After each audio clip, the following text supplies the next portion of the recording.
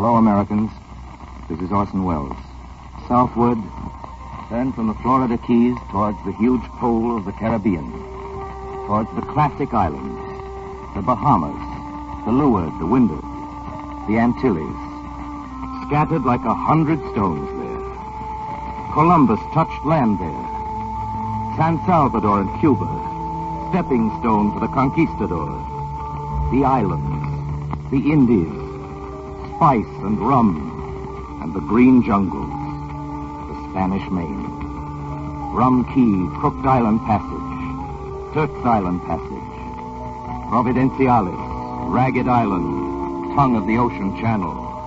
All the names written in blood and legend, named for the mood of massacre, the sweep of the sea, named for heroes and hell. Between the finger of Cuba to the west and the small island of Puerto Rico to the east, before the islands stream out like a comet tail southward, lies the island of Santo Domingo, the Dominican Republic, and Haiti. Haiti, with its harbors and lagoons, and its long white beaches and cliffs where the surf rides in for miles, where boats dock from African runs, heavy with slaves, filled to the gunwales with chained men. Here one of them stands, stripped, tied to the mast with his eyes blazing. He looks ahead. His lips do not open. He is the son of Galguinao, king of Aradas, of an African tribe, sold to the French, the Spanish, the English, whoever bids highest. Who'll bid for this man, this king? I bid 10 pieces of gold. 10 pieces for this giant? Only 10 pieces for these shoulders? 20 pieces. Sold to the French nobleman. This son of a king, this image of God, sold with his eyes and hair and blood. 20 pieces take him, soul and all, to have and to hold, to whip and to starve, till death do you part, O slave and master.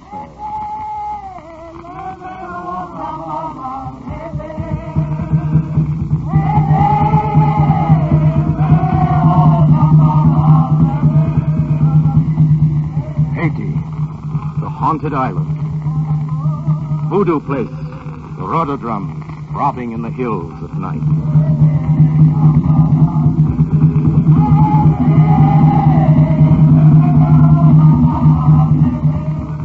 And this, too, this is Haiti. Liberty cannot subsist without toil. That, too, was Haiti, is Haiti. The voice of Toussaint Louverture, whose father was a king in Africa, who lived to see slavery die in Haiti.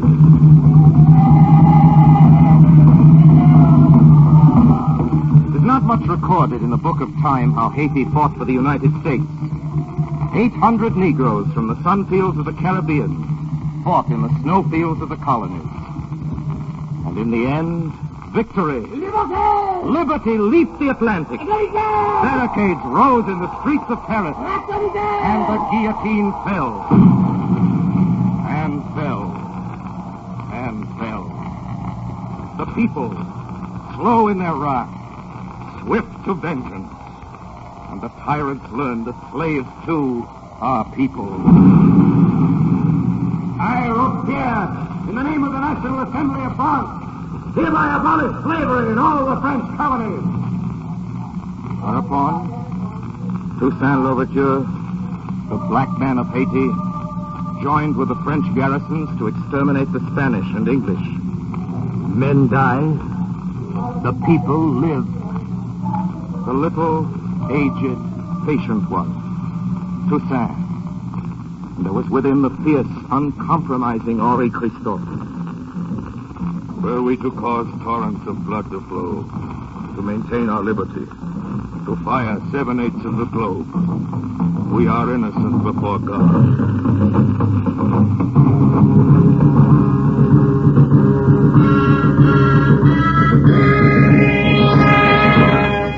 And it came to pass that the black men of Haiti were visited by the English commander. I had imagined you a different man, Toussaint. We are all the same man under God. Come over to our side. You will be king of this island. Stay with us, Toussaint, and be rich. I am rich. I have a wife and many sons and the love of my people. Are there other riches? If so, the slave has not the wisdom of the master. I tell you to take your troops home, to leave our harbors under your own sail, or else we shall give your sails a more dangerous wind. You will buy and sell us no longer. The slave trade is over. We come to a new century. Mass was said in all the churches. Santo Domingo and Haiti were independent, with loyalty to France. Toussaint was governor, and a constitution was drafted in 1800, prepared for dispatch to Napoleon by the Council of the Island. How shall we address the dispatch? His Most Reverend Excellency, or Majesty. That is it. Your Majesty. We shall give him the most respectful of all salutations. To Citizen Bonaparte, First Consul of the French Republic.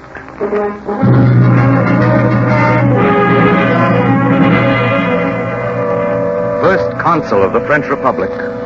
So the liberator of Haiti addressed the liberator of France.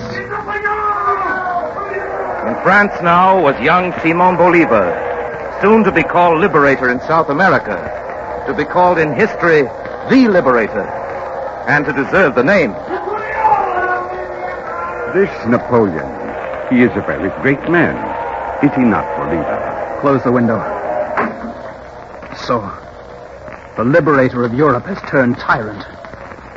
Cannot a man break chains without chaining others? Europe is a disease. I will go back to Venezuela. There is work to be done. There is hope yet in the New World.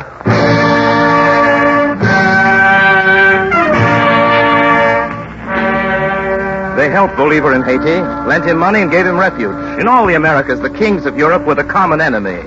New World history tells a long story of the fight against kings. In France, Napoleon rose with a revolution and then betrayed it, crowning himself emperor. In Haiti, Christophe rose with a revolution, and Christophe crowned himself emperor. Have you heard of La Ferrière, the great mountain fortress? You can see it today from your Pan American clipper. Christophe's Citadel. The Citadel. Ah, yes. My father died building Christophe's Citadel, and his brothers, and my mother's brother. Never had such a fortress been built in such a place, high on a cliff. Its mighty prow streamlined like a battleship's bows.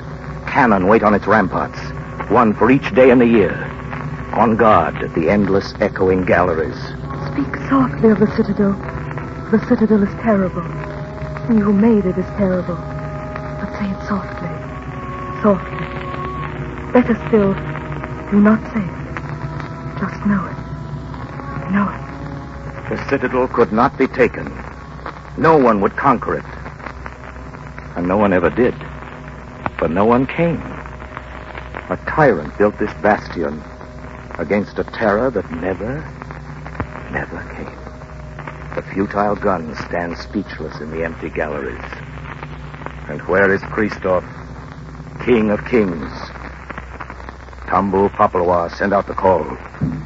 Tambu Mamaloa, pound on his gravestone. Tambu Tamplant, give the dead king tongue.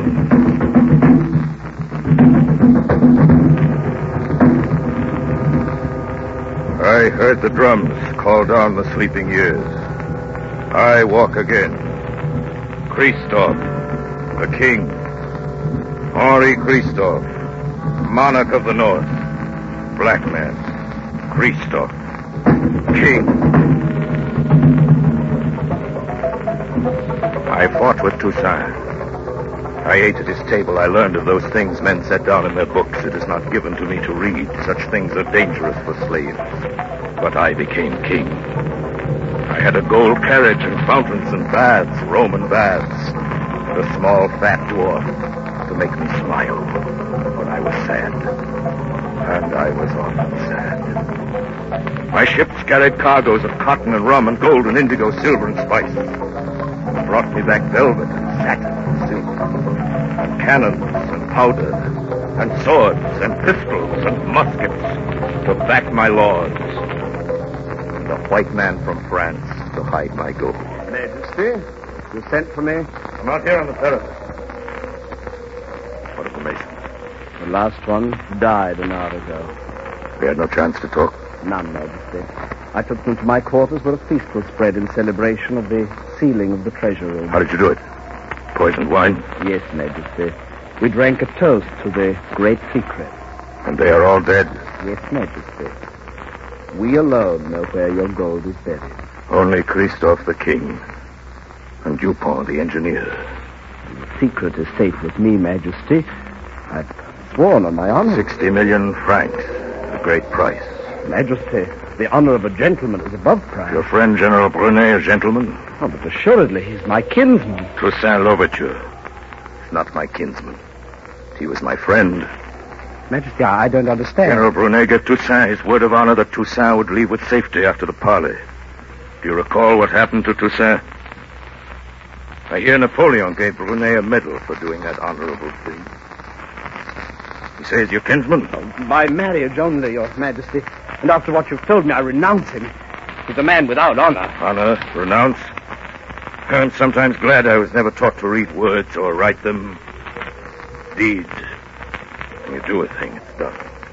You can depend on it. Are you cold, Monsieur Dupont? Why, it's the night wind, Majesty. If Your Majesty pleases, I'll go to my quarters. The night wind is cold. Yeah, take my cape. I have my things to set in order. I find the night wind soft and warm. My ship sails at dawn, Majesty. The bon chance. Yes, it sails with the morning tide. With Your Majesty's permission, could we talk less near the edge of the parapet? I'm troubled by a vertigo at great height. I once marched a company of soldiers off this battlement to impress a British general with the disciplining of my troops. Rather a costly method of impressing him, was it not, Your Majesty? No, he concluded a peace as a result, and I saved the lives of 10 troops. Nothing is so impressive or final as a deed. Monsieur Dupont. I agree with you. Now may I take my leave? Monsieur Dupont, you addressed me without use of my title. It was without intention, Your Majesty. Sir, I'm a king. You are a commoner. A white man. I have scars on my back that were made by a white man's whip. I was a slave. Is it fair, Your Majesty, to blame all white men because some have used you ill? I've known many white men whom I like. Young Marquis de Lafayette, a good white man. Was a young waiter then in a hotel. Of course, you know that. Majesty, all Europe... Called for volunteers to sail north to join Lafayette, who was helping the Americans. I sailed with 800 other Negroes from Haiti. We helped the Americans win their battle. They were fighting for liberty and equality. So we helped them. But still they buy and sell slaves. And I think now that when white men say liberty and equality, they mean it only for white men. And only those white men who are rich and powerful. Now it grows late, Monsieur Dupont. Completed your work here and have earned the sum I promised you. Shall I send it to your wife? I don't understand. I'm not a thief, Monsieur Dupont. You are too much a man of the world to remain in my service. It is not practical that I show you mercy. In the name of God, Major. I will take my cape, Monsieur. I have a fondness for this cape.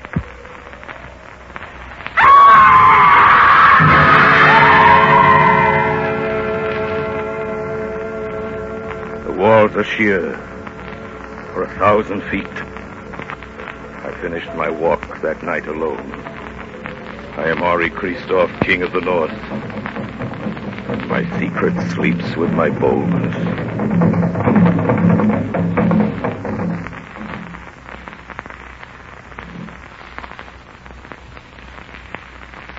Why is it so quiet?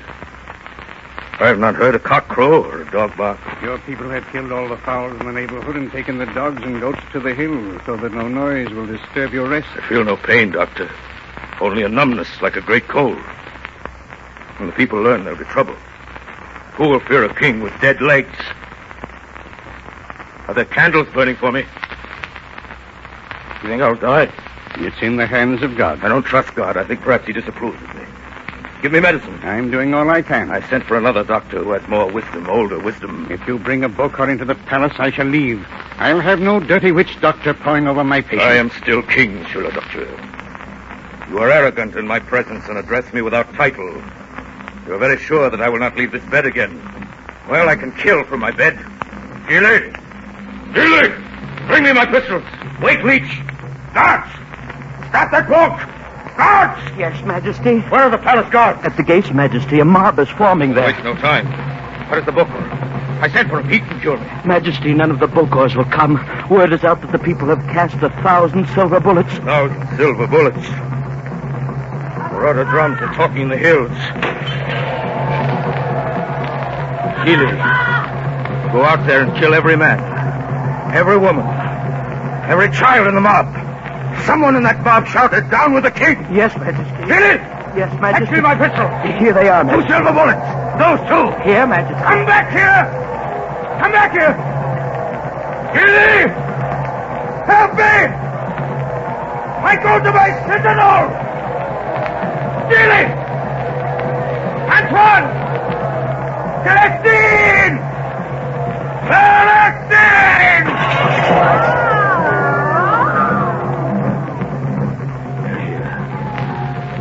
I'm on my throne, in my palace. They look for me with their silver bullets. Let them. I have my own silver bullet. They will not find me. Who says a living dog is better than a dead lion?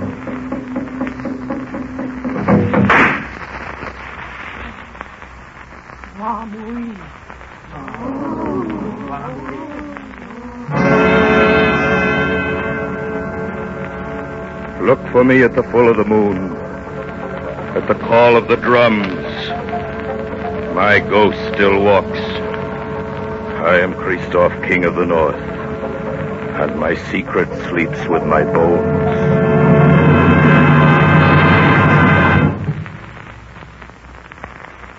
We've just heard from the ghost of the dictator.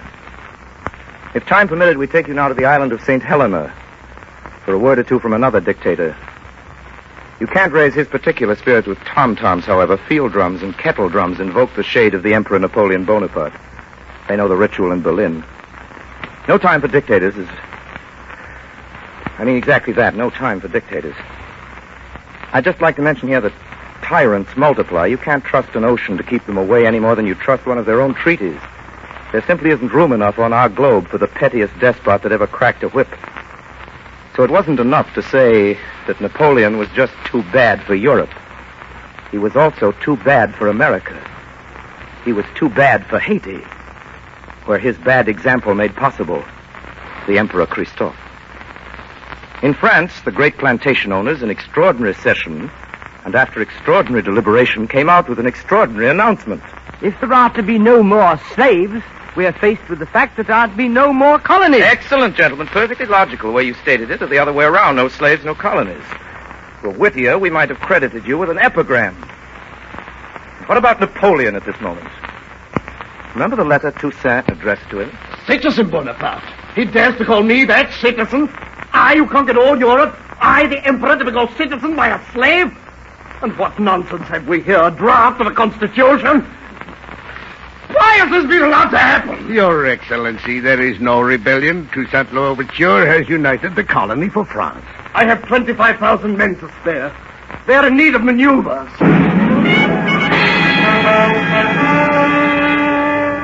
The great Napoleon, frightened. The conqueror of all Europe, fears a man on an island. Fears the name of the man, and Napoleon says, Search out this boat, sir. This slave who walks like a man. Tear out this root of freedom wherever it grows. I, Napoleon, order it to be done.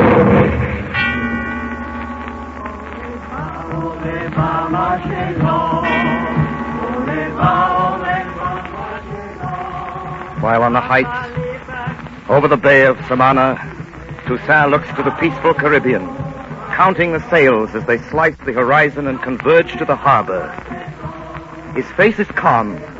His hand grips his sword. I have counted 50 sails, Toussaint. 56, Christophe. 56 messengers of hell. Oh, that the seas could open and carry them down. That my hatred could strike them as 1,000 arrows. Against our words of peace, they've sent their iron. But I swear to the sky we shall teach them what war is. We shall prove to the world that 50 ships, 1,000 ships, cannot make us kneel again, once having learned to stand.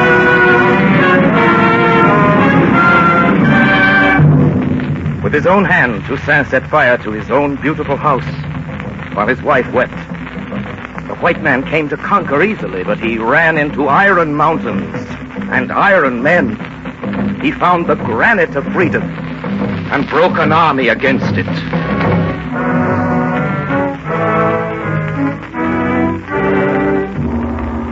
Later, when the land was devastated with war, the fields and cities ruined, Napoleon Bonaparte promised freedom to the island.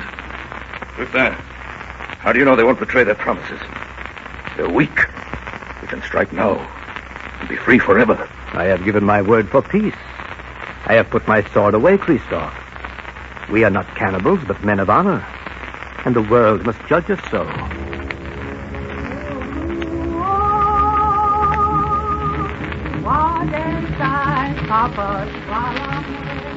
You trusted too well, Toussaint. You were not born for this treacherous year.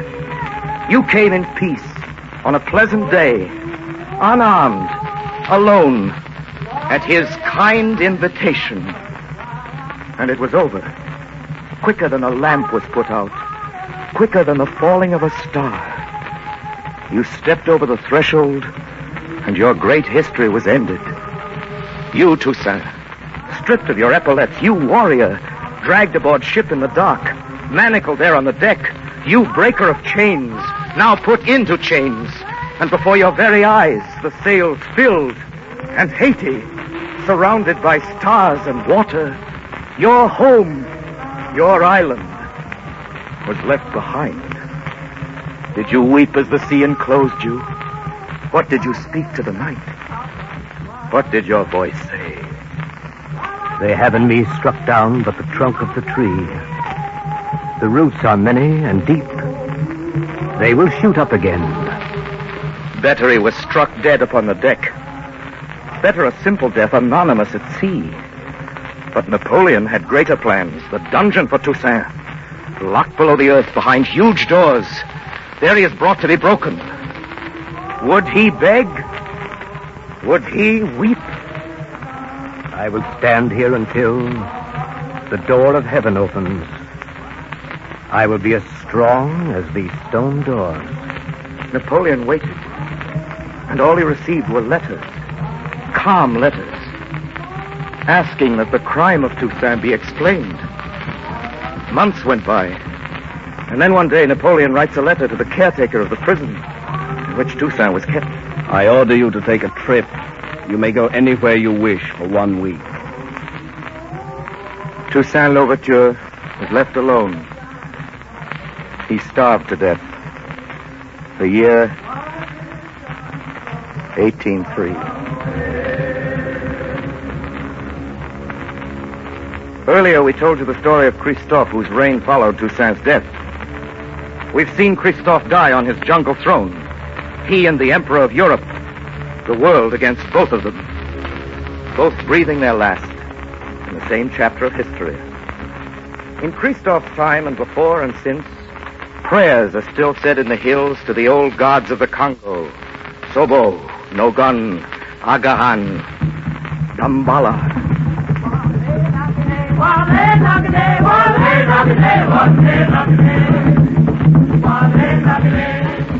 I remember a dark night on one of the islands, driving the mountains. I stopped my car because a crowd of people grouped around lanterns in the center of the highway blocked my way. A tall man approached the car and spoke. Bonsoir, Blanc. Bonsoir. Has there been an accident? No, monsieur. It is that we are burying a man who has died. Why do you bury him in the middle of a public highway? So the Bocas will be afraid to come and dig him up, make him into a zombie. Tell me, how are zombies made? I would give 10 goods to know. Give. There you are. When a man dies, if the Bocas dig him up before the sun rises, they do something secret that only the Bocas know. And then the man's body walks again, and the Bocas sell them to work in the cane fields. Why do they go to their homes after they're brought back to life? Have they no memory of home? They have no minds or souls, monsieur. Only their bodies live again.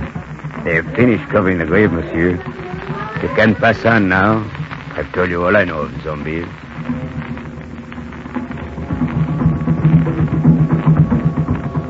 I talked to many people in the West Indies about zombies. Wherever I went throughout the islands, I heard these tall tales. In the Bahamas, Jamaica, there the witch doctors are called Obe men, and the Duppies are the ghosts of dead men who walk in the night and moan at the moon. Black magic, charms, and witchcraft. From Bimini to Trinidad. Always the same answers from those who live in these islands. Here are deep matters, not to be dismissed by crying blasphemy.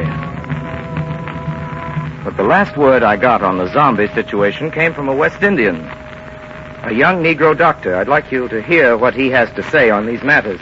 Mr. Wells, mumbo-jumbo is dying out. Anyway, it's dying out here in the Americas. All kinds of mumbo-jumbo, not just voodoo. Christophe retreated into the past and looked for sanctuary among the witch doctors. As you say, he was only following a bad example. When Citizen Bonaparte became Emperor Napoleon, that was the mumbo-jumbo of old Europe. The tribal gods of the Nazis are mumbo-jumbo. Fascism is mumbo-jumbo. And as to zombies, the most authentic specimens I know are the people living under Hitler and the other Axis witch doctors. Their minds and souls have been taken away from them. They are the living dead. The way we look at it, that's what this war is all about. To free the zombies from their spell, to get rid of the witch doctors. And I like what we heard Toussaint Louverture say tonight. It goes for all us Americans. You will buy and sell us no longer, he said. Remember? The slave trade is over. We have come to a new century. That's the best possible way to end this program. Thank you. Good night, Americans.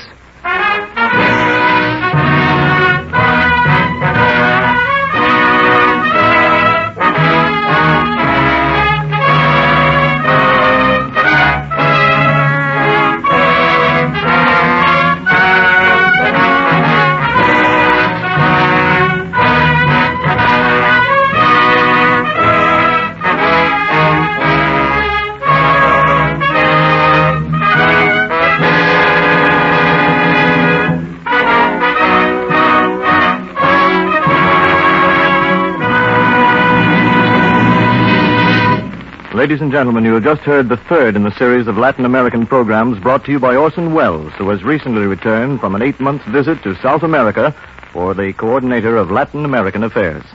This is the Columbia Broadcasting System. Wait a minute. Have you heard the strange tales of the Whistler?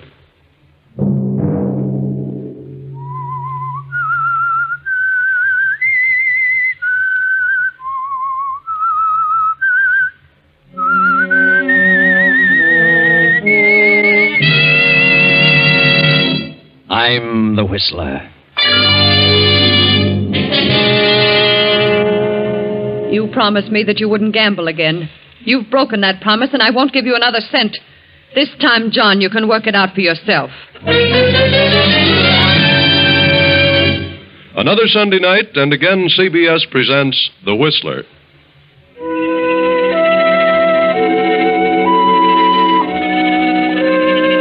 I, the Whistler, know many things, for I walk by night. I know many strange tales, many secrets hidden in the hearts of men and women who have stepped into the shadows. And so I tell you tonight the amazing story of avarice. John Abbott lives in a vast house on the outskirts of town. But it isn't John's house. It belongs to his wife. John has never had a penny he could honestly call his own. But then John has always been lucky. John Abbott is somewhat of a gambler who was fortunate enough to marry a wealthy young widow, Marcia Howard, wife of the late motor magnate Burton Howard. But John has pulled a few tricks bordering on the shady side of late, and Marcia has come to distrust him. She has paid off a number of his gambling debts, but this time he's really in a spot. John got into a poker game with Mike Flynn, lost, and paid off with a worthless check. Hello, Mike. How are you? I haven't seen you since that big night last week. Where have you been keeping yourself? Where have you been keeping yourself? Well, my wife's been rather ill, you know. I've intended to get in to see you and the boys for some time. Did you try real hard, John? Try? Why? What do you mean? I kind of get an idea you were trying to avoid me. Oh, why should I? Would you have dropped in today if Muggsy hadn't tipped you off that I wanted to see you? Why, of course I would. In a pig's eye. I resent that, Mike. You do? Well, I resent this. What? This rubber check. You got a lot of nerve horning in on a game when you can't pay off. Why was it returned? Insufficient funds, according to the slip. Yeah, I can't understand that. Must be some mistake. There's no mistake, John. You didn't have $4,000 in that bank, and you know you didn't. I checked on it. Well, I'll take care of it. You've got nothing to worry about. Then fork over. I don't carry that much money on me. Then you'd better dig it up, John. Oh, I can't walk out and pick it off a tree, you know. You know where to get it in a minute. Do I? Sure. Your wife is rolling in money. That's not as easy as you think. See, Marcia doesn't approve of gambling. Neither do I. When you can't back your bid. Well, I can get it. You've got to give me a little time. Take a few days. John, I'll give you till Saturday at noon to get me that money. Saturday? Well, that's almost impossible. This is Wednesday. How much time do you need? Well, I don't know, but I'll get it as soon as possible. Do you have to have cash? Not necessarily. I see. What do you have in mind, John? Why, nothing at the moment. Better think of something. Yes, I will. Oh, I'll get it. Any good security will do. I quite understand. But whatever it is, I'll expect it by noon Saturday. Otherwise, well, I could turn it over to the district attorney, or I could have a pal of mine take you for a little drive in the country some afternoon. Oh, I'll get it, Mike. I'll get it. I'll have something for you Saturday at noon. I don't know what it'll be, but I'll have it. That's fine, John. It's fine. I'll be expecting you. Thanks, Mike. Thanks for the extension. Sure. Always glad to help out a friend. Yes. Well, so long. So long, John.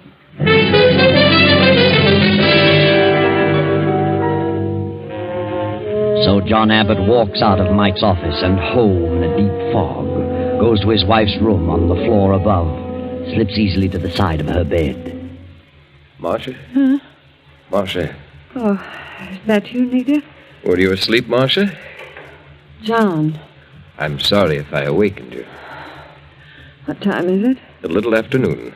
Where's Nita? I haven't seen your sister this morning. She's around someplace, I imagine. What did you want, John? I wanted to ask you something. That is, well, I have a favor to ask. What's troubling you now, John? I hate to bother you when you don't feel well, but I need a little money. Money? What is it this time? Your brother again? No, it doesn't concern Alan. That's a wonder. How much longer is he going to stay here? I don't know. Is he so obnoxious? I can't understand why a young fellow like Alan should be content to do nothing. Oh, he'll get into something soon, dear. I hope so. What do you need money for, John? A note I had came due. What kind of a note? Just a note. I gave it some time ago.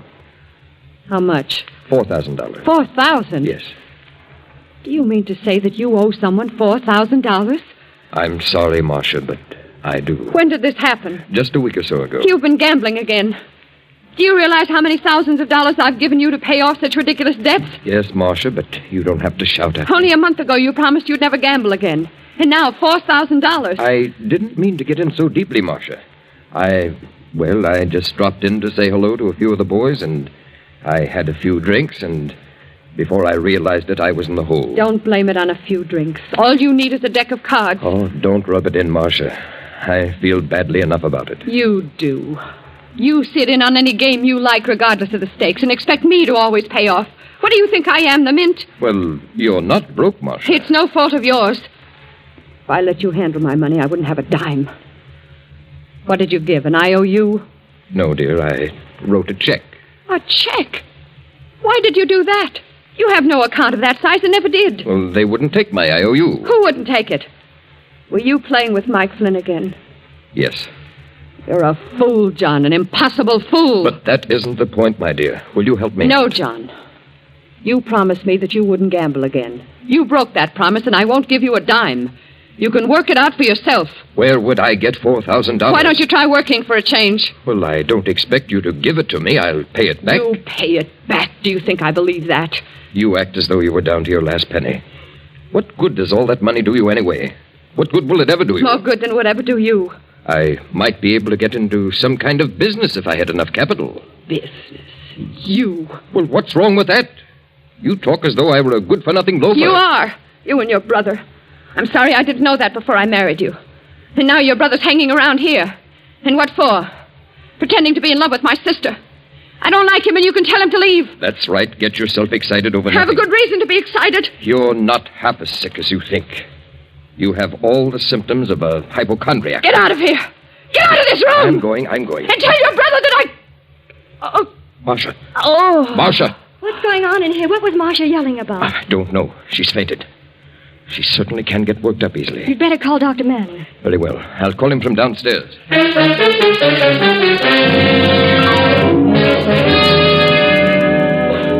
Dr. Manning. Oh, yes. This is John Abbott. I wonder if you could come over here. Marcia has had another spell. Yes. Very well. Goodbye. What happened, John? I don't know, Ellen. She gets excited over the least little thing. Yeah?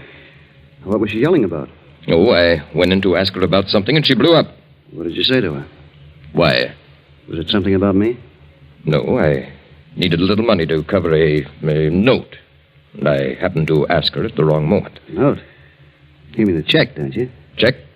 What do you mean? That $4,000 check you gave Mike Flynn? What do you know about that? I heard about it. So? You think she'll let you have the money? I don't know, Ellen. I rather think she will, eventually. What do you mean, eventually? You've got to have it by Saturday. Yes, that's right. Sure in a tough spot, John. I'd hate to be in your shoes. Why? Mike Flynn is a bad egg to fool around with. I know how to take care of Mike. Yeah, I hope so. I'm going out for a few moments. I'll be back by the time Dr. Manning gets here. Okay.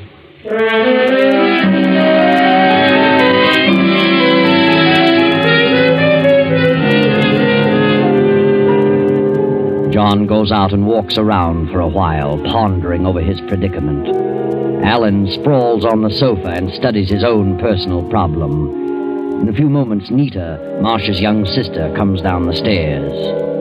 How is she, Nita? She's a little better.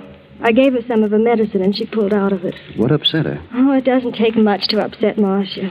She's such an unreasonable woman. I wonder what John said to her. Probably some trivial little thing. Maybe. Sometimes I feel I can't stay here another day. Why do you stay, Nita? Well, I feel it's my duty to stay. It wouldn't be right to leave Marcia in this condition. Is that the only reason for staying? No. Suppose she's angry because of my being here? I don't know. I don't think she likes me very much. I don't know why she should feel that way. I've tried to be nice to her. She doesn't seem to like anyone very well. She makes herself miserable. No one seems to be able to do anything for her. Suppose she resents your being here, Nita? Why should she? Oh, I don't know. She might invent some crazy idea and, well, I wouldn't want to see her get angry with you, Nita. What reason would she have to do that? Oh, I don't know. I was just talking, thinking out loud. What are you trying to say? Do you think that Marcia loves John? I know she doesn't. Do you believe that John loves Marcia? I don't know. I don't see how he could, considering the way she treats him. Poor John is miserable. My heart aches for him. Nita, you know that I love you very much, don't you, darling? Yes. Please marry me, Nita. Oh, I just can't, Alan. I know you love me, but I know that I have nothing, but that'll change. I got a swell job coming up, and I'll make you very happy, Nita. I believe you, Alan. I know you love me, but I just can't say yes because... Because of John? John is a swell fella, Nita, but he's a lot older than you. Besides, he's married to Marcia. So what good does it do to you? I can't help it, Alan. I just can't help it. Do you think that John cares for you? I think he does. Has he told you so? No, it doesn't matter. I worship him. He'll never divorce Marcia. He can't afford to. I know. Then what do you expect to happen? Are you waiting for Marcia to die? Is that it? How can you say such a thing? Oh, why not be frank? Marcia may live for years, and the longer you stay around here, the worse it'll be for you. If you married me and got away from here for a while, you'd forget all about John. I don't think so. The longer you stay, the more miserable you'll become. Perhaps. But I can't leave. I can't. I've tried. Very well, Nita. But I think you're foolish. Out of your mind. Please, Alan, let me alone. Don't say another word about it, please. Okay. I won't say another word. Not another word.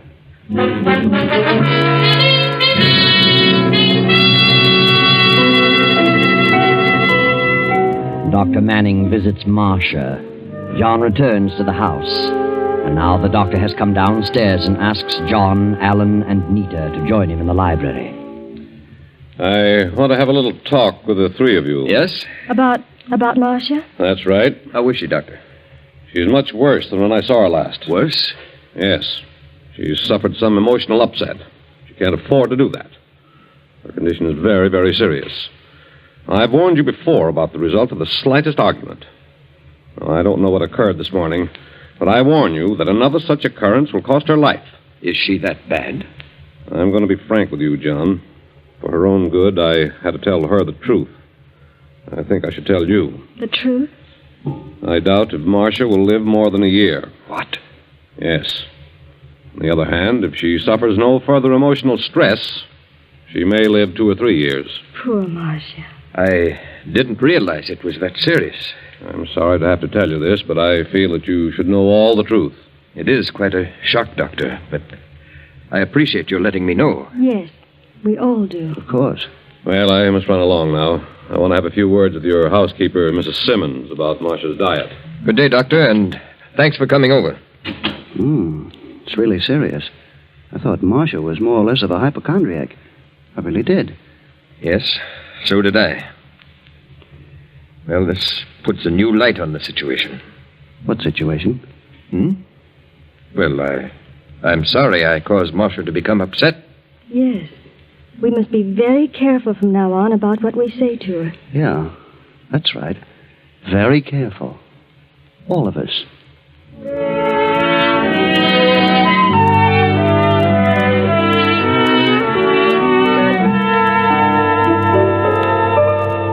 Early next morning, John goes into town to have a talk with Mike Flynn, the gambler. Mike isn't in his office, so John drops over to the drugstore to purchase a few articles.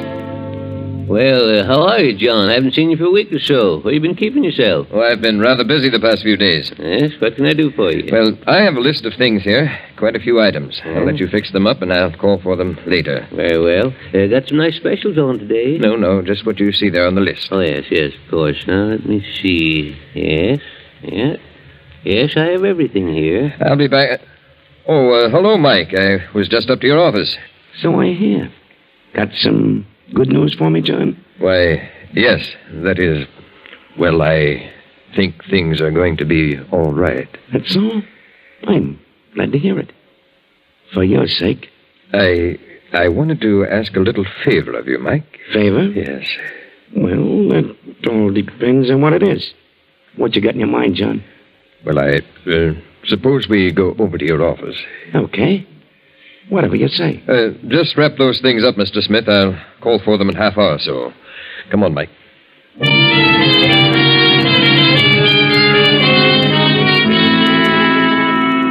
Then John returns home at noon. Now it is after 1. Lunch is over. And John sits at the desk in the library, lost in deep meditation. The library door opens and Nita slips quietly to John's side. John? Oh, yes, Nita. I didn't hear you come in. I opened the door very quietly. I thought you might be taking a nap. No. I was just thinking things over. I know how you must feel, John. I've developed a bit of a headache. I didn't sleep a wink last night. I'm so sorry for you, John. May I rub your head? It might help a little. Oh, thanks, Nita. I'm all tied up in knots. Does that help? Oh, yes. Helps a lot. Sweet of you, Nita. You're an awfully nice girl. Thanks, John. Yes, the man who gets you for a wife is certainly going to be lucky. Think so? I know so. Are you really in love, Nita? Yes, John. I'm sure I am. And I hope it lasts. But with a girl like you, sweet and kind and gentle, it's bound to last. Yes? You know, Alan is a very good boy, but he's got to be handled carefully. He's quite a bit like me. I know my shortcomings, and Alan has the same. We were both raised with a silver spoon in our mouths. Then we were suddenly thrown out into the world on our own, and we just couldn't take it. I had nothing to offer anyone, so I just followed the line of least resistance. Have you, John? Alan is just like me, but fortunately he's young enough to be changed. He can learn new tricks. The right girl could help. And you are the right girl. Think so? Yes. You're as different from your sister as night from day. But I don't love Alan. But you just said you did. No, John, I didn't. I did say I was in love, but not with Alan. But he's mad about you, Nita. I know. He's nice, but I don't love him, and never will. Well, then if you're in love, and it isn't Alan, then who is he? Don't you know? No. Oh, John. John. Nita. Nita. Oh, John, forgive me, but I can't help it. What do you mean? Don't you know, John? Look at me, Nita. Yes, John, I know it's despicable, but I can't help it. I love you. Well, of all things.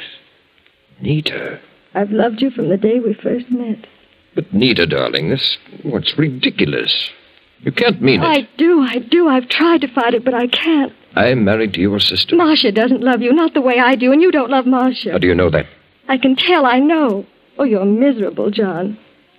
Am I? Yes. Marcia has treated you terribly. How you've gone on this long, I'll never understand. But I love you. I'll always love you.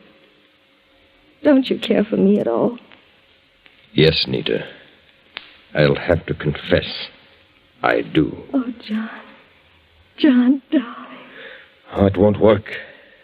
In the first place, I'm married to Marcia. In the second place, I'm older than you. In the third place? Yes? I'm in a spot.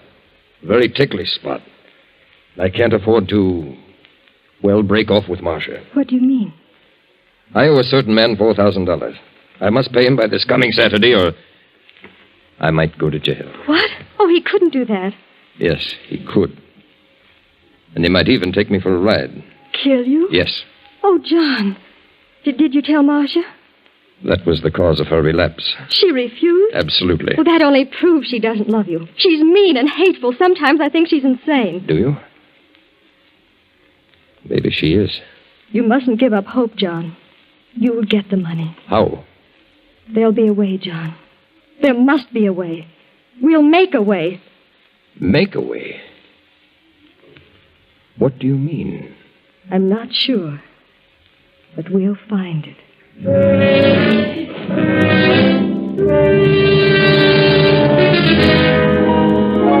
Then, a short while later, the housekeeper, Mrs. Simmons, comes to Marcia's room to take away the luncheon tray. Did you enjoy your lunch, Mrs. Abbott? I thought I'd pick up the tray and dishes. Well, ice cream. Where'd you get the ice cream? I didn't serve you any ice cream. Mrs. Abbott, are you asleep? If you'd wanted ice cream, you could have told me. Mrs. Abbott. Mrs. Abbott. Mercy on me, she's cold as... Mrs. Abbott! Mrs. Abbott! She's dead. She's dead. Give me the police, an ambulance, a doctor.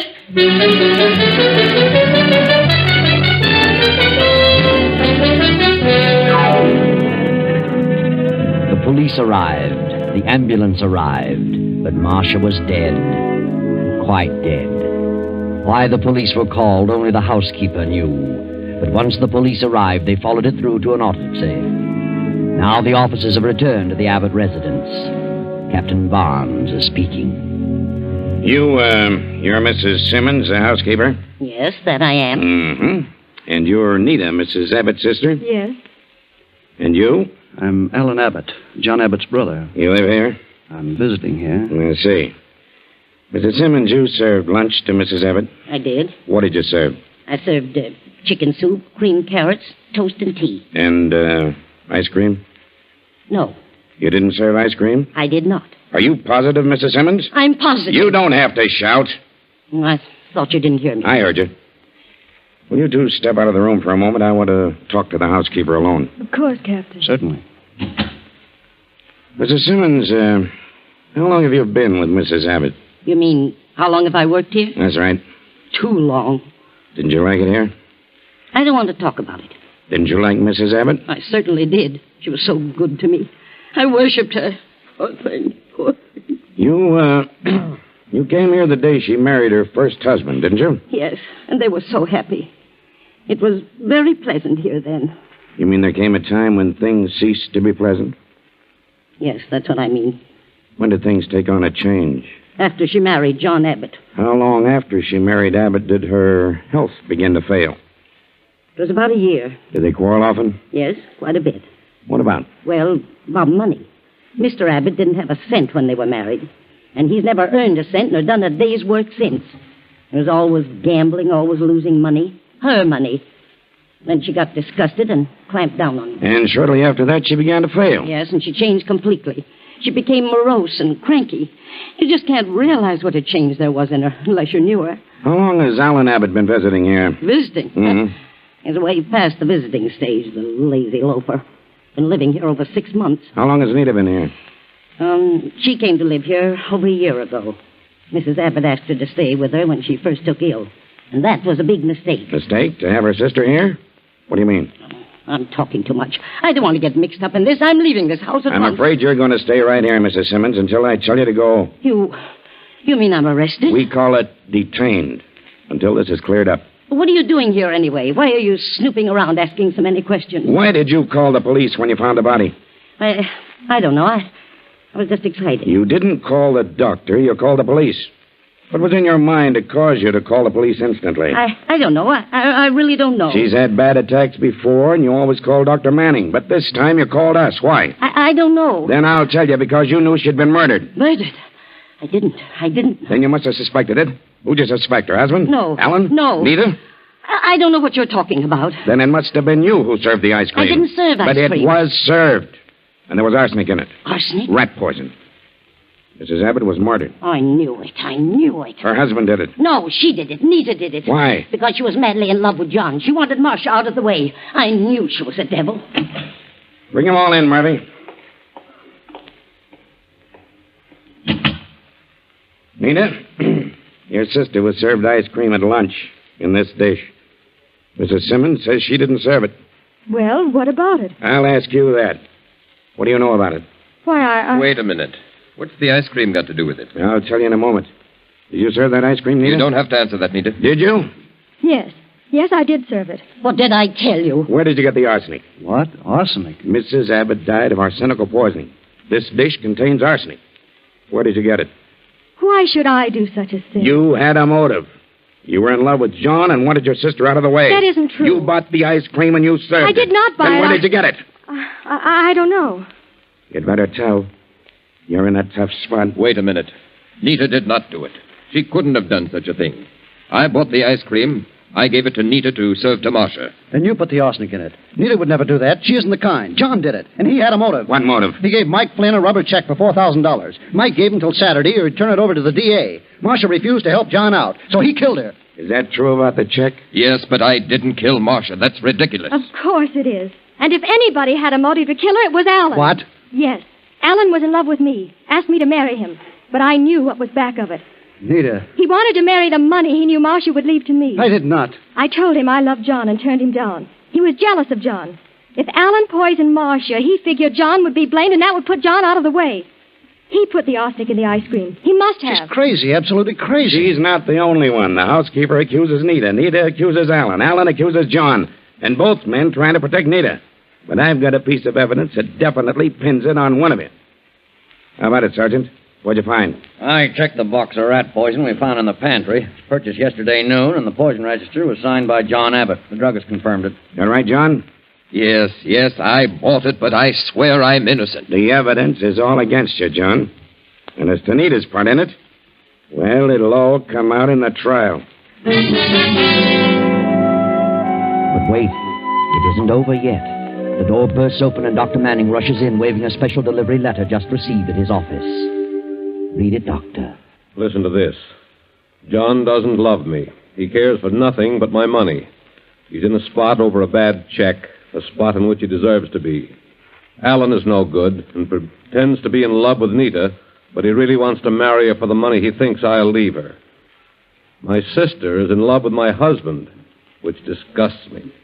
And if I leave my property to her, John will marry her at the first opportunity.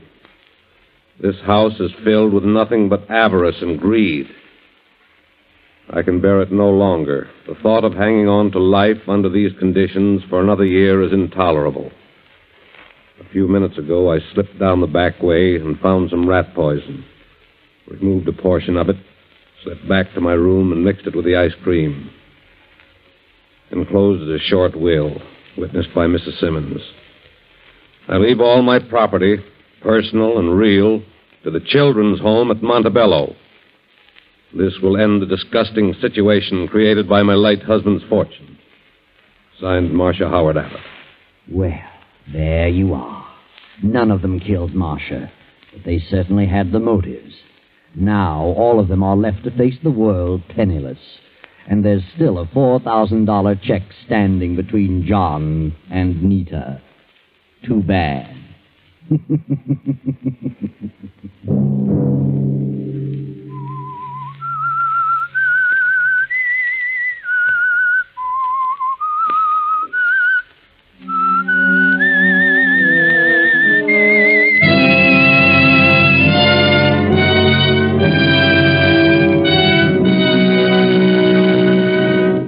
CBS has presented The Whistler.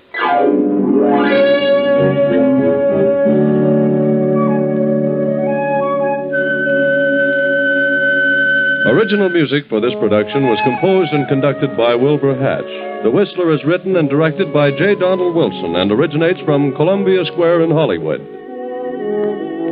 Next week, same time, I, the Whistler, will return to tell you another unusual tale. Good night.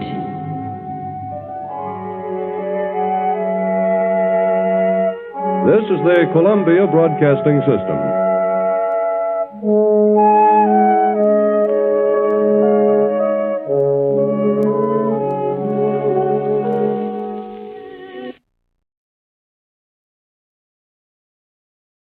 The Great Gildersleeve. Yeah.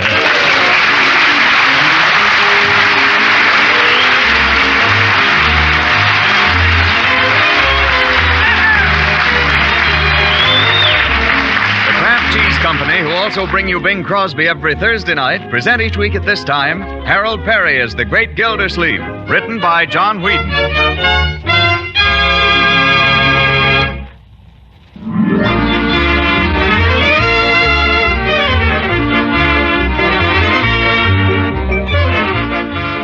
Well, Summerfield is a flutter. Showbills have appeared around town announcing a revival of the student print starring Vera Laval of the original company. When the box office opened this morning, the first in line was our friend, the Great Gildersleeve. And we find him now at home, stretched out on the couch, gazing into the fire and warming himself in the memory of days gone by, while through his head run the immortal melodies of Sigmund Romberg.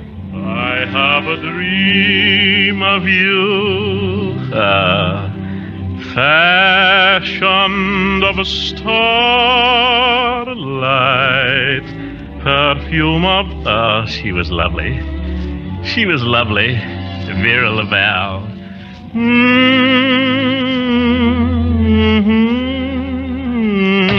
Mr.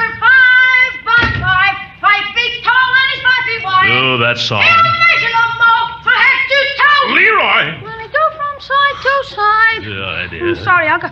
Didn't know you were here. I told you I don't like that song. I don't like a song that makes fun of anyone's physical peculiarities. Oh. Well, gee, Unc, you don't have to take it personally. I don't see any other way to take it. It's certainly not music. Mr. 5 by 5. 5 feet tall and 5 feet wide. He don't make no... Yes, sir. Must you sing that song? Well, you were singing, Mr. Gildersleeve. Let me make my position clear to everyone. I do not like Mr. 5 by 5. I don't want to hear it. If you must sing it when I'm not around. Yes, sir. Can't I even play the record? No. After I bought it with my own money? It's Freddie Slack's band. Freddie Slack. I don't care if it's Kusavitsky's. I don't like it. But why not, Unc? Because it's ungrammatical, for one thing. He don't measure no more. What kind of talk is that? That's jive talk. Jive talk? Well, I'm not going to have this place turned into a juke joint, and that's final. Let's have no more discussion of it. Bertie, when's dinner going to be ready? Oh, my goodness. That's what I came in to tell you. What? It's ready.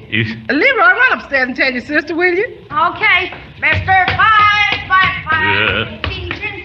Oh, what's the use? I'll be right in, Bertie. By the way, what are we having tonight? Well, we're having turkey. But we had turkey last night.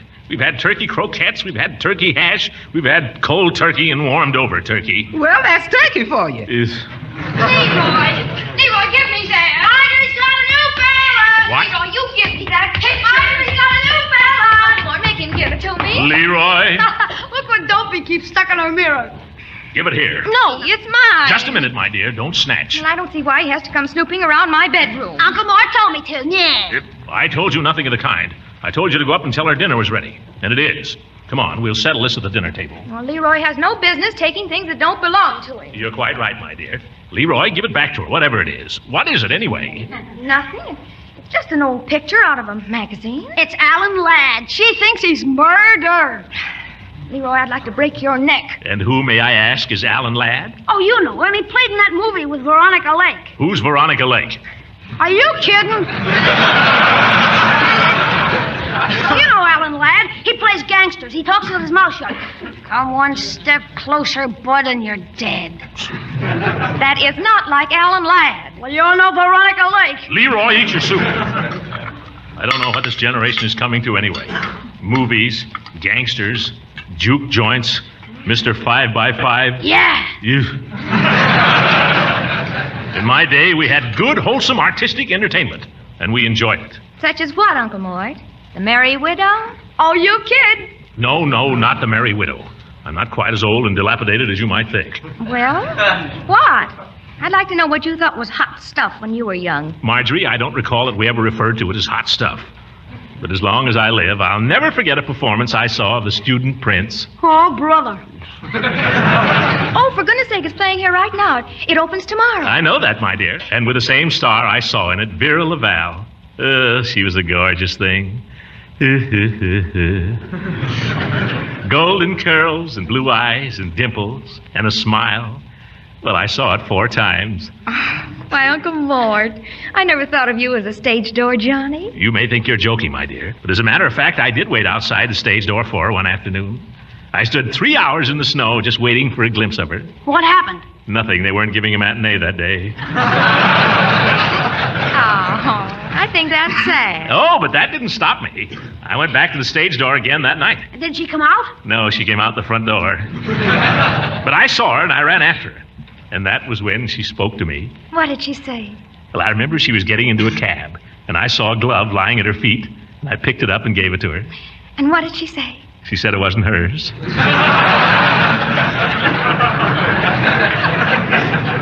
Oh, but she was wonderful. I remember a song she sang. Deep in my heart, dear, I have a dream of you, fashion of starlight, perfume of Oh, and she sang that. The whole audience rose to his feet as one man. I walked out. Young man, have you ever seen The Student Prince? No. And I'll thank you to reserve criticism until you have. Excuse me, is everything all right? Oh, yes, Bertie, I'll ring when we finish the soup. Yes, ma'am. I thought I heard Mr. Gildersleeve hollering. What? Mr. Gildersleeve was not hollering. The idea. I don't know. I've been hearing things lately. Must be the gremlins or something. Yes. You may take up my plate now, Bertie. I don't care for any soup. Don't you? You ate it all. Did I? Oh, well, take it away anyway. I'm not very hungry this evening. Oh, I didn't mean to make you mad, Unc. I'm not mad, Leroy. I'm just distressed at what seems to be a serious lack in your education, that's all. You'd spend less time listening to Mr. 5x5. By George, tomorrow night I'm going to take you and Marjorie to hear The Student Prince. Oh, gosh, Unc, I'm afraid I can't make it. What do you mean you can't make it? I'm offering to take you to the theater, young man. Live actors on a real stage. Something that hasn't been seen in Summerfield in 10 years. You understand? Yeah, I know, but, Unc... But what? Well, Toots Malarkey is breaking in a new band out at the Avalon Ballroom tomorrow night. Toots Malarkey, forsooth. But he's got a trombone player that's supposed to be out of this world. And he's got Mary Moffat singing the vocals. You too, my dear. Well, all right, you can have your Toots Malarkey and your Mary Muffin. I know somebody who can appreciate good music when she hears it. And I'm going over there right now. Mr. Gildersleeve, your dinner. You coming back? I haven't the slightest idea. Yep. It's the Gremlins.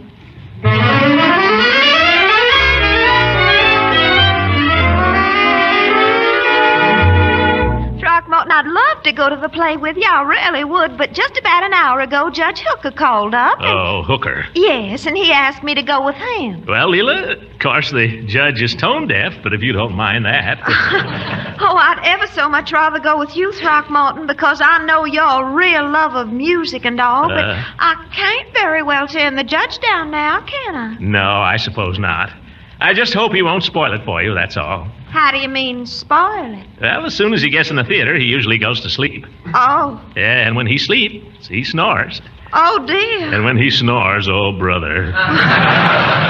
Oh, dear, I do hope he won't be conspicuous. Conspicuous? Oh, they'll probably throw him out before he gets too bad. They usually do. Well, I hope you enjoy it, Leela. Oh, don't go, Throckmorton. Yes, I've got to go. I've got to get down to the hotel and pay my respects to Kitty. She'll be expecting me. Kitty? Vera Laval, the actress. Her friends call her Kitty. Oh, you know her? Oh, yes. We met some years ago. Did you know her well?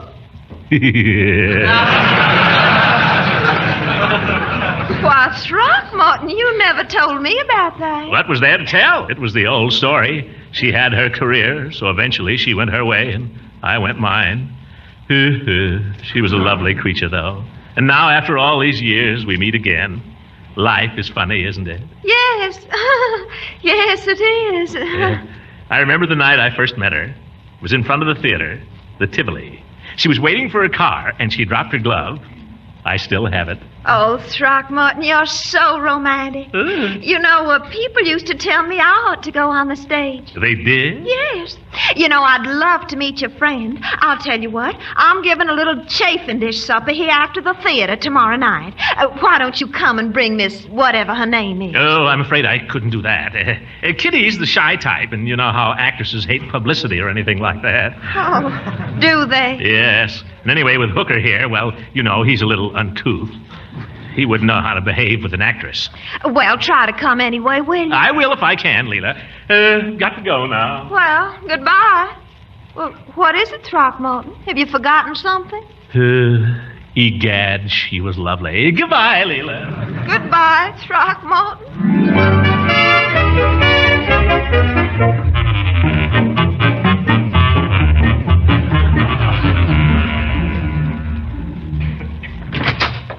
Good morning, Floyd. Oh, come in, Judge, come in.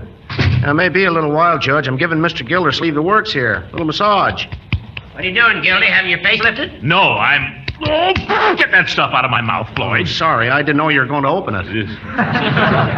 You think I can keep it closed with that old goat sounding off around here? Take the other chair there, Judge. Got some new magazines, Life, Pick, Radio Mirror. Got a new Esquire.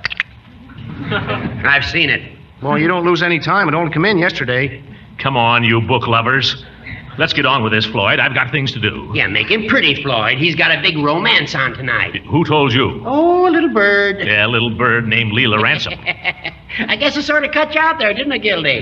I guess you were a little slow on the trigger. Cut me out nothing. I've got other plans. Yeah, I heard all about that. Floyd, you may not believe it, but our friend Gildersleeve here was quite a Romeo in his younger days. Oh, now, Hooker. He was just like that with Vera Lavelle. You mean the actress? If you could call her that. Now, listen here. Vera Lavelle could have gone into the Metropolitan Opera. Now, why didn't she? She was too pretty. The prima donna was jealous. Who told you that? Vera Lavelle? Well, maybe she did and maybe she didn't. Oh, Gildersleeve, who do you think you're fooling? You may be able to fool Leela Ransom with those stories, but not me. You don't know Vera Lavelle any more than I do. Oh, no? Prove it. I don't have to prove it, but I'll bet you can't even get the woman's autograph. All right. I'll bet you a new hat. What do you want with a new hat? You never had any trouble talking through the old one. I got him that time, didn't I, Floyd? Yeah, that was a good one, Judge. Yes, all right, Hooker. Just for that, I'll fix you. I'll see you at Leela Ransom's tonight, and I'll already turn up tonight with Vera Lavalle's autograph. I'll turn up with Vera Laval. I'll fix you. Ooh, who am I fixing?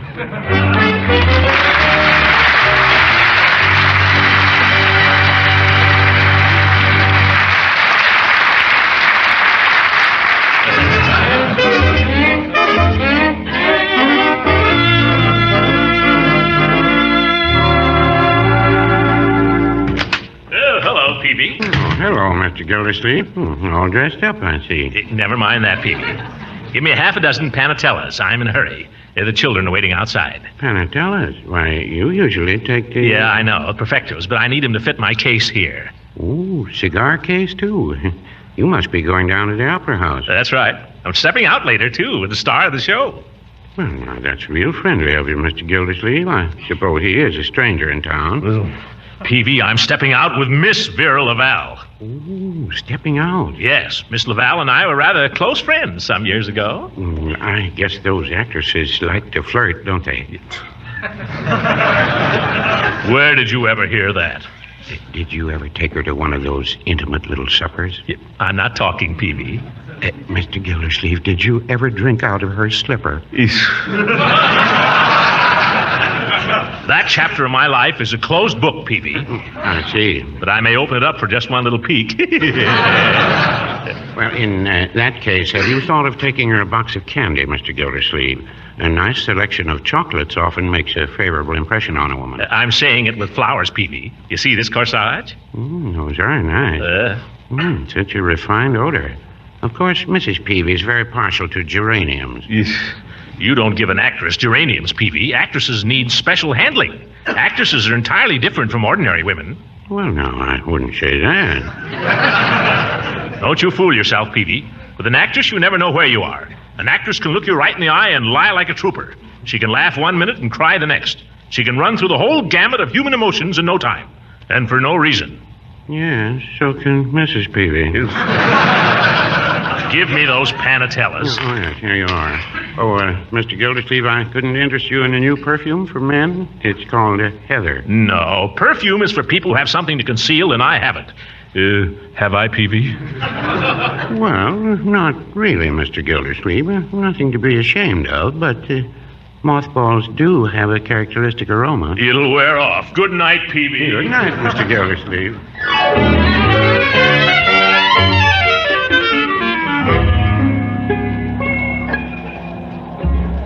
Do you call this an opera house? No remarks, young man. It looks like a Roman ruin. This was a very fine theater in its day. It's a dump alongside the Majestic. Quiet, you.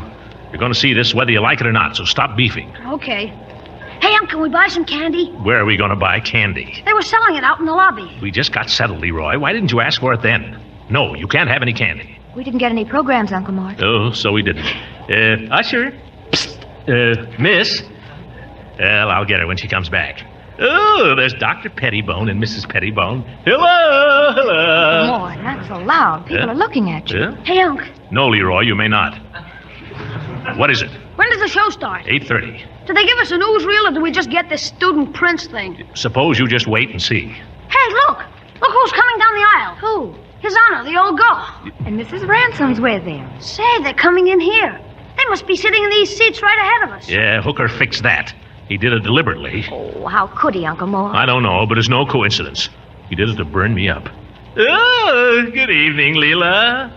Hello, Horace. Well, isn't this nice? We're all practically sitting together. Yes, quite a coincidence, isn't it? Hello, Marjorie. Hello. Leroy. Hi. Didn't know you were bringing the brood, Gildy. I'm leaving him after the show. My, you're looking so distinguished this evening, Throckmorton. Oh, thank you. You're looking, well, yourself. Say, Gildy, have you got a pocket full of mothballs, or you've been sleeping in a cedar closet? Excuse me, Judge. Miss, would you mind stopping the usher there, please, madam? Thank you. Where's that card now? Miss, will you kindly take this calling card back upstage and give it to Miss Laval with my compliments? Yeah, Vera Laval, the star of the show. Mort, not so loud. Everyone in the theater can hear you. Yes, miss. She'll be thrilled when she learns I'm out front tonight. I sent her some flowers, of course, earlier, her favorite kind. I just wrote on the card from an old admirer. But she'll know. Louder, Gildy. They can't hear you up in the balcony. Oh, Throckmorton, Yes, Leela? I do hope you'll be coming to my house after the show and bring your friend. Yes, don't forget the friend. Well, she's not too tired, Leela. We'd love to. Hey, there go the lights. Oh, isn't this exciting, kids? This is what I love about the theater. When the lights go down and the curtain's just about to go up, there's nothing like it. The orchestra's coming in now. See their heads? Yeah, like a row of pool balls. Can you imagine any of those guys playing with Toots Malarkey? You wait, Leroy. You're going to love this. It's got some of the most wonderful music. There's one scene in particular where Kathy comes in, that's Vera Laval, and they sing, "Deep in my heart, dear." Oh, Lord, please. What will people think? Forgive me, my dear. I always forget myself when I hear that song. You see, we used to think of that as our song. Oh, for goodness sake. Usher, will you ask him to stop that racket back there? Uncle Mort, the usher, she's signaling to you. She can't do anything to me. I'm not disturbing anybody. No, she's got a card for you. Look, she's passing it in. A card? Oh, a card. It must be from Vera. Or Kitty, as we call her. It must be from her. Thank you, miss. My goodness, it is from her. She wants me to come back to her dressing room. Hey, where are you going, Unc? Backstage. I'll probably see the show from the wings. You and Marjorie stay here and enjoy it, understand? I want you to enjoy it. Hey, let me out of there. I mean, pardon me, will you, madam? Oh, my corn.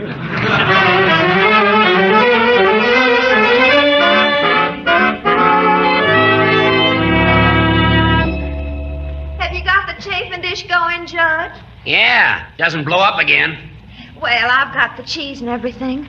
Oh, I suppose I might as well start it. Leela, I owe you an apology.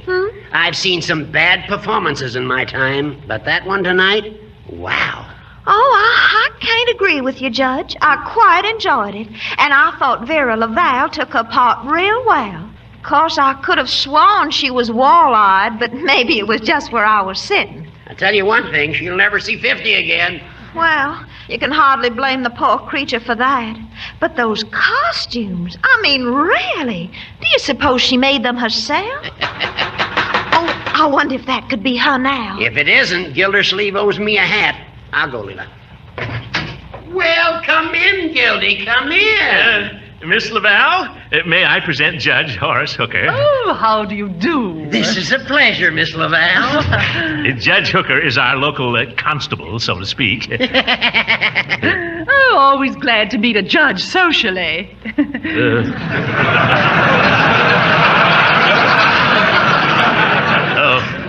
And our hostess, Mrs. Ransom, Miss Laval. I'm just so thrilled you could come, Miss Laval. But, darling, you were such a darling to invite me. I smell something cooking. Welsh rabbit. Judge Hook and I were just singing, Miss Laval, how much we enjoyed your performance. Oh, did you, darling? Thanks so much. Oh, I'm afraid I wasn't really in voice tonight. I was nervous for some reason. Oh, yes, I can imagine. It must be quite exciting, you and Throckmorton meeting again after all these years. Leela. And you knowing each other so terribly well and all. How was that again, darling? I said it must be... Excuse me, Leela. Vera, I'm going to hold you to that promise you made. What promise was that? You know you were going to sing. Oh, he's been after me all evening to sing, as if I hadn't sung enough already. But you said you would. Oh, but not right now. Not before the Welsh rarebit. Yes, right now, this very minute. Please, Vera. Oh, he's cute, isn't he? Oh, how can I resist him? Oh, why does it mean so much to you? I'll sing. Oh, good. Bravo. Thank goodness. What should I sing? Sing something romantic. Sing the song that brought you two together. Brought who together? Shoot. Well, what shall it be? Well, after all, Vera, there's only one song where you're concerned. Deep in my... That's it. Oh, no, if you don't mind. I think I'd rather sing a new song. Oh, a new song? What's that? One that will always remind me of you. Oh, that's wonderful. All right, you sing it. Mr.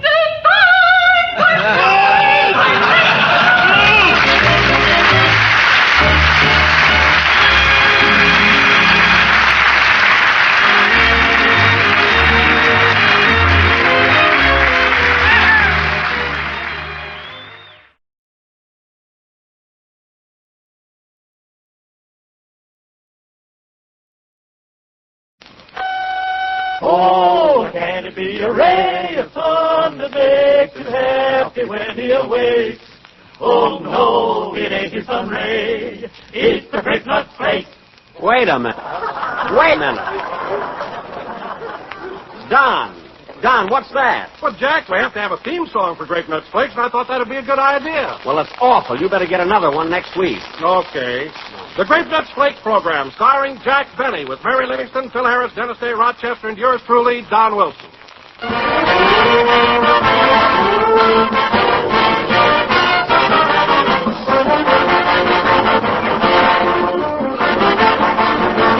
Friends, this is the way the man of the house sounds before he has breakfast. He opens one eye and groans, oh, what a day, what a day.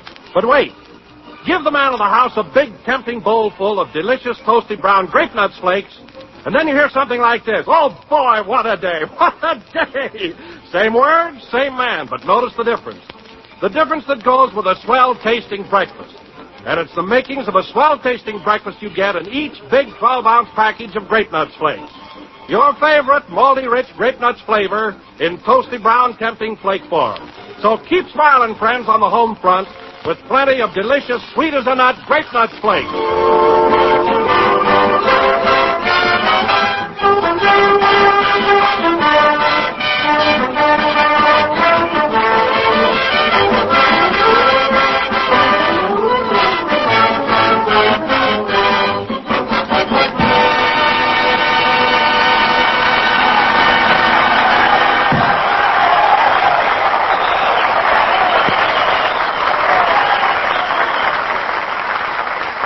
Hallelujah, played by the orchestra. Now, ladies and gentlemen, from the Plaza Theater in Palm Springs, California, we bring you that sun-tanned adenoids. Adenoids? That's Adonis. Read it right. Oh, yes. Adenoid. That sun-tanned Adonis, Jack Benny.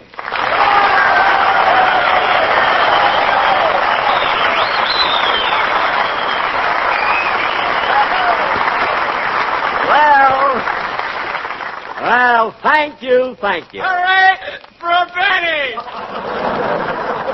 Thank you, sir. Who is that guy? Hello again. This is Jack Benny talking. And, Don, it sure is a thrill broadcasting for this all-Army audience. Yes, it is, Jack. Just think, we have Army nurses and patients here from Turney Hospital, soldiers from the Tank Corps at Camp Young, Army Air Force pilots from Camp Hemet, and pilots and ground crews from the Ferry Command. And don't forget the boys from the glider school at 29 Palms. They're here, too. Oh, yes, and that reminds me. Will you fellas up there in the gliders quit looping around the chandelier?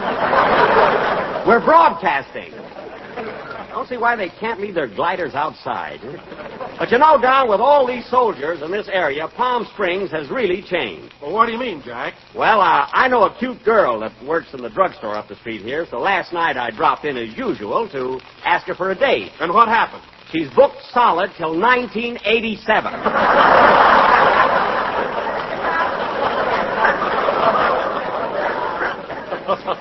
I'll be down to get her in a wheelchair, honey. By the way, Don, where are you stopping here in town? Oh, I'm at the Deep Well Guest Ranch. Oh, at the Deep Well, eh? Yes. Where are you staying, Jack? Me? Oh, I'm at the Shallow Bucket Motel.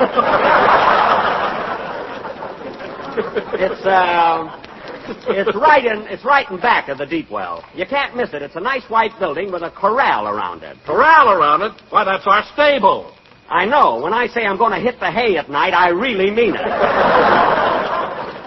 But the hotels are crowded. I don't mind roughing it here in the desert. Oh, hello, Mary. Hello. Here we are in Old Palm Springs, with its sunshine oh so bright.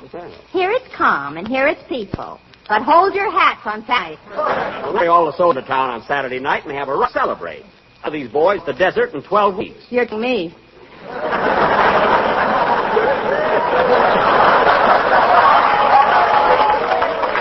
Well, we didn't expect a laugh on that one, did we?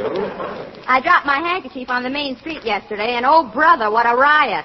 I mean, they moved in on you, eh? Yeah, now I know what they mean by a military objective. Well, after all, Mary, there aren't many girls around here. You said it. You should have been at the USO dance last night. What happened? I barely got started dancing when a corporal came up and said, "Pardon me, miss, may my squad cut in?" Squad? You mean to say you were out on the floor with 8 fellas at once? Yeah. That's the first time I ever danced cheek to cheek, cheek to cheek, cheek to cheek. I know what you mean, but... Well, look who's here, Dennis Day. Where? You! You're Dennis Day. Hello. Hello, Mr. Benny.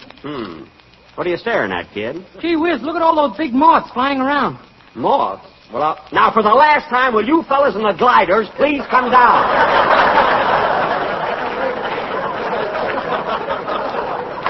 Relax, it's your day off. Well, Dennis, what's on your mind? Mine? That's a hot one.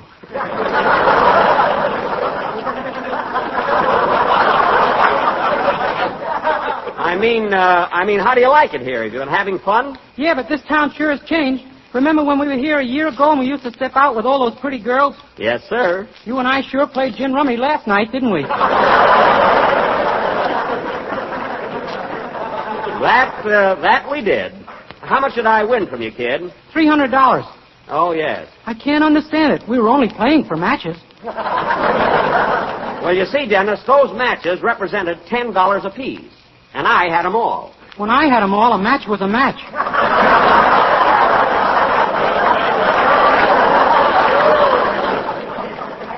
Never mind. You had fun, so forget it. Say, Dennis, did you go around visiting the different camps and sing for the boys I told you to? You know, Mr. A lot of tanks on them. They're painted different colors. Well, sure, Dennis. Camouflage. Camouflage? What's that? That's facewear.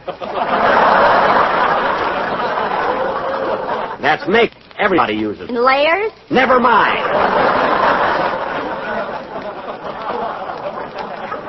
Anyway, it's about time for a band number. Say, Phil, have you got a good hot tune for us? If you're referring to a musical selection, I have one prepared that should be rather euphonious.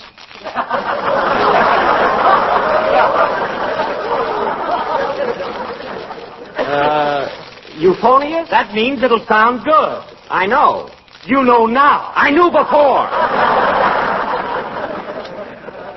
But what I want to know is, where did you get that highbrow language? Well, I've been studying English in night school. Phil, man with a baby, to night school for. That's the only way I can get a house. Well, you ought to stay home. You studied French all last year, and you don't remember a thing. I do, too. Get this. Je, perjurer, don, les pommes, de terre. What does that mean? I went fishing in the mashed potatoes.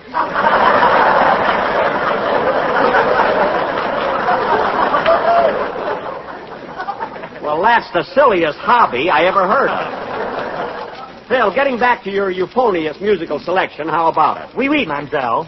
Go ahead and play. I went fishing in the mashed potatoes. Well.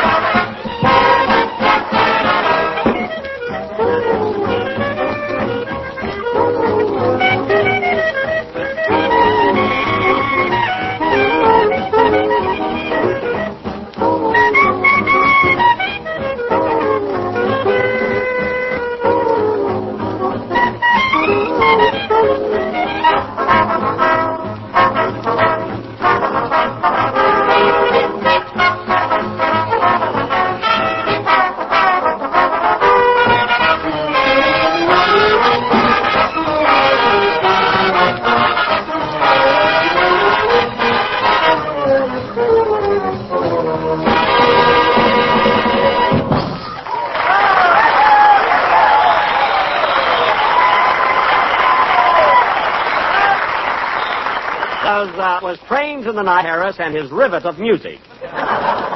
They really hammer it out. Say, Phil.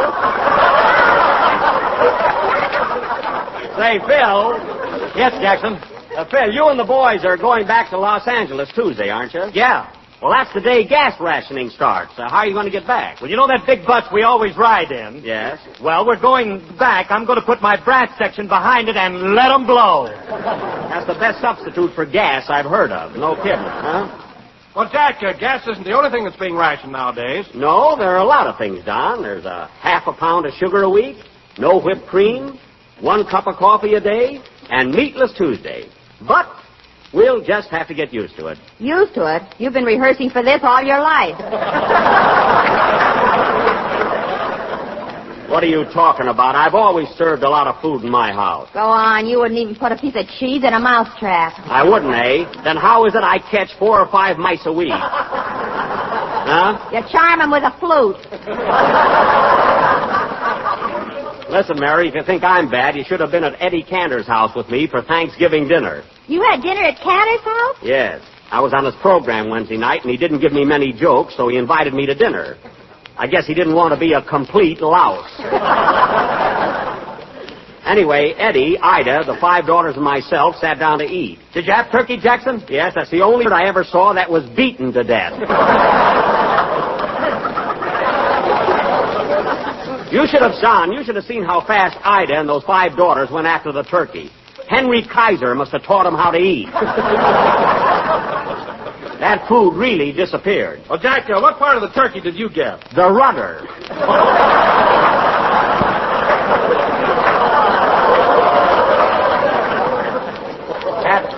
That Cantor's really a guy. Oh, talking about Thanksgiving dinner, Jack, you should have been over to my house. Yum, yum. What did you have, Don? Well, for breakfast, I had a bowl of toasty brown sweet as a nut grape nuts flakes right out of that 12-ounce economy-sized package. Good, but what did you have for dinner? Then around lunch, I felt hungry again, so I had another dish of grape nuts flakes. But what did you have for dinner? Well, for dinner, I had a great big turkey. Good. And, Jack, do you know what my turkey was stuffed with? Yes, and I wish this was the $64 question.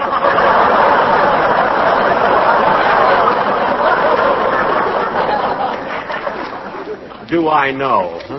Hey, did you have a nice Thanksgiving dinner? Oddly, we started out with vichyssoise à la Chruchill. Yes. Had some pommes de terre à la Metz. Uh-huh. And then for our main dish, we had faisan rotisserie. Faisan? You know, roast peasant. That's pheasant. Roast pheasant, for good. Phil, I give you my word of honor. You're stupid. You can believe me. And now, ladies and Can gentlemen... you imagine wading through all that French and then stumbling on a peasant? That's life, Phil. That's life. And now, ladies and gentlemen, for our feature attraction this evening, the Benny Livestock Company. The Benny Livestock Company.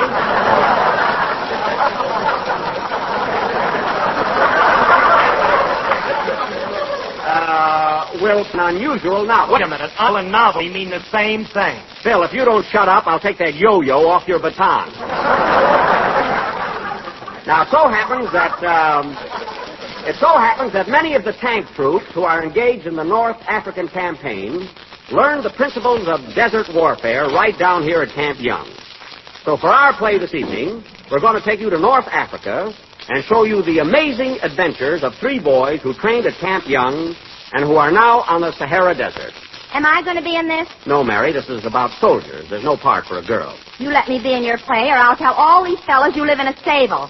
They know that already. Do they know you're in there pitching for your room rent?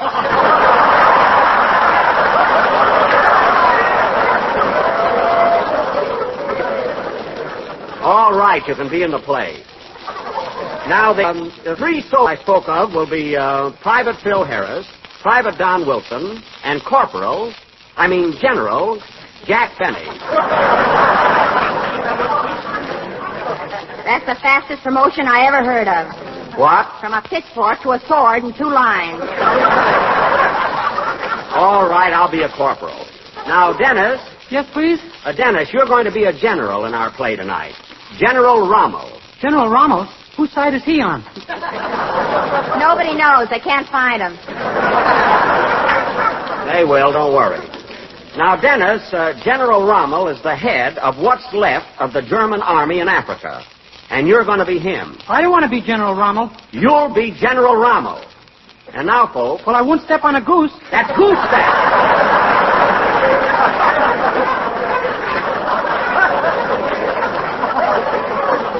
Won't step on a goose.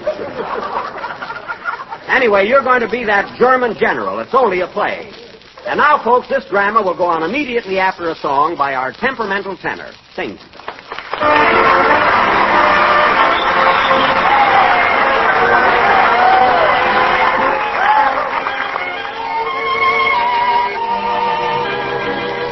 You were so good to me. I really thought I had a place in your heart. But now I see it never was me. It was someone else right from the start. You're dreaming, he's dreaming, I'm dreaming too. Our three dreams are one too many, so my dream can never come true. You love him, he loves you, I love you too. Our three dreams are one too many, so my dream can never come true. My hoping that you would love me was on the armored captive that left me in the middle of this crazy little three-cornered dream. You're happy, he's happy, I know I'm through. Three dreams are one too many, so I'll give my dream to you.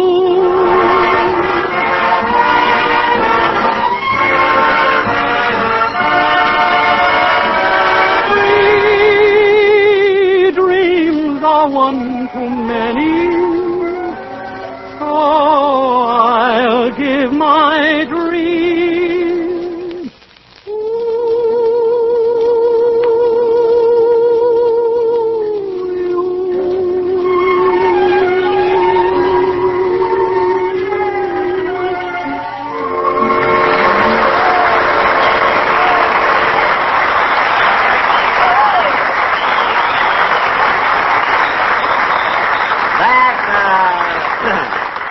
That was Three Dreams from the forthcoming picture Powers Girl, sung for the first time on the air by Dennis Day.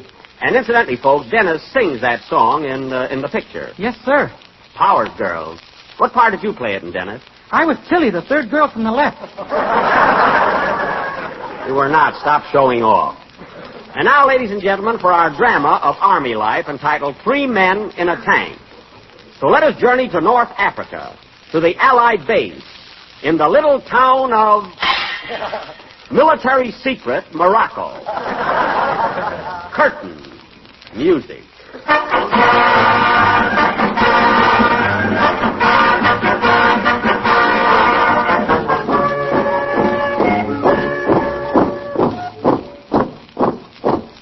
Boy, it's hot here in Morocco. Detachment, halt!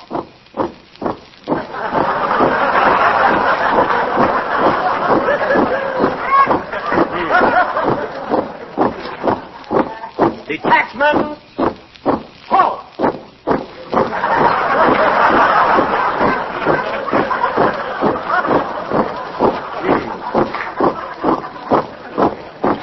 Detachment, halt!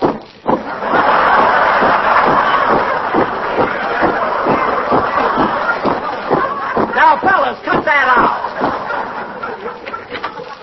Corporal Benny and crew reporting for duty, General. What are the orders? Now, listen, Benny, I have a special assignment for you and your tank crew. We've received information that General Rommel is hiding in the little town of... Now, your orders are to proceed to that town and capture Rommel. Yes, sir. Write that down, Private Wilson. I haven't got a pencil. Write that down, Private Harris. I can't write. Okay, I'll memorize it. Now, General Rommel. General. Rommel is pretty tricky.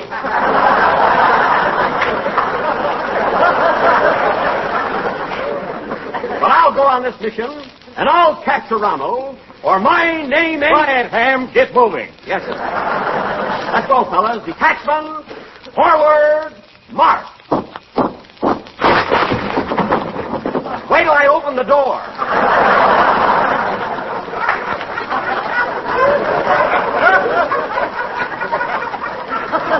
Okay. Let's go, fellas. Here's our tank. We're off for the Libyan desert.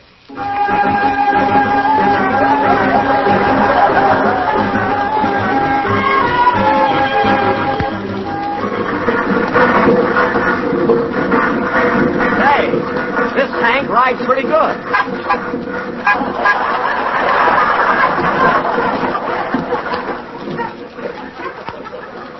Darn those camels, why don't they stay on their side of the road?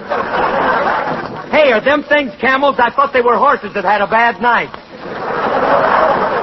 Well, they're camels. And incidentally, Harris, you're the gunner. And incidentally, Harris, you're the gunner. And incidentally, Harris, you're the gunner. And incidentally, Harris, you're the gunner. And everybody clean up around here or we'll never get that gold star for tidiest tank in the outfit. How are you coming along, Wilson? Fine, sir. I'm all through dusting. All through dusting? Look at those cretonne curtains. I can hardly see the rosebuds on it. Take them out. Hey, Corporal, can I have a bottle of beer? It's right in the icebox. Help yourself. The icebox is empty. What? A fine tank with no beer. Oh, hostess. Yes, Corporal. I'm hungry. What are we having for dinner? Grape nut flakes. Oh, boy, it says here.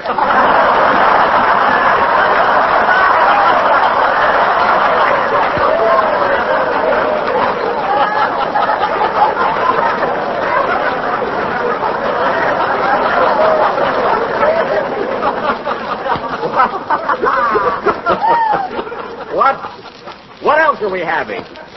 Broiled camel chops with 2 humps of potatoes. Goody. I think we're running low on gas, Corporal. Low on gas right in the middle of the desert. Well, I'll be darned. There's a gas station right up ahead. I'll drive in. Here comes the attendant. Yes, sir. What can I do for you? We'd like some gasoline, please. Okay. Where's your A book?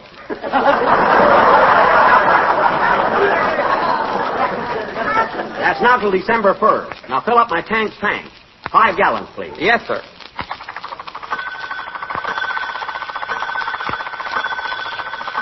There you are. Good. How much is that? Nothing. This is a mirage.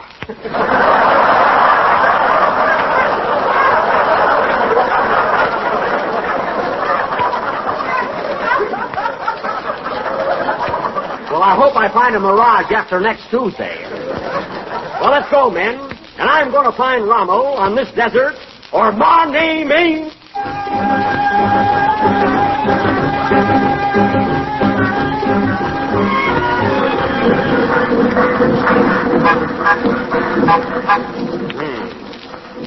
Two days on this desert, no trace of Rommel. I wonder where we are. Here comes someone on a camel. He's dressed like an Arab. Oh, yes. I'll see if I can make him understand me. Hello there. Me, American soldier. You tell him we're confined Tripoli? I don't know. I'm a stranger around here.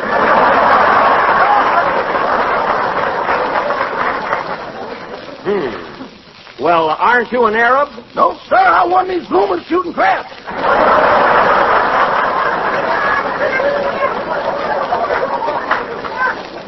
Oh, do they shoot craps around here? In Ethiopia, it's the survival of the fittest. Well, where did you get the... No, Alan, I paid him.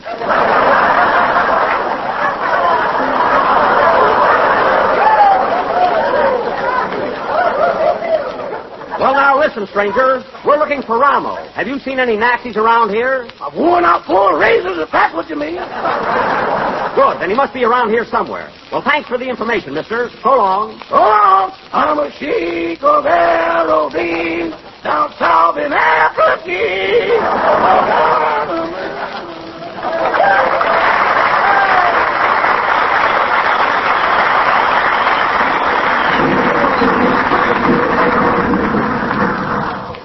how long we've been on this desert. What do we got for dinner, hostess? Roast turkey. Roast turkey, meat. Why don't we have sardines once in a while? Are you kidding? I wonder where we are. Stop the tank, Corporal. There's a signpost up ahead. Oh, yes. Let's see what it says on that signpost. It says Benghazi, 23 miles. El Agalia, 16 miles. Palm Springs Racket Club, 8,000 miles. And I want to get some tennis in before dinner. Oh, well. Hey, Corporal, look at that guy running across the desert. The fellow in the suit, and he's toward us. Hello there. Say, mister, we're American soldiers. Maybe you can help us out. Und wir steigen zur Geißung für Technik, eine Luten für Stuten. Which way is Tripoli? What? I beg your pardon? Zum Kaff und wir steigen zur Geißung für Technik, eine Luten, Stuten. Which way is Tripoli?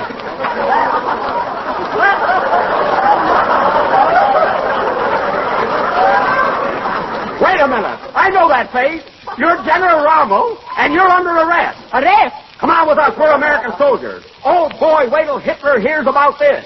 Amerikanische Soldaten, fast gebluten, geheimes Gelüten und die geheime Staatspolizei reichen des Führers fest.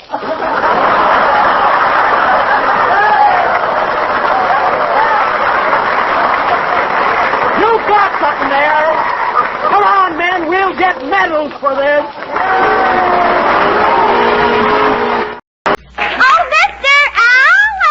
Not now, Portland. Later.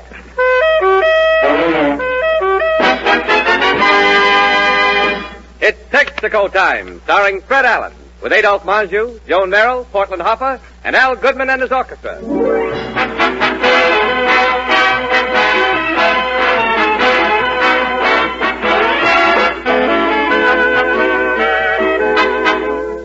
This is Jimmy Wallington, inviting you to hear the Texaco Star Theater and bringing you a message from Texaco dealers coast to coast. A message that can be expressed in 2 words. You're welcome. For you are welcome at your Texaco dealers, ladies and gentlemen. Welcome to all of its practical help in solving today's driving problems and keeping your car in condition to deliver your essential transportation. His regular care and service with Texaco quality products can mean more mileage from your tires, your car, and your gasoline. So see your Texaco dealer regularly. You're welcome to every service he can give to help you care for your car, for your country.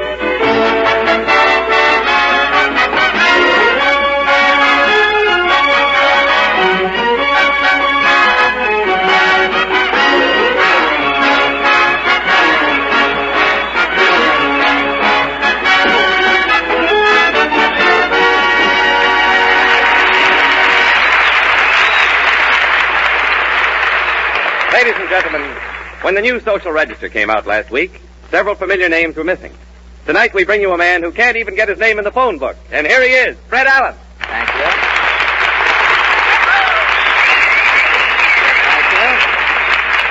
Thank you, and good evening, ladies and gentlemen. Well, as you know, ladies and gentlemen, bingo has been banned in New York, so you folks who have been coming into the studio here Sunday nights to play bingo are out of luck tonight. Tonight, you'll just have to sit here and watch the program. The doors are locked, so there's nothing you can do about it. Mr. Allen! Well, Portland. Gee,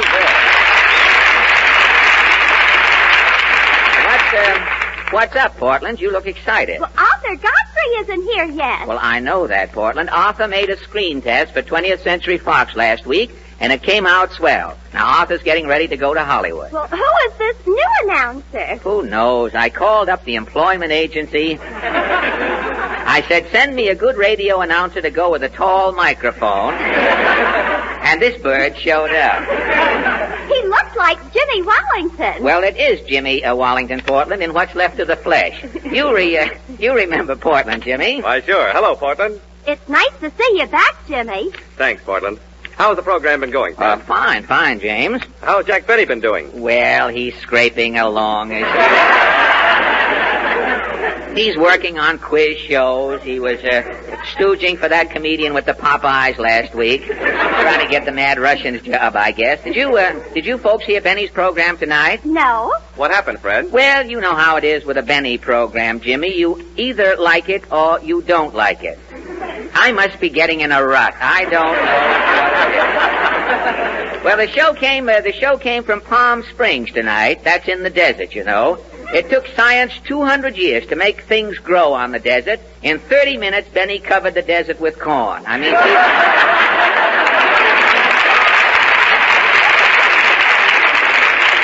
yes, sir, the desert didn't even know what hot air was until Benny covered it. At the finish, I was going to say he horsed around, but he couldn't horse around on the desert. He cameled around. And at the finish of the program, he did a sketch, and in the sketch, Benny captured Rommel on the program. I guess Rommel figured if he gave up, Benny would give up too. Well, so much for the old, flaky old grape nut. Let's turn to the latest news of the week. The March of Trivia presents its weekly lowlight from the world of news.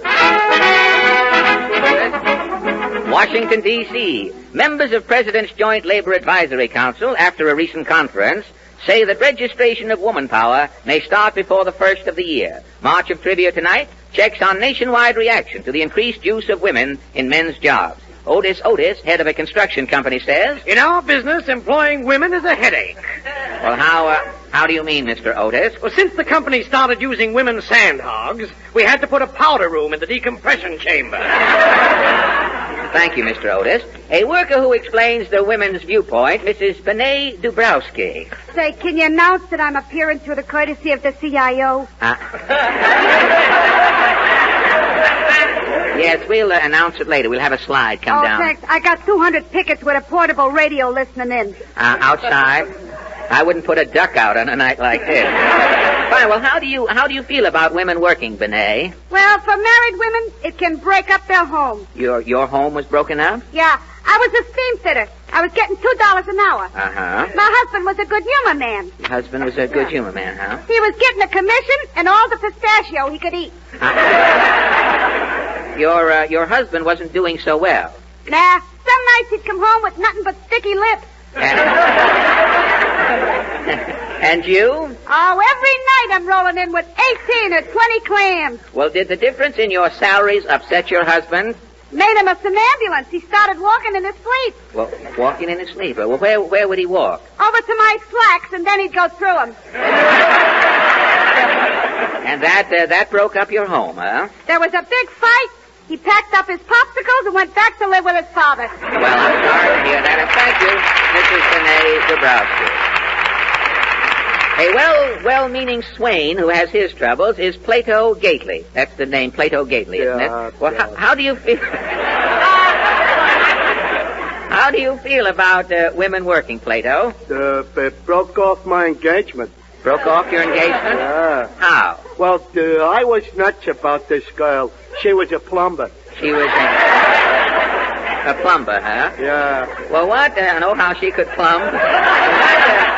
What upset your plans? Well, every night I take her out to a picture. I had to bring her home at 11 o'clock. Yeah. Last night it was a double feature. I didn't bring her home till 12:30. So? This morning she sent me a bill. A bill for what? An hour and a half overtime.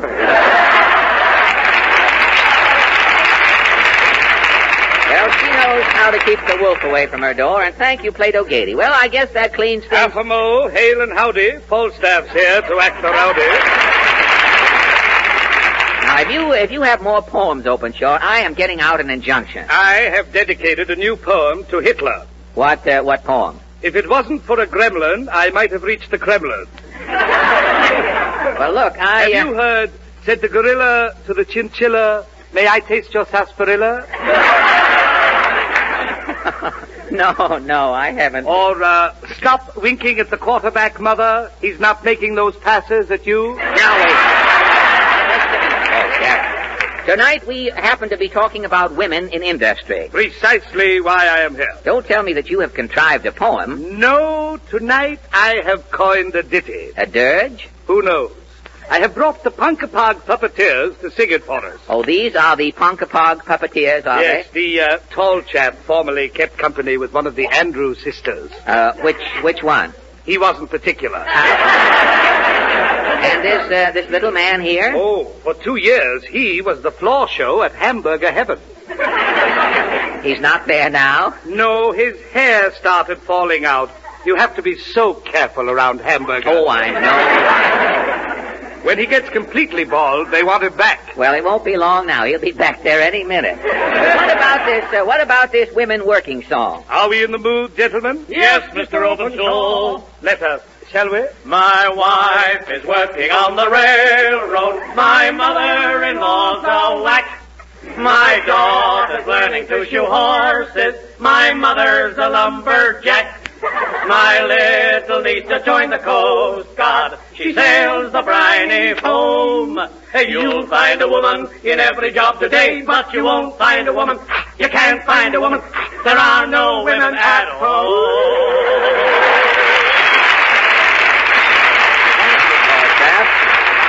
And the Ponkapog Puppeteer.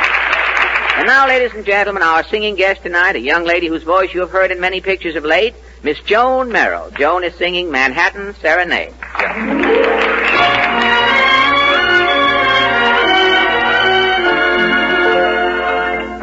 I have a memory of a lovely refrain, and in my heart it will forever remain. Our song was like a blue white chain. My darling, do you remember that night in Manhattan was the start of it? We lived it and we loved every part of it. The glow of moonlight in the park, the lights that spelled your name, the autumn breeze that fanned the spark, that set our hearts aflame. Our kiss was a sky ride to the highest star. We made it without touching the handlebar. And I gave you my love to the melody.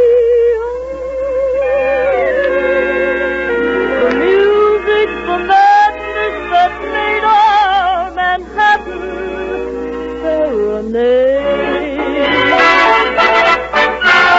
Our kiss was a sky ride to the highest star. We made it without touching the handlebars. And I gave you my love to the melody of the music, the madness that made our Manhattan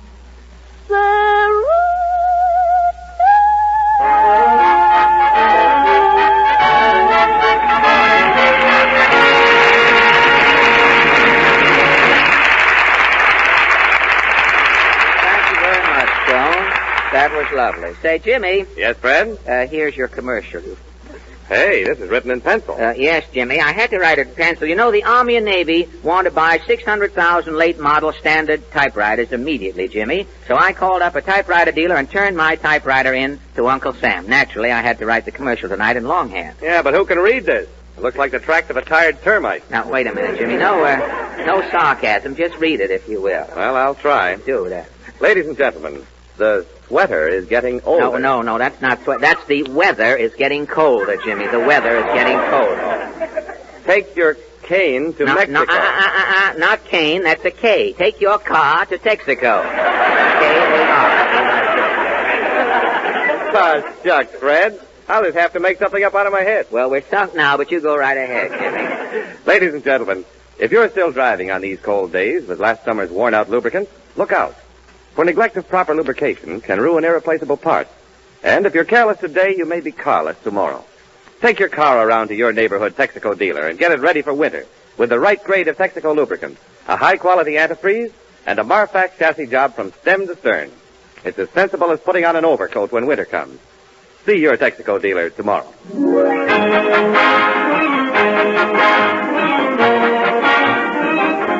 That was just a suggestion of Rumba Rumba, played by Al Goodman and 25 relatives on his mother's side. Yes, sir, Portland, something you wanted? Yes, I forgot. Mama told me to thank you for the turkey you sent us Thanksgiving. Oh, the turkey, that's all right. It's an old custom. It was an old turkey. What do you mean? What do you mean, old? Mama said it was a cold storage turkey. Cold storage? When Mama put it in the oven, the turkey thawed out and came back to life. No kidding. When Mama tried to baste it, the turkey threw cranberries at her. The turkey threw cranberries? Well, how did your mother kill the gobbler? My uncle Phil threw rocks in the oven till the turkey died. Threw rocks in the oven at it, did he? Well, how did it taste? Tender, was it? There wasn't any white meat on it. Oh, that's silly. All turkeys have white meat. Not this one. On account of the rocks, this turkey's meat was all black and blue. Oh, black and blue. You had the first Technicolor turkey in town, I guess. Well, all right, Portland, I'm busy now. I have to welcome our guest, Adolphe Monjou, Hollywood's best-dressed man. I know. I wrote an introduction for Mr. Monjou, like they have in the movies with credits. With credits, really? How does it sound? It starts with a fanfare. Hollywood presents its best-dressed star, Adolphe Monjou. Mr. Monjou's suit was made by Barney the tailor. Mr. Monjou's shoes, custom built by Adler Elevator Shoe Company. Mr. Monjou's necktie by Bloomingdale's Basement. Mr. Monjou's flower by Mrs. Stropopolis, formerly outside of the automat. Mr. Monjou's mustache serviced by I.J. Fox. And here he is in person, Mr. Adolphe Monjou. Thank you. Thank you very much. Well, Mr. Monjou, I must say that in person, you are sort of a letdown. You mean this plain gray suit, friend? Yes, Mr. Monjou. I thought surely you'd show up in lavender knickers, a pea green Norfolk jacket, a polka dot shirt, a burned orange beret, and snakeskin wedgies. Now, look, Fred, if you're going to start one of those tired routines about my clothes, I'm getting out of here so fast you'll be left with nothing but a faint aroma of bay rum. Knowing that you have been here. Well, look, Mr. Monjou, or may I call you Adolphe? Please don't. Well, why not? Well, a certain bewildered paper hanger has ruined the name of Adolphe for all time. And you are not kidding. Well, I'll come right to the point, Mr. Monjou. I read that you have been doing shortwave broadcasts in foreign languages. Yes, Fred, I've been doing some work for the Office of War Information, but how does that concern you? Well, I'll tell you. I go on the air every week telling my jokes in English, you see, just in English. Now, half of our allies don't even know what I'm talking about. If you will translate one of my jokes into some foreign languages for me, you see, I can entertain more people. Well, what is the joke? Oh, any joke will do. Try this one. How can you keep a dead fish from smelling? Cut off its nose. Well, now, that joke isn't even funny in English. Well, maybe it will sound better in Spanish. Well, all right, in Spanish it would be, ¿Cómo evitar que huela un pescado? Pues cortándole la nariz. That is the end? Yes, and it's probably the end of our good neighbor policy, too. Well, you know, it might go better in Russian, Adolphe. How would that sound? Russian? Что вы не пахнет? Отвечу нос. Now, wait a minute. Wait a minute, Adolphe. I asked you to say, how can you keep a dead fish from smelling in Russian? I distinctly heard the word Nazi in there. Yes? Nazi is the new Russian word for dead fish.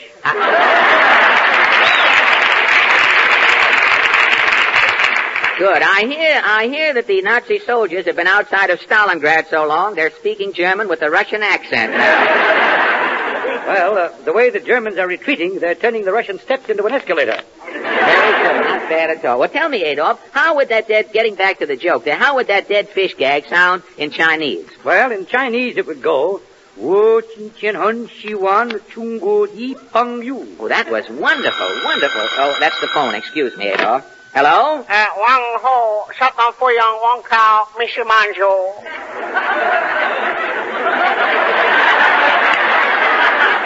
Oh, it's for you, Adolf. Oh, thank you. Hello? Sing one tang, soya chan wu yang cha li ti fu. Oh, how, hun, how, ding, how, me you fudger.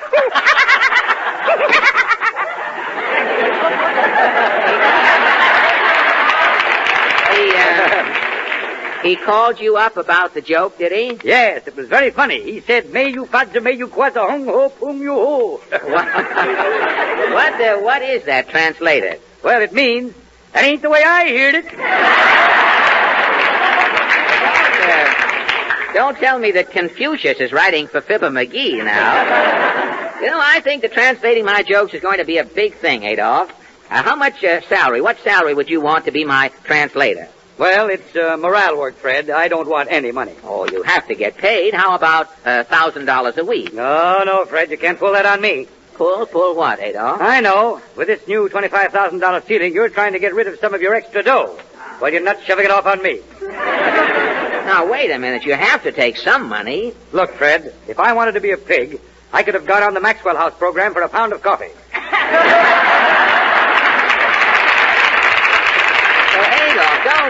Don't tell me that you Hollywood stars are upset about the salary ceiling. All the stars are worried, Fred. They're cutting down, huh? Why, the only actor who had meat on his table Thanksgiving Day was Bing Crosby. Bing had a turkey? Well, it looked pretty big for a turkey. I got a leg that was 4 feet long. Adolf, you mean? All I know is that I found a piece of harness in the gravy. In the gravy. Well, tell me, how is Rudy Valley holding out? Oh, Rudy's still okay. He's wearing an annuity with sleeves in it. Sleeves. You know, Rudy used to carry so much money in his stocking, he had to sleep with his left leg in a vault every night. But speaking of clothes, Adolf, you're an authority on dress. What do you think of this outfit I have on tonight? Well, there's only one thing that puzzles me. What's that, Adolf? How did they ever stuff that suit in a Cracker Jack box? Well, that suit looks as though George Washington slept in it. Yes, And that thing around your neck, is that a necktie, or did you make your getaway at a lynching? Well, I thought... And Fred, those button shoes aren't modern, even though each button says, keep 'em flying. Yes, I guess I'm a mess, Adolf. I'm going out and buy myself a new suit. A new suit? I can get it for you wholesale. Wholesale? Yes, I've got a little spot downtown. Now get your hat, Fred. We'll get down there right away. Well, let's go, Adolf. Mr. Goodman, will you see us off downtown?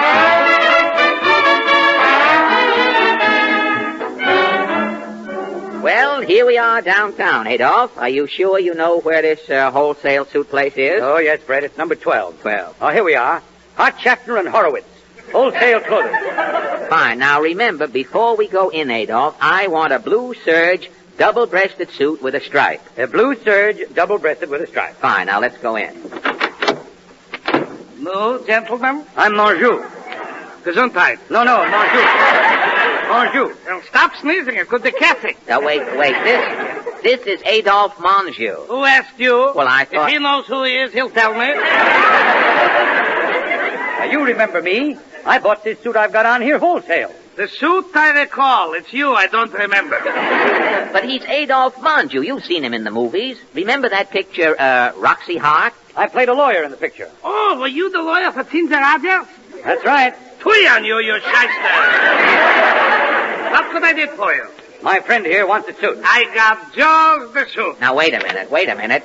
You don't even know what I want yet. So what? What you are going to want, I am going to have. My friend wants to see something in a blue serge. I got George the suit. Is it blue serge? It's brown tweed. Well, who wants brown? I want blue serge. Yes, my friend has made up his mind. He wants to see a blue serge. Okay, so I could give him a blue serge. Fine. But I wouldn't. Well, why not? My brother-in-law is wearing blue serge. Whee, that lowlifer. Well, what has your brother-in-law got to do with me? If I am seeing you in a blue serge suit, you are reminding me of my brother-in-law. I was scratching your eyes out. This guy is nuts, Adolf. Let's get out of here. So go ahead. Who's stopping you? Take your finger out of my lapel. Now look, Fred. Why don't you just slip on the brown tweed? Don't forget it's wholesale. Well, all right. He'll see the brown. Okay, Sam. Come and see brown. Sam, bring in a 437 brown. Coming up, a 437 brown. Brown. Blue is my favorite color. Well, Brown. there's nothing smarter than a nice double-breasted brown suit. Well, you ought to know, Adolf. You will see this suit. Beautiful. Is it double-breasted? It's a zoot suit. The pants is double-breasted. What about the coat? Oh, the coat, a knockout. Single-breasted. Oh, wait a minute. You heard, my friend? Yes, you heard me. I want a double-breasted... Gentlemen, please. But You could talk to Doomstag. I wouldn't sell you a double-breasted number. Well, why not? My no good brother-in-law is wearing double-breasted. Oh, this is ridiculous. Come on, Adolf. Let's get out of here. So go ahead. Somebody stopping you? Take your hand out of my collar. All of it. The little finger, too. Now, Fred, don't lose your head. After all, you're getting a suit wholesale. Why not have a look at the single-breasted brown tweed? Well, He'll see the single-breasted. Okay, Sam. Sam, always Sam. Come to what? Bring in a 437 brown single-breasted. Coming up for 437, it should be single-breasted. Not Snell, Sam. Sam, for 2 pins, I would enlist in the Union. Why can't I get what I want? I always wear a double-breasted suit. Well, it's time you changed, Fred. I'd like to see you in a smart, single-breasted brown stripe. Oh, stripes. Stripes flatter me. Oh, Stripes. if you are liking stripes, this is your suit. A gorgeous brown single-breasted. With a stripe? With a check. Why can't I have a stripe? You are asking? I am asking. So I am telling. My brother-in-law wears stripes. Again, your brother-in-law. Come on, let's go, Adolf. Oh, get out. I wouldn't sell you. Scram, go ahead. Well, how can I go? You're standing on my feet here. Say, Fred, I've just been thinking. A check might not be so bad as that. Lucius Beebe is wearing checks this season. But, Adolf... Oh, just try one on for me. Well, okay. You'll see the check. Okay, Sam, Sam. Stop yelling. Here is the suit. Slipping the coat on this gentleman. Okay, I'm slipping, border.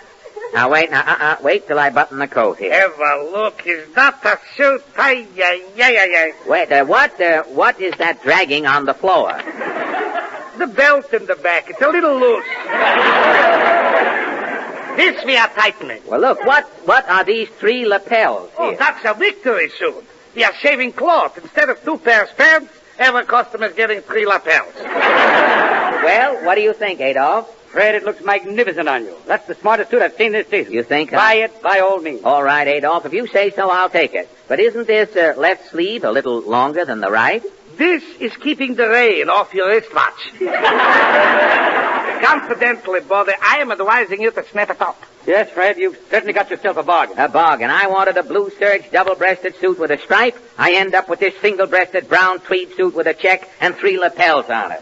But don't forget, Fred, I got it for you wholesale. You bet. A suit like this you couldn't buy on a pushcart for half the money. All right. I didn't want it, but I bought it. Here's my card. Send the suit over to this address. Oh, no. I am sending it to your new address. What new address? You're moving. Moving? I've been living in this building for 12 years. I have a wonderful apartment. I have a nice landlord, and I'm very happy there. If you are not moving, I am not delivering the suit. Why not? My brother-in-law is living in that building. That is the last straw. If I have to move, the deal is off.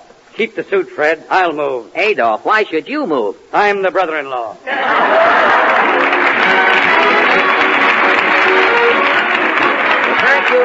Thank you very much, Adolf Monju. Now, next week, ladies and gentlemen, our guest will be Georgie Jessel and Miss Josephine Houston. And now, Jimmy, you have a message, I know, from Uncle Sam. Yes, Fred? It's about an opportunity for men of 18 and 19 who will come under the Selective Service Act.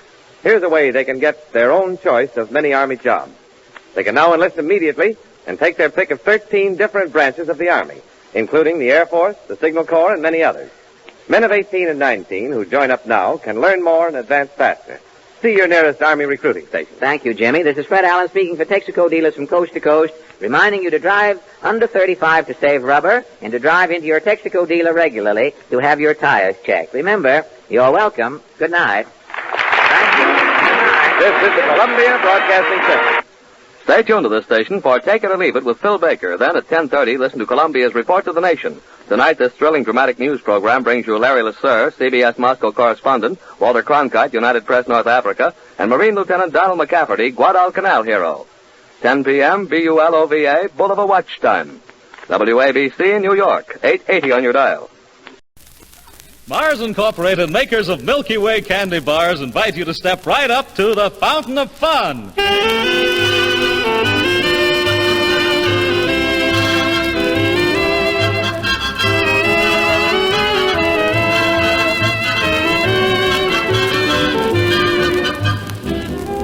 this is John Cornell welcoming you to the Fountain of Fun, the Crossroads Soda Parlor, where we hear from Phil Brito, the Thrasher Sisters, Phil Davis and his orchestra, Veronica Lagoon, Doc Fiddlefaddle, and Paul Jones. And here's the drip of the fountain, the little man who once hit himself playing hide and seek and hasn't found himself since, Bob Jellison. Hello. I'll be with you just as soon as I wait on this customer. Now, what was it you wanted? What would you suggest for an upset squad? An upset squad? I never heard of an upset squad. Well, I did. I'm the coach at Boston College. You should. 55-12. Fountain of Fun, Bob Jellison speaking. Oh, it's you, George. Well, I'm glad you called. I want to talk to you. Do you remember that rabbit you left here last night? Well, the boss says you'll have to come right over and get them.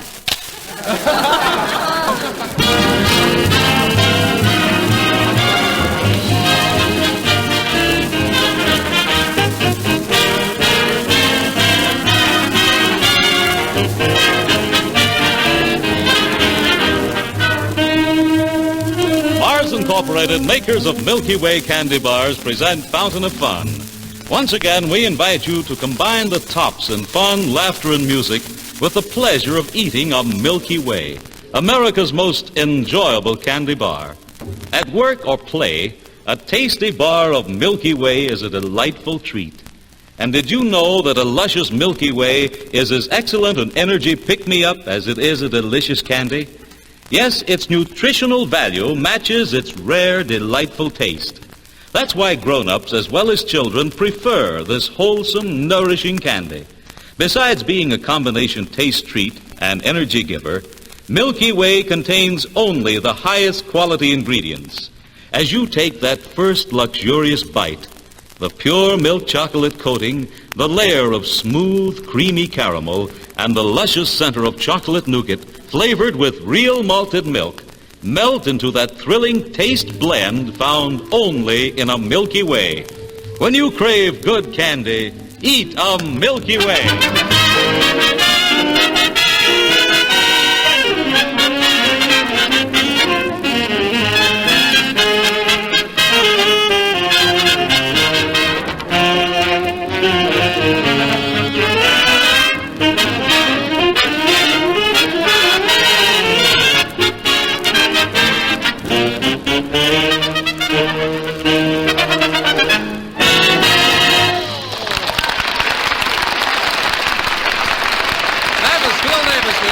Playing that grand old serenade to Liza. Yes, sir, and mighty fine, too. Well, how you feeling today, Jonesy? Well, not so good, Bob. I think I'm overworked. You're overworked. Think of the poor guy who blows retreat from Mussolini's army.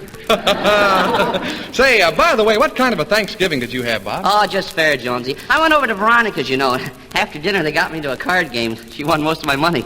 Poker? No, but I gave her a couple of good kicks under the table. Later in the evening, we had a party, and what an affair that was. That Uncle Beecham of hers certainly is wacky. After that big dinner he'd had, he insisted on having herring. Pickled? Fell flat on his face. I only had a few glasses of cider myself. After a while, Uncle Beecham went up to a second-floor window and said he was going to jump out, fly around the house, and fly back in again. Boy, what a crash landing he made. Oh, why didn't you stop him? Stop him? I was betting he could do it. Well, some folks have a little more luck than you do, Bob. Did you hear that Phil Davis had a lucky strike on a horse and collected 100 greenbacks? No kidding. What did he do with the money? He invested it in war bonds. Well, what do you know? Lucky Strike Green has gone to war.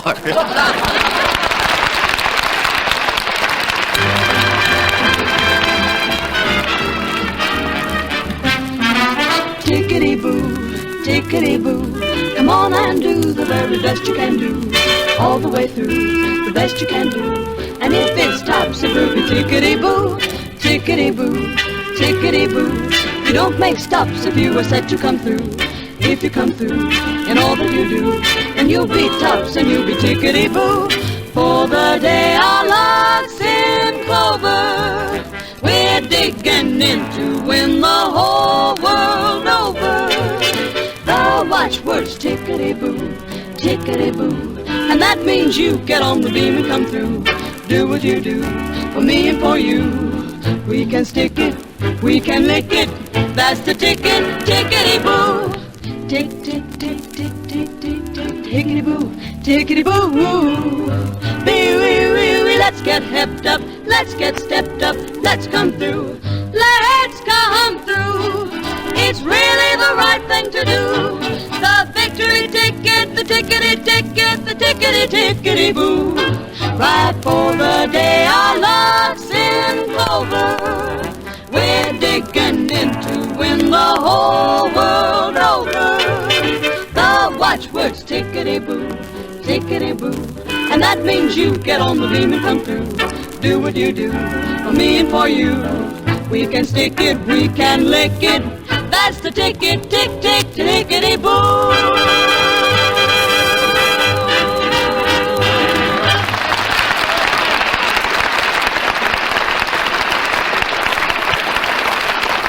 That was the Thrasher Sisters version. Hey, that was mighty nice, kids. In fact, I'd say it was tickety boo. By golly, it was tickety boo, wasn't it? Well, it's the boss himself, old Doc Fiddlefaddle. I can't shilly-shally long. Got a lot of things to do. Got to go to the hotel to see how the new cuspidor's taking it. Got to go to the racing board to see if I can get a retread for my pogo stick. Yeah. And, oh, yes, got to go to the firehouse. Big day there, I understand. Gonna drill with incendiary blondes. No, Doc. That's not incendiary blondes. That's incendiary bombs. Oh, in that case, I guess I'll just go over to the hotel and watch the checker game. Hey, you know, I had some trouble over there again last night. You did, Doc? Yep, got in a fight with the house detective. You know that great big fella, Truck Harris? Yeah, he is a big fella. Well, I'll tell you, P.J., I'd have tore him limb from limb if they hadn't stopped me. Yeah, well, who stopped you? Truck Harris. Well, how did you get into trouble this time? I wasn't doing a thing, P.J. Got awful cold in my room, and I didn't have no fuel for the grate. So I was busting up one of the chairs for kindling wood when he come by. Well, naturally, Doc, breaking up furniture. But doggone it, I wasn't making hardly any noise. Hey, by the way, you boys want to buy any Christmas cards? Got some peachy ones left. Got some special ones, too, that I made up myself. Hey, I got a new one. It goes like this. To the boys overseas, on land or lake, Merry Christmas, in spite of all you forsake. May you have mince pie and jelly cake, and give Herr Hitler the... I wonder what rhymes with jelly cake. Well,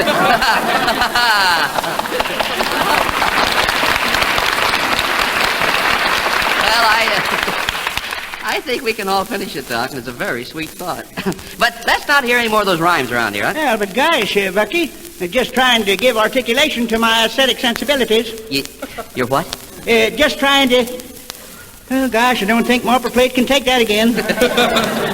Besides, I got to protect my voice. I'm going to be the star actor in the play that our clubs are putting on. Say, that's right. You did used to be an actor, didn't you? Oh, yes, indeed. I toured all over the country. Yeah, those medicine shows did cover a lot of territory. Oh, no, I wasn't only in medicine shows, Bucky. I done other theatrical work, too. Why, at one time, I was a head electrician at a theater. Uh-huh. But that's what finished my career. Well, how'd that happen, Doc? Well, one time we had a musical comedy playing there, and the leading lady had a quick change right on the stage while it was blacked out. Completely dark. This night, when we come to that part, she said, "Give me the tights." And I thought she said lights.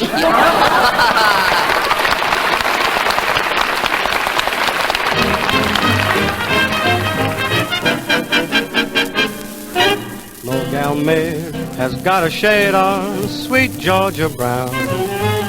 2 left feet, but oh so neat has sweet Georgia Brown. They all sigh and wanna die for sweet Georgia Brown. I tell you just why. You know I don't lie, not much. Why, it's been said that she knocks him dead when she lands in town. Since she came, why, it's a shame how she cools him down. Fellas, she can't get off, fellas. She ain't met. Georgia named her, Georgia claimed her, sweet Georgia, Georgia. A song of you comes as sweet and clear as moonlight through the pines. Low gal May has got a shade on sweet Georgia Brown. Two left feet, but oh so neat has sweet Georgia Brown. They all sigh and wanna die for sweet Georgia Brown. I'll tell you just why. You know I don't lie, not much. Why, it's been said that she knocks 'em dead when she lands in town. Since she came, why, it's a shame how she pulls 'em down. Fellers, she can't get our fellers that she ain't met. Georgia claimed her, Georgia named her sweet Georgia Brown.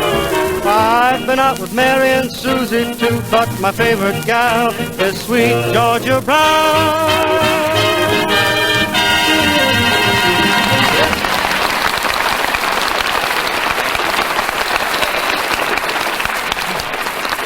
That was Phil Brito on a little tuneful date with sweet Georgia Brown. Hello. Well, Veronica Lagoon.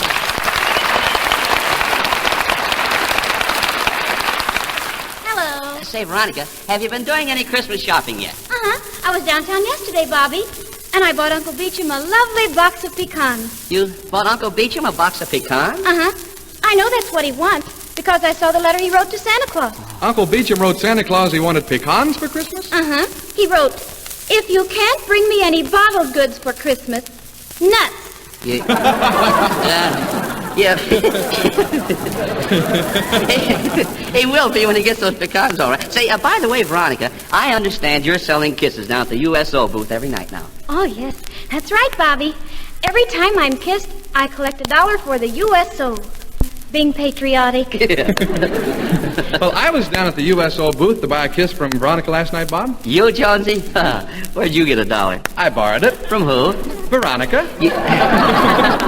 Business must have been slow last night. No, I was busy. Oh. Did you notice that tall, handsome fellow who bought a kiss from me? He's an actor. An actor? What kind of work does he do? Oh, fine. Well, is that all the kisses you sold, Veronica? Just 2? Oh, no, Bobby. Between 9 and 10 o'clock, I collected $60. Say, that's all right. That averages a kiss a minute. Yeah, but I didn't do so good between 10 o'clock and 1/2 past. And a whole half hour, I sold only 1 kiss. Oh, really? Gosh, when those Marines get hold of something, they really hang on to it, didn't I?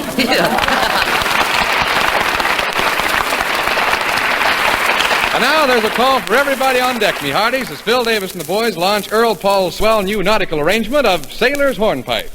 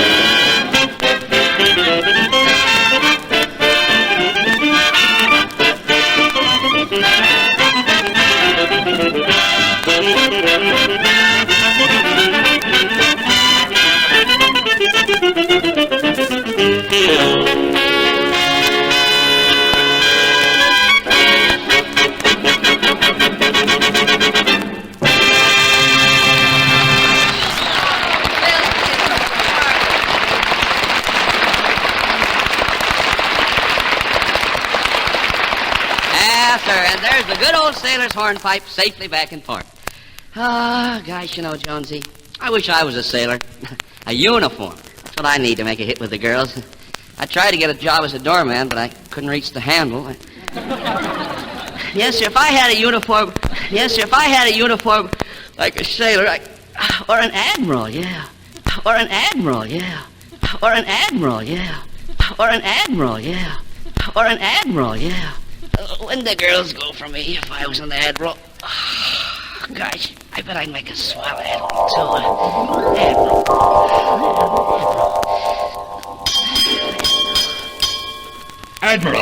Admiral! Admiral Jellison! Yes, Your Majesty? Are we making good speed toward the island of our enemy, Admiral? It doesn't seem like we're going 35. We're making 20 knots, Your Majesty. Trouble is, one's in the propeller. May I ask, good king, why we sail for the enemy island? To conquer it! This morning I received a nasty note from a high official of the island of Pandemonium. You mean the Earl of Turpentine? Yes. He's the big noise of Pandemonium.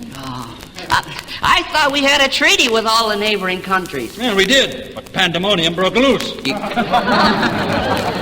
Zounds! How my blood boils when I think of that note. See? Yeah, well, quit thinking about it. You're splashing.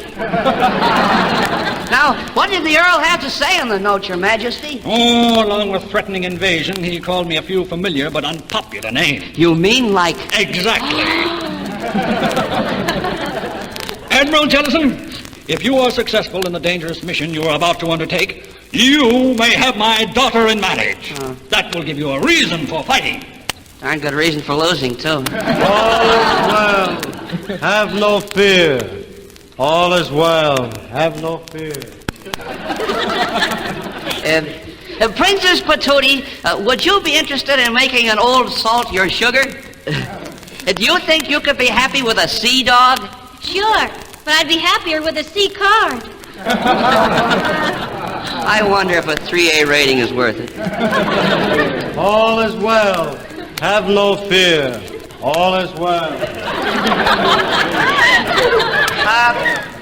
Say, who is that guy anyway? He's the propaganda minister. All is well. Have no fear.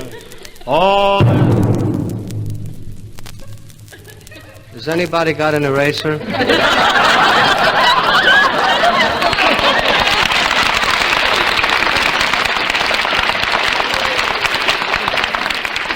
Gadzooks, Admiral Jellison. Did you hear that shot? The Pandemoniumanians are making with the cannon. Sounds as if. Navigator! Where's that navigator? I've been calling him for a half hour. Well, what took you so long to get here, navigator? Coming down from the bridge, I got lost. Fine navigator. Come on now. I've got to look over this important document here.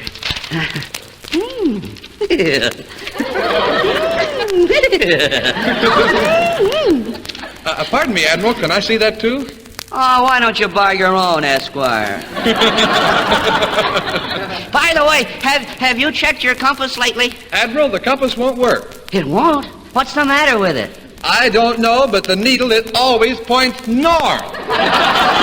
Hey, where in heck did you learn navigation? In the tunnel of love? You better not answer that. What else do you have to report? Well, nothing much, sir, except I found the waves to be very rough. Well, try dating a whack for a change. Come in. Oh, it's the wireless operator. Have you received any messages, Sparks? Yeah, just got one, Bucky. Admiral. Well, what does the message say? Happy birthday to you. Sparks. What I want to know is, are there any war communiques? Sure thing, A.J. Here's one that sounds mighty important. Oh, let me see. Need help for new campaign. Inner defense lacking striking power. Outer positions weak. Require powerful replacements immediately. Yeah, who's that from? The commander of the Royal Navy? Nope, the manager of the Cincinnati Reds.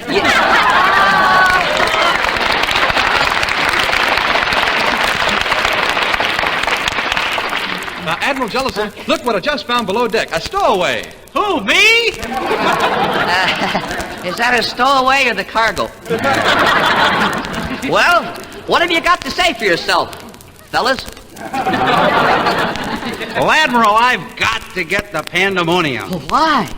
It's my wife. Oh, you're trying to get your wife. No, I'm trying to get away from her. Oh, the ship sinking. Are you sure? We just had those leaks patched with Kleenex. But the water's coming in through the smokestack. It's what? Coming in through the smokestack. How could that be? It's raining. Oh. Well, tell the men to man the pumps. Well, they won't do any good, Admiral. We've been working the pumps for the last hour, but as soon as they deliver 4 gallons, they stop.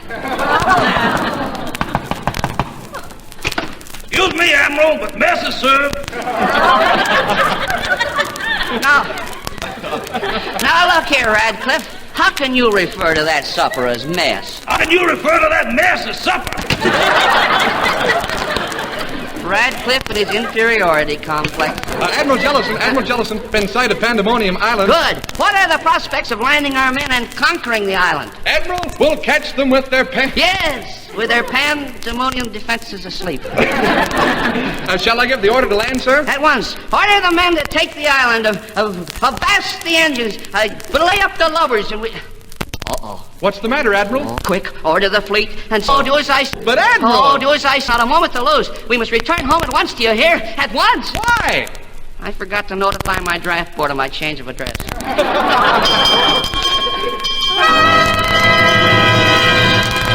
Hey, Bob, wake up. Come on. Man the lifeboats, women and children first. No, make it just the women, the young ones. Fast! Oh, Bob, wake up. Come on. What's been going on? Hey, you fell asleep, Bob. Yeah, I remember now. Oh, gosh, Jonesy. You should have seen me in my uniform. What uniform? I dreamed I was an admiral. Gee, if only I was an admiral.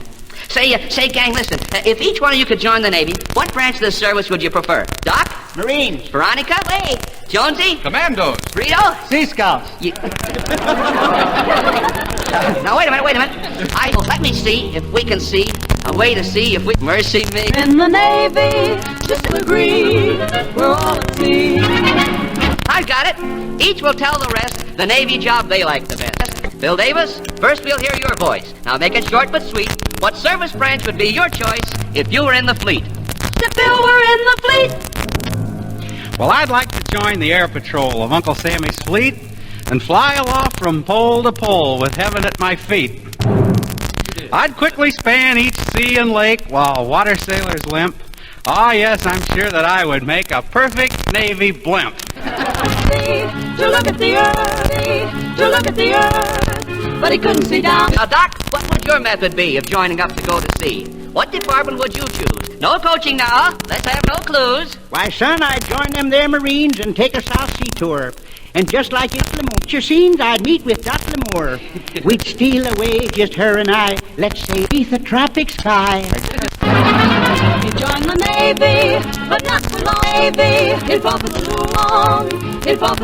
long. Jay, you take the chair and a member of a Navy ship that's out, let's say, to nip the nip. Well, I ought to tell the truth, Bob. I am a made-to-order gob. I'm nuts at knots. I never slack. Oh, but there's one thing that holds me back. True. A blimp, shrimp, a codger, too. Unlike boys who keep us free in places like the boys who go through. A blimp, a sink. Sorry, crew. A blimp, a suck, a codger, too. Unlike the Boral Sea. So to the saints in Navy blue. Boys, Navy blue. For an Texas Navy. Sea under, say they all the wind and thunder, send and all the war, all the Blue Hill boys, bring Hill to the Blue Hill Navy blue. Not the whole top and we be over make me true. We'll sing the night.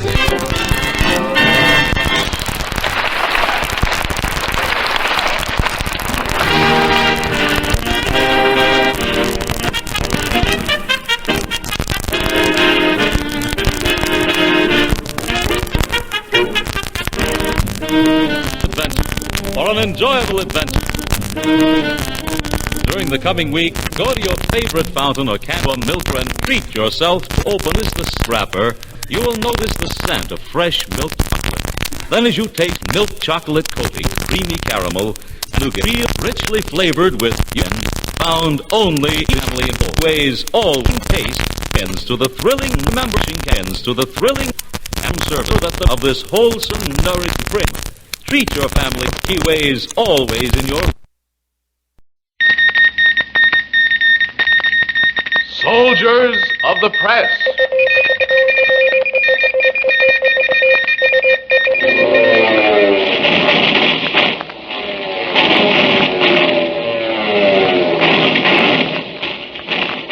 If you have any idea that all a war correspondent has to do is sit at some headquarters table and take down notes from the high command, or ride comfortably in a staff car miles behind the fighting lines, dismiss it.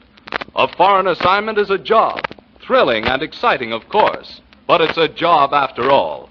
And the war correspondents who crouch in the foxholes, ride with the bombers, or accompany a task force at sea are expert craftsmen, working at one of the most dangerous occupations in the world today. Such a man is United Press correspondent Joe James Custer. I've been assigned to the Pacific Fleet since a short time after we got into this war. Possibly you may wonder how a fellow gets such an assignment in the first place. Well, to begin with, I've been a newspaper man for a good many years, in San Francisco, and later on a number of newspapers in Hawaii. Matter of fact, I was working for a Honolulu newspaper that Sunday when Jap bombers roared out of the morning mists and unloaded their bombs on Pearl Harbor. From that day on, I knew what I wanted to do. I had met Frank Tremaine, manager of the United Press Bureau in Honolulu, on a number of assignments, so I went to see him in the UP offices in the Honolulu Advertiser building. I found him hard at work at his typewriter. Hello, Tremaine. You look like a man who hasn't been in bed in a week. Oh, hello, Custer. I guess you almost called the turn. I've been up to my ears in work ever since this thing broke. And, brother, it looks like a long, tough pull ahead. Yeah, no doubt about it. We're in a plenty tight spot. That's what I came to talk to you about. Okay, pull up a chair. Now then, what's in your mind? Well, that's simple.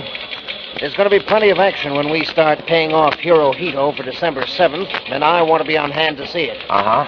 In short, I want a chance at an assignment as a war correspondent for United Press. You're the answer to a prayer, Joe. We've got the biggest staff out here, but we're going to need more men and good ones. I know you well enough to know you can do a real job.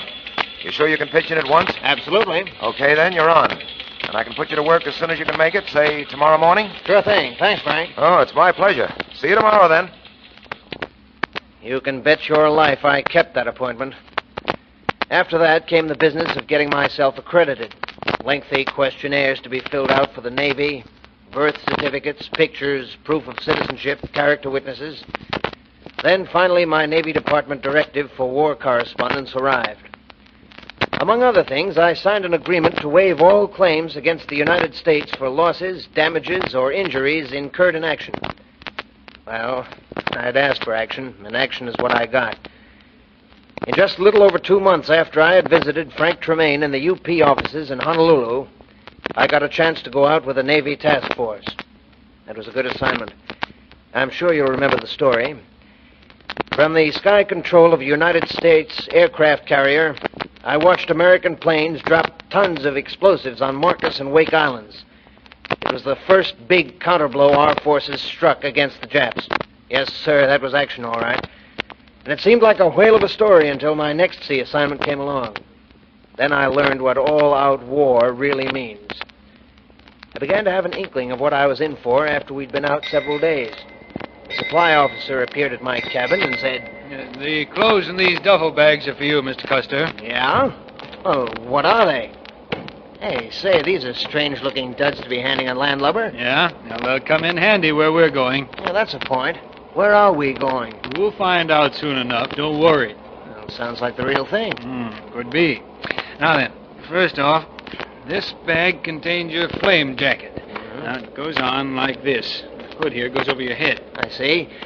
What's it intended for? Well, some of the incendiary bombs that might be used against us throw a flame that'll take your skin off at 50 feet. The jacket and these long-sleeved cotton gloves, these dark shatterproof goggles, and this nose covering. They're all intended to protect you against that. Happy thought. But why this second bag? It looks like the same sort of outfit to me. Get a whiff of it with your nose. You'll recognize the difference. Well, I'll say. Chemically treated, aren't they? Yeah. This outfit is chemically impregnated for protection against gas. Now, here are some trousers, black woolen gloves treated with the same chemical. This, I think you'll recognize as a gas mask. The canister snaps on the jacket like this, the back of your neck. See? Oh, yes, here. Yeah, that's right. And here's your tin hat. This last bag is a life jacket. It looks like an overstuffed vest with a horse collar attached. Never mind how it looks. It's intended to keep your head afloat in case you're knocked out or faint during action. All sounds pretty grim. Oh, don't let that crack about fainting get you. You'll make out all right. I learned a bit later that we were off Savo Island in the Solomons. Our job was to act as a screen to the transports we were convoying. 36 hours later, in the pitch black of the tropical night, we met the Japs in a blazing inferno, and we were literally in the thick of it.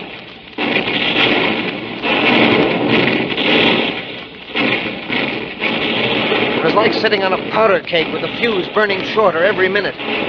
One after the other, in the space of 38 minutes, the Australian Canberra and the USS Quincy and Vincennes went down under the pounding of Japanese warships at point-blank range. I was aboard another U.S. ship, the Astoria. In a little more than 15 minutes of utter hell, she had been hit approximately 200 times. It was a fire. Flames amidships and below were eating their way toward her munition stores. In the closing seconds of that night battle, I saw a man spraying water on the gun deck. I kept edging forward unconsciously to see what he was doing. The Jap batteries still were firing. Suddenly... Here, lean on me. That's it. Put your arm across my shoulder. I've been hit, sailor. Take it easy now. Here, you better sit down. There. Is it bad? I can't see anything. It's my left eye, I guess. Stay put, buddy. I'll get some water for you. Here. Now let's wipe that blood off your face. Is that better? Thanks. Yes, it helps. I can see a little now with my right eye. Things seem to be quieting down a bit. Yeah, the Japs aren't firing anymore. Those explosions, our own ammunition store's going up, I guess. Look, matey, we're in a tight spot. Our ship's in a bad way. Here, slip on this life jacket. I think you'll be all right now. I'll give you a hand elsewhere. So long. Good luck. I was pretty weak from loss of blood and from shock. But with my good eye, I saw a great deal of courage and grit. Everyone who could walk and move their arms made certain that everyone else had a life jacket. They carried wounded, fought fires, and went below in search of medical supplies. They may have been scared, for no one knew how long the Astoria'd stay afloat, but not a man lost his head. I heard men calmly discussing the Astoria's prospects. The nearest island was 3 miles away, but they agreed it might prove necessary to swim for it. They were looking for every means of keeping the wounded afloat. That afternoon, a destroyer moved alongside and took off the wounded in the forecastle, about 400 men. The tin can also picked up many survivors of the Quincy and Vincennes. Captain William Greenman had been hit 11 times, but in spite of his wounds, he directed all operations during and after the battle, and was among the last to leave the forecastle. He even returned with the salvage crews. The Astoria, clinging tenaciously to life, lasted until 12:45 p.m. For long hours, the uninjured members of the crew sought to save her, despite the fact that her power was off and her pumps useless. They drew water from the sea buckets and tin hats and anything else useful. A destroyer tried to take the cruiser in tow, but she was done for. The Astoria suddenly started to list to port, and the 300 men still aboard walked into the water from her slanting decks and swam to the destroyer. Soon after, a roaring underwater explosion administered the coup de grace, and she slid beneath the surface. I watched with a lump in my throat from the relief ship to which I had been transferred. Rescued sailors also were put aboard the relief ship, but instead of being grateful, they were sore as hell. They wanted to be landed on the beach to fight alongside the Marines in the Solomons. Joe James Custer wrote his dispatch describing that action en route to a South Pacific base. There he underwent a delicate operation for removal of the shell fragment which had wounded him.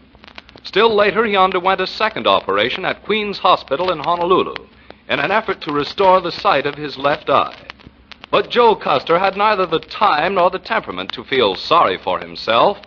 Almost from the moment he entered Queen's Hospital, he made the lives of doctors and orderlies miserable by insisting on dictating his stories to other members of the UP Bureau in Honolulu. His spirit, his attitude, so typical of the soldiers of the press on every war front, inspired an editorial in the Honolulu Star-Bulletin. Under the heading, Heroes Without Heroics, the editor wrote, With his eyes bandaged and begoggled, Joe James Custer lies in a bed at Queen's Hospital and wonders what it's going to be like when Dr. F.J. Pinkerton takes off the last wrappings and says, Well, Joe, you can go now. Joe Custer's eyes are bandaged because down in the bloody, roaring Battle of the Solomons, a tiny fragment from a Japanese shell struck him high on the left cheek and slashed its jagged way through skin and muscles and flesh to a point behind the eyeball. Joe Custer got that searing, disabling wound because, as a correspondent of the United Press, he was on an American warship at the attack on the Solomons. Maybe this sounds like a sob story, but it isn't. Joe James Custer isn't wasting any time on sorrow for himself. He's not that kind individually, and he's one of a breed that doesn't indulge in self-pity. A hardy and uncomplaining breed with an enormous and startling fund of knowledge, much of it still secret, with the confidence of admirals and generals and the boys who fly the planes and man the guns.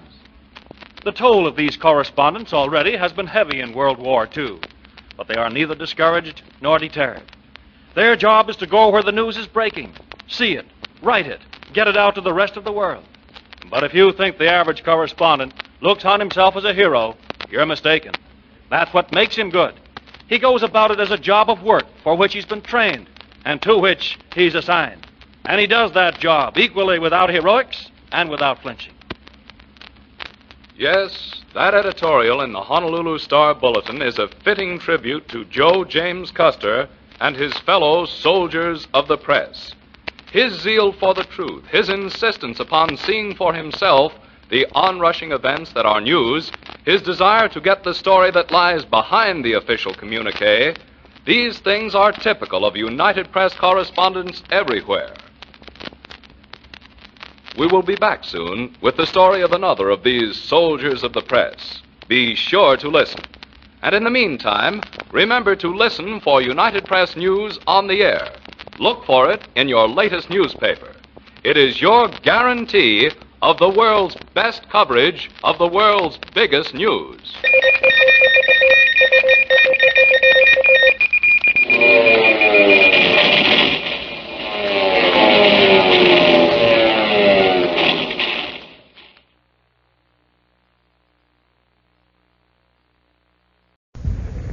Faster than a speeding bullet. More powerful than a locomotive. Able to leap tall buildings at a single bound. Look! Up in the sky! It's a bird! It's a plane! It's Superman! Yes, it's Superman, strange visitor from another world, who came to Earth with powers and abilities far beyond those of mortal men. Superman, who can change the course of mighty rivers, bend steel in his bare hands, and who, disguised as Clark Kent, mild-mannered reporter for a great metropolitan newspaper, fights a never-ending battle for truth, justice, and the American way. But before we join Superman, here is an important message. Fellas and girls, don't ever get the idea there's nothing you can do to help win this war. Just because you can't join the Army or Navy doesn't mean that you can't be part of this big fight to preserve the American way of life. No, sir, not at all. Because there is one big, important thing you can do, and I'm going to tell you about that right now. You see, aside from the fact that we can't all be soldiers, sailors, or Marines, because we're too young or too old or something, it's necessary for a good many of us to stay right here where we are. As a matter of fact, Uncle Sam says that for every man in the armed forces, there must be 11 people back home to keep them well supplied and to see that everything runs smoothly. It's sort of like a civilian army. that cooperates with the armed forces to help win the war. And that's where you come in, you and I. For we are all members of this civilian army. And the best way we can help our boys at the front is to buy war-saving stamps and bonds and buy them regularly. How does that help? Well, let me tell you. It helps our government to finance the war. It helps to buy the guns and the tanks and the planes and ships and all the other things the Army, Navy, and Marines need to knock out the Japs and the Nazis. For instance, every time you buy a 10-cent war-saving stamp, your dime will pay for 5 bullets. And every 5 10-cent stamps buys enough fuel oil to carry a destroyer a full mile. So you see how important it is for you to buy a war-saving stamp every time you've got a dime. Now see if you can't get Mother or Dad to give you a dime every day or even every other day with which to buy war-saving stamps. Talk about this with all your friends. Ask them to buy war-saving stamps regularly. Ask your mother and dad and all your neighbors and relatives to sign Minuteman pledges. Do all that you possibly can to build up the sale of war-saving stamps and bonds. And that's what you can do to help win this war. And now, the adventures of Superman. Superman, in his guise of Clark Kent, Lois Lane, girl reporter, Jimmy Olsen, copy boy, and Editor White of the Daily Planet, are now trying to unravel a weird and puzzling mystery. 10 plaster casts of a certain statue, each belonging to a different person, have been broken by a baffling intruder who has made a practice of dressing himself in strange costumes, as a clown, a pirate, sometimes even as Mickey Mouse.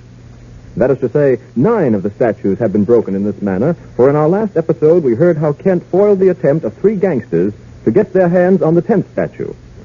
And then, out of a clear sky, Kent decided to break the statue himself. Jimmy Olsen is present in Kent's apartment and looks at him wide-eyed. What's that? What did you say, Mr. Kent? I said I've got to break this 10th statue. Oh, have you gone out of your mind, too? Oh, Jim, I was never saner in my life. 9 of these statues have been smashed into 1,000 fragments. And the same thing must happen to the one I hold in my hands now. The 10th. But why? What on earth for? You'll see, Jim. Well, here goes. Well, so now it's broken. Scattered all over the rug. Funny. Very funny. What's funny, Mr. Kent? No, the breaking of that statue didn't bring me the results I expected. I hate to sound so inquisitive, but what did you expect? Well, I expected it. Uh-oh. One of those gangsters is starting to come too, Mr. Kent. Well, we better tie him up. I've got some strong twine in the kitchen. That'll hold him. Want me to get it? Oh, yes. Thanks, Jim, if you will. It's in the left-hand drawer near the sink. Okay. I'll find it. Thank you. Well, why me?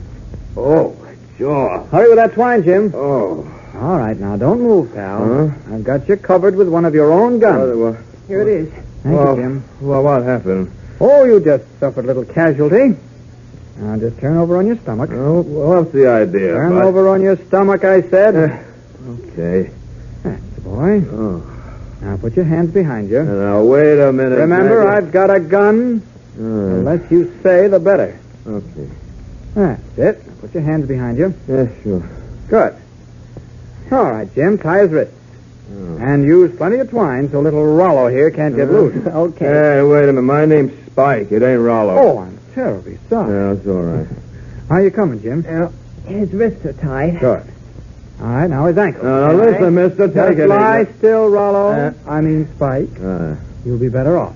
I knew I should never have took this job. Oh, and you're quite right. It was a big mistake. Okay, Mr. Kent, hold tight. Good boy, Jim. Now just roll him over on his back. Now, take it easy.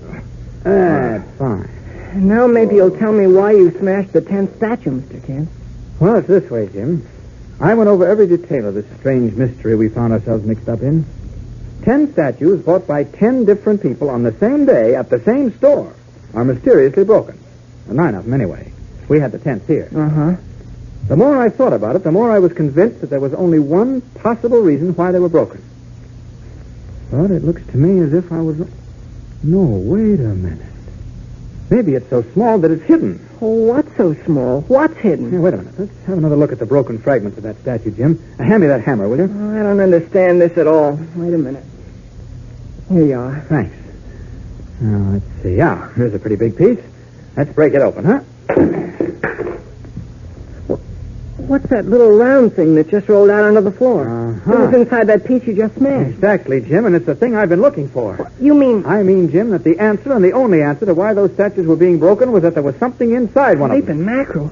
But what is it? What is that thing that was inside that fragment? Well, it looks like a tiny metal box. It's no bigger than a dime. Yeah. Let's open it, see what's inside. You bet. Now, wait a minute now. There we are. What is it? Oh, it's just a little slip of paper. Something written on it, though. Let's see. It's a formula of some kind. A formula? Yes, listen to this. C2 over X4, C3H5, parenthesis OH, close parenthesis, 3. Then it goes on... Hey, wait a minute. That thing you just read, that's the chemical formula for glycerin. It is? How do you know? Oh, I had to know to pass my chemistry exams at school. Jim, you amaze me. Let's go on here. CH3C6H2, parenthesis NO, close parenthesis 3. You know what that is? I certainly do. That's the formula for TNT. Golly, Mr. Kent, that must be a formula for some kind of explosive. You're right, Jim, without a doubt. Well, there's no point in our reading this further. We better take it down to the police lab along with the 3 Rover boys here. The police chemists ought to be able to work it out. It must be mighty important if somebody was going to all this trouble to get it. Mighty important is right, Jim. More important, I'm afraid, than we realize.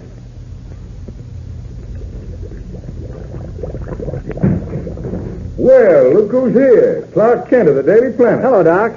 You know Jimmy Olsen. I should say I do. Hello, son. Hello, Doctor.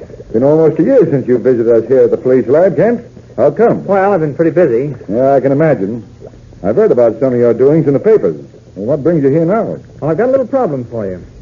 Jimmy and I just delivered 3 prisoners to Captain Callahan. Oh? The captain sent us down to see you to see if you could figure out the formula on this slip of paper. Formula, eh? Uh-huh. Well, Kent, I should say there are a few formulas I can't understand. Let's see it. There you are. Thanks. Now, you just give me a moment. Gosh, Mr. Kent, this sure is some place. Got all those test tubes and Bunsen burners and... Well, what are those things? Those curved glass bottles? Well, those are retorts, Jim. Oh, sure. We use them in class, but I couldn't remember the name. Oh, Kent. Yes? I'm afraid I boasted a little too soon. You mean you can't figure out that formula? I'm afraid not. Some of it's familiar enough, but there are equations here that like which I've never seen before. Oh? Seems to me there are only 3 men, let's say, in the world who could understand this. Well, who are they? Einstein's one. The second is Professor Palmer Graves, and the third... Palmer Graves? Yeah. He lives here in town, doesn't he? Yeah. And we've got to get up to see him right away. Oh, you can't do that. Why? Graves is in the hospital. He's suffering from a collapse brought on when... Great Scott. Well, Doc, what is it? Why didn't I think of it? Why, this is it.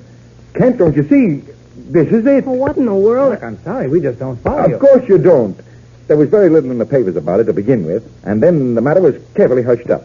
It wouldn't have done the public any good to know about it, and besides... Now, wait a minute, Doc. Wait a minute. What's this all about? Well, now, Professor Palmer Graves has spent years perfecting an explosive more powerful than any other explosive heard of before. Uh-huh. I understand it has nitroglycerin and TNT backed off the map. For years, the professor recently, he was successful in evolving a formula for exactly the kind of explosive he wanted. Go on.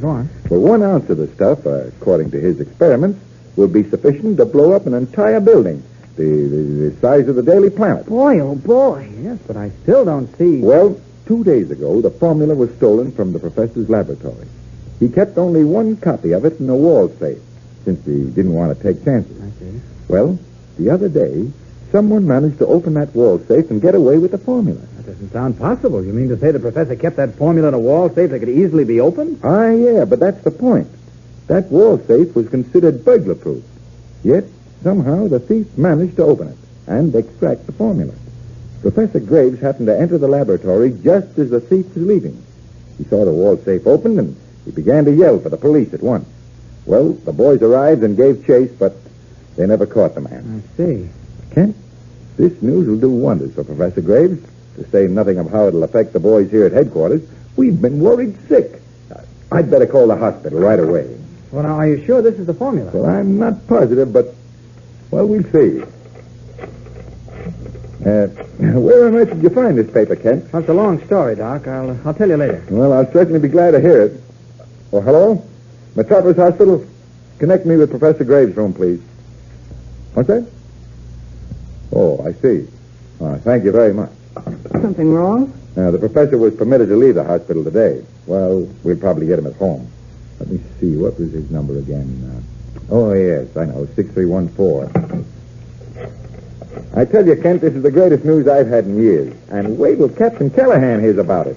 We better be sure it is the formula you're looking for first. Oh, of course it is. There can't be any doubt about it. Oh, hello? I'd like to speak to Professor Graves, please. This is Dr. Turner at police headquarters calling. Thank you. That must be the nurse I just spoke to. Oh, hello? Professor? How you feeling, sir? I'm glad to hear that, sir.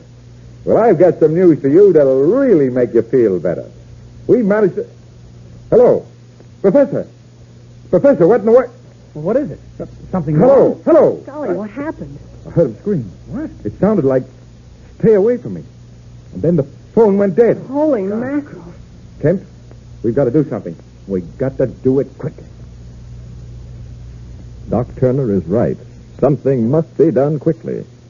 Professor Graves is in trouble, and this time it's serious trouble. Who is behind the strange and mysterious attempt to gain possession of the formula for a new and powerful explosive? Well, be sure to be with us tomorrow and every day, Monday through Friday. Tune in and follow The Adventures of Superman. Did you ever stop to think why American machine gun crews make such good scores in their battles against the Japs and the Nazis? Their teamwork, their super marksmanship, comes from practice. Practice every day until they can hit the bullseye practically every time. But that much practice eats up an awful lot of bullets. And that's just where you come in. You buy bullets for machine gunners every time you buy war stamps. 5 bullets for every 10-cent stamp. So get behind your team by buying stamps just as often as you can. Can you think of anything more exciting to buy for your dime than 5 .45 caliber bullets?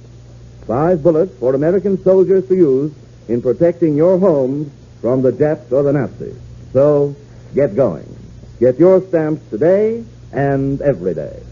Faster than a speeding bullet. More powerful than a locomotive. Able to leap tall buildings at a single bound. Look! Up in the sky! It's a bird! It's a plane! It's Superman!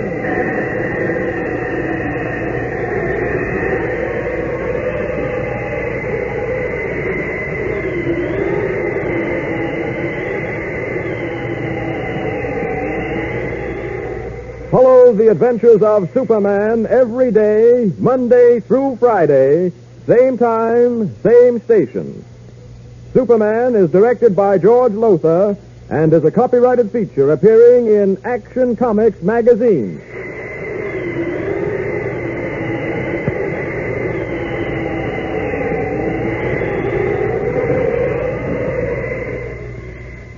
This is Mutual.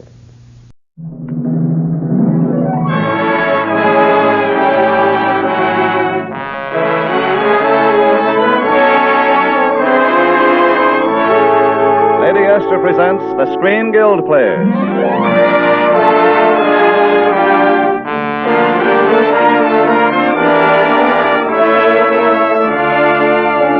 The Screen Guild play tonight, Ball of Fire. The starring players. This is Paulette Goddard. And this is Kay Kaiser. And this is Richard Haydn.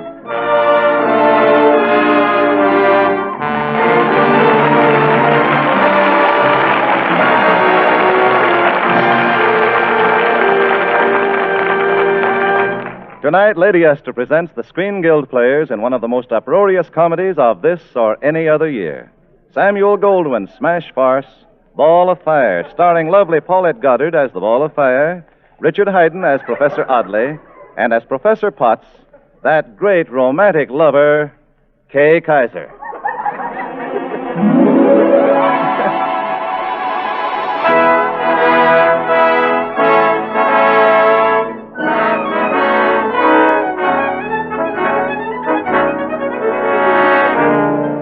Professor Bertram Potts is only 35 years old, but for the past 9 years he has been living in a dormitory with several dry as dust and gone to seed 60-year-olds, seriously working at compiling an encyclopedia.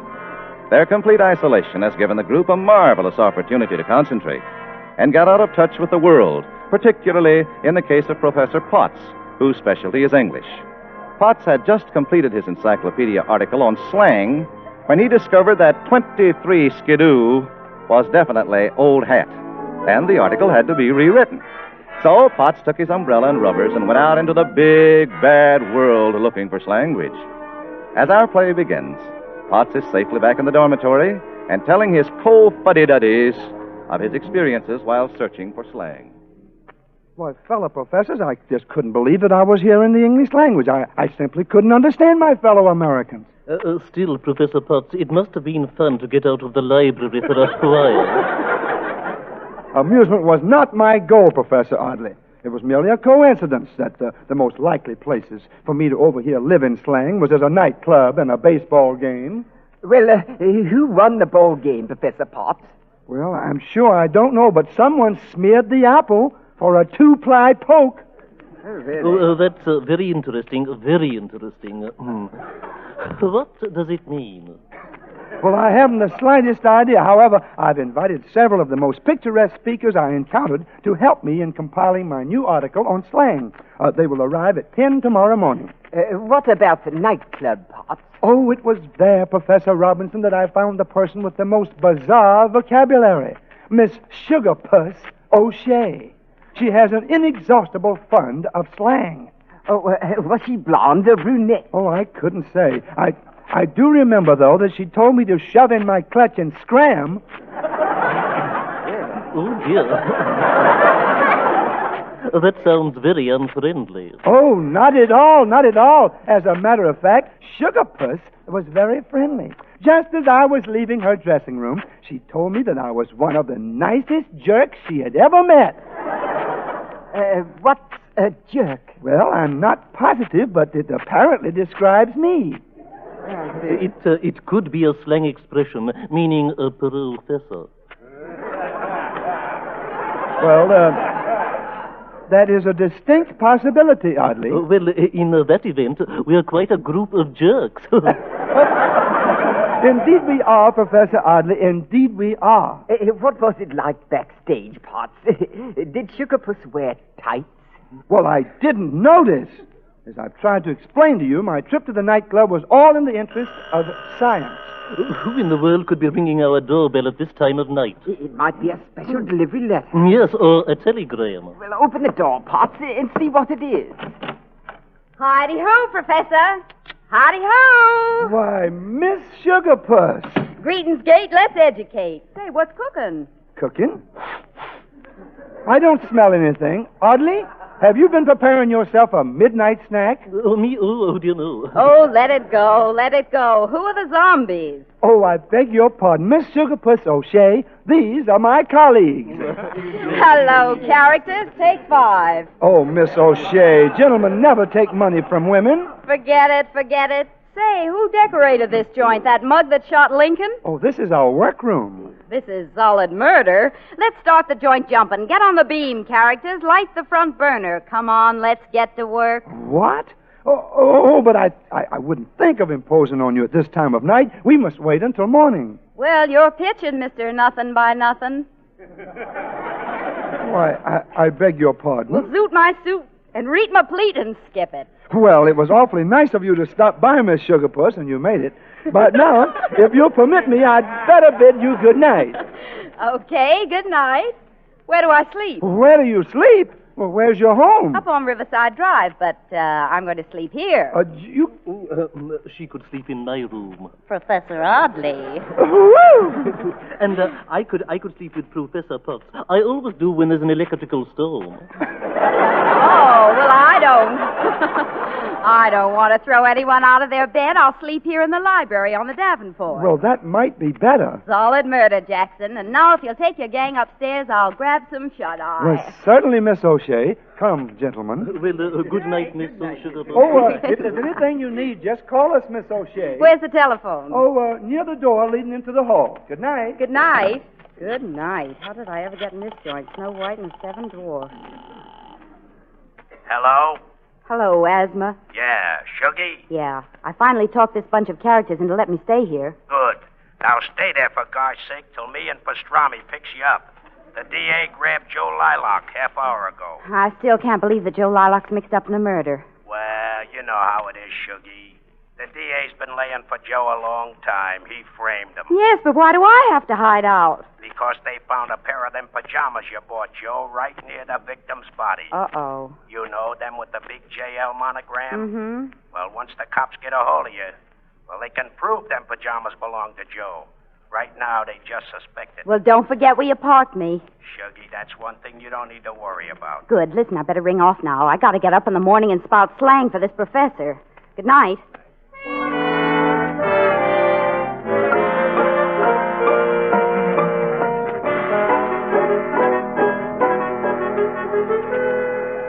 Why, Miss O'Shea, I'm very grateful to you for your most illuminating dissertations. However, there is one word, the meaning of which still eludes me. That word is corny.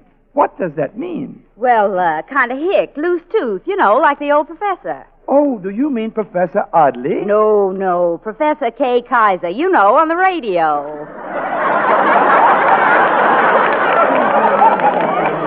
Evening, folks. Hi-yo. I'm afraid I never heard of him. Could you give me a more specific example of something corny? When a guy comes to see a girl and says, let's turn off the light, it hurts my eyes, that's corn. Oh, I see. The implication being that the fella was trying to pull some hoity-toity. Boy, you're mellow as a cello, but you're catching on, Professor. And now, if you'll excuse me, I have to go and give the other professors a conga lesson. Conga lesson? Now, Miss O'Shea, our understanding when you came here 3 days ago was that our relationship would be strictly scientific. All right, scientists, keep it that way.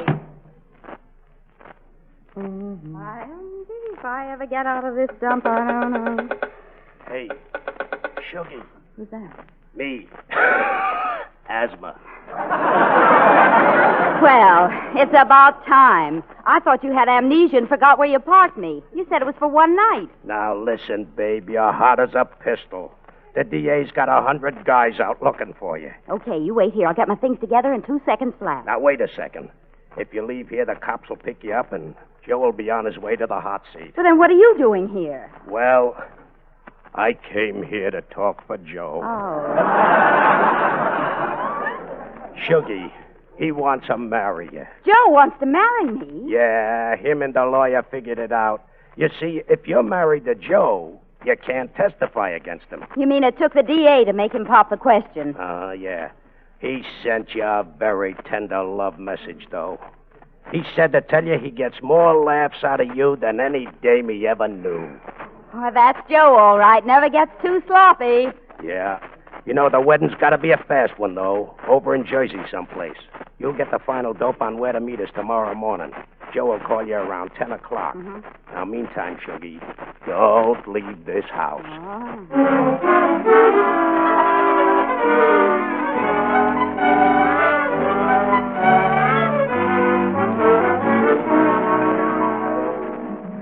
Send for me, Professor Potts? Yes, Miss O'Shea. Circumstances over which neither of us has control forced me to ask you to leave. Wait a minute. Did you say leave? Immediately. Oh, but you can't throw me out. Wait a minute. What about the slang? You don't know what this means. I'll get you on the Don Amici. Don Amici? No. A Don Amici is a telephone on account of because he invented it. Oh, very interesting. And make no mistake, I shall regret the absence of your keen mind. Unfortunately, it's inseparable from an extremely disturbing body. Well, of course, some people have said that little sugar is 112 pounds of quite all right. That's just it. No one's allowed that much sugar. All right. I'll leave sometime tomorrow. No, right away. Oh, but I can't. That is, Potsy, look at me. Look, why do you think I came here in the first place? To assist in the research. No, I didn't. I came on account of you. Me? On account of I couldn't stop thinking about you, Potsy. After you left my dressing room, and on account of I thought you were clumsy and cute and pretty. Pretty? Maybe I'm crazy, but to me, you're a regular yum-yum type. Yum-yum? We never got to that. Well, we've got to it now, and now that you're throwing me out anyway, I can tell you that I'm wacky about you. I'm just plain wacky. Have you ever been with a whack before? No, but I've been close to a couple of waves. Come here. Come here to me, you great big academic Casanova. Please, Miss O'Shea. What are you going to do? I'm going to show you what Yum Yum is. Bend down. Mm-hmm. Now, here's Yum. And here's another Yum. And here's Yum Yum.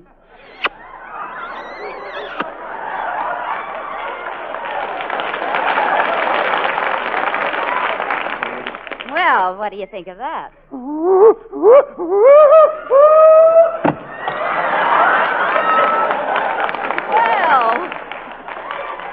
what do you know? Lucky Strike Green has gone to war.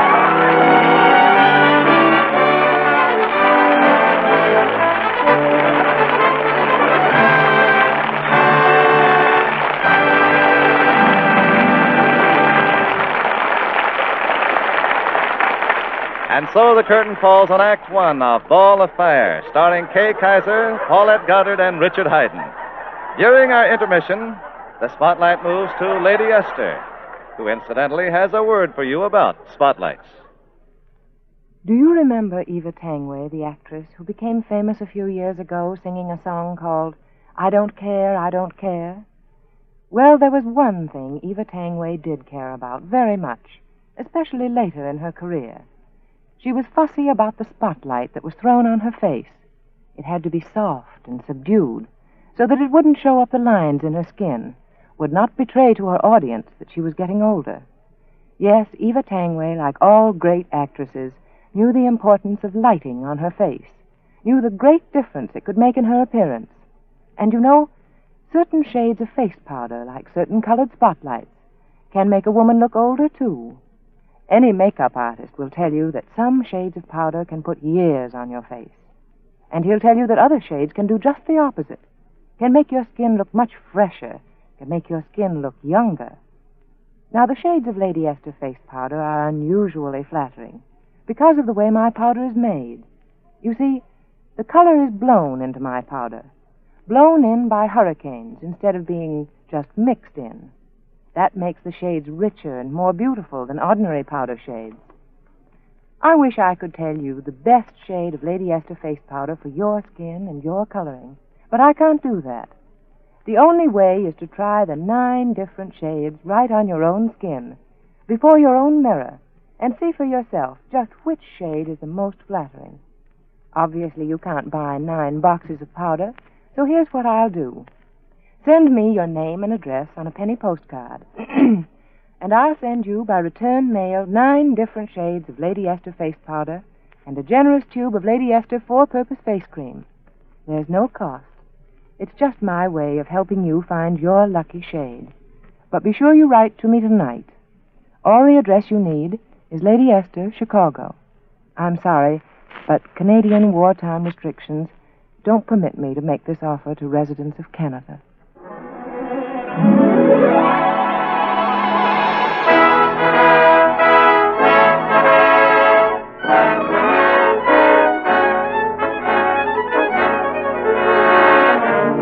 When Sugar Puss gave Professor Potts that last yum, Potsy went off his nut. He went out and bought an engagement ring and asked Sugar Puss to marry him. And he did it with such sincerity that Sugar Puss didn't have the heart to say no or tell him that she was due to marry a murdering gangster named Joe Lilac. As a matter of fact, Sugar Puss began to realize that Potsy had his points, despite his low blood pressure. As the curtain rises on the second act of Ball of Fire, starring Paulette Goddard as Sugar Puss O'Shea, Kay Kaiser as Professor Bertram Potts, and Richard Haydn as Professor Audley, it's the next morning, and Sugar Puss is waiting for a phone call from the gangster, Joe Lilac. Now, why does everything have to happen to me? I worked for 10 years trying to make something of myself, finally get Joe Lilac to pop the question, and then, like a moron, I have to fall in love with an English professor who makes $3,200 a year. Oh, go ahead and ring. If you hadn't made me come here in the first place, I wouldn't be in this mess. So keep your receiver on. I'm coming. Hello. Hello, Shuggy. It's Joe. I know. Why, Shuggy, what's the matter? Ain't you glad you're getting a chance to marry me? I don't know whether I am or not. What? Say, you ain't falling for any of them professors, are you? What if I am? It wouldn't be good, Shuggy, for you or the professors. You know I gotta get married to you, so the DA can't make you testify against me. Oh, I see. Say, you're really quite a guy, Joe. Well, I think ahead. Now listen, some way you gotta talk them professors into driving you over to Jersey. That's where I am. Why can't I take a bus? Because the cops are watching for you. Make them long hairs drive you down here. If I don't? If you don't, me or some of the boys will make certain you ain't in any condition to testify against me ever. You get it? Yes, I get it. Good. I don't take too long, or I'll send some of the boys over to mess the professors up a little. Sort of encourage them. Leave the professors out of this. They haven't hurt you. And not only haven't, they couldn't. Now get going, you hear me? I heard you, Joe. I heard you.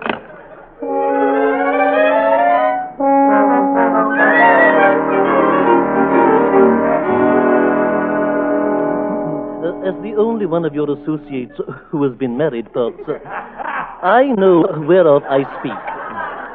If you feel the need of any guidance, may I suggest that you turn to me. Well, thank you, Professor Oddly. Genevieve, my wife, has been dead for some 24 years. But I have relived every moment of our happiness many times. My experience is entirely at your disposal, Potts, now that you are engaged to Miss Sugarpuss. Well, really, Oddly, I don't know how I judge that I do not have to start with basic principles. Being a botanist, I find an astonishing parallel between a woman's heart and the windflower, or anemone nemorosa. Perhaps you know the plant. Sensitive and delicate, one rough, impetuous bee can completely destroy the bloom. Well, I'm much obliged, darling. Tenderness, that is what I advocate. Tenderness and patience. Genevieve, my wife, was a watercolorist. Therefore, after the wedding reception, we went straight to the Catskills. We spent there a beautiful week, filled with promise, and returned to New York with 14 excellent watercolors. Well, I certainly I appreciate your interest, do please, I beg of you, be patient. I remember for 3 months, every time I bade her good night, I would kiss the palm of her little hand, astonished at my own boldness. Well, just a moment, Arlie. I recognize the beauty and delicacy of the relationship you described, but I'm afraid I'm a lot bolder than you are. Yes? I'm a man in love. I want to crush her in my arms. Oh, my goodness. I think of Sugarpuss every waking moment. Why, if our marriage had been postponed, were to be... Now, listen to that, Audley. I don't know my tenses anymore. I've gone goofy, slap-happy. I can't keep my mind on the anemone... Anemorusa. Thank you. Or rough, impetuous bees either. I couldn't even wait for 14 excellent watercolors. Now, what do you think of that? I think it's wonderful, Potsy. Just wonderful. You think... What? Did you hear me talking to Audley? Every word of it, Potsy. I couldn't help it. Oh, you'll have to forgive me. Oh, don't apologize, Potsy. It was illuminating. Come here, you great big yum-yum. Oh, dear me. What are you worrying about? It's my blood pressure. Enjoy yourself, Potsy. That's a goodbye kiss. Goodbye? Well, where are you going? Over to Jersey to see a dog about a man. Of course, if you don't want to tell me... Well, I don't. Then you mean that you and I are not going to be married? I'm afraid not, Potsy. And you don't feel that you owe me an explanation? Sure I do, but I'm not going to give you one. Goodbye, Potsy.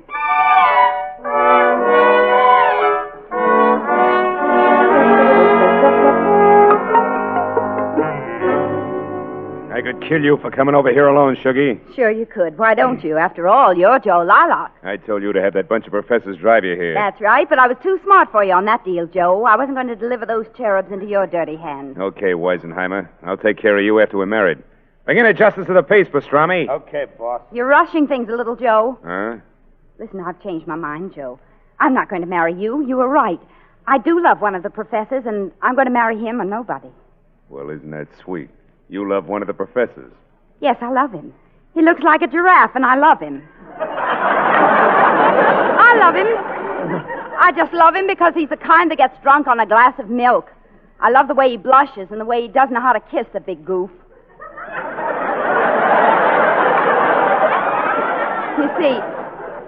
You see, I love him, Joe. I may never see him again, but I'm not going to marry you. Not if you tie a ton of cement around my neck and throw me into the East River like you did the others. Oh, then I guess maybe you better talk to your professor. I told you before, leave him out of this. Just imagine him on the bottom of the East River. You wouldn't like that to happen to him, would you, Sugarfoot? It ain't funny, McGee. Who said it's funny? I mean business. And as if you don't say I do, like a nice little bride. You can't do that, Joe. Too late, Shuggy. Some of the boys have already gone to pick up your professor. What are you trying to do, put the screws on me? You said it. Right where it hurts the most.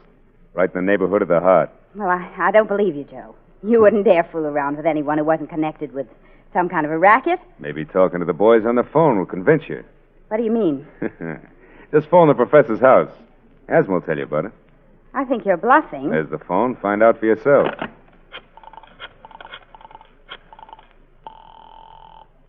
Hello? Who's that? Me. Asthma.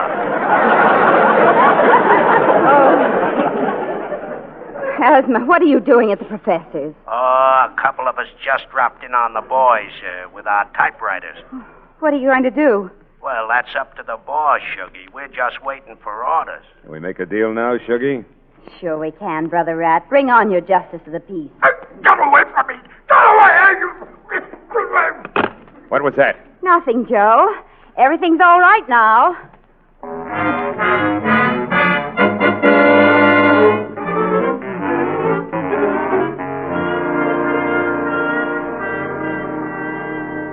Now, Mr. Asma, this is your last chance. If you don't tell us where Miss Sugarpuss is being held, we'll be forced to torture you. Be forced to go ahead. I've been given the 3rd degree by experts. Yes, but you haven't been tortured by anyone as expert as Professor Robinson. He's not only an international authority on the subject, he's on the rationing board. He's practically a fiend. Is that so? Well, you can't scare me. Very well, then, Professor Robinson, proceed. Well, it's really very simple. One places this feather between the 12th and 13th vertebrae and whirls it rapidly. Cut it out! You're tickling me! Hey, stop it! Stop. What are you trying to do? What are you killing me? Stop it! I'll tell you anything. I'll tell you anything you want to know.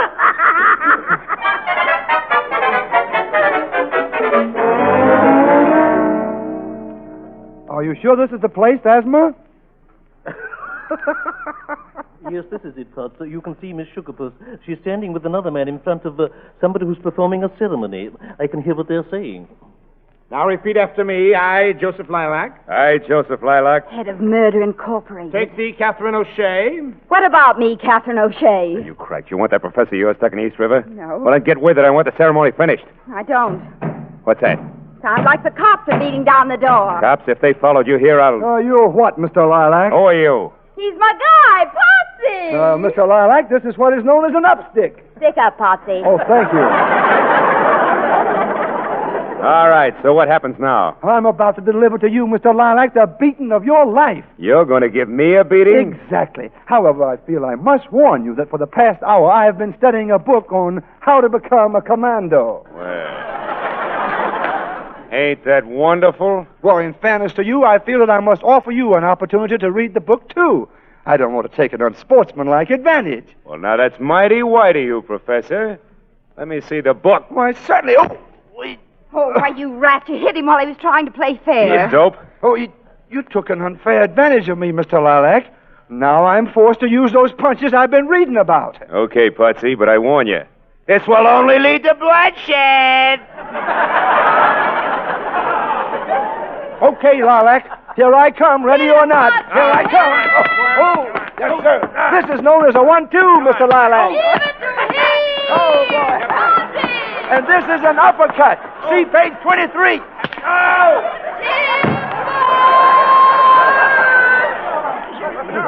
Are you all right, Mr. Potts? Did you conquer the bounder, Potts? Did he conquer him? There he is on the floor, boys. Wrap him up and take him away. Yes, secure his hands and feet, gentlemen. Mr. Lilac is not an honorable man. Understatement just hit a new low. We arrived in time to interrupt the ceremony, did we not? You not only interrupted it, you disintegrated it, if I know what I mean. It calls for a celebration. Primitive peoples customarily dance to celebrate victories. That's an excellent idea. Miss Sugarpuss, would you lead us in that conga you were teaching us? Oh, I'd love to, Professor Audley, but if I remember correctly, Potsy threw me out of the house for teaching you that conga. Oh, but he wouldn't know, I'm sure. He might even join us. Would you, Potsy? Would I? Come on, children. Yes, dance. Let's dance.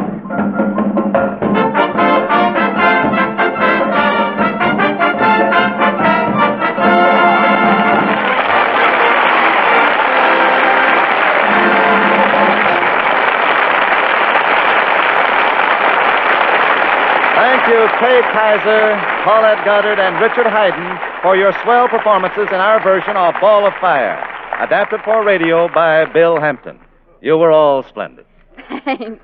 Well, we all enjoyed it, Mr. Bradley, and we all look forward to our appearances with the Lady Esther Screen Guild players, for we know that all the benefits go to the support of the Motion Picture Relief Fund, which is very close to our hearts. In a moment, Kay Kaiser will tell you about the year's outstanding radio motion picture event, which will be brought to you next week on this program. But first, here is a word from one of our best-known beauty authorities, Lady Esther. Thank you, Miss Goddard. I'd like to remind you of the offer I made a little while ago to help you find your most flattering shade of face powder.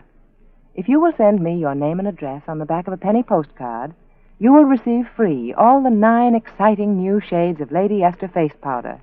And with the 9 shades of powder, I'll send you a generous tube of Lady Esther four-purpose face cream so that you can clean your skin thoroughly before trying each shade and so get the full value of its beauty. You know, one of those 9 Lady Esther shades will be especially flattering to your skin. One of those shades will make your skin look unusually clear, fresh, and luminous. Well, that's the shade for you. That's your lucky shade. So don't delay until all the gift packages are gone.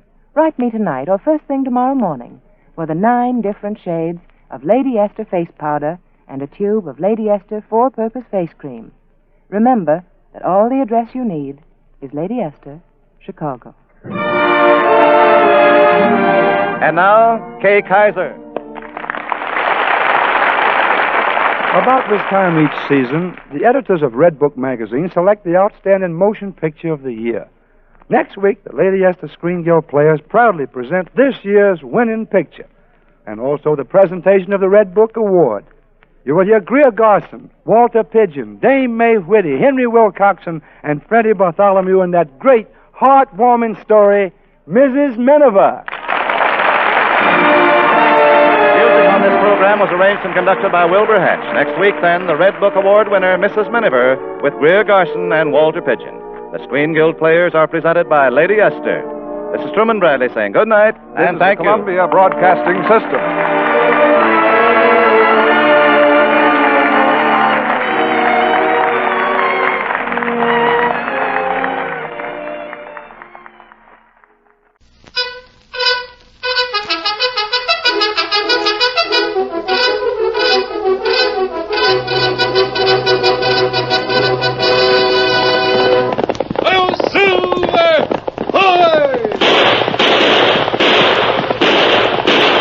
Fiery horse with the speed of light, the cloud of dust, and a hearty hi-yo, Silver, the Lone Ranger.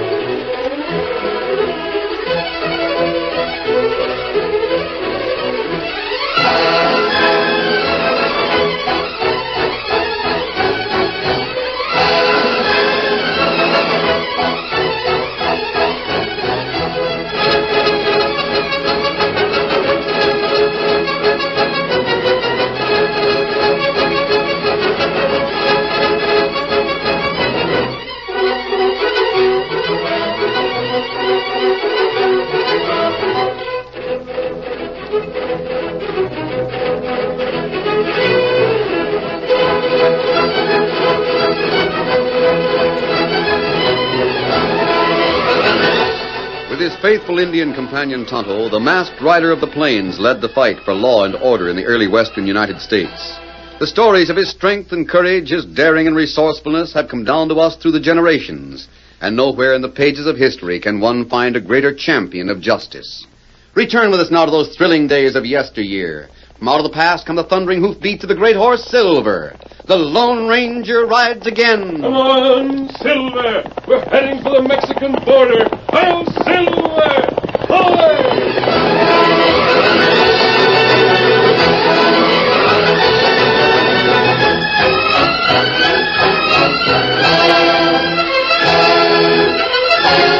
It was dusk when the two men rode into the noisy, sprawling Mexican border town of San Cosmo and stopped before the cantina. Easy. One was a tall man who wore a white hat and black mask, with 6 guns hung low within easy reach of his lean fingers. He was astride a powerful white stallion. The other was a grave-faced Indian dressed in buckskin who sat a paint. They hitched their trail-dusty horses to a rack and walked quietly to a window of the cantina, then looked in.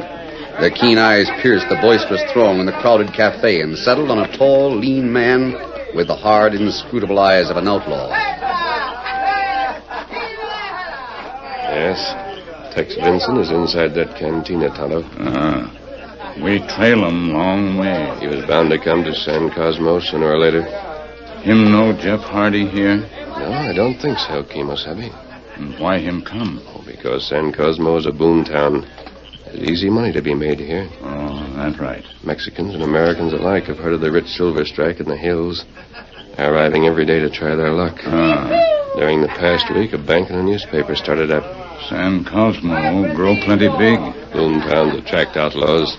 Tex Vincent is one of the worst. Law not able to arrest him. He's been too clever, Tonto. He's responsible for some of the most criminal acts in Texas. Yet, he's never been charged with a crime. And Jeff Hardy, who never committed a crime, is a fugitive from justice. Texas Rangers not catch Jeff in Mexico. No, they can't cross the border. But he'll always be hunted, while Tex Vincent goes free. And Tex plenty safe while him stay in Mexico, too. We've got to get him back to Texas to answer for his crimes, Tonto. You think a way? Yes. It's a long chance, but we'll have to try it. Now, listen, here's my plan.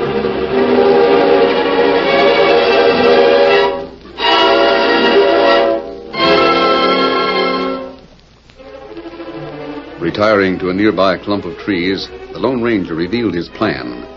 Then he removed his mask and, with Tonto's help, used a secret mixture of wild berries and herbs to disguise his face. The change was miraculous. While Tonto waited outside, a stranger walked into the cantina.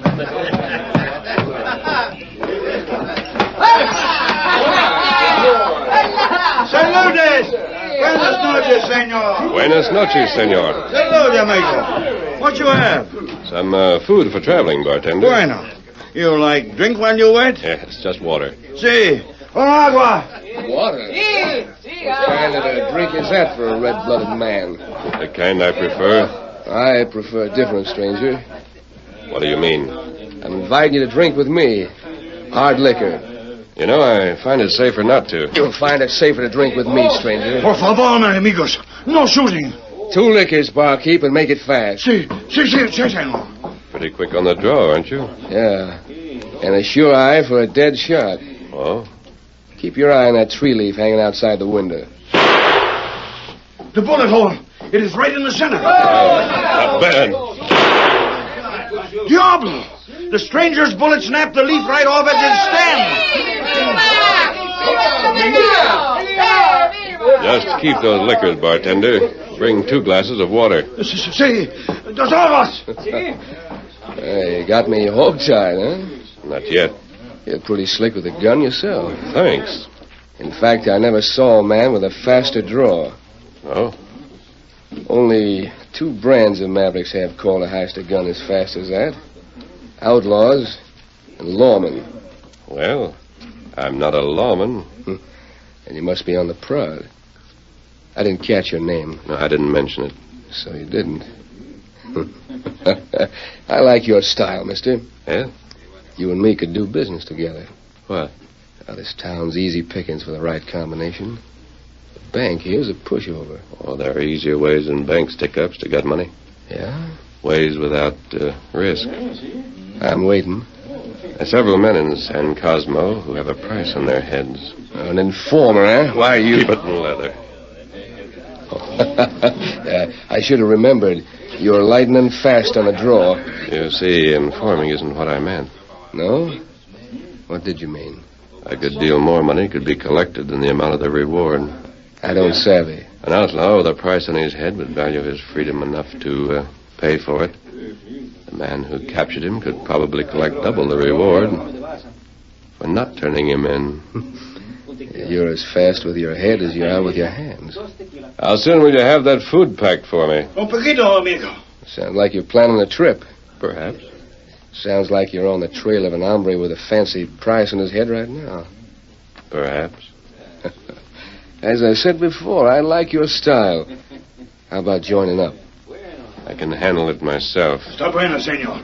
Here is food. Cambio 2 algos. Here's your money. Keep the change. Gracias. Here's drinking your health, stranger. In water.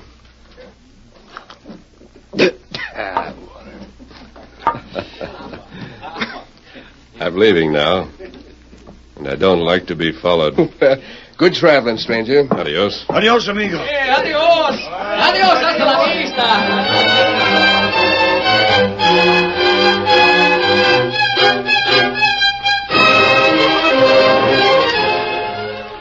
As the Lone Ranger, cleverly disguised, walked from the cantina, his tall figure was followed by 2 pairs of shrewd, scheming eyes.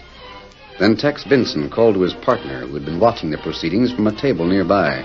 Monk. Yeah, coming. What's up? You heard? Yeah. The stranger's got his eye on some crooked coyote with a lot of cash. And he ain't aiming to share what he gets. He don't like being followed either. Kind of particular, ain't he? Too particular. Come on. Me want food. What? Me want food. Me got plenty silver. Salud, amigo. Oh, es mucho dinero. Keep out of this, barkeep. What's your name, Injun? Me Tonto. Where'd you get all that money? Feller pay me. Pay you for what? Feller ask plenty question. Me answer him. Feller give me money. Who asked you questions? Feller who just leave here. The stranger, Tex. Yeah. What do you ask you, Injun? Me not want to talk. Me want food. Answer me. No. Me promise not tell. Wouldn't be how to locate a certain party with plenty of cash, would it? Well, me not member. Maybe he needs something to refresh his mind, Tex. Yeah. I talk fast, Injun. Or would you like hot lead better? No. You not shoot. Me talk. That's better. Him want fine man. Who? Feller named Jeff Hardy. Jumpin' Juniper. What? Jeff Hardy. That's a kid I knew in Texas. Him get plenty rich from silver mines. So that's the stranger's game. What's eating you, Tex? Jeff Hardy's wanted for murder in Texas. There's a price in his head. I savvy. The stranger's found out about it and is figuring on blackmailing Jeff of a sizable chunk of his cash in exchange for not taking him in. Yeah? We're not letting him do it. You mean that... I was with Jeff the night of the murder. I reckon that gives me first claim on any reward, whether it's for turning him in or buttoning my lip. We don't know where he is. The Injun knows. Tonto hungry. All right. Rustle up some food, barkeep, pronto. Si, senor. Pedro! Si. Margarita! You'll have to eat it on the run, Redskin. We've lost enough time already. What's funny? The stranger said he'd handle this himself. Before we're through, he'll find not only is the cash to be split 3 ways, but that 3 is 1 too many.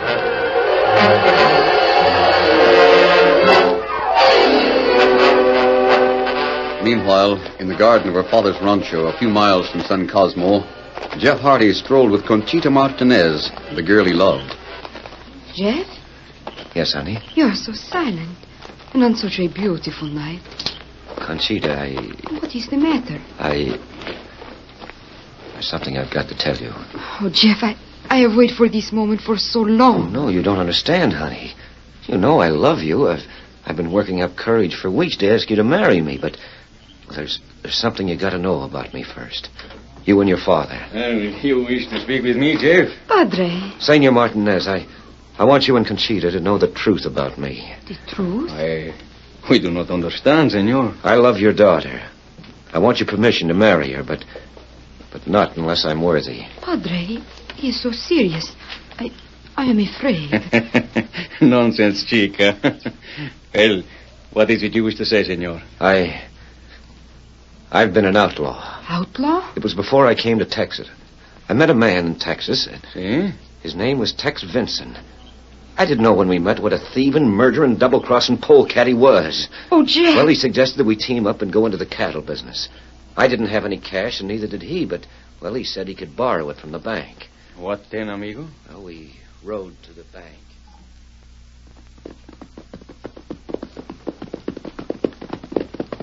Oh, boy. Oh.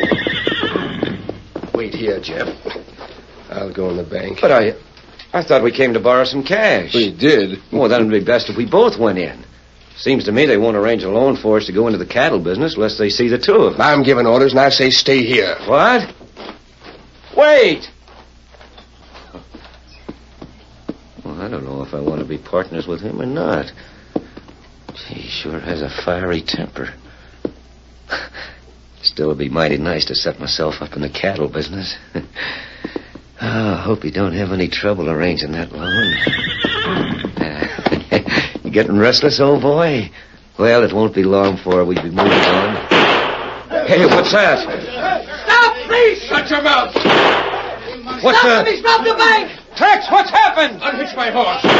Your mask! What of it? What's that satchel? What's in it? Cash, you fool. They get away! Stop them! They robbed the bank! Robbed the bank? You tricked me! Shut up and ride. No, Blast that bank guard. He almost got me. I'll show the coyote. No, you don't take it! Oh! Oh! Good shot, Jeff Hardy. You killed the guard.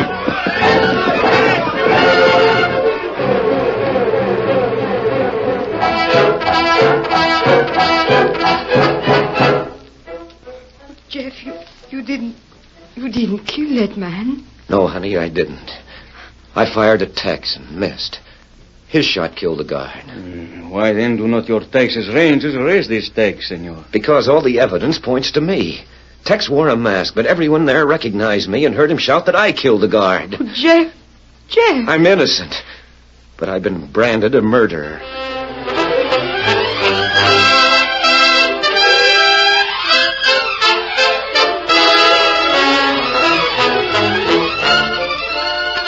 The curtain falls on the first act of tonight's Lone Ranger story. Before the next exciting scenes, please permit us to pause for just a few moments.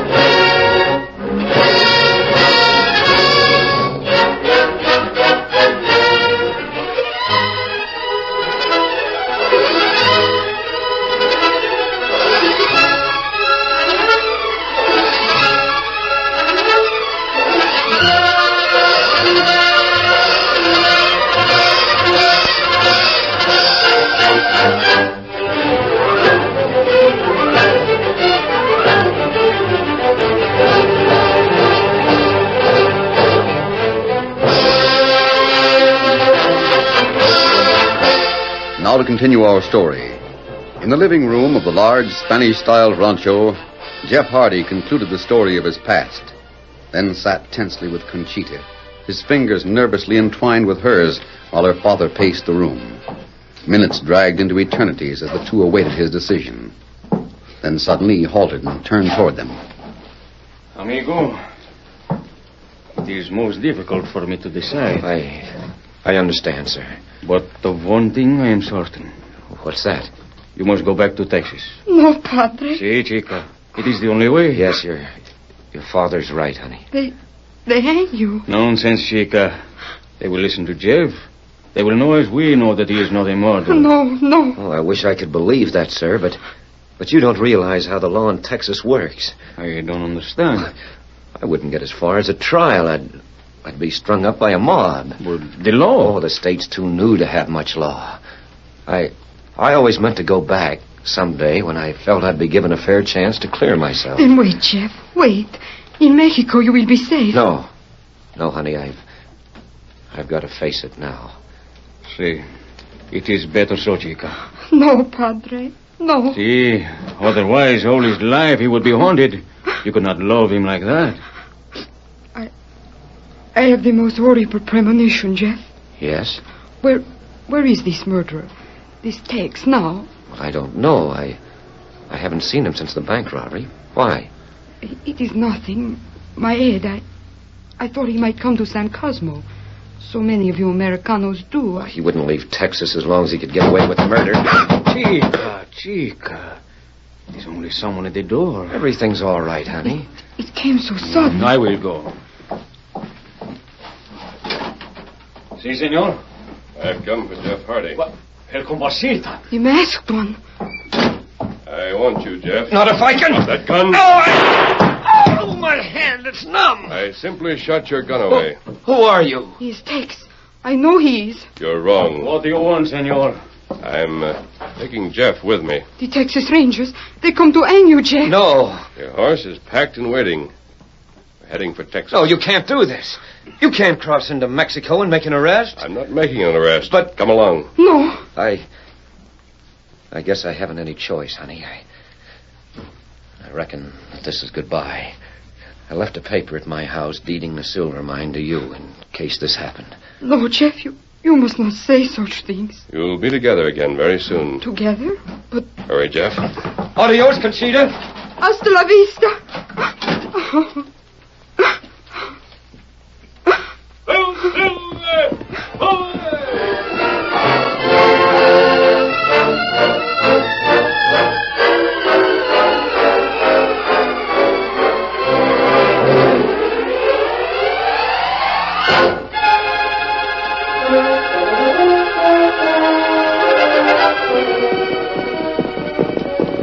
Not long after the Lone Ranger and Jeff Hardy rode away from the rancho, 3 horsemen reined in before Jeff's modest house near the mines.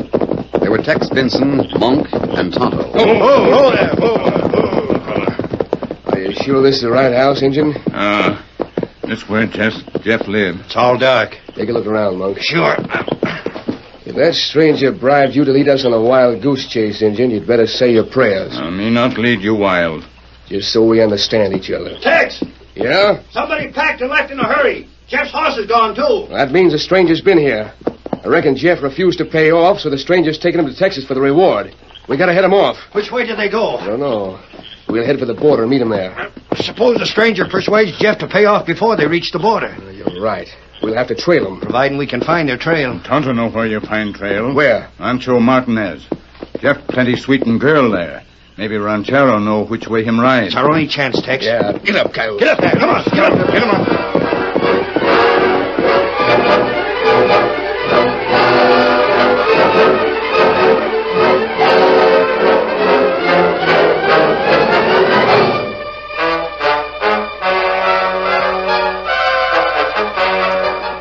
Racing across the flat border country, the 3 riders urged their horses through a narrow ravine which opened on the Rancho Martinez. Riding up to the house, they quickly hitched their horses and knocked on the door.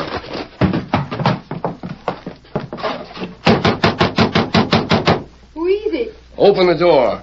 What do you want? We want information. Open up.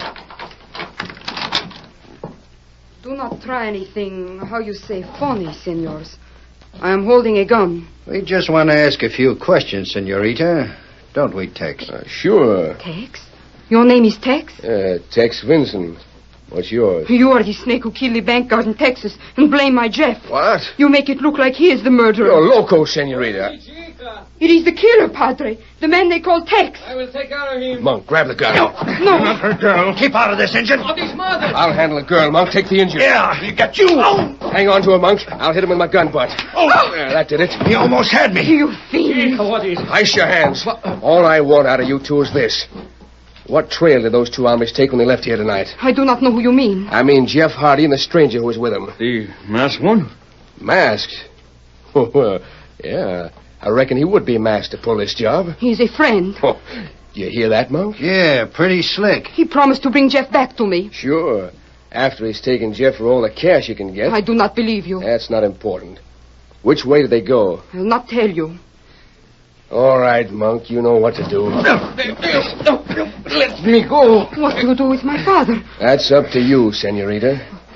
What do you mean? Show us the trail those two took, and we'll let the old man go.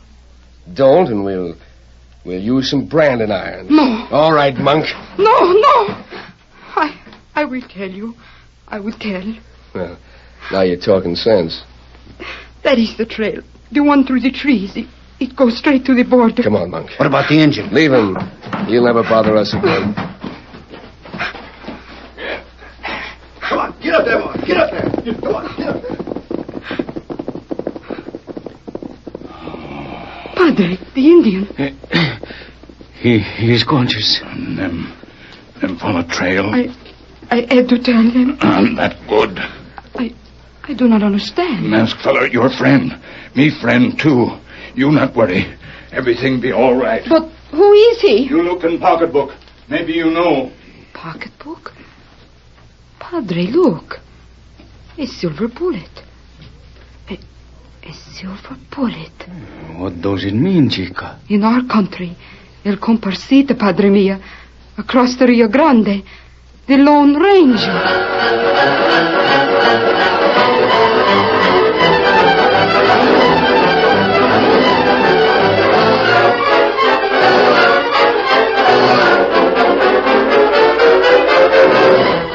On the trail of the masked man and Jeff Hardy, Tex and Monk drove their weary, hard-ridden horses along rock-studded trails, through dusty, barren arroyos, over a cactus-thatched plain.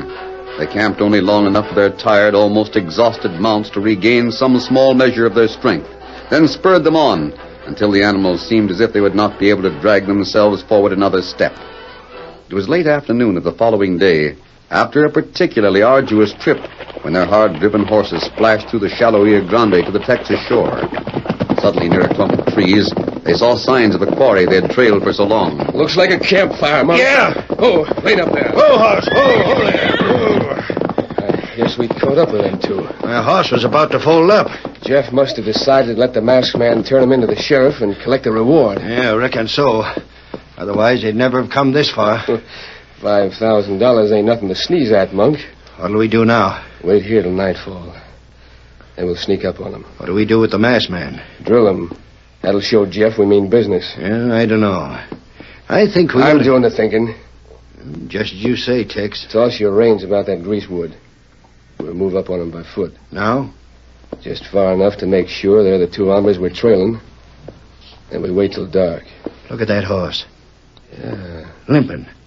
That's why they had to stop. That's one lame horse that did us a good turn. And after dark, we'll do us another.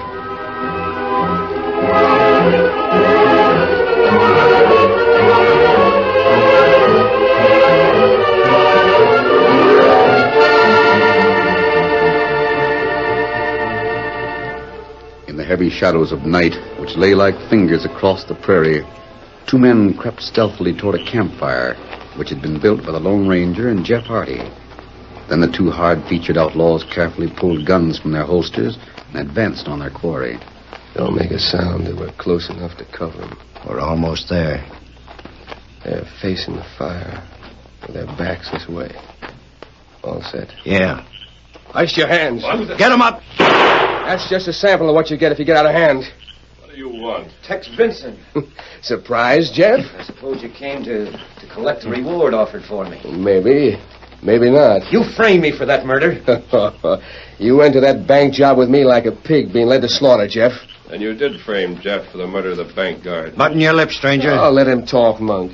It's the last chance he'll have before he kicks off. You ain't forgetting we're in Texas, are you, Tex? No, I ain't forgetting. The wide open spaces. Who's to hear us? I've heard of a lot of low tricks in my time, Tex.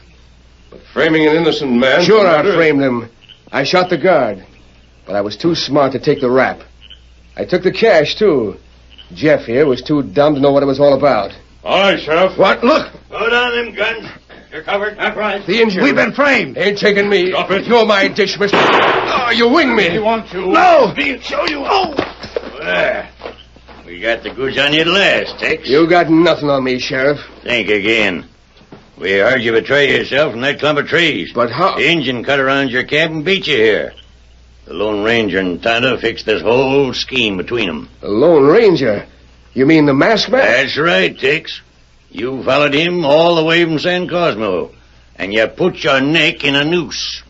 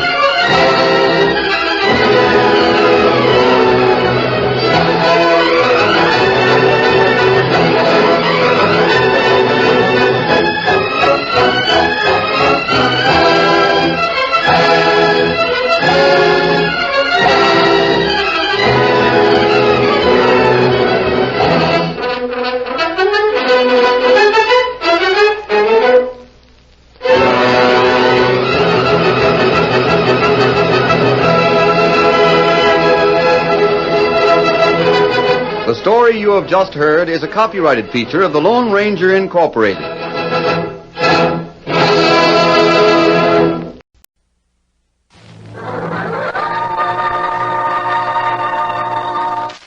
Starring Madeline Carroll as Sister Elizabeth Kenny on The Cavalcade of America.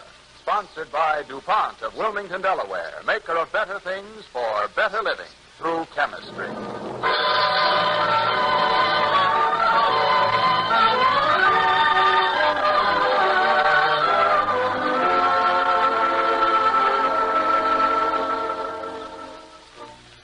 Medical science is studded with the names of its pioneers.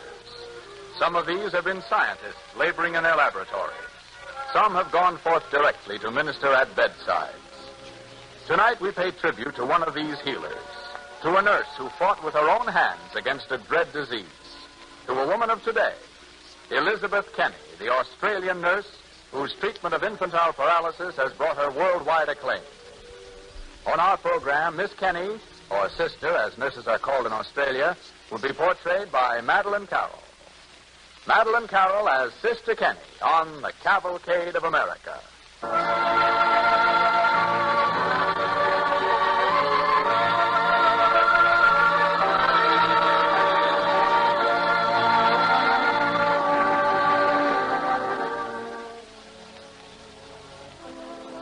The clouds of mystery cover disease. Mystery and fear. Since the days of the pharaohs of Egypt, on whose tombs we see its results pictured, infantile paralysis has stalked through palace and hovel, taking its toll in crippled and disfigured bodies. But now, in our lifetime, a way has been found to help many of its victims.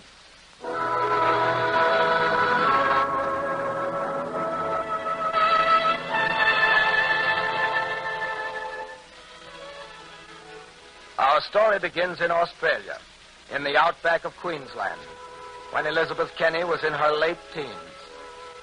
Aeneas MacDonald was family physician and a close friend to the Kenny family.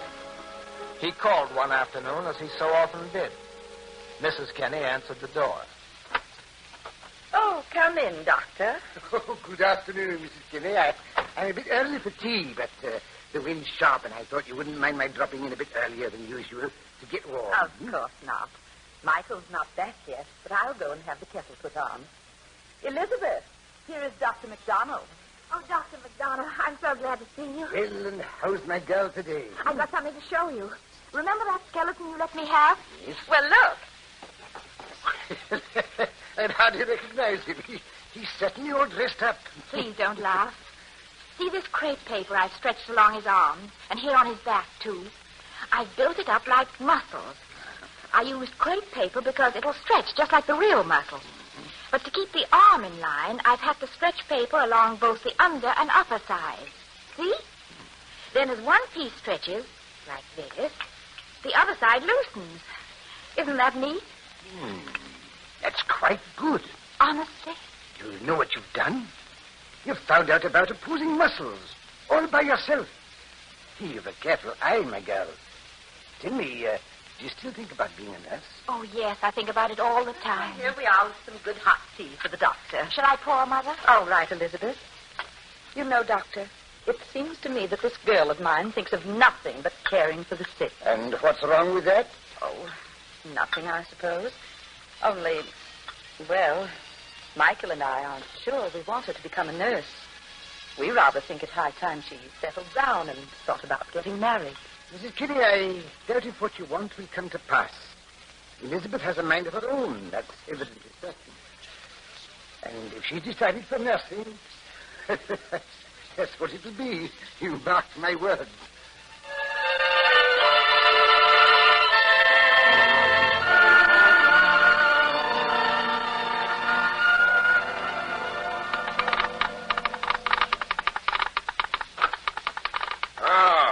Sister Kenny. Hello, Jerry. We haven't seen you in this part of the bush country for ages. I've been up in the Pilsen Hills. How is it out there? Very bad just now. That's why I'm here. Jerry, you must send a telegram for me right away. What's the matter, sister? I don't quite know. That's the trouble. But, Jerry, it's something terrible. Oh, well, you sit down here and I'll tap it out as you say it. Yes, but I have it written down here if you can read my writing. Mm-hmm. To Dr. Aeneas MacDonald, Chief Surgeon, to Woomba General Hospital, Queensland. 6 children here seriously ill. Do not recognize symptoms, but all have similar manifestations. Mm-hmm. Fever high, nausea, hands tremble, violent perspiration. In 2 cases, neck so stiff that patient cannot touch chin to chest. Please tell me what to do. Elizabeth Kenny. Say, sister, that sounds bad. Oh, Jerry, you should see those poor children. They're in terrible pain. I'll tell the operator on the other end to hurry the reply, but you're waiting.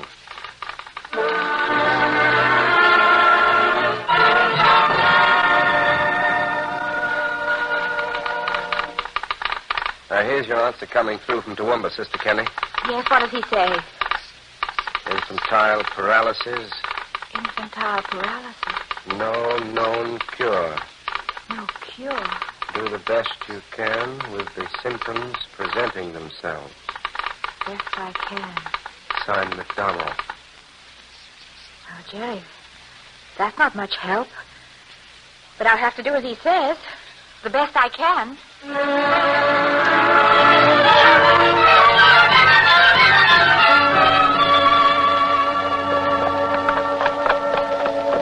Whoa, slow down, Thunderbolt. Whoa there, boy. Here we are.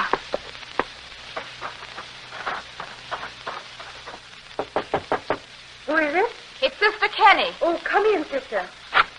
Oh, Judith, shut the door quickly so the wind won't strike Danny. Yes, Mother. Judith, child, you must stay out of this room all the time now. Oh, all right. Thank God you're back. Tell me what's happened. Oh, it's getting worse, sister. Danny can't roll over at all now. I tried to help him, but he screams if I even touch him. What are we going to do, sister? Did you try the hot salt application? Yes, but he just couldn't stand the weight of it. Or the linseed poultice either, I suppose. No. Sister, we must do something. You can't just let him lie there. If only a doctor were here. I doubt if he'd know what to do either. What do you mean? Did you get some word from the doctor? Yes.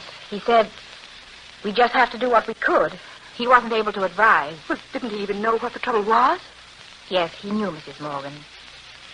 It's infantile paralysis. Oh, no, sister. No. No. Now, Mrs. Morgan, you must stand by me and help. We'll find a way. We must. I'm sorry, sister. Danny, I want to look at you. No, don't be afraid. I'll be very gentle. Let me just put my fingers along your arm here where it's all drawn up. Now the underside. Oh, please don't. Oh, no. I'm all through, Danny. There. Mrs. Morgan, I think the reason he can't move is because this inner muscle is drawn up so short. See there? I do. Tight like that, it prevents the opposite muscle out here from moving either. Yes, but how do you relax them? That's what I've got to find out. I'm still sure it's heat we need. But we must think of something lighter weight than salt or meal. Well, would maybe a sheet do? It might, but no, it wouldn't retain the heat long enough. But maybe wool. Have you some old soft wool blankets? Yes, I'll get them. Well, we'll cut them up in strips and then wring them out of boiling water and apply them. I think that may do the trick. Here's the blanket, sister, and here's the hot water on the stove. Good. Now, Danny, I want to lift you up. Yes, ever so slowly. There. Pass me that piece. You are? Now we'll wrap this around your chest. So. Have you some safety pins? Right here. Thanks. Now one for your shoulder. That's it. Now for your arm. Am I hurting you this time, Danny? Not so much, sister. Fine. Now for the other arm. There. Any better? I can't tell yet. Now, Mrs. Morgan, we must find some more blankets, but we'll have to change these as soon as they begin to cool off. Yes, sister. How are you feeling, child? I don't hurt so much. That's the boy. Mrs. Morgan, I think this is it. Look how much easier he breathes already. Oh, he does. I must ride over to the Burley child now and see what I can do for her, and then I'll be back. Remember to keep Judith in the back room away from Danny. I will, sister, and please come back soon. I'll be back as soon as I can, and every day until we get this licked. Oh, look. He's falling asleep. Seems like a miracle. God bless you, sister.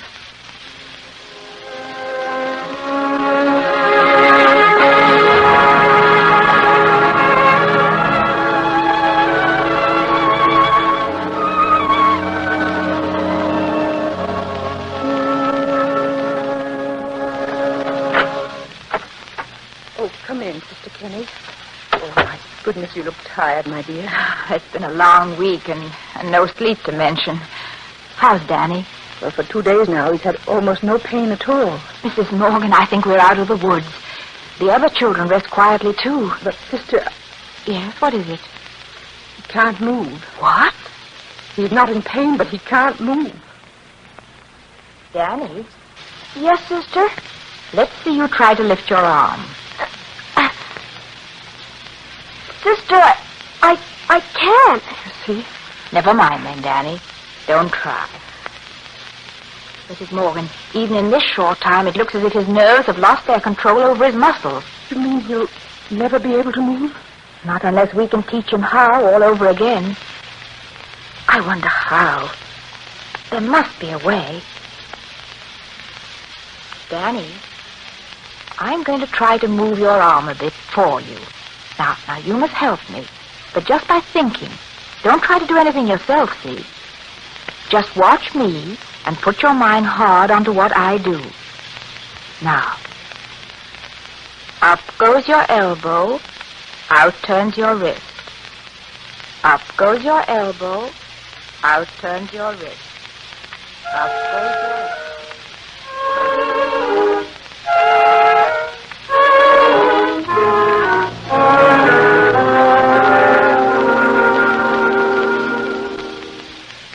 You are listening to Madeline Carroll as Sister Kenny on the Cavalcade of America, sponsored by DuPont. After days and weeks of patient experimentation, all the children were up and running again. As our play continues, Sister Kenny has gone back to Toowoomba to see her old friend, Dr. McDonald. Well, my girl, you've been through a lot these past few months. Well, For a nurse fresh to the job, to have to face a polio epidemic all alone is baptism by fire for certain. I was pretty scared, I can tell you. I wish I'd been able to come into the outlands to help you. Now, tell me about the children. How many did you lose? None. None? That was great good luck. A couple of them were very sick, but they're all well now. You told me to treat them as best as I could, and I did. That's splendid. Tell me, how badly are they crippled? Crippled? Why, they're not crippled at all. Not crippled? What do you mean? They're as well as can be. Well? That's right. You mean they can move and walk as though they hadn't had polio? Exactly. But you said in your telegram that you led me to believe they were severe cases. Paralysis had already set in. It had. They couldn't move. But cases like that just don't recover. These did. But what did you do? I applied heat. I wrung blankets out of boiling water. And then with my hands, I worked on the muscles until I got them back into functioning. I can't believe it. We must have diagnosed it wrong. Come into the ward here and I'll show you what real infantile paralysis looks like. You see? But that's just the way they were. Like that? Exactly? Your children? 2 or 3 days after they became sick, my children appeared like those. It's incredible. If I'd not known you since you were a baby, I'd think you were imagining things. But, Doctor, what's happened to those children over there? Those are the convalescent ones. Yes, but they're all bound up. Well, that's supposed to be the newest method and best idea on how to treat them. Splinting and immobilization as soon as paralysis shows itself. Splinting? Yes.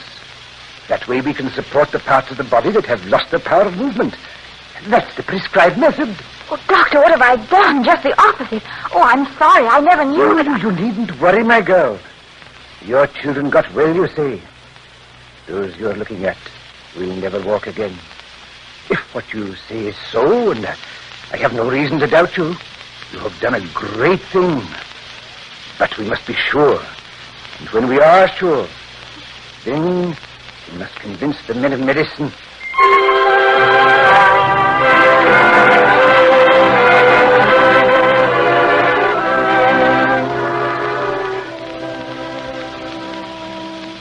And that's the story, gentlemen. And all I can add is that all the children are well again. Sister Kelly, let me question one point. You say the muscles are in a spasm. What makes you think so? Why, Doctor, I can see it right in front of me, can't you? Haven't you noticed involuntary contractions? Well, when the one muscle is shortened that way, the opposing muscle is prevented from contracting so that all movement stops. Do you realize that you are challenging medical opinion by claiming that the muscles in your polio cases are taut rather than weak and flaccid? I do, for that is what I have observed to happen. The muscle you've thought was affected is perfectly all right. It's the opposite muscle to which you've paid no attention that is paralyzed. Oh, it's ridiculous. Miss Kenny, I must tell you that the Royal Commission believes that it would be particularly damaging to adopt your non-splinting method, owing to its failure to prevent injury due to muscle stretching and deformity due to muscular imbalance. Gentlemen, let's simplify the talk. We're all striving for the same thing, to make human beings, especially children, suffer a little less. We all want that. Give me a chance to show you that I found out how, for I have. Please let me do it.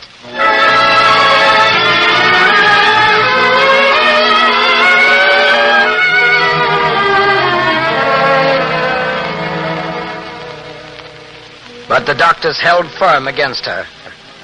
No beds were placed at Sister Kenny's disposal in any hospital to allow her to prove her claims. But in 1937 and 8, there was a severe epidemic in the Australian state of Victoria, and the staunch-hearted healer, working as she always had without pay, was at last allowed to show what she could do. And she did. 2 years later, a grateful Australian government sent her to the United States to demonstrate her methods to American doctors. Miss Kenny, I'm not surprised at this story of your reception here in America. You certainly have been passed like a hot brick from one medical hand to another. That's an accurate description, all right. But I am surprised at why you came over here at all. You'd had such a time at home. Didn't you know it would be the same story over again here? I suppose I did, Dr. Cole. But I had to come anyhow. Don't forget, after all, I'm a nurse, not a doctor. Until I can get you medical men who have the scientific authority to say I'm right, the job won't be done. I see your point. Besides, you have so many more infantile paralysis cases here in the United States and Canada than we had at home or anywhere else in the world. You know that. So I guess I had to come where the fight looked thickest. Well, Miss Kenny, you can't blame us for being skeptical. After all, you ask us to turn upside down everything that we've been taught and worked on. Doctors have a great responsibility to the people. Can't do such things lightly. Now, Miss Kenny, your terminology is unique, if I may say so. Take your word incoordination, for example. I've never heard it in this connection. What do you mean by it? Well, Dr. Knapp, I see it this way. A child with polio is like a man trying to lift a heavy weight by facial contortions alone. He is substituting useless and wrong muscles for the ones that he should be using to do what he has to do. And we've got to set him right again. Seems fairly clear to me. Dr. Cole, let's not waste more time in talk. Let me work here at your Minneapolis clinic, and I'll show you what I mean by all these things. Well, Dr. Knapp, I'm inclined to give Miss Kenny a chance. What do you say? All right. And Dr. Poe? No, I'm agreeable. Why not give her that child that was brought in this morning? Well, that's hardly fair. That child can't survive the day. She's the one I want, then. What's her condition, Dr. Poe? Completely paralyzed on the left side. Her head hangs back at an angle so that she can't swallow. Needless to say, she can hardly breathe. Please let me go to her. Here is the patient, Doctor. Come in, Miss Kenny.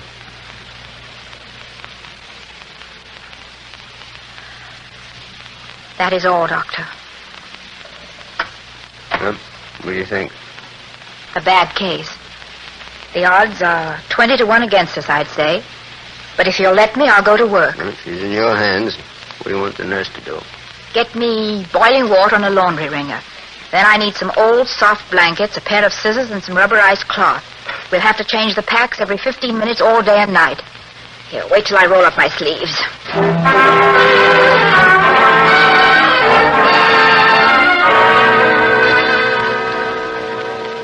Sister Kenny, we're ready with the water and blankets again. Good. How is her breathing? Oh, it's still pretty difficult. What do you think? The respirator? In a little while, if the next 2 packs don't help.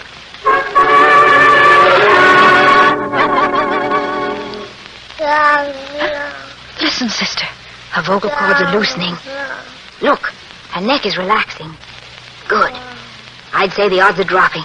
Keep the water boiling. I'll sit with her through the night.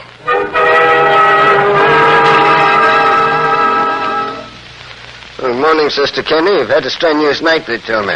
Yes, Dr. Poe, but she's still alive. You know, I think I'll reduce the odds against her to 2 to 1. Already you say that? Give me 2 more days, and I hope I can say more.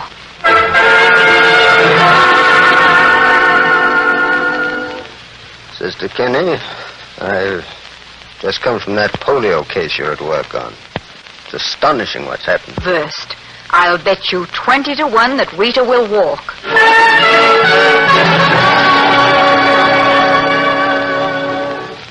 Now, Rita, let's show the doctors what we can do.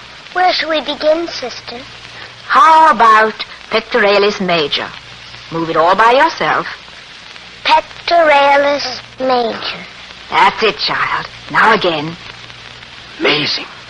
Sister, can I do the lettuce and Miss Dorsey next? All right, Rita. That's fine. Once more. Dr. Poe, I think next week we can let Rita walk around a bit. Sister Kenny, you win your bet. And anything else you want.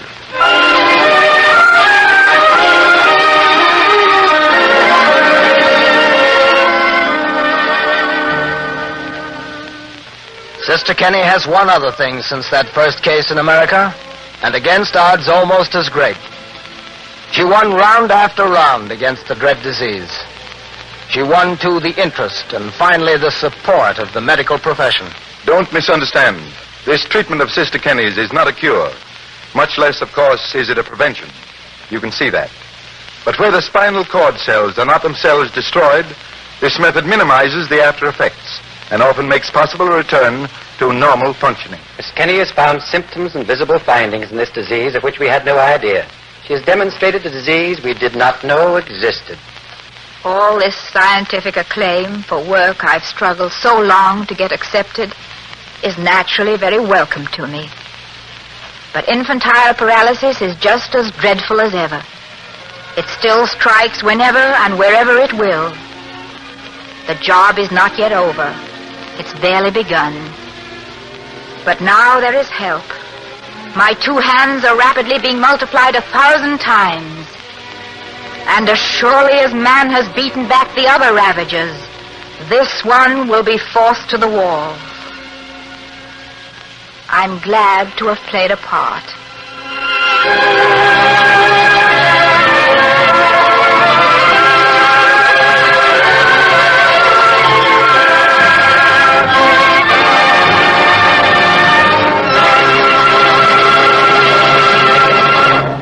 And now our star of the evening, Madeline Carroll.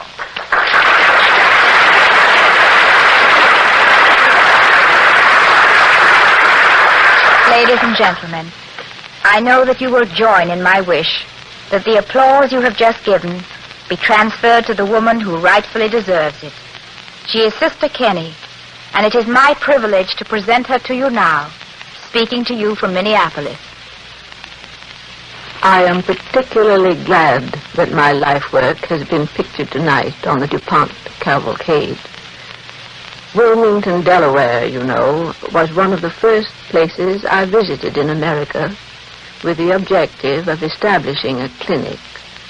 Doctors, nurses, and physiotherapists from that city were taught in Minneapolis and are now carrying on the good work in the Doris Memorial Clinic of the Wilmington General Hospital.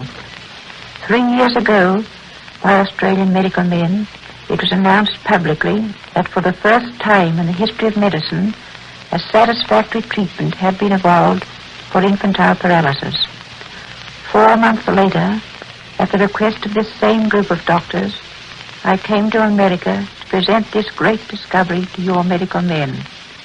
My premier had written announcing my visit to Mr. Basil O'Connor, president of the National Foundation for Infantile Paralysis. It was a foundation that supplied the financial aid, enabling Dr. Wallace Cole and his colleagues in Minneapolis to investigate the method thoroughly. To this combination, the country owes a debt of gratitude. To them and to all mothers and fathers everywhere, I dedicate this work for the children of America. You have just heard Sister Elizabeth Kenny speaking to you from Minneapolis.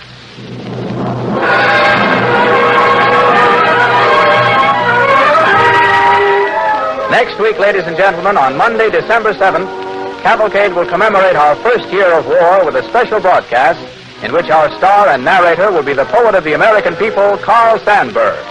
Our program for that night, a panoramic picture of Americans at war, will be called Road to Victory. Be with us again next Monday when Cavalcade presents Road to Victory, a special broadcast to be narrated by Carl Sandburg. Cavalcade is pleased to advise its listeners that RKO will shortly produce a film based on the life and work of Sister Kenny. Tonight's dramatization was by Norris Houghton. The orchestra and musical score were under the direction of Don Voorhees. This is Clayton Collier sending best wishes from DuPont. This is the National Broadcasting Company.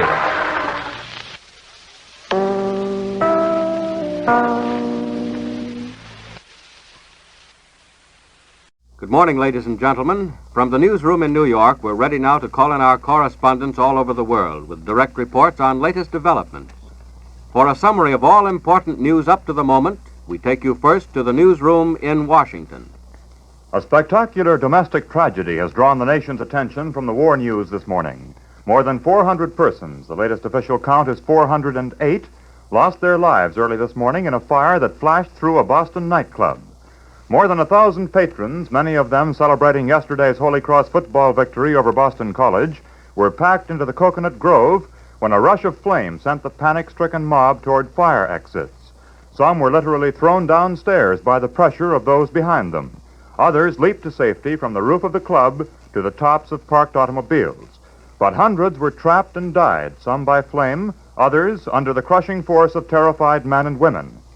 This morning, Boston has sent a call for blood plasma to treat hundreds of injured packed in the city's hospitals. On the war front, Russia's embattled armies continue to gain. Moscow announces that Soviet troops are pressing their surprise offensive west of the Russian capital. An official communique reports widening breaches in the German lines in the face of bitter enemy resistance. The midday communique doesn't disclose the depth of the Russian penetration, but it indicates that the Red Army is pushing steadily on toward the border of old Latvia. An earlier communique has told of a Russian breakthrough near Veliki Luki, which is 280 miles west of Moscow and only 90 miles from the Latvian frontier. Meanwhile, fighting still continues on the Stalingrad front. There, the Russians report they've hurled back a Nazi attack in the city itself, killing more than 400 of the enemy and downing 64 German planes. And from London, we hear of a new RAF attack on the Italian city of Turin. Turin is one of Italy's great industrial centers. An Air Ministry communique speaks of excellent flying weather and good results in the attack on the Arsenal city. Across the Mediterranean, both the Allies and the Axis seem to be squaring off for the showdown in Tunisia. The Germans and Italians have lost the offensive, and American and British troops, now less than 15 miles from Bizerte at one point, are getting ready for the final push. The British report a bombing raid on Bizerte, the Tunisian port being used by the Germans in reinforcing their North African front. Cairo tells us this morning that the Allied medium bombers attacked an airfield at Marble Arch, which is 40 miles west of El Agela in the Libyan desert. That's the point where Marshal Rommel is expected to make his final stand. Large fires were started, the British say. And that's all from Washington. And now to the Southwest Pacific. This report comes by way of San Francisco. Start in 10 seconds. 10 seconds from now, Cisco. Go ahead, Mr. Foster. This is George Thomas Foster speaking from Australia. Last Sunday, it was reported that the Japs had succeeded in landing reinforcements on the Boonaguna beachhead. Bad weather once again was the enemy's ally. Under cover of rain squalls and taking advantage of low-hanging clouds, he hid his operations from our reconnaissance planes and bombardiers. All week long, stories coming through from the New Guinea-Papuan area tells of increasingly bad weather in that region. The thoroughly bad season sets in just about now, the 1st of December. From now on, it will really be tough going. Streams will suddenly appear where a few hours before perfectly dry going was possible. There'll be torrents, too, rushing with the speed of an express train. Deep, impossible to wade, they'll come swirling down thousands of feet of tropical mountainsides. Those waist-deep swamps our boys are sloshing through on their way to Boona will become, overnight, impassable lakes, and it will rain all day and all night. But you will say, sure, the Nips will have to put up with the same weather, too. What is bad weather for us must be bad weather for them as well. That's all quite true, but with this very important difference. We must go forward, regardless of the weather, while the Nips, for the most part now, sits behind his barricade at Boona, or uses the weather to sneak in reinforcements. We must ford those unwadable streams, cross those impassable lakes, knock the Japs out of swamp-guarded Boona. We must continue to fly our supplies from Fort Moresby. Our transports must climb up and through the thunder caps over the towering jungle peaks of the Owenstanny Range to Kokoda. They must ferret out other and more secret landing strips in order to supply our troops, now inching their way along the northeastern coast of Papua. The reinforced, entrenched enemy land forces are putting up a desperate fight, but have managed to launch counterattacks, strong enough to be described as hostile, by the way. However, in each case, we have been able to repulse these efforts. And now today's latest reports repeat that the enemy naval forces are still maneuvering off the coast. Our bombers must go out after them, weather or no weather. They must prevent reinforcements of the Nips garrison at Boona and his strongholds at Leh and Salamau further up the coast. That's how adverse weather conditions can help the enemy and hinder our side in the present situation. In fact, the weather may be our worst enemy in the next few weeks. It can so slow down our schedule that it can very well upset our slogan, Boona, by Christmas. This is George Thomas Foster. I now return you to San Francisco. Back now to the newsroom in New York.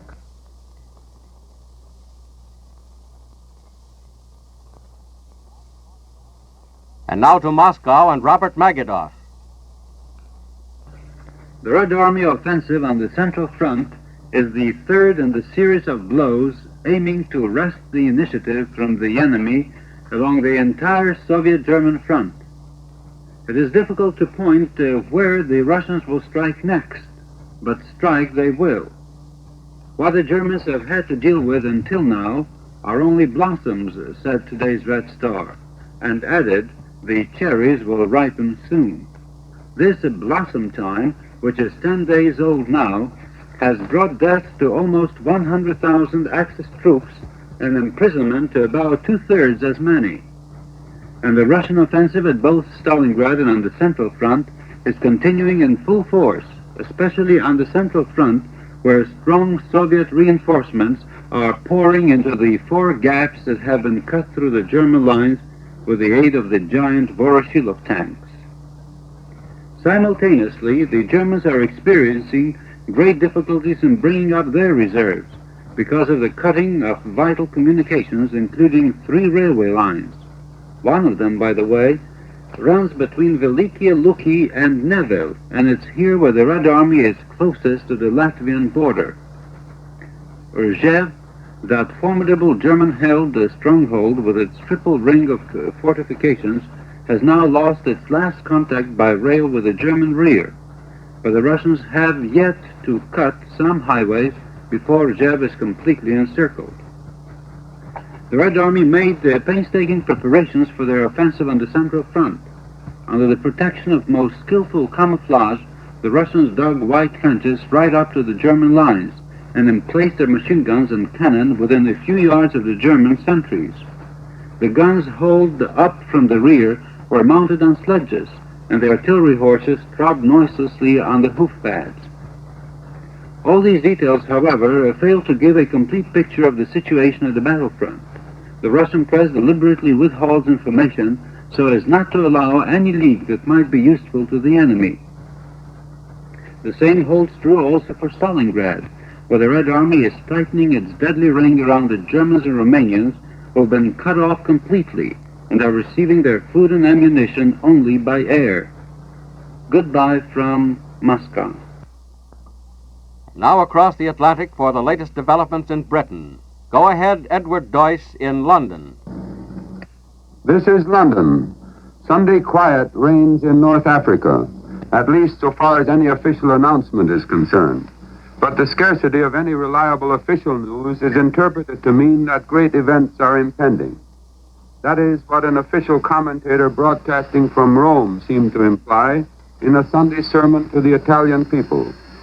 The commentator told his hearers that we Italian people know how to look death in the face, but our hearts are firm, as always, in the country's supreme hour. His appeal for courage came 6 hours after another heavy RAF raid on Turin. The Air Ministry in London announced that a heavy and concentrated attack was made last night on war industries in Turin. Only 1 bomber is missing from this, the first raid on Italy since November 20th. Aircraft of Fighter Command shot up locomotives and goods trains in northern France and Belgium. 1 fighter failed to return. A communiqué from Middle East headquarters issued in London stated that there was nothing to report from British land or air forces in the Libyan desert yesterday. There was, however, terrifically heavy offensive air activity the night before. Several noteworthy and rather curious political developments have taken place. The Vichy radio threw down the whole great story of heroism at Toulon.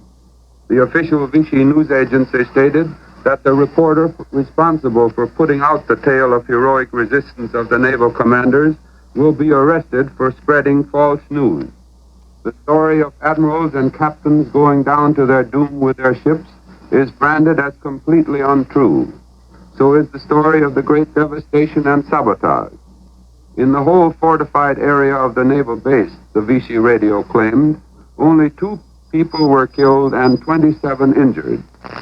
The motive for this correction can only be guessed at, but it is surmised that the Germans are now firmly in control of that hitherto impartial source of news. The second curious incident occurred in West Africa. The British-controlled radio at Accra on the Gold Coast announced that it had been listening carefully to the Dakar radio for the past few days. It is noteworthy that though expressions of loyalty to the Allied cause and to Governor General Boisson were frequent, there was never a single mention of Darlan, nor was there any indication that Boisson acknowledged the leadership of Darlan. The Governor General of Senegal has now affirmed his allegiance to Boisson. He is the last of the French colonial governors to do so. The others were the governors of Togo, Niger, and French Guinea. And now for the news from Libya, from Grant Parr in Cairo. Hello, New York. This is Grant Parr speaking from Cairo, Egypt. Rain, cold, and wind continued yesterday to harass the fighting forces of both sides from Tunisia to Marsa Matruh. The ordinary chill, damp winter climate of the North African coast seems compounded this year with more rain, more cold, more wind. But that may be imagination. During General Wavell's offensive, the weather was so bad, many veterans recalled the mud of Flanders in the First World War and advanced the theory that heavy guns bring rain. But without denying the natural origin of the North African downpours, all experts admit that they have slowed the war. And just at this moment, the slower the war goes, the better the Germans like it. But for the past few days, there have been signs that the Allied air forces would not be denied, no matter what the weather. They have resumed their attacks on enemy landing grounds near the front and their raids on key bases of the Axis air forces throughout the Mediterranean. At Marble Arch, 40 miles behind the Aguila front, the Germans have undoubtedly concentrated numerous fighters to protect the Aguila positions of the Afrika Korps, to strafe the 8th Army, and to escort their Stukas. For a time, the weather protected these Luftwaffe concentrations and provided only the minor compensation of keeping the enemy planes grounded, too. But now the Allied planes are flying whenever the skies clear even slightly. The night before last, our medium bombers attacked these dispersed aircraft at Marble Arch, starting a large fire. After a few more such raids, Rommel's fighter protection will probably be just about what it was at Alamein. Other British bombers attacked Bizerta on the same night, causing large fires and explosions. Twin-engine fighters shot down 2 ancient Savoia bombers and an equally ancient Fiat fighter in the straits south of Sicily. Fighters also raided El Wosia Aerodrome in Tripolitania, setting afire a dump and a large transport plane. Our fighter bombers raided Gila Aerodrome in Sicily.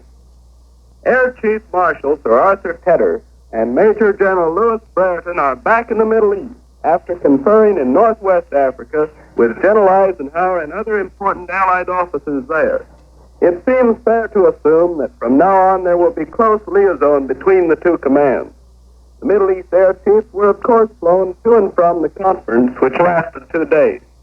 For some time, the Middle East air forces have supported the Western allies by bombing and strafing enemy aerodromes in Tunisia and Sicily. But this was the first direct contact between the East and the West. You have been listening to the latest news reported direct by our correspondents all over the world. We heard this morning from Washington, Australia, Moscow, London, and Cairo. For the latest news, keep tuned to this station. This is the National Broadcasting Company.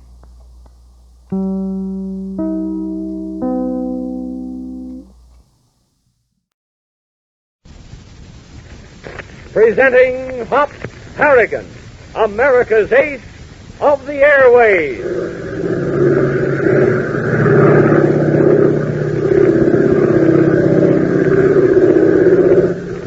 CX-4 calling control tower. CX-4 calling control tower.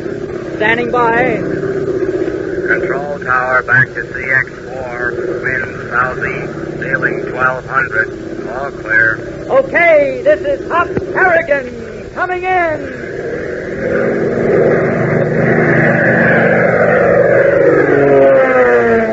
Fellas and girls, as you listen to the roar of Hop Harrigan's plane as he brings it in, doesn't it make you think of Uncle Sam's fighters and bombers that are right this minute making the Nazis and Japs wish they had never started this war? I'll bet it does. And I'll bet many of you think of the day when you will be flying an Army or Navy plane. Or when this war is over, piloting a big commercial transport. Yes, sir, you fellows and girls who are planning careers in aviation are on the right track, because the rapidly expanding aviation industry will have room for plenty of well-trained men and women, young men and women. You fellows who are planning to become Army or Navy aviation cadets as soon as you reach the required age, and you boys and girls who are looking ahead to careers in commercial aviation when this war is won, you should and you can begin your training right now while you're still in school. You know, it takes the Army and Navy Air Forces many months to make a flyer out of a cadet, because it requires hard work and lots of study before a cadet is even permitted to get into a plane. That's why the Air Forces so heartily endorsed the program of pre-flight aviation now being established in high schools all over the country. This program, sponsored by the United States Office of Education, makes it possible for you to begin preparing right now for the day when you will start your training as a military or commercial flyer. The program includes courses in aerodynamics, theory of flight, navigation, communications, engine design, in fact, all the fundamentals that are necessary for good airmen. Remember that by taking these courses as part of your high school curriculum during regular school hours, you will save many valuable hours of training later on. So find out now if these pre-flight aviation courses are available in your high school and sign up for them at once. If they are not yet available, talk with your high school principal about them and ask him to include them in the curriculum for the next semester. For any additional information regarding high school pre-flight training, write to the U.S. Office of Education in Washington, D.C. America needs flyers.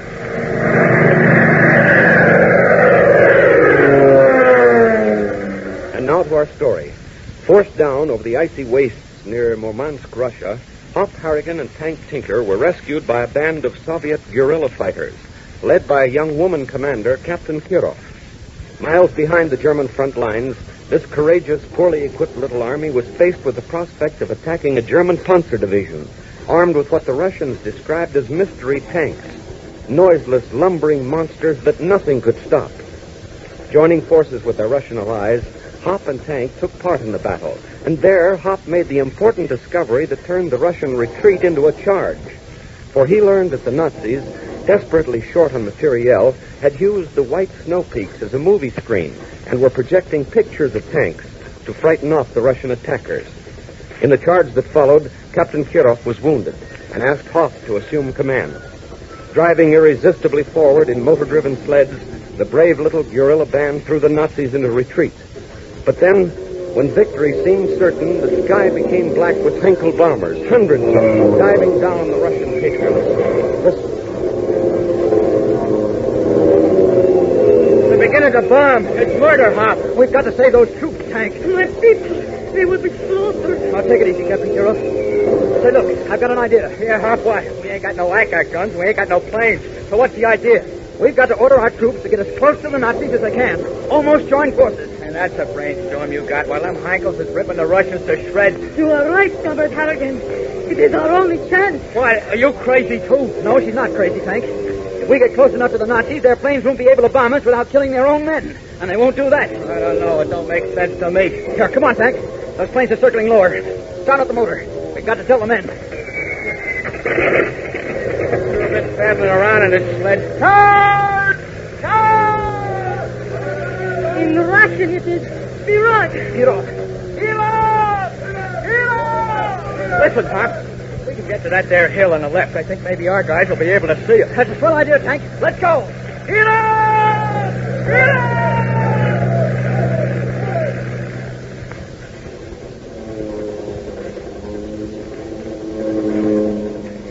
How is it going, Comrade Harrigan? Oh, swell.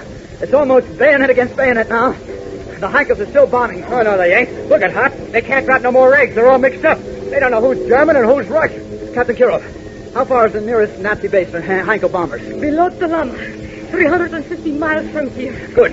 That means I'll have to beat it back, and in a hurry, too. How can you tell?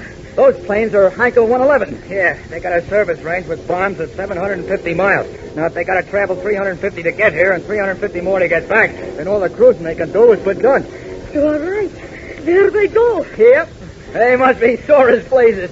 Coming all this way and then finding nothing to bomb. My men, they fight like tigers. Bayonet against bayonet. Yeah, they're doing a wonderful job, too. Look, they've completely cut off the Nazi trucks. They can't retreat now. They want it. Hey, Hop, look. The Germans are holding up their hands. They surrender? Yeah. There goes a white flag. They've quit cold. Come on, let's take us a couple of Nazi prisoners. Boy, wait till I tell the guys back at Hanley Field about this. Here, start the sled, Tank. Come on. Let's go.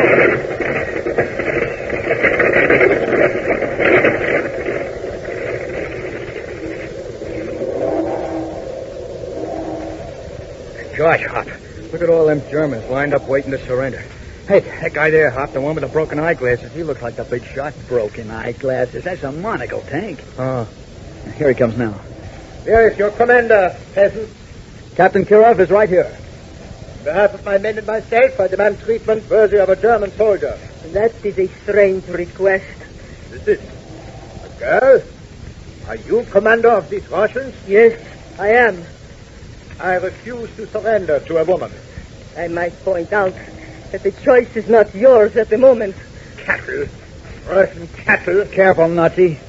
One word from Captain Kirov, and these Russian cattle will tear you apart with pleasure. I will not surrender to a woman. That is final. Then you will have to accept the consequences of continued battle. Comrades! Wait! Let us not get excited. What are the terms of surrender? Unconditional. Who is this boy? Why does he talk so much? Oh, boy, you glass-eyed goat. Easy, Tank. Remember, we're gentlemen. We are? Well, sometimes I wish we weren't. Fine. This brave young man whom you call a swine was responsible for your defeat. You had better pay him the respect he deserves.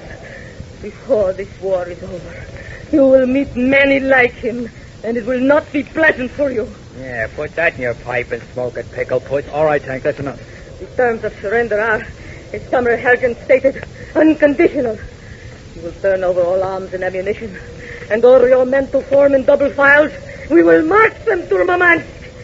This time, it will be the Russians who will rise. The Russians and the Americans. Ilyich, order the tracks to warm up. Peter, see that the prisoners are assembled. That is all. Congratulations, Captain Kira. You've done a good night's work. Boy, and how? Over 1,000 prisoners and a complete munition supply dump. That's quite a haul. I have you to thank for it. And now I must ask of you one more favor. Just you name it. I do not feel too well. I must rest here until I have gained some strength. Then I will come to Murmansk. Are you sure that's the best thing to do? I am sure. But the favor I wish to ask is that you lead the march of our prisoners into the city for me. Well, we'd be glad to, Captain, I but... know what you're going to say. You are going to tell me that the glory belongs to me. When you have fought as long and as hard as we have fought here in Russia, you do not fight for glory. You fight for life.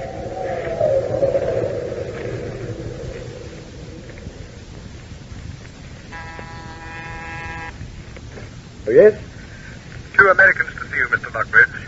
Hot Harrigan and Tank Tinker. Oh, yes. Send them in. Mr. Lockridge? Come in, gentlemen. Thank you. Come on, Tank. Yes. My name is Harrigan, Mr. Lockridge. I'm glad to know you, sir. You're Mr. Tinker, I presume? Just plain Tank will do, sir. Sit down, won't you? I've been trying to locate you ever since you brought those Nazi prisoners in. The Russians have been showing you off, I presume? Yes, it's been rather hectic. Boy, I've been kissed more in the last 2 hours than I ever been kissed before. It's an old Russian custom, Tinker. You become used to it. Now let's get down to business. As British consul here in Murmansk, it becomes my rather unpleasant duty to inform you that you're no longer wanted in Russia. I beg your pardon, sir? What was that? I have before me a signed order which concerns both of you gentlemen. Oh, what's that bill, sir? Near aid alarm. Follow me down to the shelter. Shelter? Well, we're pilots, sir. If there's a raid, we got to go out in the field and help. Oh, don't be silly, Harrigan. The Russian Air Force can take care of itself. Sure it can, but maybe we can give them a hand. Maybe just a false alarm. Why, does that sound like a false alarm, sir? How can we get to the airfield, Mr. Lockridge? This is deucedly irregular, Harrigan, but, well, come on, hurry. Follow me. My car's parked to the curb. Here are the keys. Keep going in the direction the car's heading. You can't miss the field. It's about 2 miles from here. For heaven's sake, do be careful. Don't worry, we will, sir. Come on, Tank. There's the car. Come on, get in. Hey, there they are, right above us. 2, 3, 4, 5, 6 Nazi bombers, all long-range jobs. Hold on, Tank. It's going to be a wild ride. 3 miles, he said, didn't he? Yep. No, 2, straight ahead. Hey, that one was close. How come there's no Russian trains up? Give him a chance. So keep your eye on the cross street, Tank. I don't want to smack an ambulance or a fire truck. Okay. Hey, there goes the yak-yak. Boy, it's sure reaching up. Yeah, I can't wait to get my hand on a stick. Mine on a machine gun trigger. Oh, boy. Hey, Hop, what's the matter? A bomb heading right for us. Damn it, you brakes!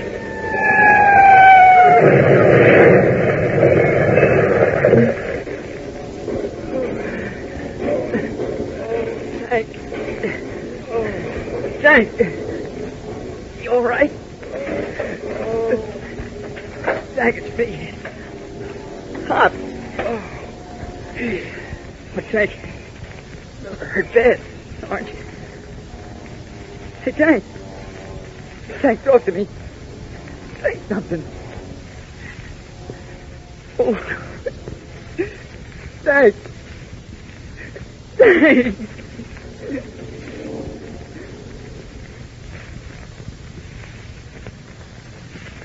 Kneeling in the twisted, shattered remains of what was once a car, Hop pleads with the semi-conscious figure of his buddy. Pleads with Tank to say something, if only a word. But for once, the big, good-natured mechanic has nothing to say. Is Tank seriously injured? What can Hop do in this emergency? Don't miss Monday's episode, same time, same station. Tune in and fly with Hop Harrigan, America's ace of the airways.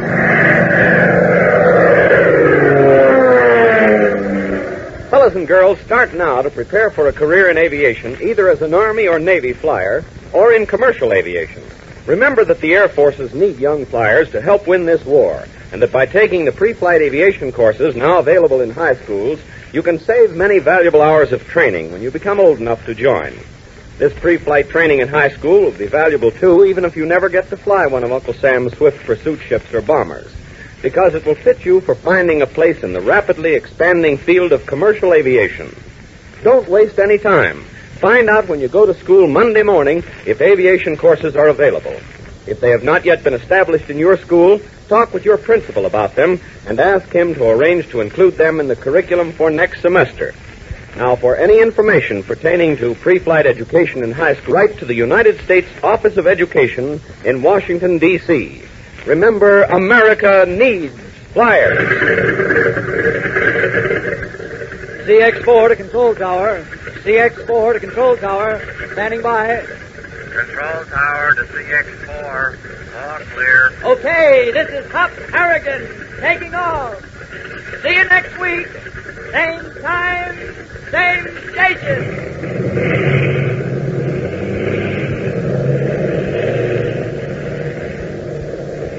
Hop Harrigan is a copyrighted feature appearing in All American Comics magazine. Hop Harrigan has come to you from New York. This is the Blue Network.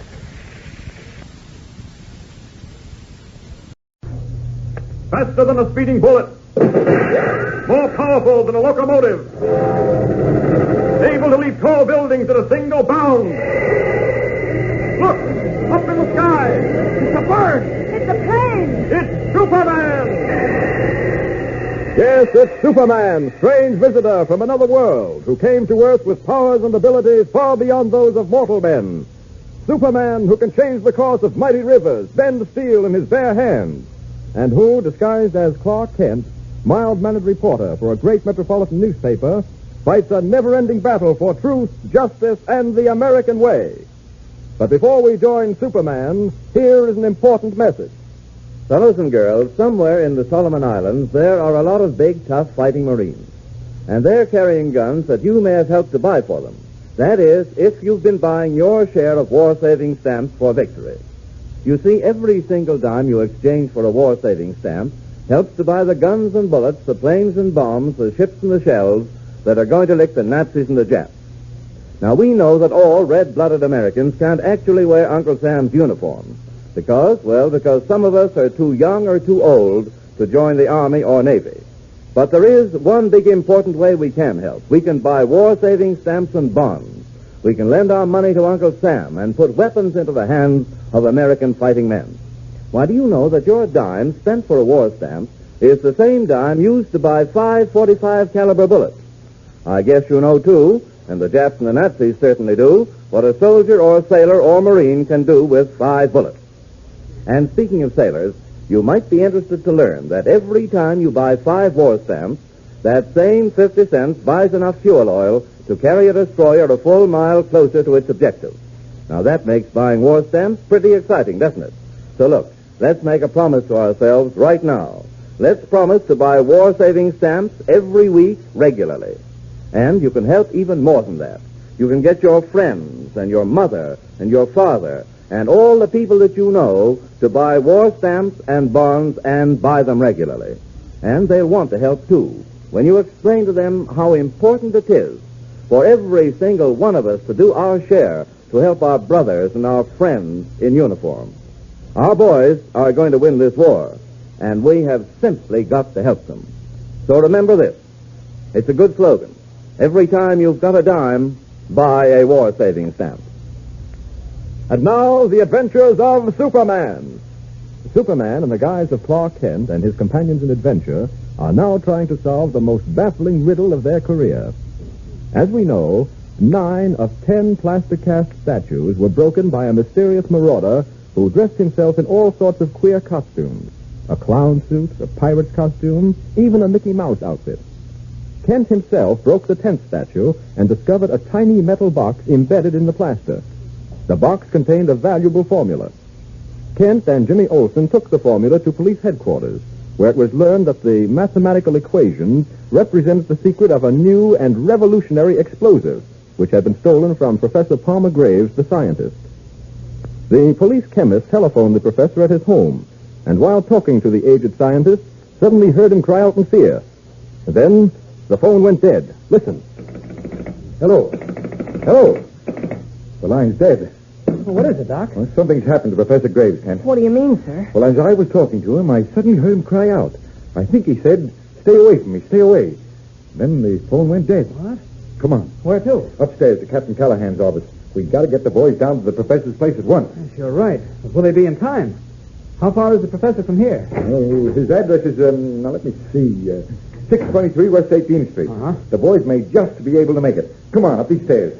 No, wait a minute. You two go on without me. What's the matter, Mr. Kent? Well, I left my hat in the laboratory. I'll get it and join you in Callahan's office. How can you think of your hat at a time like this? Well, never mind. Come on, Jimmy. Right with you, sir. Back to the laboratory for me. Not for my hat, that's a cinch. Now, off for these clothes. There we are. This is a job for Superman. Now, up with this window here. Out and away! Up and out across the darkened city, with dawn just breaking in the east, Superman wings his speedy way. Reaching 18th Street, he stops to drop down to find number 623. As he does so, a large black car draws away from the curb in front of one of the houses. Suspecting that the professor is in that car, Superman dives for the running board. Hey, what's the blazes? Pull over to the curb. No, wait a minute. Get off that running board or I'll let you have it. All over. Blast him with that Tommy gun, Al. How'd he get on the running board in the first place? There's something screwy about this. Blast him, I said. Okay, let him have it. Oh, well, if you won't stop the car, I guess I'll have to stop it for you. Al, what's the matter with you? You got blanks in that gun? Sure, help me, hand. I pointed straight at him and let him have it. Yeah? Them bullets bounced right off him. Give me that gun. Okay. Oh, look, that guy's kneeling on the front fender. He's grabbing the hood of the car. Yeah, and he's ripping it off. The bullets ain't stopping him. Look at there. We might as well be shooting a water pistol. He ain't touched. No. Sorry to do this to such a swell car, fellas. We shouldn't be using so much gas anyway. Out with the motor. I'm seeing things. He ripped the motor right out with his bare hands. Quick, step on the brakes. Stop the car. Don't bother. I'll stop it for you. All right, boys. Get out and get out fast. I want to have a look inside. Now, take it easy, pal. Just take it easy. We don't know who you are, and we don't want no trouble, see? You're in plenty of trouble now. You've got Professor Graves in the back, haven't you? Professor? What professor? Don't be a dope, Bill. This guy'll break us in two. Yeah, buddy. He's in the back seat. He's out cold. You might as well leave him where he is. I see the police cars are just turning the corner to 18th Street. They are? They'll take care of both you and the professor once they get here. Well, I've got to leave now, but just to make sure you don't try any tricks. Hey, wait, what are you... Oh, hey, wait, don't... And you too. Take it easy, bud. And now, up, and away! Springing lightly into the air, Superman hovers above the scene just out of sight of the police, looking on as the two thugs are handcuffed and led away, and the unconscious Professor Graves is taken from the gangster's car and carried to the brownstone house where he lives. When the street is cleared, the Superman drops down to the pavement, resumes the disguise of Clark Kent's mild-mannered, spectacled reporter, and rings the bell of Professor Graves' apartment. Yeah, what do you want? Is Captain Callahan in there? I'm Clark Kent, reporter for the Daily Planet. Well, Mr. Kent, is that you? Yes, Jim. All right, let him in, Flanagan. Okay, Captain. You can come in, Kent. Thanks. Mr. Kent, we sure are glad to see you. sorry we had to leave without you, but we couldn't waste any time. Well, that's all right. When I learned you'd gone, I took a cab. The professor all right, Captain Callahan? Well, the doc's bringing him around. You know, I don't understand this thing at all, Kent. What? When we arrived, there was a large black car standing in the middle of the street. And when we got to it, we found two mugs, pretty well known to us, both of them, out cold on the sidewalk, and the professor unconscious in the back of the car. And not only that, but somebody had ripped the motor right out of the car and left it in the gutter. I told Captain Callahan Superman must have done it, but he won't believe me. Now, look, kid, I'm past the age where I believe in fairy tales. But Captain Superman really exists. Okay, and so does Santa Claus. Oh, Kent, I understand you found this formula that was stolen from the professor. Yes, that's right. It was in that 10th statue the clown tried to break tonight. What? You mean that lunatic who was murdered in his cell earlier this evening? Yes, except he was no lunatic. He was just pretending to be crazy. I tell you, Captain, that man was put out of the way because he knew too much. Well, we got 5 people now, all after the same thing. The 3 gangsters you brought in when you gave us that formula, and the 2 we found out on the sidewalk downstairs. If we don't get some information out of them, I'll be very much surprised. Well, I don't think you'll get much out of them, because they don't know much. Why don't follow you, Kent? Oh, they're just working for someone higher up. Someone who wants desperately to get hold of that formula. Huh? Captain Callahan, do you realize what it would mean if that formula were to fall into the hands of, well, let's say an enemy power? The doc tells me that 1 ounce of the stuff would be enough to blow up the Daily Planet building. Oh, yes, I know, Kent, I know that. I'm going to hold on to this formula myself until we can get it to the proper authorities at the War Department. But this case has me confused. What do you mean, sir? Well, thanks to you, Kent, we know why those statues were being smashed. But we don't know why the man who was smashing them dressed himself up in them crazy costumes. Oh, I've got the answer to that, I think. What? Well, what is it? Well, it's really pretty simple. What did the clown do when we captured him, Jim? Why, he pretended to be crazy. Exactly. And there's your answer. So plain and simple, we didn't see it. He pretended to be crazy. Now, what would better convince us that he was crazy than the fact that he was wearing some silly costume? Oh, I think I'm beginning to see what you mean.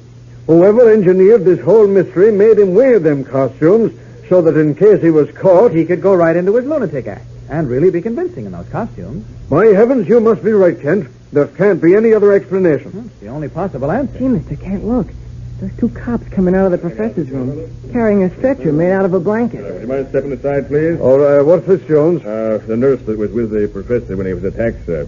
The doc can't seem to bring her around. He's tried hard, but can't seem to do it. So we're going to rush her down to the hospital in our car. Oh, good. Doc. Oh, Professor Graves is going to be all right. Yes? He's resting quietly in his room. Oh, good. I'm a little worried about that nurse, though. Excuse me, boys. I'm going along with the boys. I'll see you later. Okay, Doc. Well, Kent, you've done a good night's work. You better get along and get some sleep. I'm going to leave 2 of the boys right here in case anyone else tries to get to Professor Graves. All right. I'll take good care of that formula, Captain Callahan. Oh, don't worry. I know how important it is. I've got a gun, and I'll shoot to kill if necessary. Oh, golly, I am sleepy. What time is it? It's just about 6 in the morning. It's been a tough night. You 2 better not waste any time hitting the hay. No, I guess you're right. That's funny. What's funny, Jim? I don't know. You 2 sound so queer. Like your voices. Well, you sound queer too, Jim. Yeah. There's something queer here. I can't quite make up my mind what it is. Kent. Yes, Captain Callahan? You're floating in air. Your feet are at least a foot off the floor. Jumping Jiminy. That's right. He is floating. And you're floating too, Captain Callahan. What did you say, Jimmy? Your voice sounds far away. And strange. Very strange. So does yours. What is it? What's happening? Mr. Kent? Mr. Kent? Don't worry, Jim. Don't worry. Don't worry. Don't worry. Well, something strange seems to be happening to Kent and Jimmy and Captain Callahan. Why do their voices sound so peculiar? And why do Jimmy and Captain Callahan seem to be floating in midair? What is the answer to this new and baffling development? Well, we'll know tomorrow, so be sure to listen in, same time, same station. Tune in and follow The Adventures of Superman. Yes, be sure to tune in again tomorrow for another thrilling Superman episode. And don't forget what else you're going to do. You're going to buy war stamps as often as you can get Mother or Dad to give you a dime. Now, you know when you see that big capital S on a three-cornered shield, you'll recognize it as the emblem of Superman, and you know at once what it stands for. Likewise, when you see the capital letters U.S. on a war-saving stamp or bond, you'll recognize them as the emblem of Uncle Sam. And it represents a pledge from Uncle Sam to you, his pledge to use every dime you lent him for more bullets and guns and planes, and all the other things the American armed forces need to win a smashing victory from the Nazis and the Japs. So buy a war stamp every time that you've got a dime. Remember, Uncle Sam is depending on you. Faster than a speeding bullet. More powerful than a locomotive.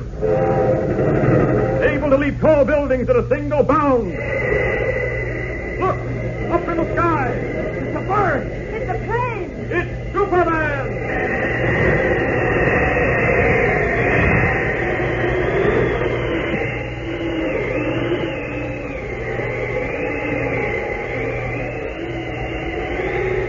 Follow the adventures of Superman every day, Monday through Friday, same time, same station.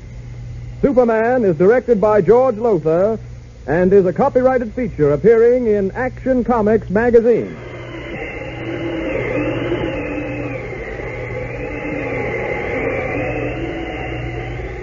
This is Mutual. This is London. In a moment or two, listeners throughout the British Empire and in the United States of America will hear the Prime Minister, the Right Honorable Winston Churchill. Ladies and gentlemen, Mr. Churchill. 2 Sundays ago, all the bells rang to celebrate the victory of our desert army at Alamein. Here was a martial episode in British history which deserved special recognition. But the bells also carried, with their clashing, joyous peals, our thanksgiving that in spite of all our errors and shortcomings, we have been brought nearer to the frontiers of deliverance.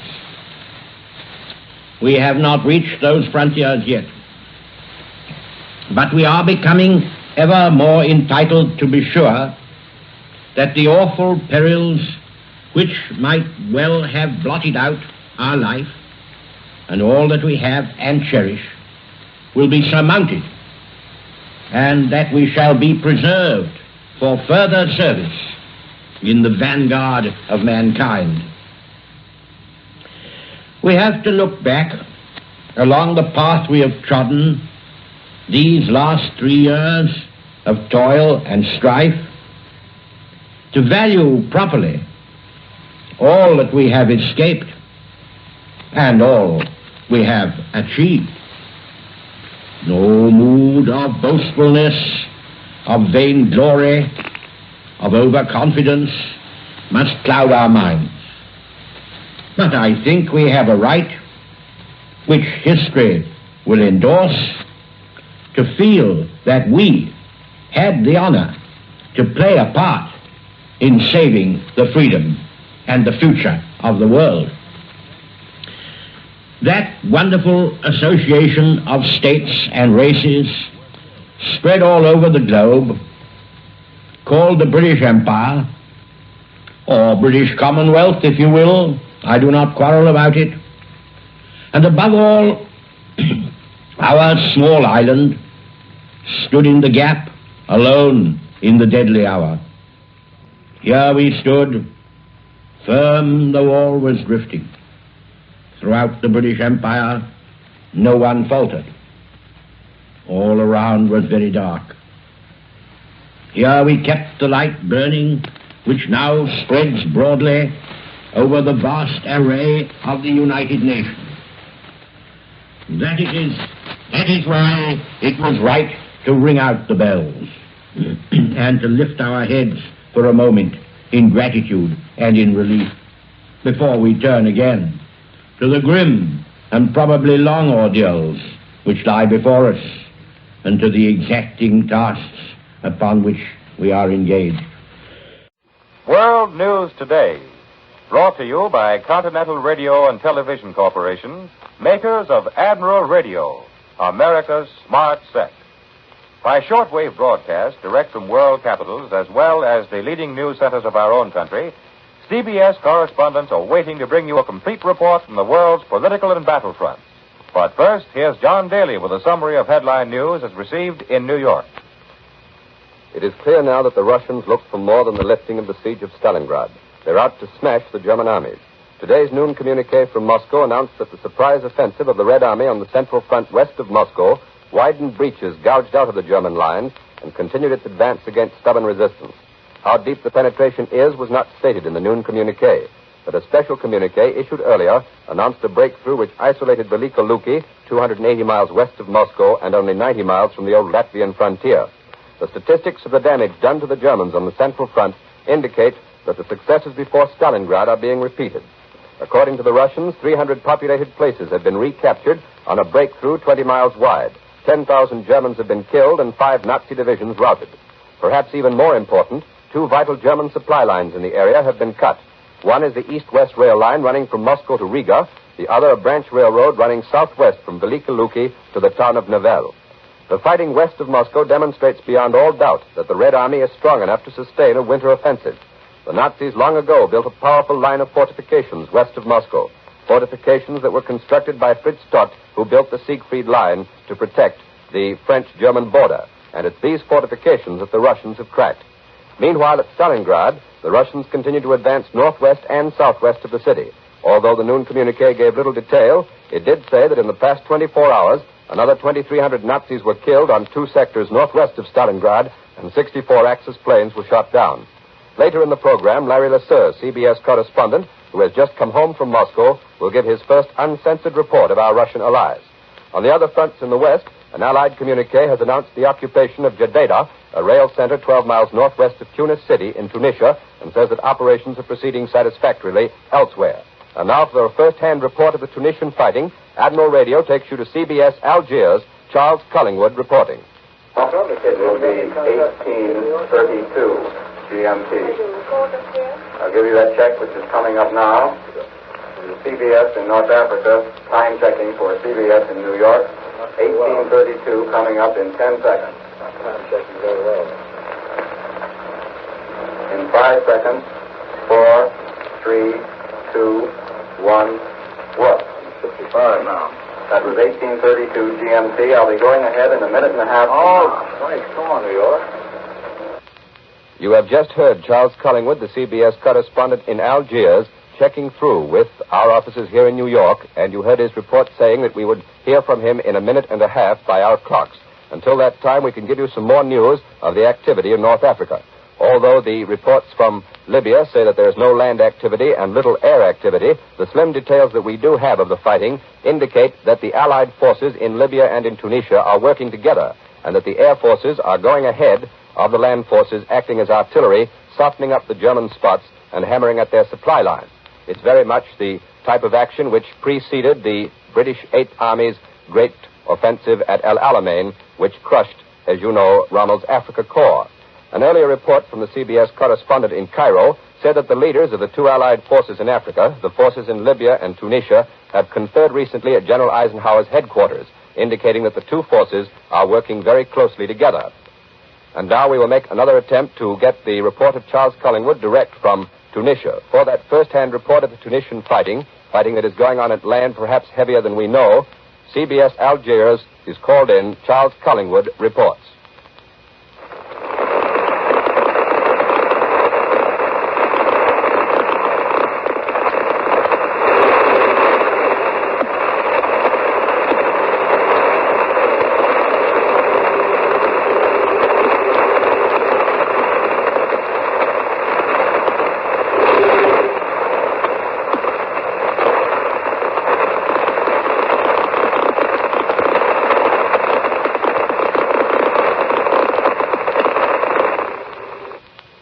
signal from Algiers seems to have failed. Either that or technical difficulties are offering too much interference. We'll see if we can pick it up later on. Meanwhile, we take you to CBS London. Bob Trout reporting.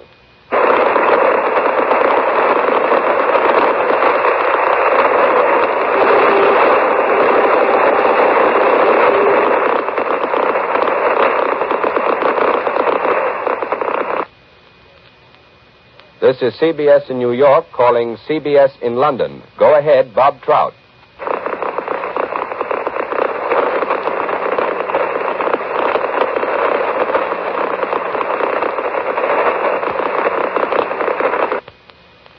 We regret that the circuits with Europe seem to have failed for the moment. We will come back and try and pick them up again. Meanwhile, the news here at home is news of new activity in the Aleutians, where the Navy says the Japanese have reoccupied Attu. But the war news is shared here at home with a terrible tragedy in Boston. Fire swept through the Coconut Grove, a nightclub in the hub city last night, and up to the present it's known that 431 people lost their lives. It was the third most disastrous single fire in modern history. And now, for a report from our own capital, we take you to CBS Washington, Lee White reporting. It's been evident for some time past that we're fast approaching a manpower crisis and that very little has been done to avoid it. Congress has been doing a lot of talking, but adequate legislation has yet to be drafted. Meanwhile, it appears that President Roosevelt has decided to solve at least part of the problem by reorganizing his cabinet. Rumors of the past few days have been confirmed, at least to the extent that the President has offered the Department of Labor to Harold Ickes, now Secretary of Interior. If Mr. Ickes accepts, it's understood that he would assume control of both manpower and selective service, as well as routine labor administration. Friends say that Mr. Ickes is reluctant to give up his beloved Department of Interior, especially for a job so full of dynamite as that of Labor Czar. But he will obey the orders of his Commander-in-Chief if the President sees fit to insist. If Mr. Ickes does accept, he will relieve Madam Secretary Perkins, who will probably be appointed Director of Social Security. Paul McNutt, now Manpower Czar, but with none of the authority accompanying czardom, would replace Mr. Ickes at the Department of Interior, it's understood. One reason for so much undercover negotiation seems to be that the Army is opposed to unified civilian control over both labor supply and the draft. General Somerville is said to believe that the Army should have control of both, but Mr. Ickes is said to have made it clear that he wouldn't consider taking over manpower control without similar control over the draft boards. He believes, and so it appears does the President, that labor supply and selective service are both integral parts of the same problem, that neither can be solved independently. This solution of manpower control is said to please both government officials and congressional leaders who've advocated centralized control for some time, but apparently it doesn't please the War Department. Advocates of the cabinet shift point out one further advantage to the plan of making Mr. Ickes czar of both labor supply and the draft. As Secretary of Labor, they say, Mr. Ickes would become a member of James F. Burns' Economic Stabilization Board, and thus Mr. Burns and Mr. Ickes would be vested with sufficient authority to coordinate manpower control with control over wages and prices. As John Daly has told you, the Japanese have succeeded in reoccupying Attu Island in the Aleutians. The Navy communique gives no details, but merely reports that flying fortresses on Thanksgiving Day bombed a small cargo vessel off the island. 3 hits were scored and the ship was sinking when last seen. Army fighters which accompanied the flying fortresses strafed enemy anti-aircraft installations on the island. On Guadalcanal, the Navy says, there's nothing to report except minor patrol activity incident to the consolidation of our positions. Yesterday, Solomon's time, United States aircraft carried out a night attack on enemy shipping in the Munda Bay area of the New Georgia Islands. Recently, minor enemy activity had been observed in this group, and Japanese destroyers had shelled several villages. A simultaneous War Department communique announces that Allied forces have occupied the rail center of Jadida, only 12 miles outside Tunis, and operations are said to be proceeding satisfactorily around Mater, 25 miles south of Bizerte. Yesterday, the War Department says, we bombed the airdrome and docks at Bizerte, causing considerable damage. 10 enemy planes were shot down in dogfights over the city at a loss of only 2 planes of our own. The War Department adds that the enemy twice bombed Bonn yesterday. 3 out of a flight of 8 German bombers were destroyed, and later 1 out of 8 Italian bombers were shot down. I now return you to CBS New York and John Daly. Here in London, here in New York, we find that our circuits with Europe have been reinstated, and we will attempt to call our correspondents in Europe in for their reports. For the first of the reports from overseas, Admiral Radio calls in CBS Cairo, Winston Burdett reporting.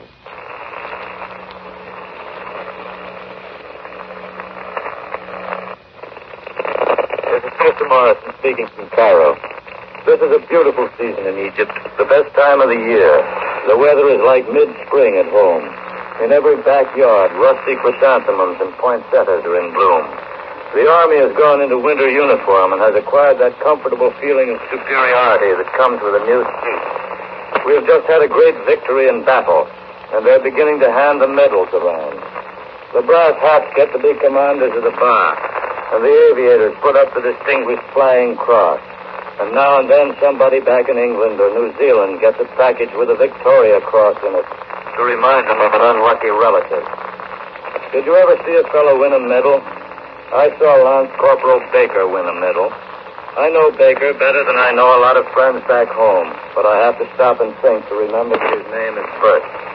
I call him Cock, and he calls me Uncle. In peacetime, he used to work in a laundry, and now he drives a truck and he cooks. And in his spare time, he practices American. He talks like a movie gangster.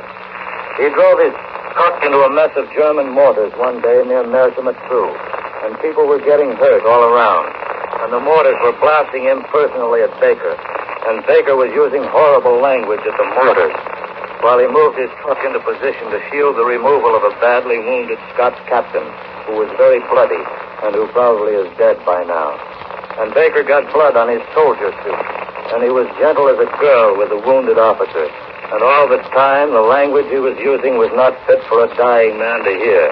But the Scot wasn't listening. And then Baker climbed into his truck again and moved over to another truck that had been disabled. He got out and hitched up a tow line while the mortar bombs kept making loud noises. And he towed the truck off up the road, swearing like a Baker. So they announced today that Baker has the military medal. I left him in Benghazi 3 days ago. I kind of hesitate to go back. It must embarrass Baker to be an official hero. This is Chester Morrison returning you to CBS New York and John Daly. Now here is Warren Sweeney with a word from Admiral Radio. Have you ever stopped to think how important your radio has become? Not only to you, but to your country as well?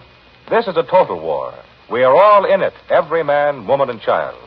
What we do on the home front has a direct bearing upon the success of our men on the fighting fronts. Radio not only brings us many pleasant hours of entertainment, it tells us how to fight the battle here at home, the importance of getting in the scrap, the whys and wherefores of rationing, the urgent need for blood plasma by the Red Cross. Do you want to know how you can help win the war? Listen to your radio, then act. Yes, that radio of yours is mighty important to Uncle Sam these days. That's why Admiral dealers throughout the country are standing by to lend a helping hand when something goes wrong with it. Admiral dealers have the experience and facilities to put that radio of yours, regardless of make, back in perfect operating condition, promptly and economically. See your Admiral dealer. He's nearby, waiting and wanting to help. Now here once again, for Admiral Radio, is John Daly. While the past week did not produce any sensational developments in the Pacific, there was plenty of news of our continued offensive against the Japanese. For that news, Admiral Radio turns next to CBS Honolulu, Webley Edwards reporting.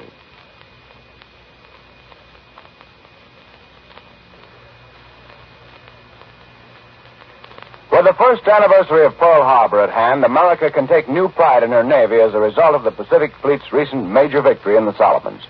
A first-class disaster was visited upon the Japanese fleet there between November 12 and 16. Recognition has rightfully been given to the battleships, cruisers, and destroyers, and their personnel who blew the Japs out of the water in the two-night actions off Savo Island. But equal credit is due to the tough crew of Navy, Marine, and Army flyers who've been fighting out of Guadalcanal for nearly 4 months.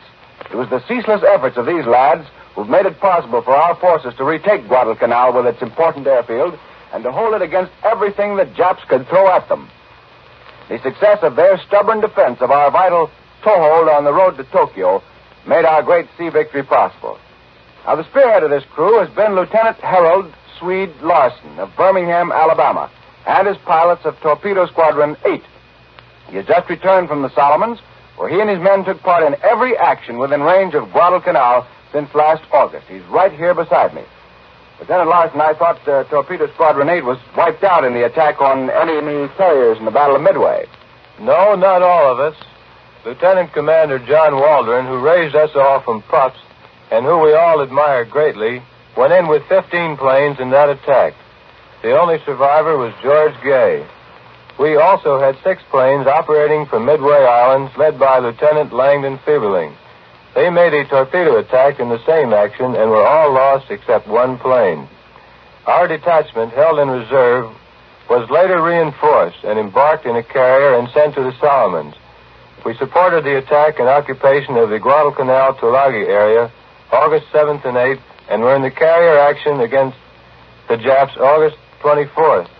Shortly thereafter, we were based ashore on Guadalcanal. How many attacks have you been in, Lieutenant? Our squadron has been in 40. I've been in 27. Many of these have been bombing attacks as well as torpedo attacks. How many ships have you hit, Lieutenant Larson? Our squadron has hit 14. The last one we hit was on November the 15th.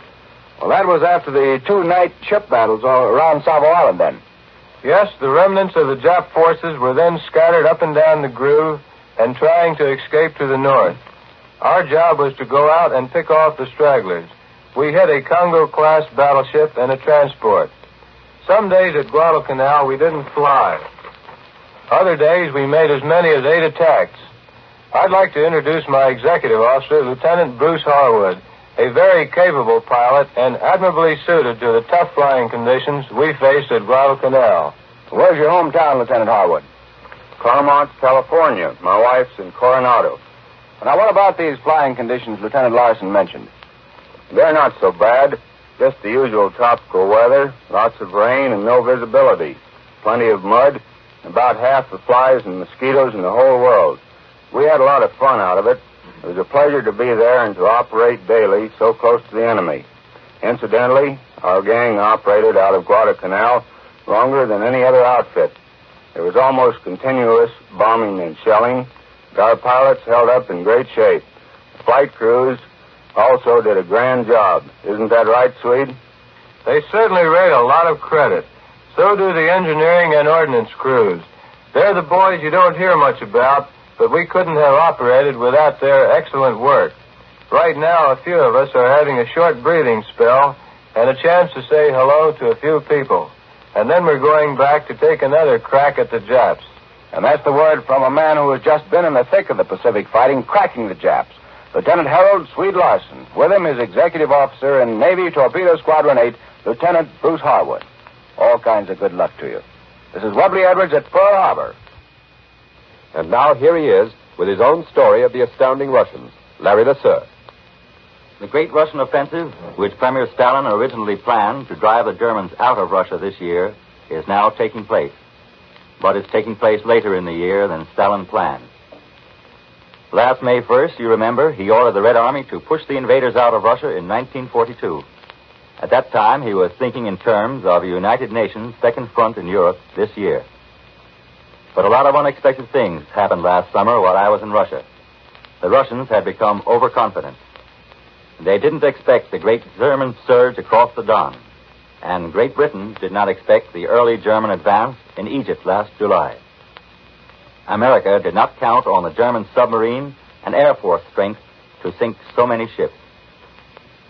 But although Russia used up some of her best divisions in the defense of Stalingrad, the Soviet Union was not compelled to expend her mighty reserve armies. They remained fresh and intact. Now she's throwing them into the battle. Plenty of American equipment is going into the present offensive, too. We piled a lot of stuff into Russia this year, and the Russians were hoarding it until this moment, when they judged that the Germans in the south were exhausted. But we must not forget that the great German armies holding the line in Central and North Russia have seen little action this summer. They are still immensely strong. The first stage of the Russian offensive around Stalingrad is completed. The next phase will take longer. The German army trapped on the open plain between the Don and the Volga must be exterminated. This could take a short time if the Germans were inclined to surrender. But Germans rarely surrender as long as they have food, ammunition, and shelter. But that's exactly what they will not have on the bleak steppes. Here there are no trees for firewood, and the iron-cold winds from Siberia pile the Russian snow 10 feet deep. If the Germans could supply this army by transport plane, they could, conceivably, pull through. But Germany's great weakness lies in her overworked air force. The Germans will undoubtedly try to break their way through this Russian ring. It's the new Soviet offensive on the Central Front which is the most remarkable. Here the Russians are scoring appreciable gains against a fresh German army which did not see much action this past summer. You see, there are really two worlds in Russia, Russia in summer and Russia in winter. The only people who understand winter are the Russians. Centuries of mere survival in the terrible 6-month frost have bred a race whose vitality is their greatest attribute. They don't need so much equipment to run a winter offensive. When the snows really get deep, tanks won't work well. This may prevent the Russians from making really decisive gains this winter. But they'll kill a lot of Germans. And now a few words about the Russian civilians, and they deserve it. When I left Moscow, they were getting 1 square meal a day, if they worked. If they prefer to stay home as dependents, they are deprived of their entire fat ration. Matter of fact, they might have a hard time cooking at home, because to save fuel, the gas is turned off in Moscow for days at a time. Last winter, entire blocks of apartment houses had their electric lights turned off for solid weeks. The workers sat in the dark from the time they came home until the time they went to work in the early morning. But still they carry on, alone. Soviet internal propaganda has fostered their pride and nationalism until it burns with a white glow. Years of deprivation have given these people their strength. If Soviet Russia had devoted its great industries to making creature comforts, the Russian people would have been happier, but they also would have been conquered. That was Larry Lasser, CBS correspondent just returned from Moscow. Now, here's a message from Admiral Radio. Picture American dive bombers flying over an enemy fleet. Suddenly, the radio on every plane barks a command. Bombing 3. Target contacted. Form echelon.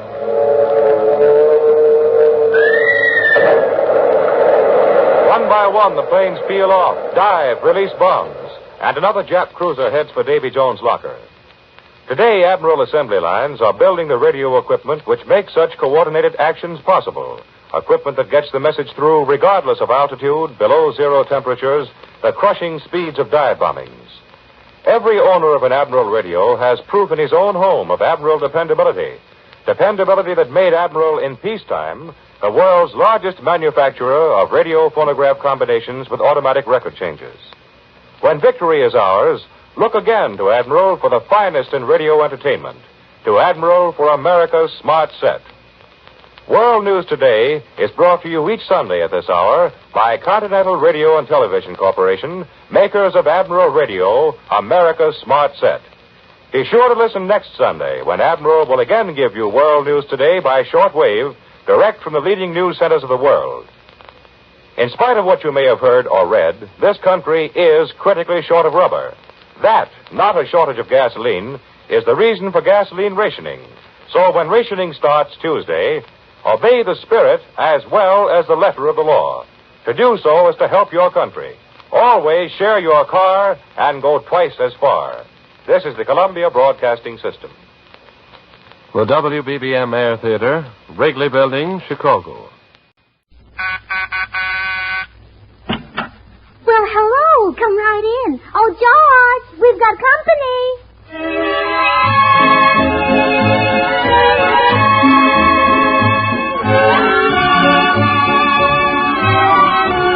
This is Bill Goodwin speaking for Lever Brothers, makers of Swan, the new white floating soap.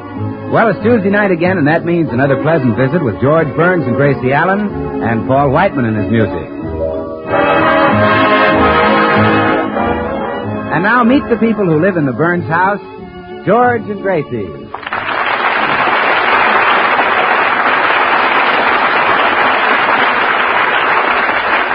Well, today we pick up Gracie at the beauty shop.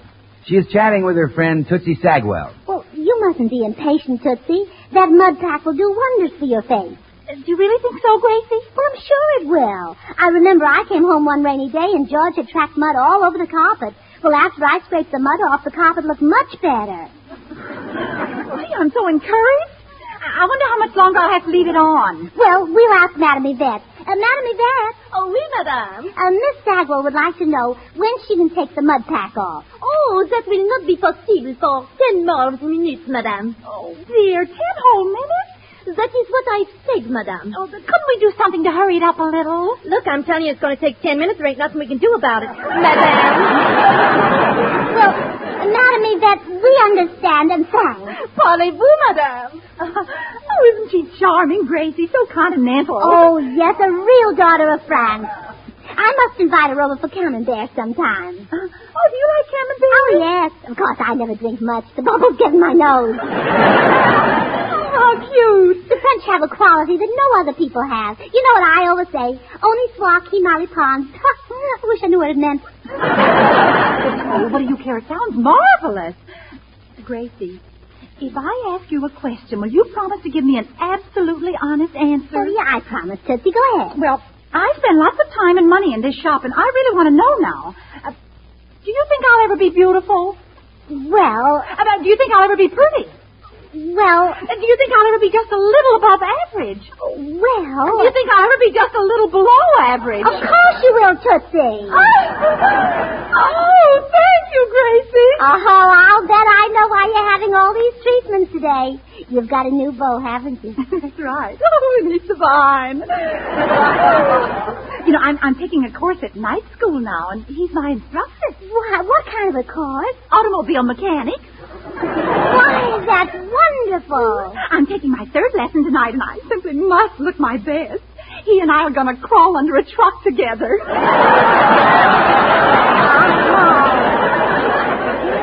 Well, Tootsie, I have to be going. I hope you make a big hit tonight. Goodbye. Goodbye, Gracie. I'm leaving, Madame Yvette. See you Thursday. Parlez-vous. Inky dinky. I'll bet you got a shock when I answered her in her native tongue. Hello, Gracie. Oh, hello, Bill. Where are you walking to? Oh, down to Sunset. Well, I'm driving that way. Hop in. I'll take you as far as my house. Oh, thanks, Gracie. Gee, you know, Gracie, I'm getting a lot of lips from girls lately. Only last night I had a funny experience riding in my girlfriend's car. Really? What happened? Well, I asked her to stop, so she did. And she kind of put her head on my shoulder, and I was whispering to her. What were you whispering, Bill? Oh, you know, Gracie, just cuddly stuff. Well, like what? Like what? Oh, you know, the same thing George whispered when he was courting you. Oh. And did she lend you the money?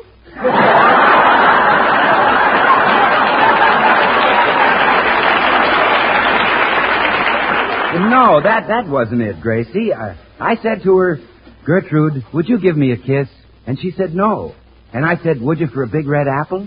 And she said no. And I said, would you for a bar of Swan soap?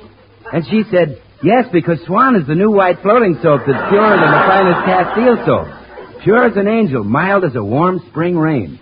So then you kissed her? Well, I started to, but she slapped me. Oh, well, you were naughty. Oh, I'll say I was naughty. I interrupted her before she could finish saying that Swan is so pure it's always kind to your hands. No matter what soap and water job you use it for. Washing the dishes, washing hankies, hose, and undies. Any job that calls for loads and loads of mild, pure suds. Well, what did you do after she slapped you, Bill? Well, I decided to use caveman tactics. I grabbed Gertrude in my arms. Oh? I crushed her to me. Yes? A light came into my eyes. You did? Yes, it was a cop with a flashlight. Well, he said, all right, you two, break it up, break it up. What did you do? Well, we broke it up. She took half the bar, Swan, and I took the other half. You know that's easy to do with Swan, Gracie. Just a flick of the wrist, and you get 2 swell cakes of soap. One for the kitchen for dishes and cleaning, and one for the bathroom for your hands and face. Well, what finally happened, Bill? Oh, I'd rather not tell you. Oh, come on, tell me. What did Gertrude say? Oh, Gracie, I'd rather not tell you. Well, you'll have to get out now, Bill. You can walk home from here. You guessed it, Gracie. That's just what Gertrude said. Well, goodbye. Tell George I'll see him later. All right, goodbye. Oh, I wish George would take Bill aside and have a little talk with him. I bet George could learn plenty. Oh, you, George, I'm home. Oh, dear. Did you have to drive the car today? The very first day? What do you mean? This is December 1st. Don't you know what started today? George Washington slept here? Not a movie. Oh, of course. How could I forget December 1st? Oh, sure. The lingerie sale of the May Company. Gracie, today is the start of gasoline rationing. Oh, really? Honey, don't you remember a couple of weeks ago I went to that school and came home with an A card? Oh, yeah, and I was very proud of you.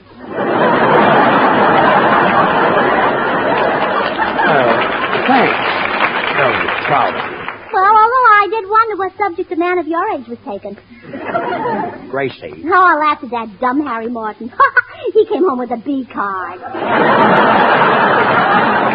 Yeah, very dumb. It should happen to me. Gracie, that A card was for gasoline. That means that we only get 4 gallons a week. So we can't do any needless driving. Oh, I remember now. I read in the paper that the car should only be used for things like driving the man of the house to work. Correct. My goodness. We're not going to use any gas, are we, dear? Don't worry, Gracie. We'll be using it. I only wish I had that motor overhauled. Overhauled? That motor was in good condition. It saves gas. I see. Then it would help if a mechanic overhauled the car. You bet it would. Well, I'll be right back. Where are you going? Well, I have to make a phone call.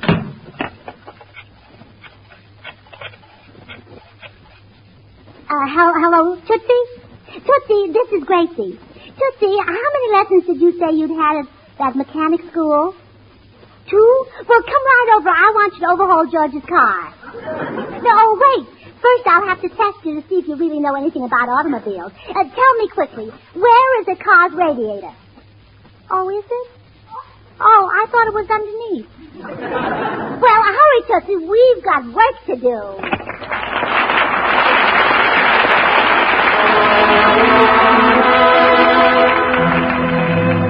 This is Paul Whiteman. From Irving Berlin's smash hit, This Is the Army, the boys in the 6 Hits and a Miss have cooked up a mighty military arrangement of This Is the Army, Mr. Jones.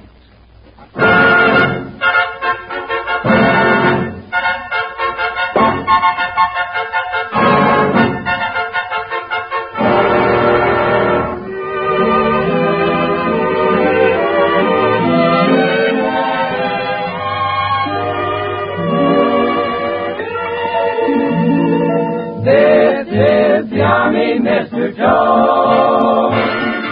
No private rooms or telephone. You had your breakfast in bed before, but you won't have it there anymore. This is the Army, Mr. Green. We like the barracks nice and clean. You had a housemaid to clean your floor, but she won't help you out anymore. Do what the bugler commands. They're in the Army and not in a band. This is the Army, Mr. Brown. And you and your baby went to town. Oh, she had you worried, but this is war, and she won't worry you anymore.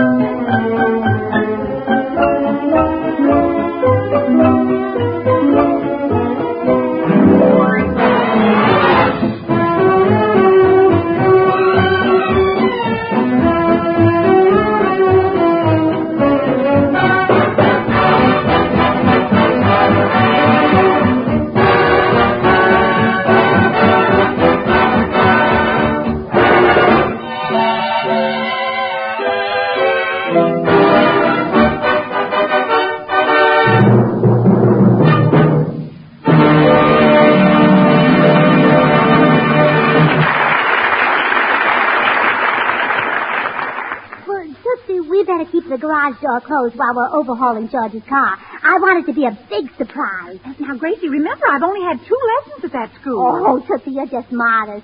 Tell the truth, you've always looked like a mechanic to me. Oh, you're sweet. Gracie! Oh, Gracie! Oh, dearest George, you stop working, Tootsie, and I'll be right back. I'm coming. What is it, dear? Look, I just got a call from Harry Morton. He told me he'd be waiting for me tomorrow morning. What's it all about? Well, you've been talking about sharing rides, so I arranged a carpool. Oh, well, good. Now, tomorrow you pick up Harry Morton and Mr. Bracebridge and drop Harry off at the Douglas airplane plant. Then... Wait a minute. Harry Morton's in the real estate business. Yeah, I know he is. He only works at the airplane plant to make a living. Well, that's a smart move. And now the next day, you pick up Jim Bagley and Mr. Bracebridge, and you drive Jim down to the Venice amusement park. Wait a minute. What kind of work does he do at the amusement park? Oh, he doesn't work. His wife has joined the wax, and he gets an allotment from her. Well, good for him. Now, the following day, you pick up Harvey Fowler and Mr. Bracebridge. Hold it just a minute. That Bracebridge has been with me now for 3 days. Where is he going? No place. You see, he hasn't been feeling well, so his doctor told him to get plenty of fresh air. Look, I listened to all these arrangements you made for me, and now I would just like to... Oh, please, don't try to thank me, George. It embarrasses me. But I know how grateful you are, so let's just forget it. I'll see you later, dear. Oh, George is such a darling. He takes so little to make him happy. Oh, my goodness, Tootsie, you've done lots of work. Oh, yes, I've been busy, all right. First, I went over the whole motor with a damp sponge. Oh, wonderful. But, Gracie, I had a slight accident. The sponge fell down inside the motor somewhere and got lost. Oh, well, don't worry about it. Sponges are very cheap. I took out some of the parts and cleaned them separately. Want to help me put them back? Well, I'll be glad to. What are these little things? Oh, those are spark plugs. My instructor says that spark plugs can waste 10% of your gasoline. They can? Well, let's throw them away. Oh, now we're making progress. Well, what's this funny thing over here with the wires coming out of it? That? Oh, but that's the... that came from... Gracie, are you sure that's part of the car? Well, it's in the same pile with the other stuff you took out. I guess I haven't reached that lesson yet. Oh, well, it doesn't matter. We'll just leave it out. Is that safe? Oh, perfectly. One little part couldn't keep a car from running. Why, we drove into a garage once for a checkup, and the man told George his motor'd been missing for days.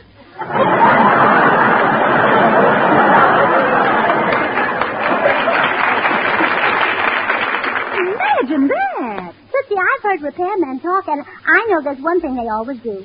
They tune up the motor. Oh, I haven't reached that lesson either. Well, who needs the lessons of that? There can't be but one way to tune up a motor. Hand me that hammer. All right, here you are.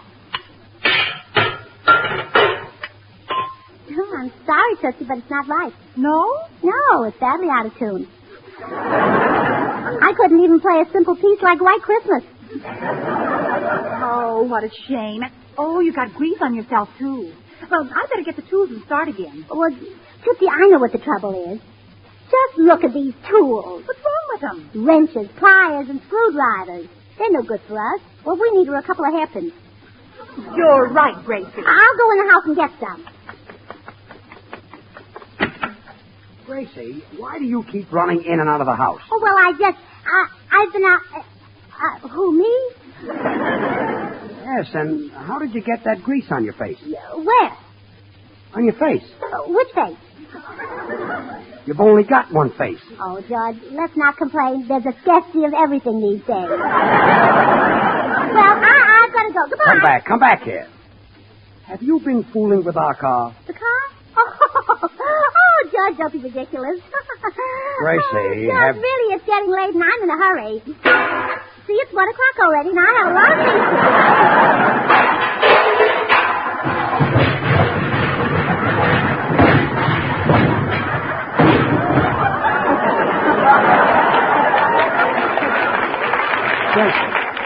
Gracie, holy smoke, what was that?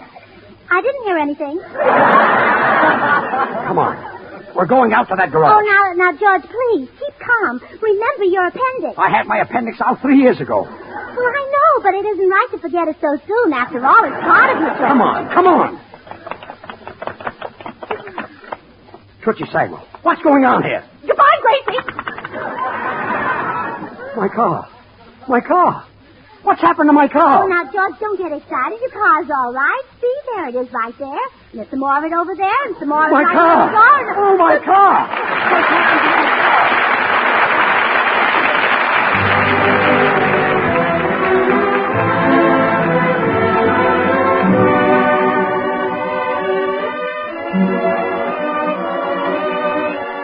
For his number tonight, Jimmy Cash has selected a song that will never die. Jimmy Cash singing Lovely Lady.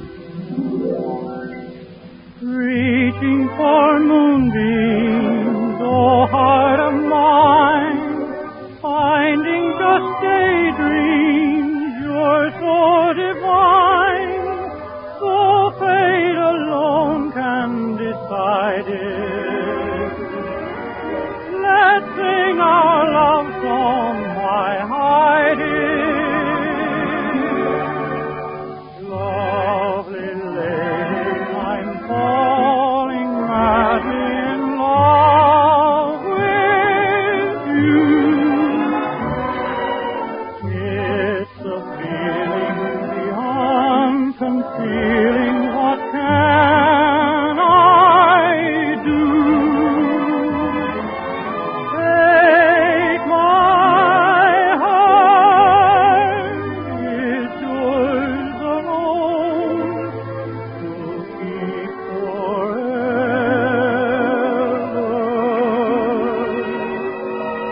Lovely lady, I'm falling madly in love with you. Lovely lady, I'm falling madly in love with you.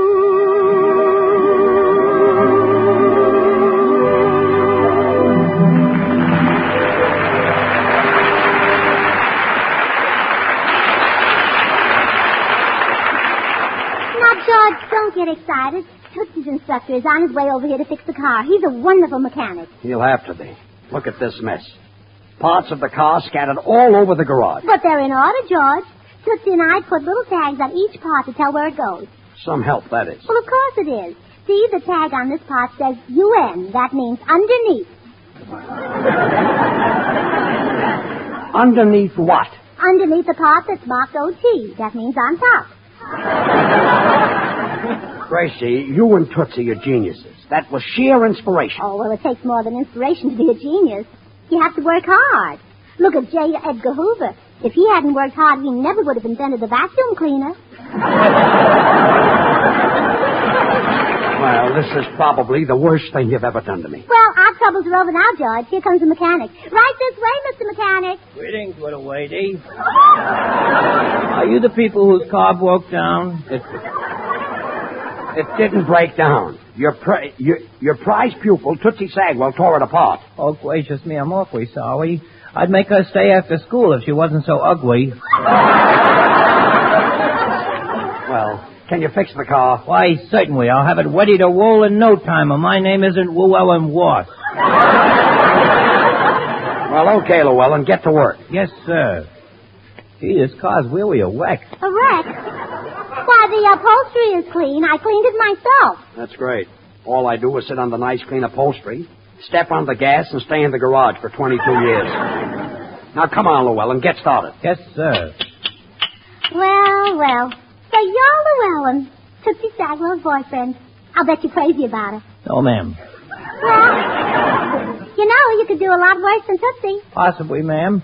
After all, I haven't met everybody. But Tootsie... Gracie, will you let the man alone? Go on and fix the car. Righto. Llewellyn, Tootsie will make some nice man a wonderful wife. Not this nice man. Gracie, will you let the man... Tootsie's a very sweet girl. What if she is a little bow-legged? If she were not neat, she'd wear out 3 or 4 pairs of stockings a week. Gracie, will you let... Stockings cost a lot of money, Gracie, you know. will you let this man alone? I want my car fixed. Yes, sir. And you must admit that Tootsie's features are well balanced. What if her eyes are too small? Her ears are too big. Llewellyn, don't pay any attention to her. Finish the car. Yes, sir. Remember, Llewellyn, beauty is only skin deep. The girl you marry has to do more than just appeal to your eyes. Well, if it'll help any, I'll concede that Miss Sagwell smells very nice. Llewellyn. Yes, sir. You know, now, my mother wasn't the most beautiful woman who ever lived either, but she had something that no other woman had. And I had to marry it.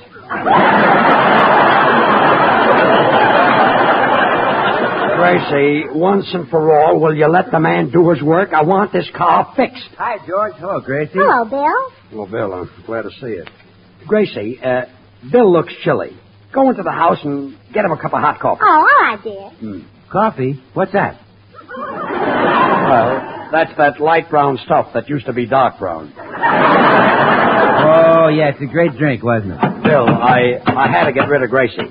This mechanic wasn't getting any work done on my car.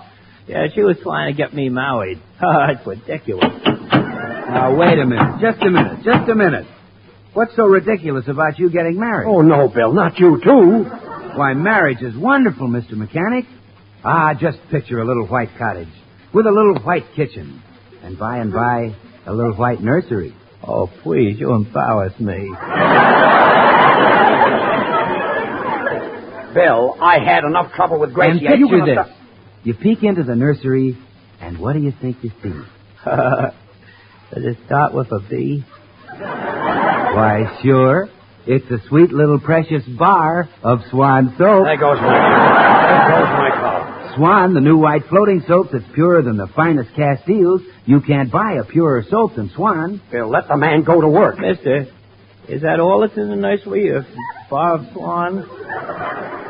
Isn't there something else? Oh, yes. A little baby? A little baby. And that's why Swan's there. Because Swan is just perfect for bathing that little baby. You're right. That does it. Come on, Bill. Outside. Hey, outside. George, let go of my arm. Outside. And Llewellyn, don't you open this door until this car is finished.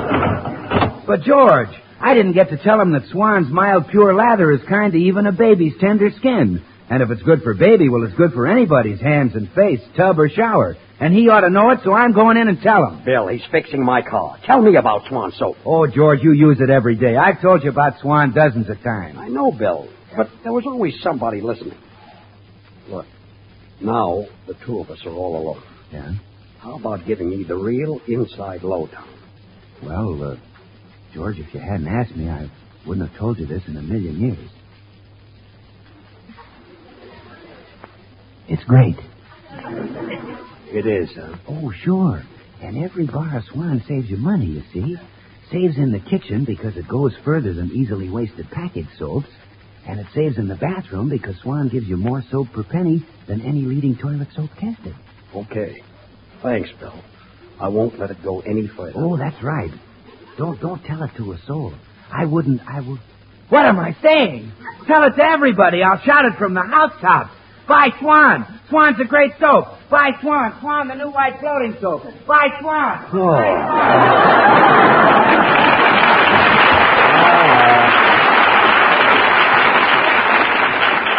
That's really a guy. Oh, George, where is Bill going? He left without his cup of coffee. Is that coffee? Well, no, I was out of coffee, so I heated up a bottle of beer and I put some milk and cream in it. Well, he'll be sorry he missed it. You know, Gracie. Mr. Burns. Yes, Llewellyn. The car's all fixed. How do you like it? Gee, it looks swell. Say, you really did a great job. It'll run like a scared rabbit now. Well, I'll get in and start the motor and see how it sounds.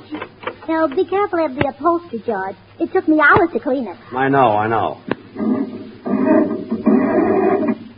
That's funny, it won't start.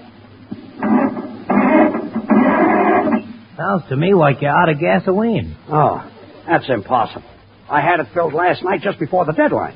I've got a full tank. Not now, George. What do you mean? There must be gasoline in the car. I can smell it. Yeah, isn't the upholstery nice and clean? You didn't. Yes, I did.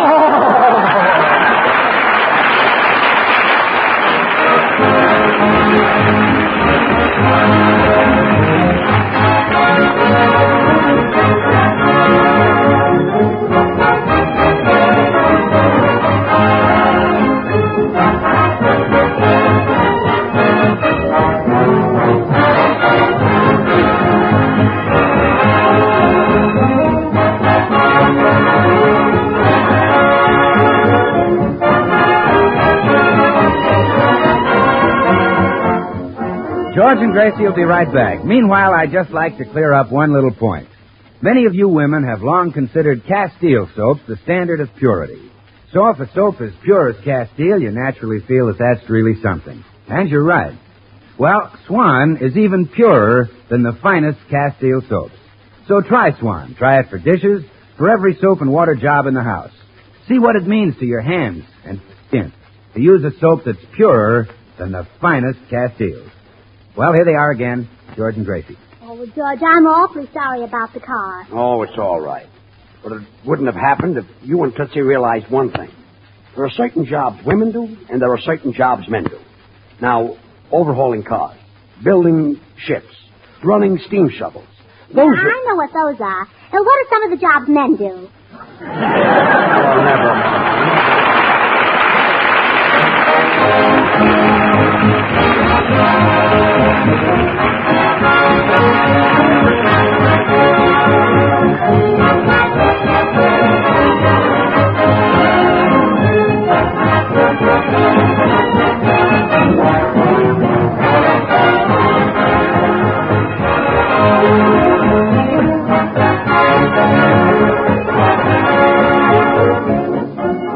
The makers of Swan, the new white floating soap, join George and Gracie in inviting you to tune in again next week, same time.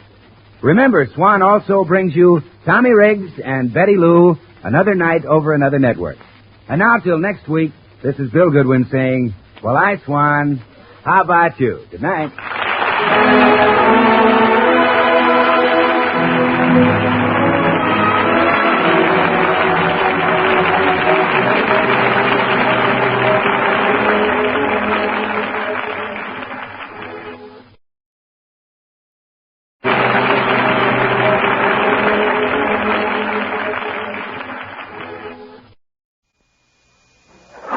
Johnson Wax Program with Fibber, McGee, and Molly.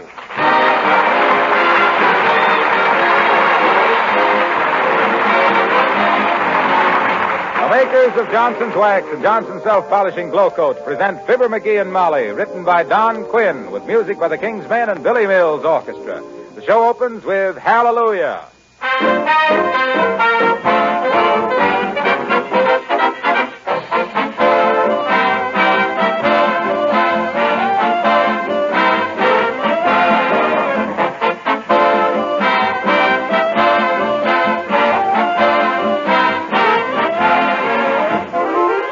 At a friend's house last night, I sat alongside the window and couldn't help noticing that the windowsills had been waxed and were shining. I looked around the room, and I'll bet I saw 10 other places that had been waxed. Picture frames, Venetian blinds, lampshades, ornaments, even the bricks around the fireplace.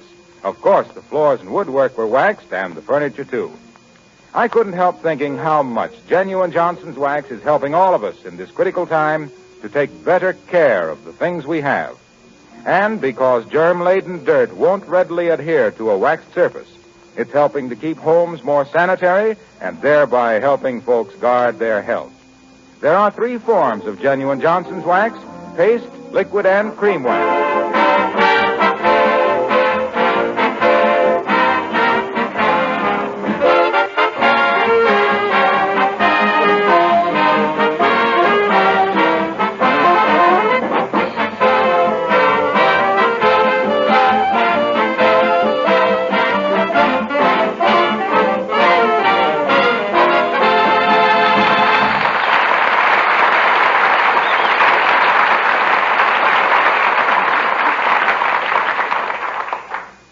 Well, mileage rationing has just come to Wistful Vista. And in spite of its being a meatless day, get a load of the beef being put up by an average citizen as we meet Fibber, McGee, and Molly.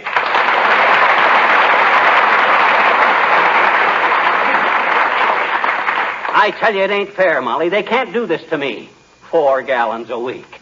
Why, that's ridiculous. I think so, too. You do? Yes, you don't need 4 gallons. Doggone it, I do, too. 4 gallons is outrageous. Where can I go on 4 gallons of gas? Where do you want to go, dearie? Well, gee whiz, well, what if I did want to go someplace? in an emergency or something? You mean like running out of cigars? Yes. No. Running out of cigars ain't an emergency. You never spoke a truer word, McGee. Huh? When I get a whiff of those poison panatellas of yours, I know why tobacco auctioneers talk that way. What you mean? Those fellas are hysterical. Oh, forget my cigars. I'm talking about this mileage rationing. I think it's a dirty deal. The whole thing is silly. It's going to make everybody stay at home. Why, in 2 years, a guy from Indiana won't know what a guy from Kansas is talking about. Where are you from? Illinois. That it's happened already. I don't even know what you're talking about. I'm talking about giving all the car owners a measly little medicine dropper full of gasoline. It's an infringement on private rights. That's what it is. Look, dearie, look.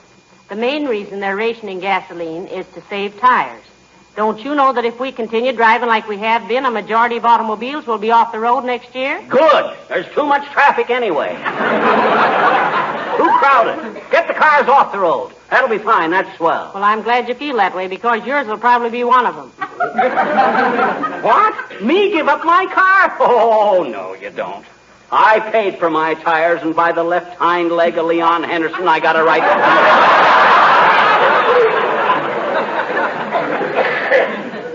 I'm going to write to my congressman this very minute. Who is our congressman? Why, it's old...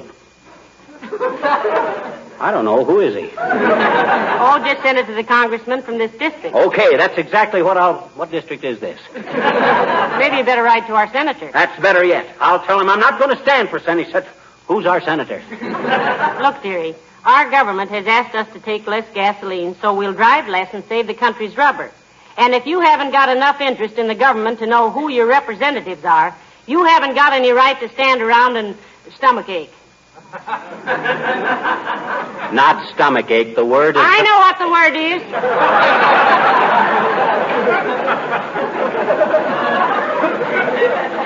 Well, gee whiz, the idea of giving an important citizen like me just a AA book. Save rubber of my clavicle. What happened to that sympathetic rubber that inventor made out of milkweed? Or was it milk he made out of a rubber plant? Anyway, why don't you... Oh, that's probably Mr. Jeffers come to explain mileage rationing to you personally. Well, he better talk fast. Come in, Jeffers. Hello, folks. Say, are you busy? Not a bit, Mr. Wilcox. Come right in. Hi, Junior. What you so excited about? Your rich uncle die and leave you a pound of coffee? You mean you haven't heard about Mayor Latrivia? Heavenly days, what happened to him? He's joined the Coast Guard. Leaves tomorrow morning. Oh! What? Latrivia in the Coast Guard? Yes, sir. Why, I didn't think that guy could pass the physical for a crossing watchman. He must have pulled some wires. He never pulled a wire. He simply went down and enlisted. Passed his examinations like a mice. Ah, great outfit, the Coast Guard. You think so? Think so. I know so. Do you realize the first boats ashore in the Solomons and North Africa were Coast Guard boats? They were? Yes, sir. Hi, George Molly. I think I'll try to join it myself. I want to get out of here anyway. This mileage rationing has got me disgusted. You know, he's been raving about it all day, Mr. Wilcox. He thinks the OPA is trying to make an APE out of him. And they are, too. A citizen of my standing, trying to get along on a AA book. It's a lot of foolishness. I got business to take care of. What business, pal? Well, in the first place, gee whiz, I got responsibility. Oh, he really has, Mr. Wilcox. Yes. You know, he's the sole support of 3 pinochle players at the Elks Club.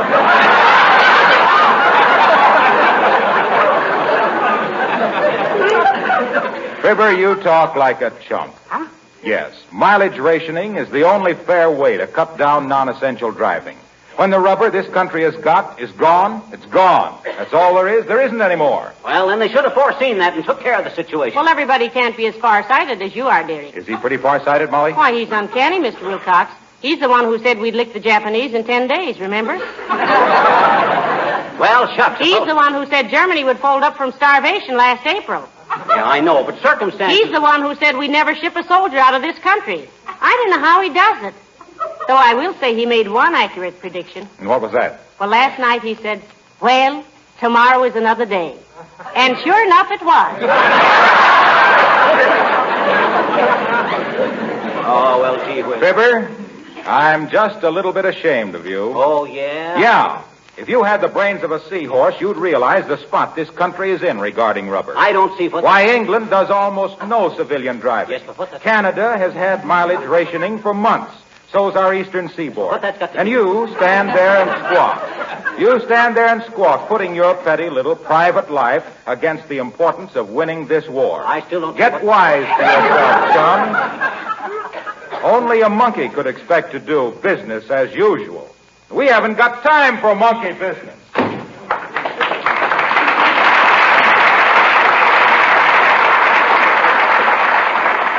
You know, Molly, maybe I was wrong. Well, for goodness sakes, at last you begun to realize As that... he says, only a monkey could... Hey, was that guy calling me a monkey? Why, that impudent, just because I think I got a right to more than 4 gallons of gas. A guy am I standing in the community, forced to give up 4 gallons.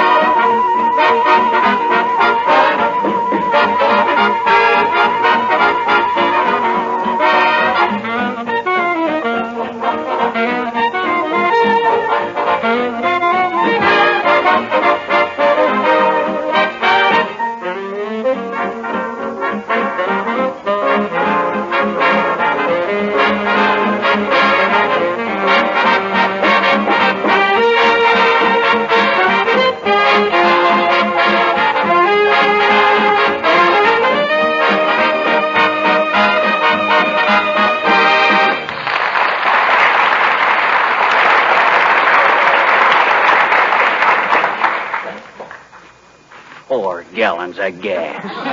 Why, that's absurd. And I only get 12 miles to a gallon, 48 miles. A man in my position. If that ain't the 70 days, McGee. Are you still moaning about only getting an A book? Well, it burns me up. I'm going to call the ration board right now and read them the riot act. Give me the phone. Here. Thanks. Hello, operator. Give me ration board 79J on the corner of... Oh, is that you, Mert? Now, this is the sort of thing that should be rationed.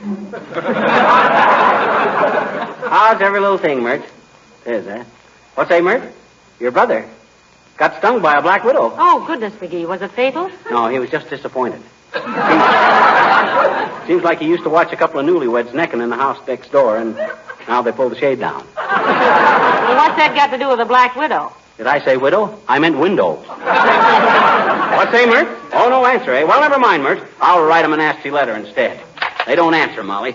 I'll bet they know who was calling, and they're ashamed to answer. That must be it, or else they're laughing so hard they can't talk. Laughing at what? You, sweetheart. Huh? The idea that you, one little citizen in 130 million, thinks he's so much more important than winning the war that... I'm glad you got interrupted. I think I was going to be deeply hurt. Yeah. I think so, too. Come in. Oh, Abigail Uppington. Hello, Abigail. Oh, how do you do, my dear? And Mr. McGee. Hi, Uppy. Have a chair. Then tear off 3 coupons and we'll gas a while.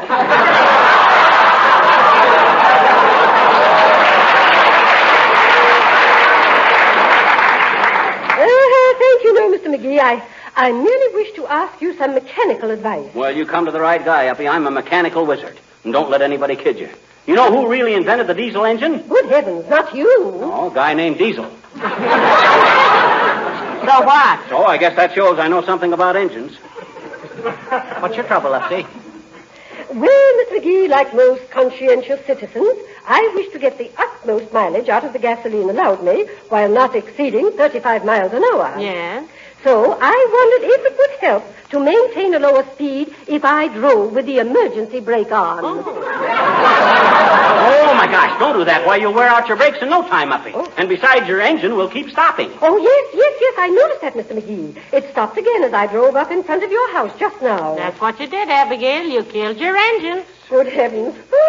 And it was such a good engine, too. Oh, well, I shall have my butler give it a decent burial in the backyard tonight. Perhaps a few flowers. No. You don't have to bury it, Uppy. It'll come to life again. And I'm glad you mentioned that mileage rationing. You know what they done to me, Uppy? Oh, dear. Here comes the moan of the mistreated motorist again. They only gave me a book, Uppy. 4 gallons a week. It's an infringement on personal liberty. That's what it's an infringement on. Taking McGee as an average citizen, Abigail, I bet you never realized how low the average was, did you? No. Well, Mr. McGee, as usual, you are being stupidly self-centered. Any intelligent person knows that every extra unnecessary mile of wear on a single tire is practically sabotage. Do you think for one single minute that your drab little driving habits are of any importance whatsoever during times like these? Well, Dad Rabbit, I don't think... That is obvious, Mr. McGee. Goodbye.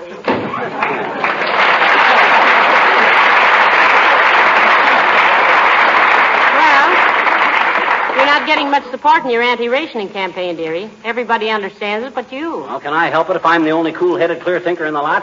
With me, it's the principle of the thing. Well, you better put your principal in another bank. You're not getting any interest. 4 gallons of gas. If that isn't the worst injustice I ever heard of. And me that's used to driving 100 miles a week. Do you realize, Mrs. McGee, that just because of this, we're going to have bad crops this year? Leave deeper footprints, dearie. I can't follow you. Well, I'm telling you, there's going to be a crop shortage. And why? Too many rabbits. They eat the crops. And why too many rabbits? Because guys like me can't get enough gas to go hunting. It's preposterous. Look, McGee, I'm tired of arguing about it. You're all wet, and I haven't got time to keep drying you off. Now, listen, just sit down and write a letter to Mr. Roosevelt. Pour your little heart out. Make him cry. Personally, I'm going out in the kitchen and make myself a cup of tea. Write a letter to Roosevelt. That's not a bad idea at that. Let me see now. Dear Mr. President. That's too formal. Dear Chief. That's it. Dear Chief, I know you must be pretty busy these days, but I got a very important... Excuse me, Frank, there's somebody at the door. Come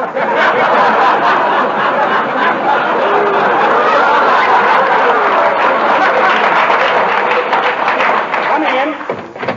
Hi, mister. Oh, go away, little girl. I'm in no mood to stand around and fiddle-the-paddle with you. I'm sore. Where? Well, in the driver's seat, if you must know. It's this mileage rationing. That's what I'm sore about. Me only getting 4 gallons. Who do they think I am? Gee, who do you think you are? My daddy only got that much, and he says he can make it do. Well, your daddy... Say, I'd like to have a talk with him. Where is he, anyway? He's out of town, mister. He's in Grand Rapids, Michigan. Oh, Grand Rapids, eh? Oh, I played there many times in vaudeville, sis. You did? The old Empress Theater. Ah, it's a great little city. Big furniture center. Been lots of big fortunes made there in furniture, sis. I know, mister. Lumberjack, huh? Look, sis, it was me that had the vaudeville act, not you. What's your daddy doing there? He's an engineer, mister, and radio station WOOD there has got a new transmitter with more power, and he helped them install it, and they're going to desecrate it tonight. You don't mean desecrate, you mean dedicate, sis. I mean desecrate, mister. They carry your program. As I said before, sis, I haven't got the patience today to stand here and dilly-the-dally with you. Next time you want to come over and bother me, don't come. Call me up. It'll cost a nickel. You want to give me the nickel, mister? No, I don't. Cheapskate. What was that? Hmm? What did you say? I don't know. I wasn't listening. And look, mister. Yes? If I were you, I bet you I'd stop crabbing about mileage rationing, I bet you. Oh, you would? Sure. How do you think we can keep Doolittle over there if we don't keep doing more over here? So long, mister.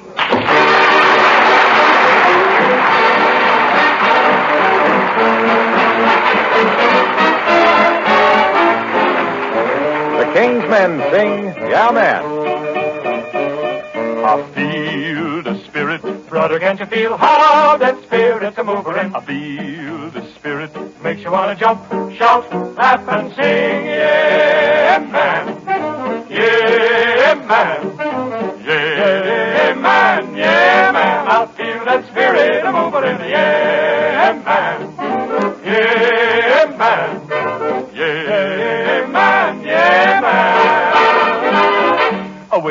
south in Tennessee, I used to sit upon Pappy's knee.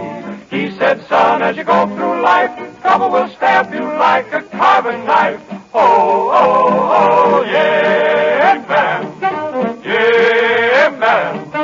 Yeah, man, yeah, man. I feel that spirit a moving into you. Got rhythm, you've got rhyme, so beat that rhythm and take your time. Clap your hands as you start to swing. Open your throat and everybody sing. Oh, yeah, man. Yeah, man. Yeah, man, yeah, man. I feel that spirit a moving in a two-faced woman and a jealous man. Started all the trouble since the world began. You can steal my chickens and my hound dog too, but trifling around with my gal will get me into trouble with you. Yeah, man. Yeah, man. Yeah, man. Yeah, man. I feel that spirit a moving in the yeah, man. Yeah, man. I feel the spirit moving in the moving in the moving in the moving in. Yeah, yeah,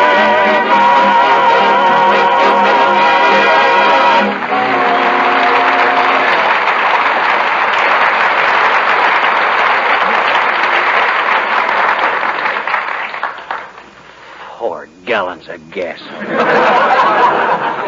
I don't know why they couldn't have given me more and trusted me not to drive too much. Shucks, I realize the rubber situation is bad. My gosh. 4 gallons for a man in my position. McGee, I just decided what I was going to get you for Christmas. Huh? You did? What? A good bird dog. Huh? You've got the longest grousing season of anybody I know. Well, Dad, rather it's an imposition. 4 gallons of... Come in. Oh, heavenly days, Mayor Latrivia. Good day, Mrs. McGee. Hello, McGee. Hi, Latrivia. Hey, what's this Wilcox was telling us about you joining the Coast Guard? It's quite true, McGee. I leave tomorrow. I just dropped in to say goodbye. Oh, well, we'll really miss you, Mr. Latrivia. Wasn't joining the Coast Guard kind of sudden for you, Latrivia? Oh, no. I've been trying to wind up my affairs for some time so I could do it, McGee. I'm very happy that I was accepted. Have you had any experience with small boats, Mr. Mayor? Oh, yes, Mrs. McGee. I've been through the Tunnel of Love at Coney Island. You're just fooling now. Yes, I am, Mrs. McGee. Seriously, I'm rather an expert on small craft. I once had a little sloop on Long Island Sound. What kind, clam chowder? McGee, he said sloop, not soup. What'd you go in as, Latrivia? Captain? Certainly not. I'm an ordinary apprentice seaman to start with. Why'd you ask, McGee? Well, if Latrivia had spoke to me, I might have got him a commission. I know a certain guy who's got a cousin that knows the secretary of a very... I don't want a commission, McGee, till I earn it. Anyway, McGee, if you know such important people, why do you keep crabbing about only getting an A book? Hey, I'm glad you brought that up, Molly. Now, look here, Latrivia. You're the mayor of this town. Anyway, for one more day, and I want to ask a favor. I want you to use your influence. In what way, McGee? You know what that rationing board has done to me? Only gave me a book. 4 gallons a week. Oh, that's ridiculous. A man of my importance in the community... Oh, so you're one of the moaners and groaners. One of those astigmatic individuals who thinks the war is being fought only by soldiers and sailors and Marines. Well, let me tell you it isn't. Everything you do in your daily life has some effect on our war program. Oh, yeah, I suppose the way I comb my hair is important, too, huh? Yes, it is. What's your comb made of? Rubber. Oh. That's a piece of rubber that didn't go into a tire. It was made when this country had plenty of rubber, and we haven't got plenty now. We're dangerously short of it. What we have got, we need for military purposes and essential transportation. Do you belong to a carpool? Well, no. Are you engaged in any important war work, McGee? Well, no, I guess not, but gee whiz... Then for heaven's sake, stop your griping. You're lucky you've got a car at all. Oh, excuse me, McGee. When I get over to Africa or Australia or wherever they send me, I'll be thinking of you, McGee, and the hardships you're suffering. Well, goodbye, Mrs. McGee. I'll see you when this is over. Goodbye, Mr. Mayor, and happy landing. Thank you. Goodbye, McGee. Good luck, Latrivia. Don't take any wooden anchors. I won't. And, McGee, when you do drive, if you get up to 35 miles an hour, think of somebody who didn't get a rubber lifeboat. Goodbye.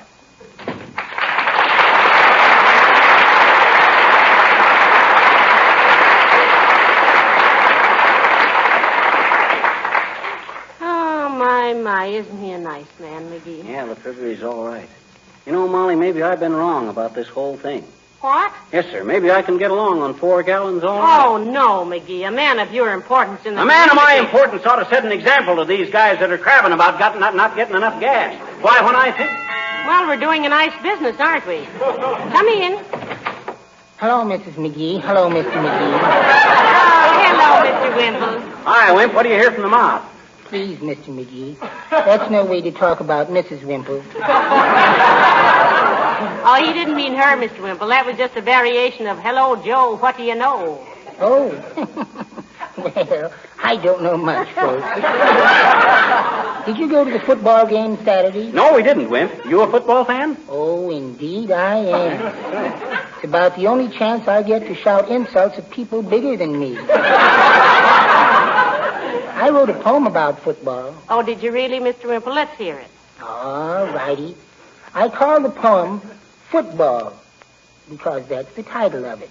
I never heard a better reason. Now, go ahead, Wimp. Football. I've saved my money from sodas and gum to buy a seat at the stadium to see a college football game, though I don't know why, they're all the same. But I got a seat on the 10-yard line where I should see the game just fine. So all through the game, what did I see? Just the backs of the people in front of me.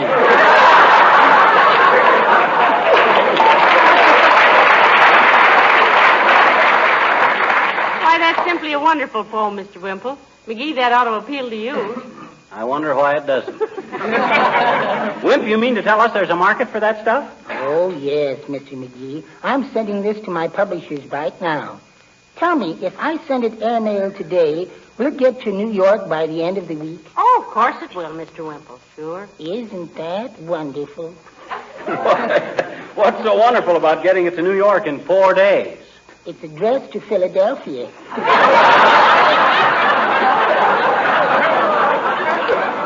Does your wife like your poetry, Mr. Wimple? Well, no, Mrs. McGee. Sweetie Face is more the physical type. Oh. Did you know she had a job at the filling station last week? What doing? Blowing up tires. But she had to quit. Oh, why? Her lips got chapped. Well, I've got to go to the post office. Goodbye.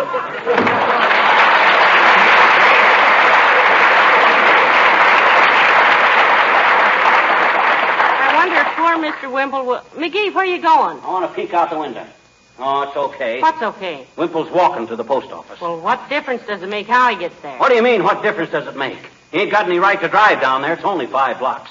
We can't drive our cars for trivial stuff like that. Well, for goodness sakes, when did you get converted? Well, you heard what Latrivia says about the rubber boat. That brung it home to me. Up till then, I was... Come in. Oh, how do you do? You wish to see someone? Yes, I was looking for Mr. Latrivia. Is he here? Oh, how sweetheart. Oh, I'm sorry, sis. Latrivia just left a few minutes ago. Oh, thank you so much. He probably went home. I'm his sister, Mrs. Simpson. Oh, how do you do, I'm sure. This is my husband, Mr. McGee, Mrs. Simpson. Not Simpson, Mrs. McGee. Simpson. S, like in Santa Claus. I-M-P, another S-O-N. Oh, Simpson. Yes. Well, I'm glad to know you, Sis. But, Oh, what a sweet little boy. What's his name, dearie? Susan Simpson. No, don't cry, sweetheart. No, mustn't cry. Here's your teething ring. Hey, cut that out. Give me that. McGee, what are you doing? Yes, I confess I don't Did you see what that kid's doing? Chewing on that teething ring. Don't you know that that's made of rubber? Go ahead, howl your head off. If I did too, I understood the situation. Don't you realize, kid, that this rubber thing is serious? Don't you realize that we got to utilize every scrap of rubber for essential purposes? Okay, yell your head off. But you ain't going to eat any rubber while I'm here. Don't you realize that we all got to put our...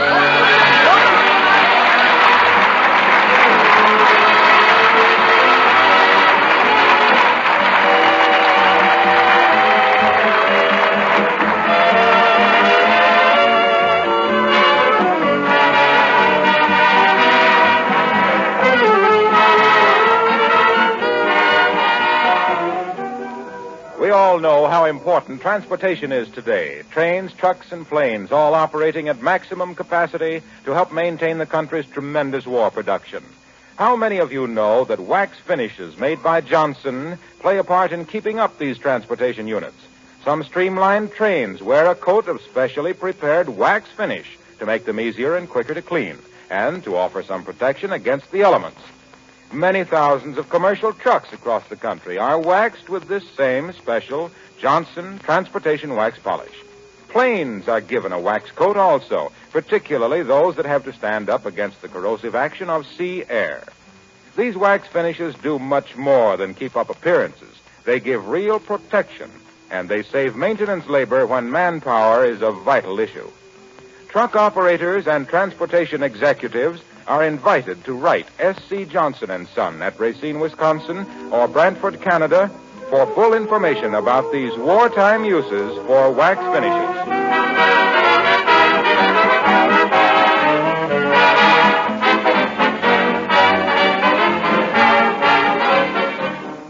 Ladies and gentlemen, Mr. Gale Gordon, our Mayor Latrivia, was with us for the last time tonight before going into the service. He's only one of many of our little group now in our armed forces, musicians, engineers, sound technicians, and others behind the scenes whose names you probably wouldn't know, but who are valued members of our company just the same.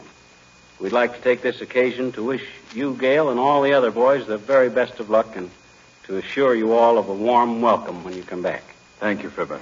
And if all of you give that big show everything you gave our little one, your new sponsor, Uncle Sam, will be very happy.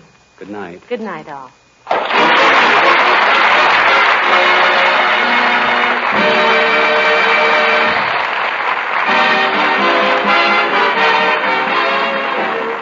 The character of Wallace Wimple heard on this program was played by Bill Thompson.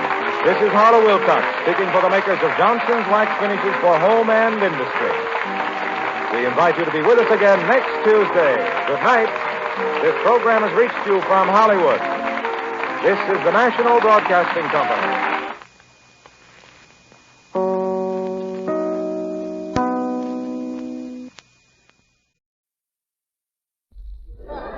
The Raleigh Cigarette Program from Hollywood, starring Red Skelton, with Ozzie Nelson and his orchestra, Harriet Hilliard, and yours truly, Truman Bradley.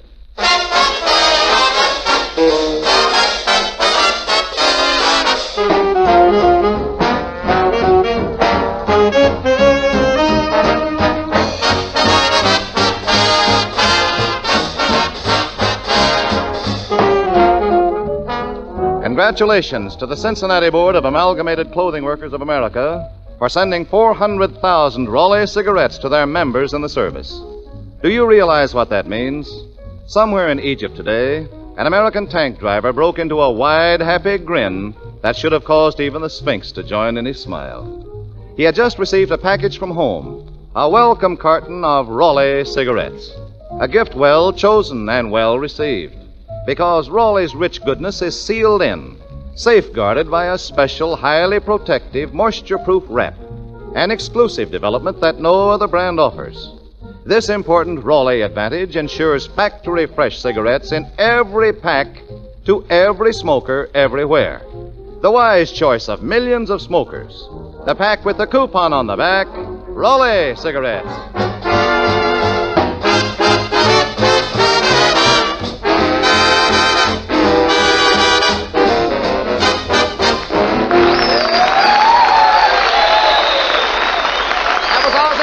Orchestra playing People Like You and Me. And now we bring you Metro-Goldwyn-Mayer's brilliant young comedian, the star of our Raleigh cigarette show, Red Skelton.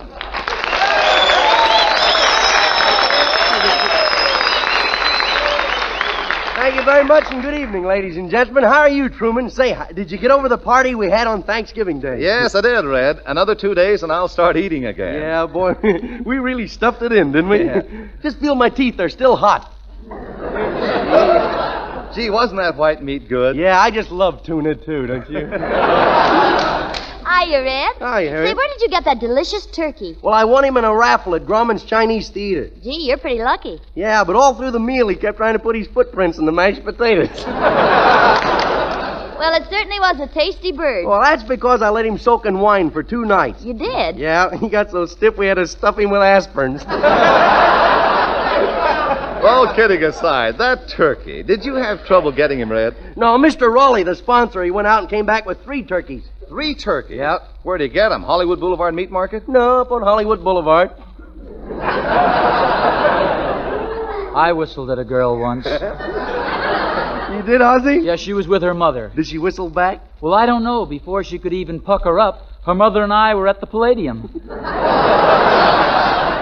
Say, Red, weren't the butcher stores crowded with people? Crowded. I put my hand on the counter to steady myself, and something went chop. What happened? Well, the lady next to me says, "My, aren't the pig knuckles small this year?" It was a swell dinner, though, Red. Yeah, how'd you like that stuffing? I bet you never tasted like anything like that before, huh? Nope, never did. What a novel idea, chopping up old Christmas neckties. Yeah. And that coffee you served had me stumped, Red. What was in it? Well, I wasn't able to get any coffee, so I brewed up some Mexican jumping beans. So that's what it was, huh? Yeah, it was all right, but every time I hiccup, I change places with a turkey. Say, that was some girl you brought to the party. Yeah. But I didn't like the way you danced with her. What was she, a jitterbug? No, she wasn't a jitterbug. Her garter broke and hit her under the chin. Oh, it was really a nice party. We certainly scared that pet parrot of yours. Yeah, the old parrot watched us eat for a while and finally started pacing up and down the cage saying, "Thank heavens I'm inside of this thing."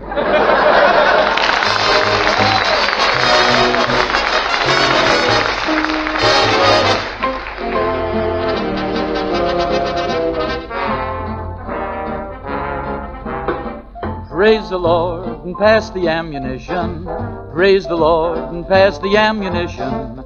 Praise the Lord and pass the ammunition, and we'll all stay free. Praise the Lord and swing into position. Can't afford to sit around a-wishing. Praise the Lord, we're all between perdition and the deep blue sea. Yes, the sky pilot said it. You gotta give him credit, for a son of a gunner was he.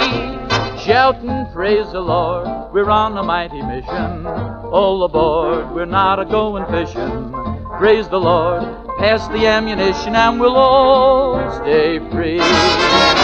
Down went the gunner, a bullet was his fate. Down went the gunner, and then the gunner's mate. Up jumped the sky pilot, gave the boys a look, and manned the gun himself as he laid aside the book. Praise the Lord and pass the ammunition. Praise the Lord and pass the ammunition. Praise the Lord and pass the ammunition, and we'll all stay free. Praise the Lord and swing into position. Can't afford to sit around a-wishing. Praise the Lord, we're all between perdition and the deep blue sea. Yes, the sky pilot said it. You gotta give him credit, for a son of a gunner was he. Shout and praise the Lord, we're on a mighty mission. All aboard, we're not a-going fishing. Praise the Lord and pass the ammunition, and we'll all stay free.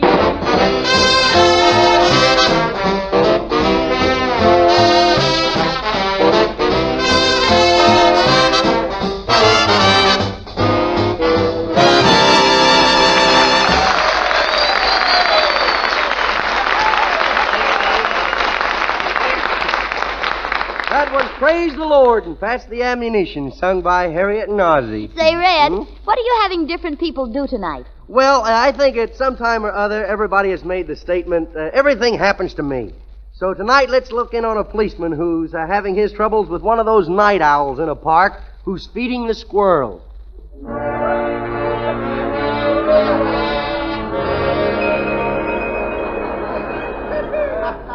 All right, boys, don't crowd. Here's a nice nut for you, Mr. Bushy-tail. Oh, you don't like nuts, huh? Well, I'll crack it with my teeth and eat it myself.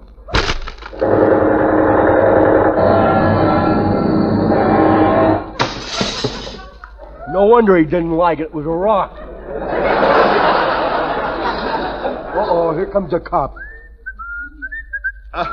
Sure, it's a nice day, isn't it? Yeah, sure is, Off. That's what I like about California. The sun always shines. In fact, there's so much sunshine they have to build big dams to hold it back. You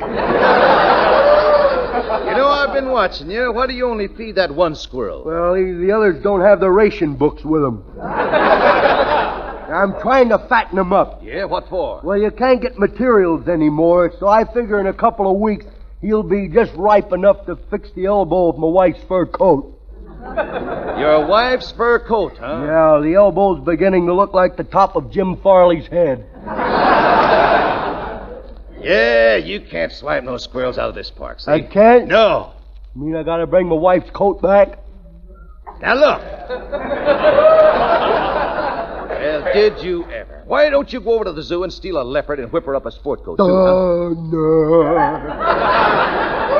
I tried that once. You see my right hand? No. Yeah, that leopard didn't even bother to put ketchup on it. You know something? I think you're a moron. Listen, them's fighting words where I come from. Why? We're all morons. Sure, I ought to give you a ticket. Where do you live? Now, let's not get nosy, bub. Well, being nosy is my job. Yeah, and you certainly got the tool for it, too. Well, I've heard enough. Come on, get going. Don't let me catch you back in this park again. And put that squirrel down. That ain't no squirrel. I'm wearing a mustache. Oh, yeah? Well, why's your mustache wagging its tail, huh? I got a nervous twitch. Now, look, put that squirrel down. Look at him go, boy. I ought to punch you in the nose. Yeah. What did you say? I say I ought to punch you in the nose, not do it, too, if I wasn't bigger than you. Yeah? Well, it so happens that I am bigger than you. Well, that's another good reason. Well, I've stood enough. Yeah? Hey, who you calling up? I'm gonna call the wagon, that's what, and lock you up. Oh, share the ride stuff, huh? Oh, I forgot. Today's the beginning of gas rationing. I'm going to make you walk. Oh, no, you don't.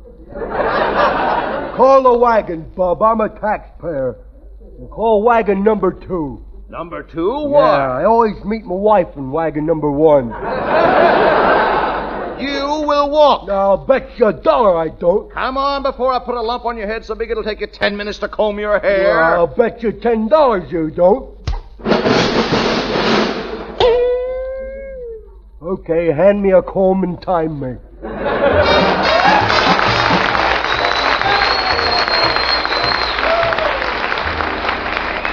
Then we have Clem, the fellow from the country. He believes that everything in the world has happened to him, and he's on his way to see his girl, Daisy June.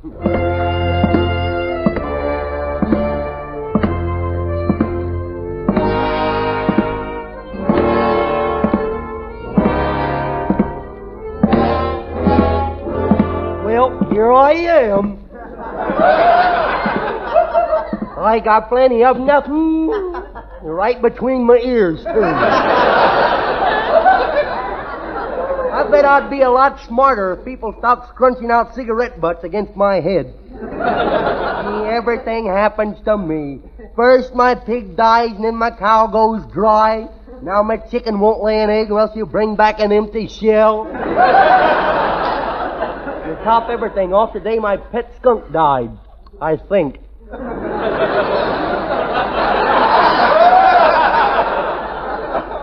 Oh, there's a guy lighting a Raleigh. I think I'll let... Hey, Bubs, you got a cigarette? Why, Bill Snuffbucket, I knew I'd find you someday. Where's my pig? Here, take your hand off of my Adam's apple. What are you trying to do, squeeze the seed out of it? I'll let go. Not until I punch you in the nose. Here. Hey, what's the idea of hitting me? I ain't Bill Snuffbucket. You get up, Oh, I'm sorry, Bub. I thought you was Bill Snuffbucket. No. Did I hurt you? Oh, no. I just tied this knot in my spine to remember something. Say, I'm awful sorry I punched you in the nose. Oh, that's all right. I'll have it back in shape as soon as I find a pair of pliers. Gotcha, I made your nose bleed. No, that's all right. I was figuring on giving all my blood to the Red Cross anyways. All your blood? How would you stay alive? Who's alive? Well, ain't you alive? I don't know. On my birth certificate it says could be. Well, Well, I want to apologize for mistaking you for Bill Snuff Bucket. Gee, I can't get over it. Another guy who looks like me. Boy, this world's sure in an awful shape, ain't it?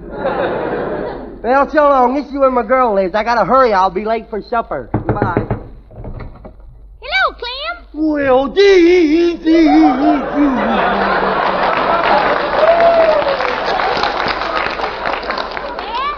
You're just in time to help with the supper dishes. Okay, you beaten? Great ball of fire. Another day wasted away. You beaten? Yeah, ain't you? No, and boy, am I hungry. Is your stomach a-growling? Growling nothing, it just bit me. Well, you help me with the dishes, and I'll fix you a little something to eat. Okay, I'll gather up a few of the dishes, Daisy Jane. Uh-oh. Clem, did you break a dish? Meow, meow. Oh, now, Clem, you ain't fooling me none. That's funny. That little kid on the radio says it always works.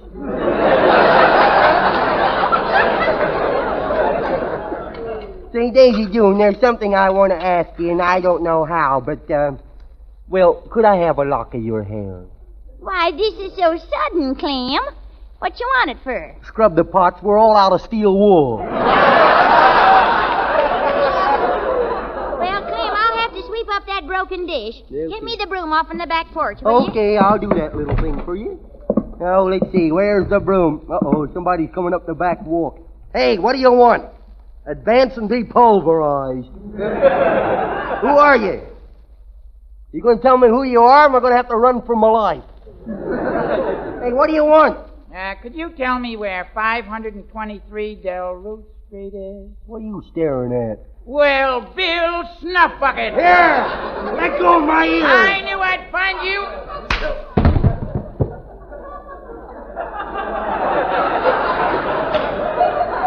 Look, old man, this is developing into a habit. I'm Clem, don't you remember? The goon you hit a while ago. Yes, I'm sure sorry. But you know, you look just like old Snuff Bucket. Mm-hmm. I won't for long, though, will I? Brother, I am aging but fast. Now, look, I'm going to be in town for a week. Yeah? And just so this don't happen again, here, you wear my old Wilkie button. Wear it on your shirt like this. What shirt?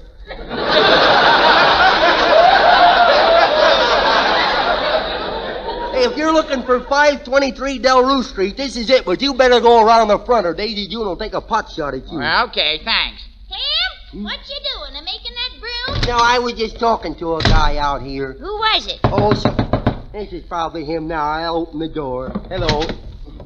Well, Bill Snuff Bucket. Let go of my lip, will you? Let go of my lower lip. I said let go of it, not trample on it. I've got you at last, Bill Snuff Bucket. Hey, wait a minute. It's me, Clem. See my Wilkie button? Politics ain't going to help you. Take that. And that.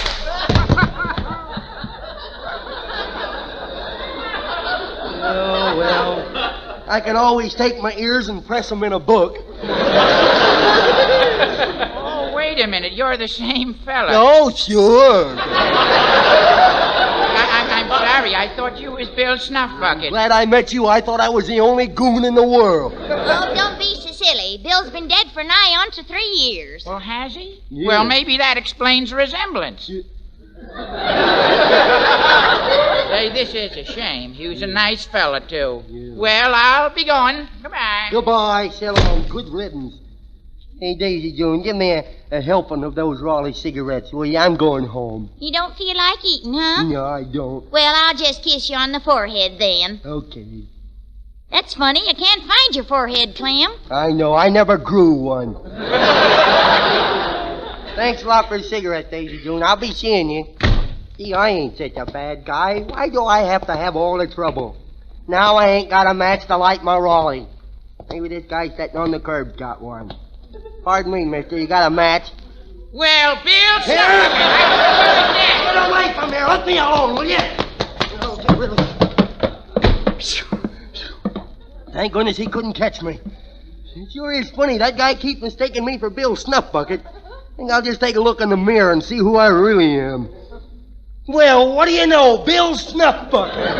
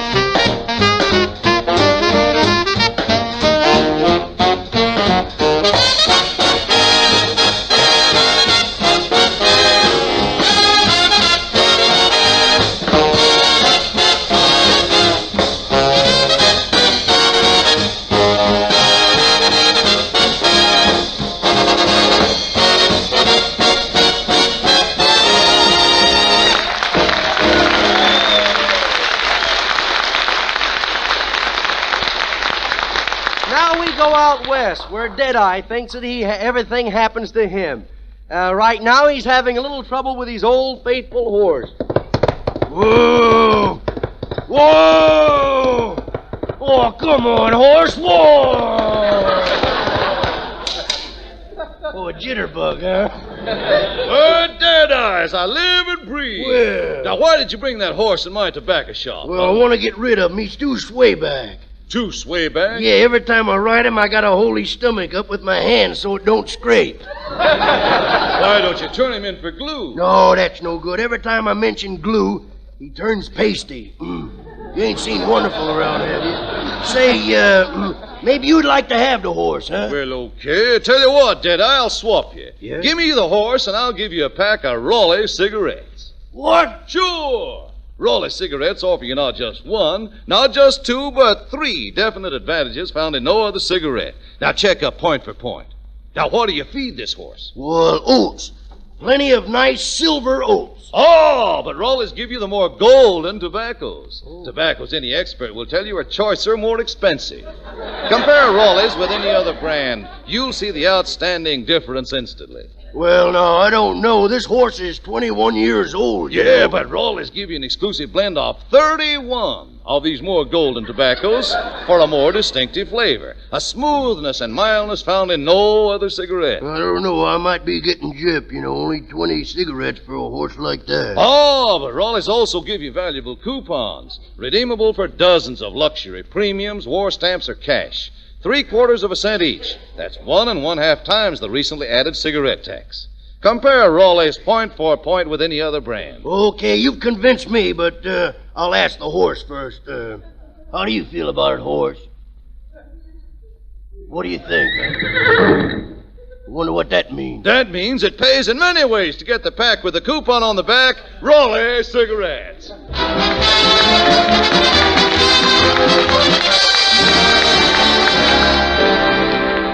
Then we have a lady and her little boy. She thinks her job taking care of Junior is about the hardest thing in the world. So, Harriet, you be my mother, and I'll be the mean little kid. Junior,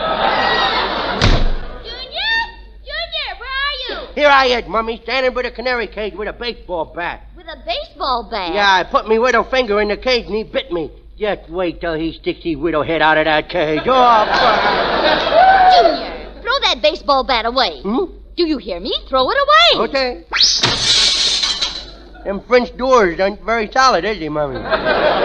Oh, look, here comes the kitty cat. Come here, Patty. Come here, Patty. Junior, stop crawling along on your hands and knees. Hey, look, I'm the cat. I will carry him like he was a kitten.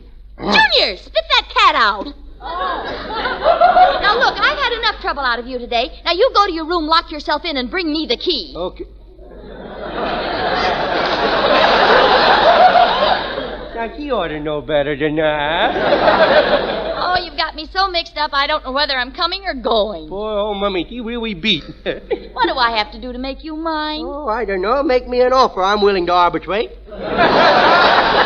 Junior, how would you like a banana split with tutti frutti ice cream and marshmallows and cherries and walnuts and hot butterscotch sauce? Boy, oh boy, with an egg on top? Yes. No, too rich. I think I go play with me toy airplane. No, Junior. Now, you let me play with a plane or I would tell. You'll tell what? I would tell everybody that when you put your face on in the morning, you ain't kidding. That's not true. Well, your father thinks my skin is just like a baby. A baby what? Oh, dear. Now, who could that be? Now, I'll go see somebody at the door. We got company. Oh, now what happened? Get up off the floor. Who tied my shoestrings together? Well, I would let him in, open the door, and she... Well, Bill Snuff Butter.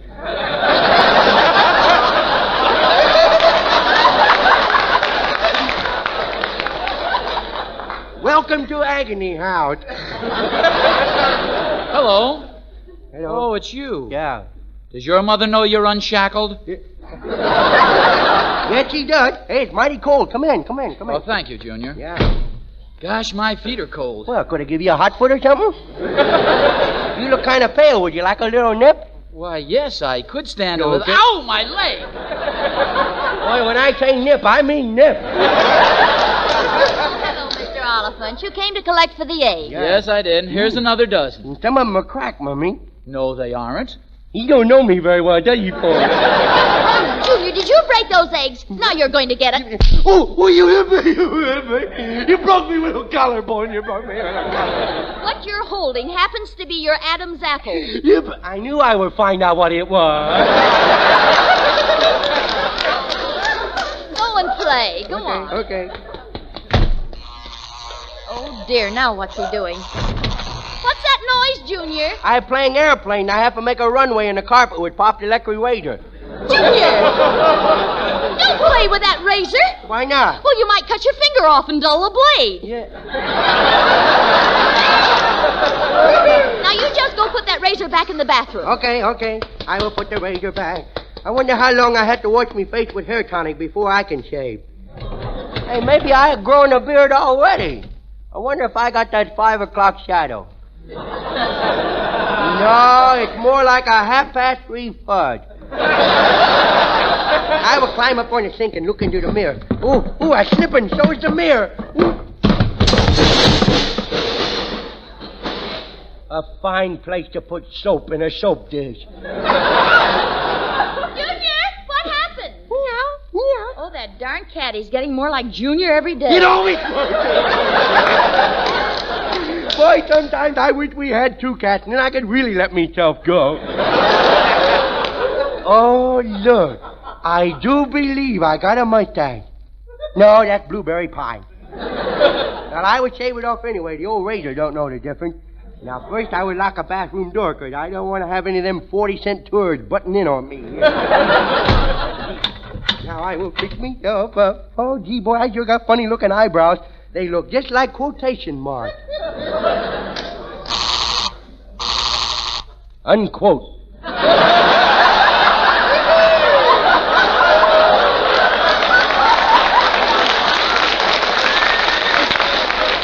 Oh, boy, look at me now. If I ain't a funny-looking little fellow, I look like an egg with teeth.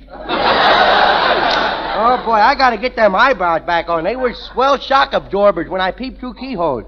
I better paste them on before Mummy sees me. I will get it good, boy. Now, let's see. There's some goop in the medicine chest here, and I will paste some of Mummy's false hair on. Yeah, I look more patriotic this way. V for victory! I don't like me this way. Hey, Mummy, I lost the eyebrows. Oh, the door won't open. Help, Mummy, I lock it. What's the matter? Why don't you pay attention?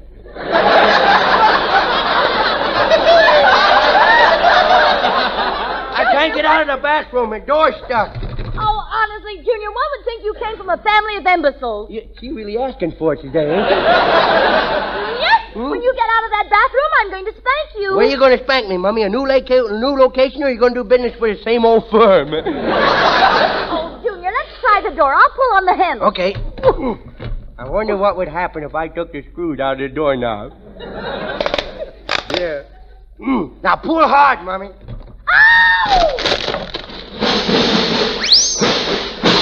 What happened, Mummy, dear? Well, the doorknob came off in my hand. I can't understand it. But we can, can't we, folks? Oh, now how are we going to take a bath? There's no lock on the bathroom door. Well, there's only one thing to do. What? Everybody in the family learn to whistle.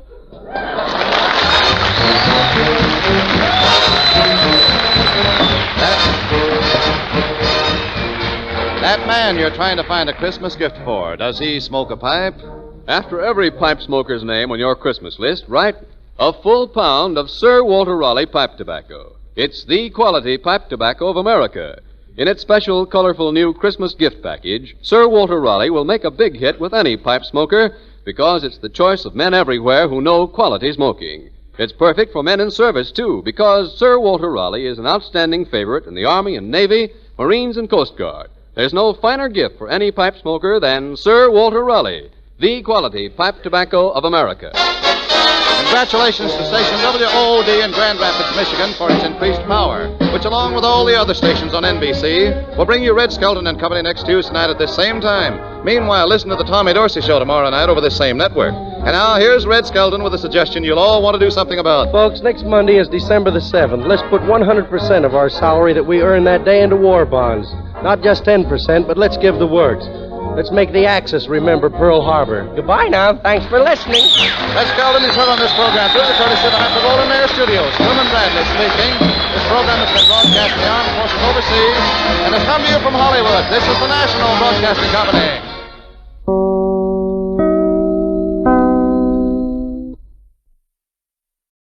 Ionized Yeast presents Lights Out. Everybody.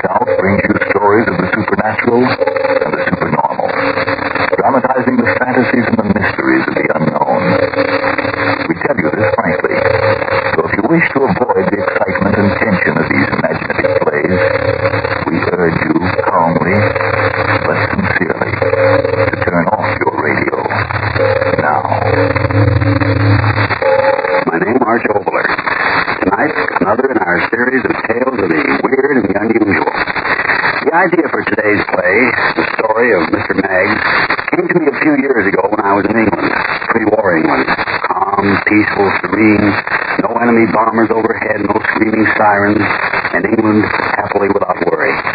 But before we start, Frank Martin has a word for you.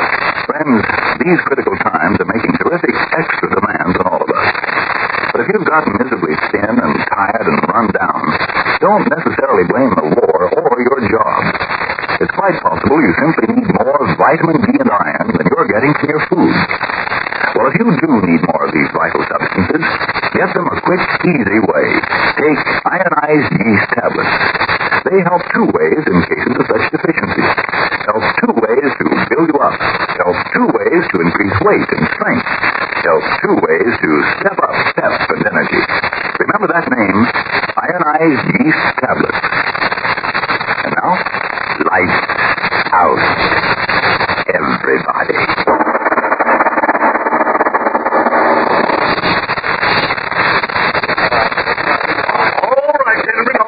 Gentlemen, now here's an opportunity you can't afford to miss. As the Americans say, an opportunity of a lifetime.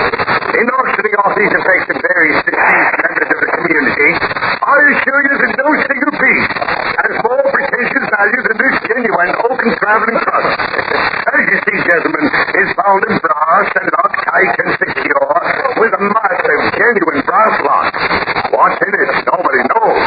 But the law says that being unclaimed, strange merchandise, whoever buys it gets it all, as you might say, with all that's in it. Be it gold or silver plate or the jewels of India. Now, what are my offers for this guest? Make your bids and make them good, gentlemen. Do I hear someone say 10 pounds? Let's get it. Now, gentlemen, look at it. Locked tight. And nobody knows what's inside. A fortune waiting here. And somebody talks of 5 shillings. Now come, right on with it. What am I offering? 5 and 6. Oh, gentlemen, for firewood alone. I offer 6. 6 and 6. 7. Well, gentlemen, it appears we're having a competition in little numbers. Is there anybody here who would like to raise a bid and 8 for me? 7 and 6. 8. Gentlemen, I ask you, is there anybody here who heard what I said about this guest being lost and sealed? Now, let it go. It's the last thing I've got to auction. So let it go. We'll all go home. Go into the little gentleman right down the air for 8 shillings even. Do you hear any more? Go. Step right up here, sir, and pay your purchase. Now, what might your name be for the record? Name? My name is Maggs. Yes, Harold Maggs. And the money, Mr. Maggs? Oh, yes, sir. My pocketbook got it all ready. 8 shillings, sir. Here you are. Right you are. You understand, of course, the cottage is extra. Oh? Oh, is it? Right you are. Now, where will I send the check? I don't know. I mean, extra charges. Where will I send it? 92 Applegate Southwest 3. Right you are. Is that all? That's all. The guest is yours. course, you'll get it in the morning. In the morning? But I'll be at work in the morning. Your old woman will be home, won't she? Oh, yes, but she doesn't know. In the morning they'll deliver it, and in the morning you'll get it. Good night, dear. Oh, good night, and thank you. Thank you. Thanking me, huh? If you knew what I know of that trunk, you wouldn't be thanking me. Curse me to the devil.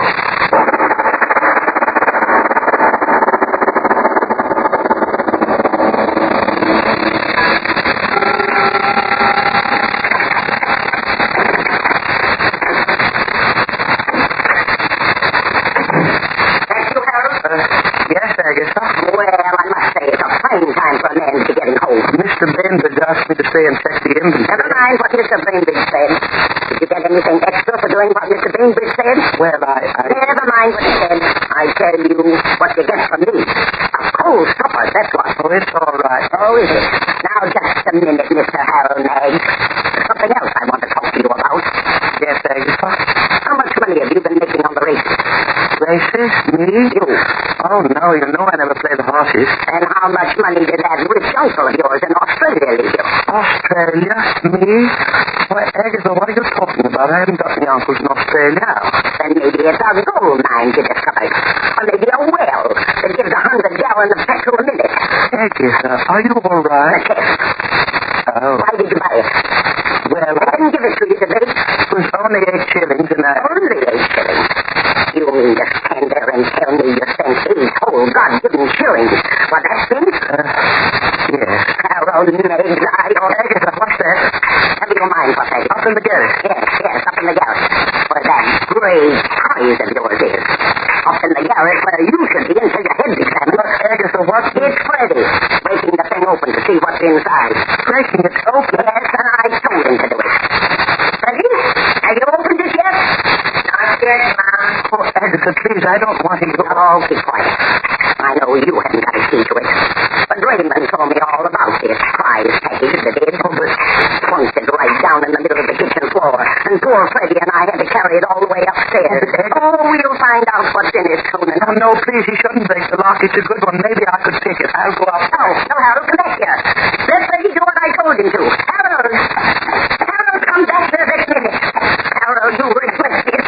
Making me climb these stairs. Harold, you hear me? Harold, what's come over you? You won't smash my chest, you won't. Well, Mom said I could. She did. I told you strike that boy. Oh, I didn't. But you thought about it. He may not be your flesh and blood, Harold Meggs. But he's mine. He's a big lout. 30 years old. Mom, he told me to stop again. Quite enough. Harold Meggs, give me that hammer. Yes, Agatha. I'll fix your precious chest. Your precious lump. That's right, Mom. Show him. Oh, good one, Mom. You smashed it. That was a good padlock. You keep quiet. By a cat in the pope, will you kiss him? Well, now we'll see your grand bargain. Help me with 30, Freddy. Sure thing, Mom. We'll see what you win with my good money. Mom. Why, it's empty. Empty. Hello, Ned, you wretch, you. Taking the bread out of the mouths of your good wife and your son to buy empty trunks. Wait, Agatha. Wait for what? For what? It's not empty. What are you talking about? See? The whole inside crusted with dried blood.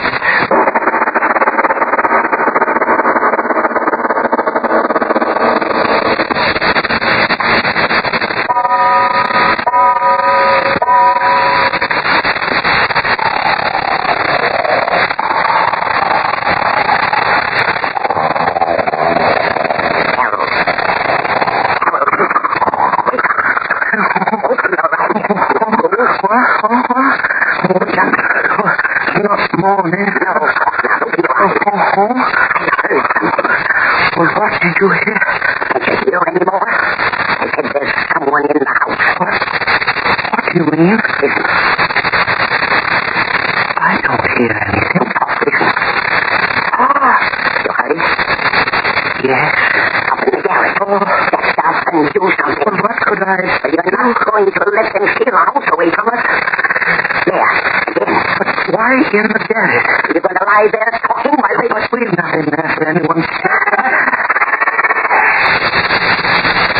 It's Freddy. Freddy? Come on. No, not up there. I'm going. Harold, come back and don't leave me alone to be murdered. Harold, don't go up there. Harold, don't fight me. Agatha, come on, you quickly. No, I'm afraid. All right. I'm more afraid down here than I'll be up there. That means much to be afraid of. If you're not afraid, Harold. So dark up here. Well, Harold, what is it? Agatha, come here, help me. Well, what is it? What's the matter with you? What is it? Oh, Freddy. Freddy.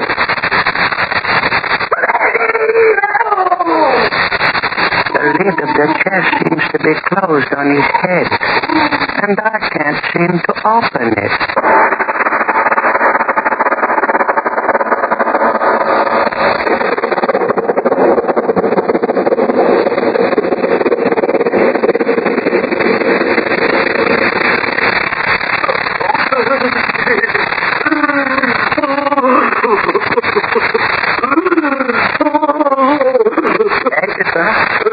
It's no use going on like that.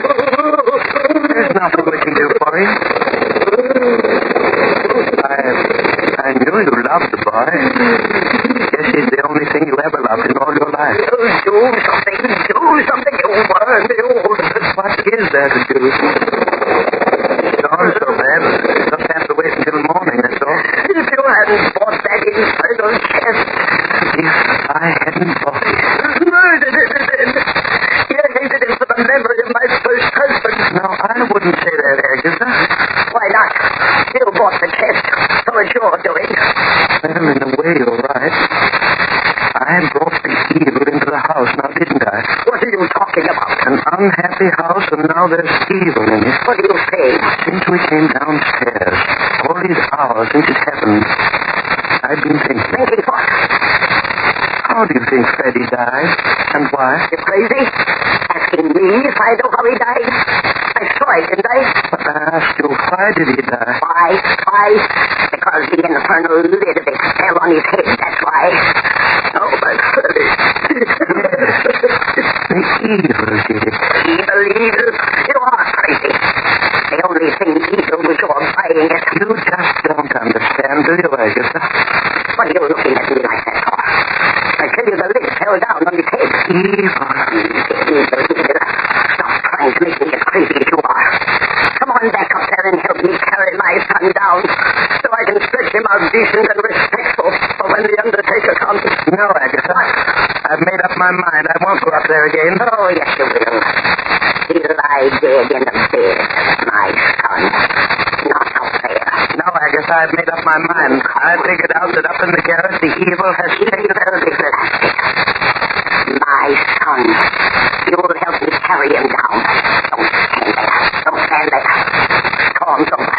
Help me carry down his body so I can lay it out. No, Agatha. No, hear me out. It's evil. I'll have you locked away until you... Evil, and I knew somehow that it was there. That's why I dragged you downstairs again so quickly. You never thought much of me, Aggie, but this time, believe me, if I go up there with you, it means my life. I'll listen to enough. Bull-headed little worm, that's what you are. There's nothing up there but that blasted chest you bought, and Freddy's body. And if you won't help me bring him down, then, Chruchill, I'll bring him down myself. No, Agatha, come back. Aggie, come back. Agatha, I beg you.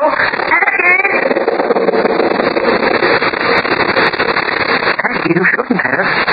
This once in all these years, you should have listened to me. If you'd have listened this time, I would have meant something more than... Agatha? Agatha, what's doing up there? Are you all right? Agatha, do you hear me? You all right? What's the matter?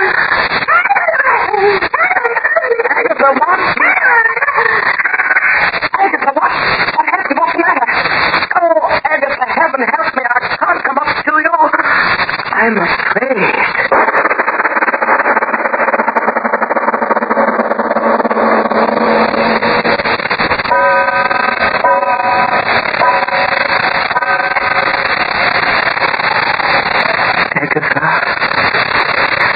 That's another hour. It's hard waiting, Agatha.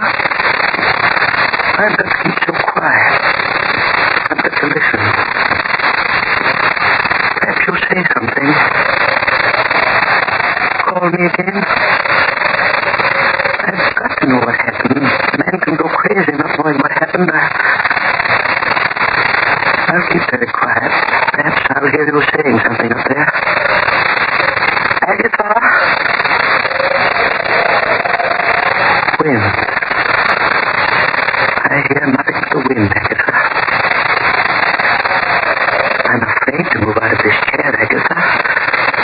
As afraid as I've ever been in all my life. And that's been many times, Agatha. Something safe about this chair. It's my chair. I've sat in it so many times it knows me. And while I'm in it, nothing can happen to me. Now, can it? But if I were to get up, leave it, walk toward the door. No, I won't do that. I'll sit here and wait in the chair. And when it's daylight again... Agatha, is that you? I heard you again. Agatha? Agatha? Agatha, why don't you answer me? I hear you moving around. Why don't you answer me? Agatha!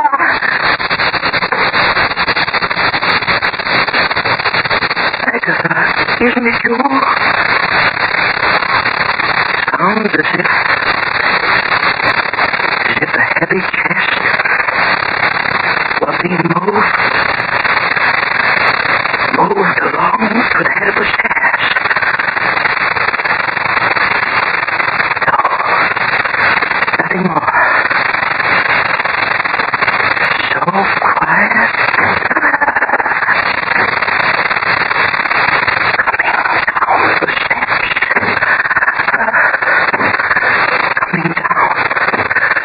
Agatha, is that you? You're bringing the chest down? Agatha, is it you? No, it couldn't be you, could it, Agatha? And who is bringing it down? Who is it? Answer me. Answer me!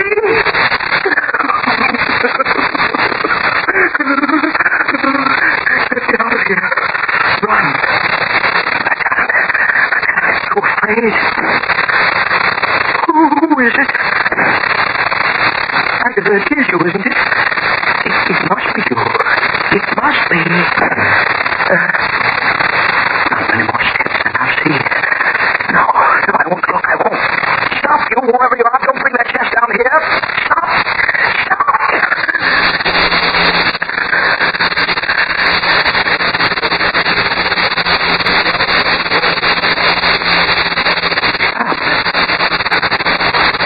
No further. Stop. I won't have to see. I won't have to see.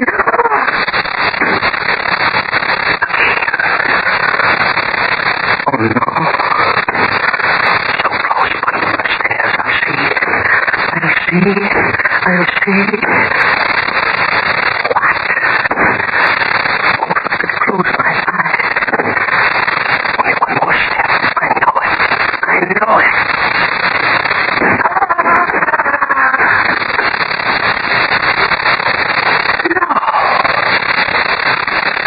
How could it be?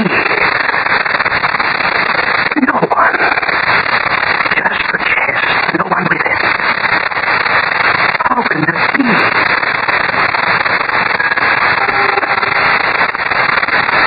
No one.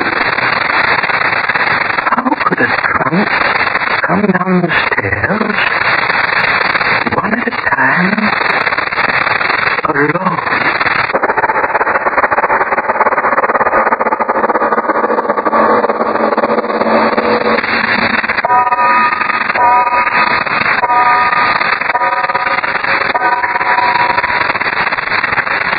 Daylight.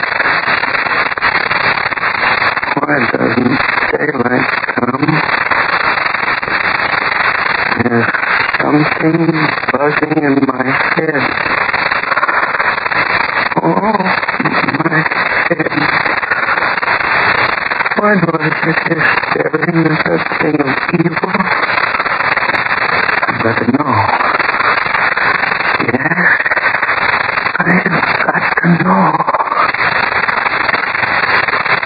Get up.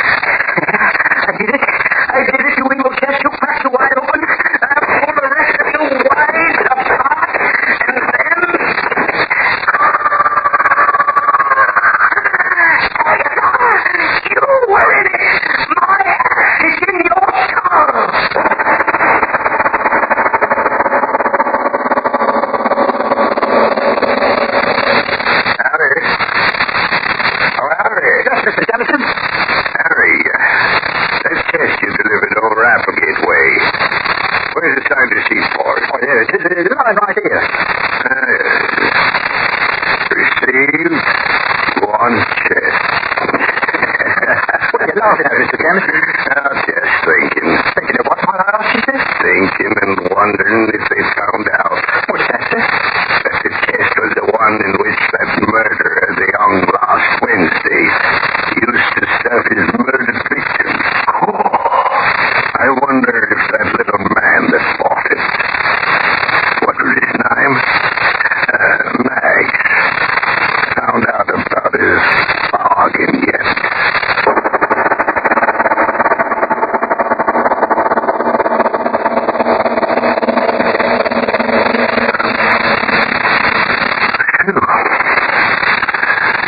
Now, just a second, Mr. Obler. You mean to say that this old chest killed those people? I didn't say. The supernatural, the supernormal, and coincidence. Who can separate the three? I'd like to tell you something that actually happened to me, though, a few years ago. A number of years ago, back in Chicago, late at night, I sat down on my typewriter to try to write a short story. I sat and sat and sat there, but no ideas came along. Then, just as the clock struck 12, and I remember the time very, very well, the idea came along. Quickly, I began to type the story, the criminal in the hotel room hiding from the police. He can't remember exactly what to do. Finally, in his panic, he climbs out the window and hangs from the narrow ledge high above the city street. Finally, doesn't the police come in, he falls. Well, I got that very far with the plot, and then suddenly, rather tired, I went to bed. The next morning, the headline of the paper told of a criminal who had hidden in a hotel room, and then when the police broke in, the panic, and the hour was just at midnight, had tried to escape by hanging from the narrow ledge outside the room. In other words, as I was writing that story, at that very moment, mind you, it was actually happening. Coincidence? Supernormal? Who knows? But now, what happens next week, Mr. Obler? Next week? Scoop. Quite a strange title, I'll admit, and a very strange story. It's about a man who worked all his life only to have what he had worked for taken away. But that, as usual, is next week. Yes. Lights Out will come to you again next Tuesday at the same time. Be sure to listen to Arch Obler's weird story, A Scoop. Oh, by the way, in answer to those inquiring about script, a new book of plays by Arch Obler, Plays for Americans, has just been published by Farrer and Reinhardt. These plays may be used without royalties by any person or group in connection with our country's war work. And if you need more vitamin B and iron, be sure to try ironized yeast, the one and only ironized yeast, with the big letters IY on the package and on each tablet.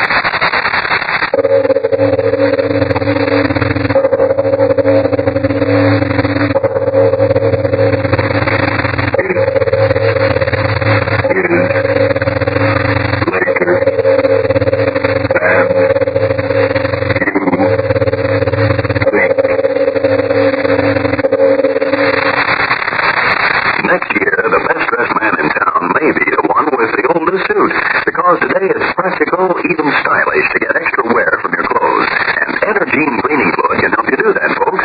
For Energine is a spot remover. It gets rid of those little grease spots that moths love to feed on.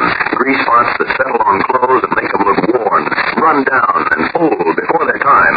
Yes, Energine removes those spots easily, quickly, at practically no cost.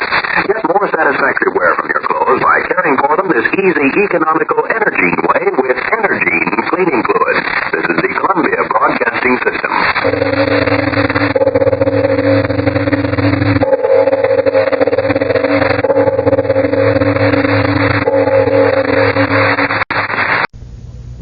Faster than a speeding bullet. More powerful than a locomotive. Able to leap tall buildings at a single bound. Look! Up in the sky! It's a bird! It's a plane! It's Superman! Yes, it's Superman, strange visitor from another world, who came to Earth with powers and abilities far beyond those of mortal men. Superman, who can change the course of mighty rivers, bend steel in his bare hands, and who, disguised as Clark Kent, mild-mannered reporter for a great metropolitan newspaper, fights a never-ending battle for truth, justice, and the American way. But before we join Superman, here is an important message. Fellows and girls, have you ever seen a squadron of American bombers roaring through the air in formation? Have you seen newsreel pictures of Uncle Sam's destroyers cutting through the seas on patrol in search of enemy subs and surface raiders? I'm sure you have, and I bet you were thrilled. You probably felt terribly proud, too. Well, if you've been buying war-saving stamps regularly, you have a right to be proud. Not only because those planes and those ships represent the fighting spirit of America, but because you helped to build them. Yes, sir.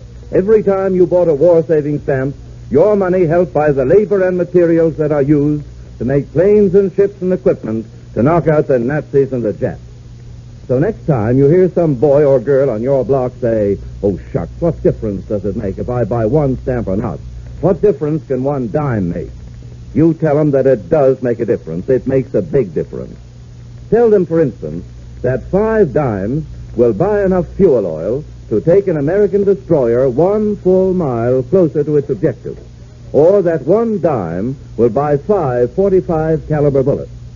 Tell them that if every boy and girl in the United States bought just one 10-cent war-saving stamp every day, it would add up to enough money to buy a lot of swift pursuit planes with which our Army and Navy forces could blast the Axis out of the air.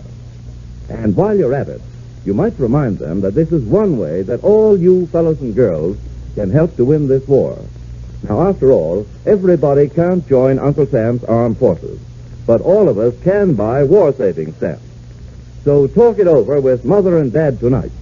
Tell them you want to help Uncle Sam win this war by buying war-saving stamps regularly, every single day if possible. And I'm sure they'll be glad to cooperate. And now, the adventures of Superman. In solving the mystery of the smashing of 10 plastic cast statues, Superman, in the guise of Clark Kent, not only secured for the police the priceless explosive formula that had been stolen from Professor Palmer Graves, but also saved the professor's life when hired thugs tried to kidnap him. And then, a strange thing happened. As our last episode ended, Kent and Jimmy were in Professor Graves' apartment talking to Captain Callahan of the police when... But wait. Listen. Well, you've got the formula for the explosives, Captain, and you know how important it is. Take good care of it. Oh, don't worry. If anyone tries to get it away from me, I'll shoot to kill. Oh, golly, I'm getting sleepy. What time is it? Just about 6 in the morning. It's been a tough night. You two better not waste any time hitting the head. That's funny. What's funny, Jim? I don't know. You both sound so funny. Like your voice. Well, you sound funny too, Jimmy. Yes, there is something strange here, though I can't make up my mind. Kent. Yes, Captain? You're floating. Floating in air. What? Your feet are at least a foot off the floor. Leaping mackerel. That's right. The Kent is floating. And you're floating too, Captain. What did you say, Jimmy? Your voice sounds so far away and strange. So does yours. What is it? What's happening? The Kent. Don't worry, Jim. The Kent. Don't worry. Don't worry. I can't help worrying. Don't worry. It's awful. So funny. Don't worry. Oh. Kent, I think the boy has fainted. Yes. And look, those 2 cops guarding the professor. They're out cold too. And floating in the air. And Jimmy's floating in the air. And you're floating. And I'm floating. And everybody's floating.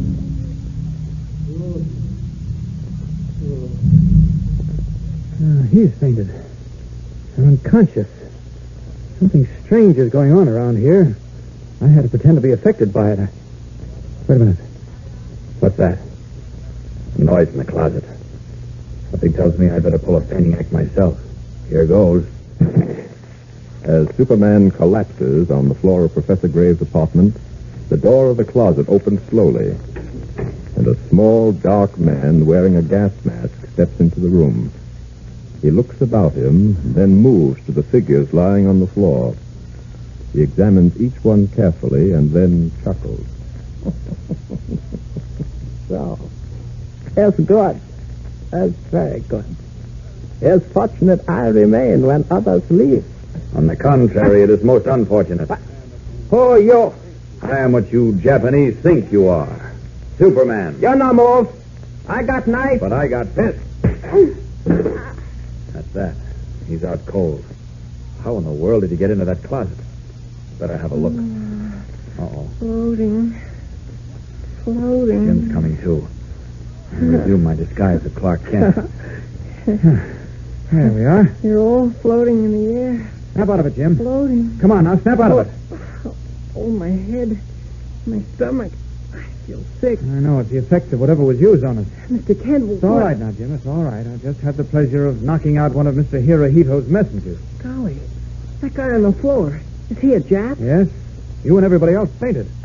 Somehow I didn't go out as quickly as you did. I saw that Jap step out of the closet there, and I let him have it. Let's have a look at that closet. Do you think you can make it? Oh, yeah, I'm all right now. It's just a little sick to my stomach. Sickish feeling. Yes, by heavens, it must be. What? And we'll know for sure in a minute. This closet now. Step in here. Inside the closet for a minute, Jim. Sure. What have you found? Look at this. Jumping Jiminy. This isn't a closet, it's a door leading into the next room. It was a closet, Jim, but the back of it has been removed. Come on, let's step into that adjoining room. All right. This room is practically empty. Not a stick of furniture in it. Nothing but those large bottles with water in them and tubes running from them into the closet. Not water, Jim. Ether. Ether? Yes, I'm positive of it. Ether, I'm told, sometimes makes you feel as if you're floating. Voices sound as if they're far away. And very often you feel sick to your stomach afterwards. Gee, that's right. But ether has an odor to it, and we never smelled this stuff. Well, somehow it's been made odorless. We'll find out about that later. I think I see pretty clearly what must have happened here. Whoever is trying to get his hands on Professor Graves' new explosive formula realized that he might never get it out of the plastic cast statue in which it was hidden. So he then decided to kidnap the professor, who in turn could work out the formula again. Now, what does he do? He rents this room next to Professor Graves' apartment, removes a portion of the wall behind the closet, brings in a couple of bottles of this odorless ether, and goes to work. Well, yes, but they didn't use the ether on the professor. They kidnapped him forcibly. Yes, that's so. I can't understand that. Something must have gone wrong. Well, no doubt we'll find out what later on. Yeah, I guess so. You know, I heard that Jap in there say it was a good thing he had remained behind when they took the professor. He was here then, you see, when we returned with the cops. Golly. So the Japs are after that formula. They're after it, but they're not going to get it. Not if I have anything to do with it.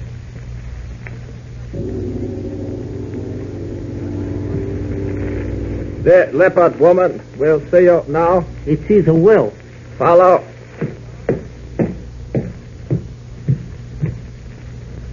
Welcome, Saudira, Saugemura. I have traveled many hours from the west coast of the United States, a country which will soon be ours, to see you, leopard woman. You know why I have come. I know. As the representative of our most sacred emperor, Hirohito, it is my task to see that all goes well. In many of the major cities here in the United States, we are making progress. But in the great city of Metropolis, the city we have given into your hands during and after this war, it does not go well at all. I have difficulties. So, name them.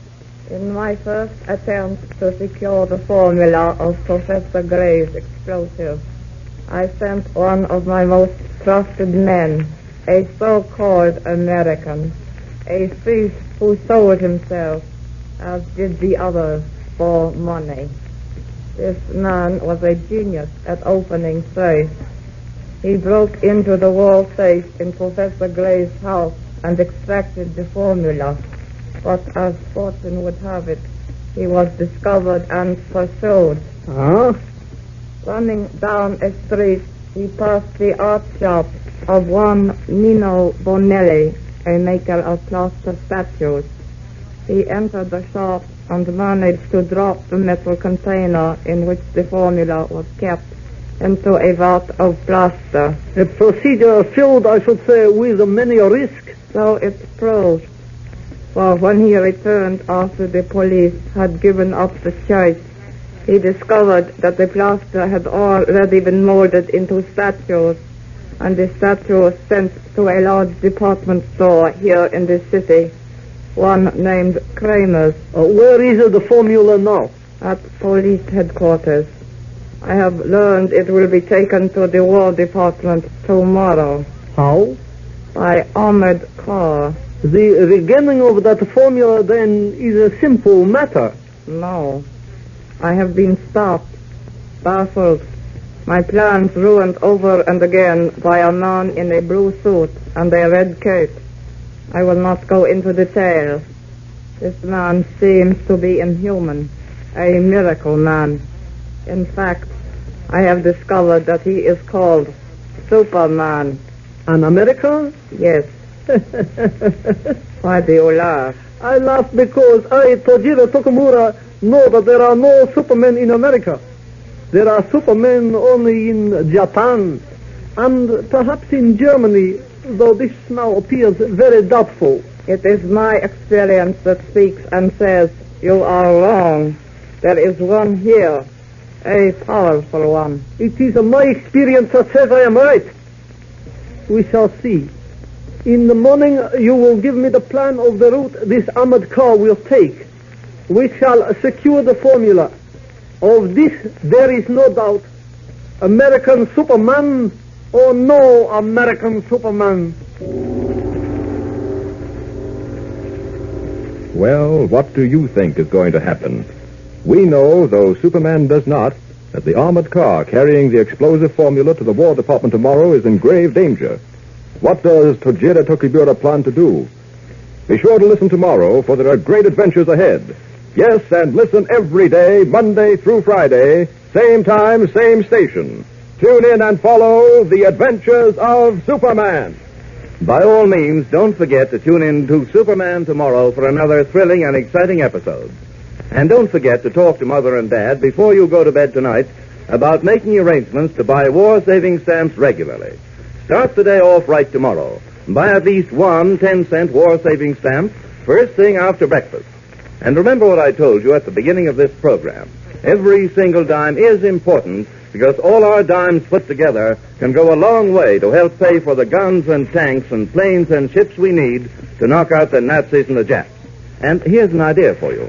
Why don't you get together with your friends tomorrow and make a joint pledge to buy war-saving stamps every time you've got a dime? In that way, you'll help Uncle Sam smash the Axis, and you'll be doing your share to win this war. Faster than a speeding bullet. More powerful than a locomotive. Able to leap tall buildings at a single bound. Look!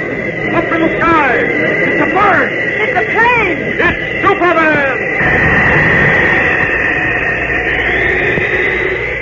Follow the adventures of Superman every day, Monday through Friday, same time, same station. Superman is directed by George Lothar and is a copyrighted feature appearing in Action Comics magazine.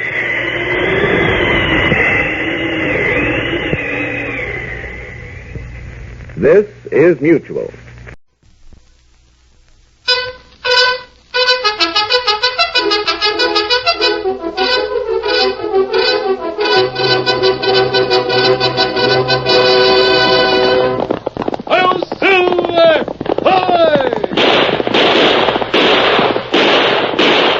Fiery horse with the speed of light, a cloud of dust, and a hearty hi-yo, Silver, the Lone Ranger.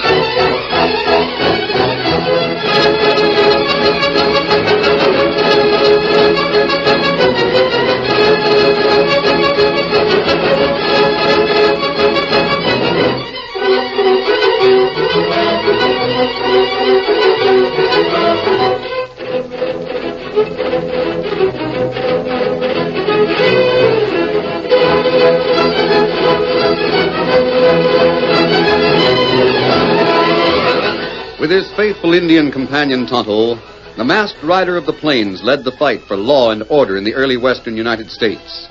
The stories of his strength and courage, his daring and resourcefulness have come down to us through the generations.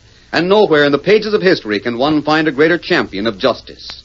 Return with us now to those thrilling days of yesteryear. From out of the past come the thundering hoofbeats of the great horse Silver. The Lone Ranger rides again. Come on, Silver! There's danger on the trail ahead! Hi-yo, Silver! Hi!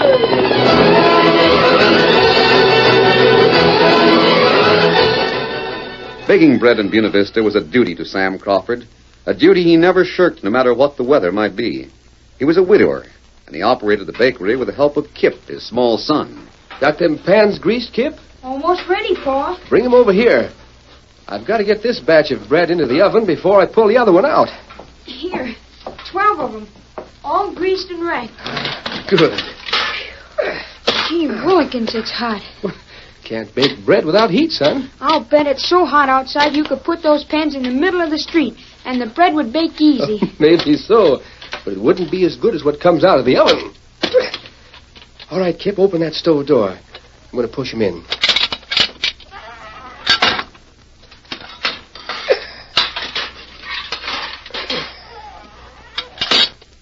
There. Well, we've got a few minutes before we pull out the first batch. Is it done, Pa? Well, not yet. It'll be 15, maybe 20 minutes before the first loaves are done just right. Pa? Yeah?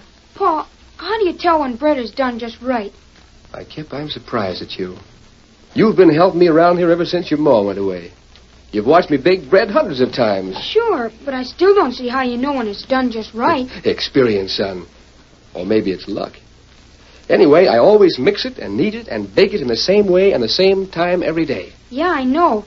I heard Jack Riley over the livery stable telling some men about you just this morning. That right? He said you were the best baker in the whole state, and that you always did it the same way. He said that folks in this town set their watches by the time you bake fresh bread in the window, every window. Yeah? Mm-hmm. Then he told them, whenever you see Sam Crawford putting fresh bread in his window, you can bet your bottom dollar it's 3 o'clock. He ain't missed once in 15 years. Well, I never thought of it before. I guess it is about 3 o'clock every day. Then think I'll ever be a baker like you, Pa? Why, sure you will, Kip. You're almost as good as me right now. I've just been thinking... Hmm? Oh, somebody in the front of the shop, Kip. You go see who it is. Sure. Guess I'd better rustle a little more wood for that fire. 2 men want to see you, Pa. See me? Who are they? I don't know, but they're the 2 fellows I was telling you about. Well, I don't know. This place is hotter than the hinges. How do you stand it, Sam? Sure is hot. Hackett. Len Hackett. Surprised to see me? What do you want? Who's the kid? He's mine. My son, Kip. I heard you were married, had a family. Heard all about you, Sam. That's why Jay and me dropped around, ain't it, Jay? Yeah. What are you doing here in Buena Vista? We'll get to that. Want to palaver in front of the kid? Go outside for a few minutes, Kip. Oh, Pa, I don't... Go on. All right.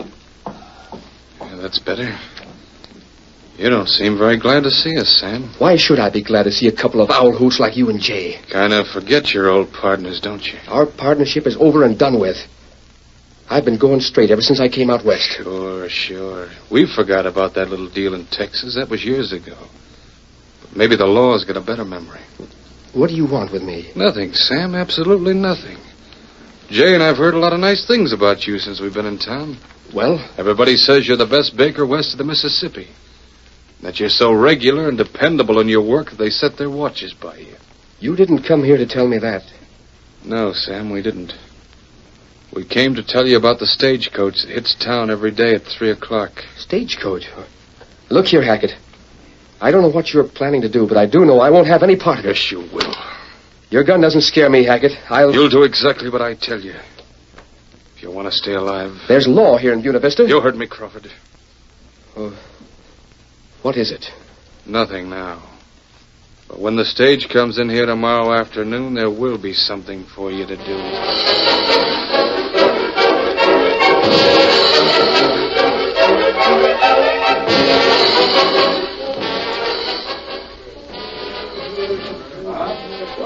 Here she comes, folks. She's early. Ain't due here till 3 o'clock. That right, Sheriff? It does seem a mite early. I didn't think it was that late yet. Oh, it's 3 o'clock, all right. Look across the street in Sam Crawford's bakery. Just putting fresh bread in the window. Guess my watch must be slow. Sam can't be wrong. Neither's old Baldy. He always brings the stage in on time. That ain't Baldy driving, is it, Sheriff? Say, where's Baldy, the regular driver? Yeah, he's sick over in Cold Springs. I'm taking his place. How about that gold shipment for the mine company payroll? I guess it's all right. Help me with the boy. Yeah, sure, Sheriff. There. That ought to ride all right. Sure. Thanks a lot, Sheriff. Baldy must have took sick kind of sudden. Yeah, real sudden. That's why he asked me to drive for him. He said it was important that this payroll got down to the mine company. Yeah, it is. Well, thanks again, Sheriff. Get up, you critter. Get up there.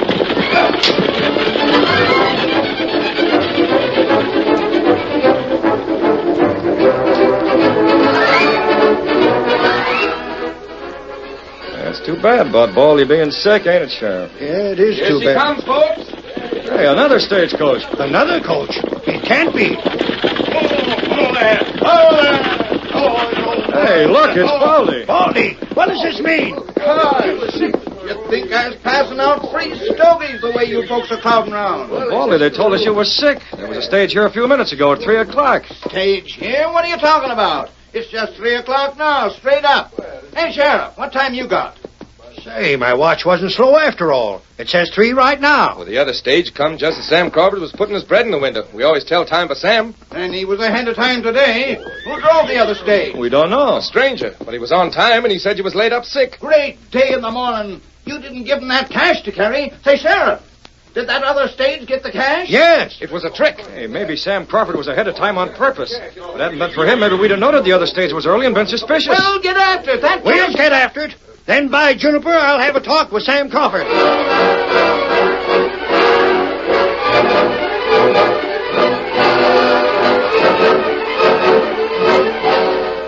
About an hour later, two men were riding north toward Buena Vista.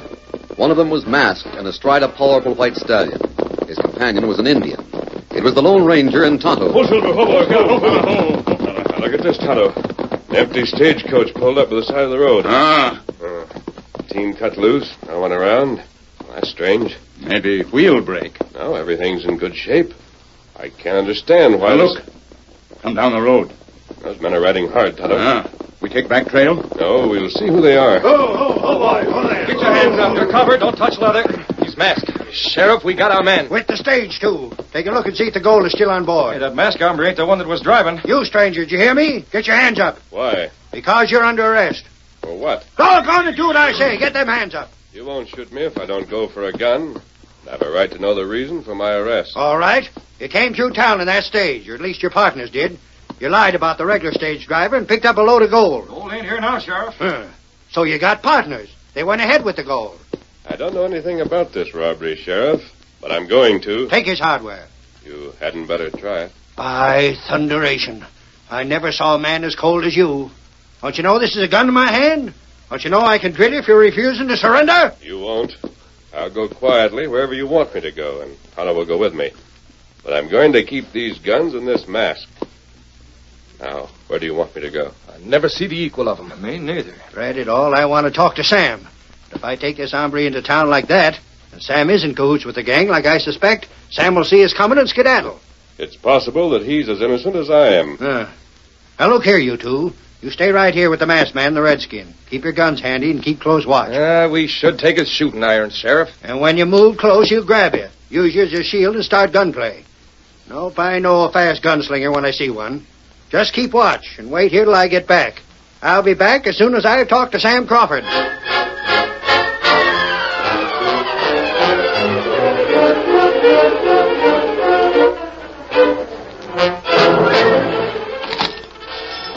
Hi, Sheriff. Hello there. Where's your pa? He's not here. I was afraid of that. That's why I'm mixing this bread dough. So when Pa comes back... Where'd he go? I don't know. Said he'd be back after a while. Why? Kip Crawford, you're lying to me. Lying? Why, no, Sheriff. Honest. I'll bet he hightailed it out of here about 3 o'clock, didn't he? Sure, but... I thought so. Your pa's a crook. He's in cahoots with the outlaws that stole $25,000. He is not. My Shut up. I'll find him. I'll have a posse fan this whole state till we run him down. You can't say things like that about Pa. I'm saying them. It's just your hard luck, kid, that you picked a crook for a pa. That's a lie. You'll see. I've already got 2 that were on the job. Likely they're the ones that borrowed a stage from somewheres. I found them with the abandoned stage. Now that I know Sam is guilty, I'll make those 2 tell where he is.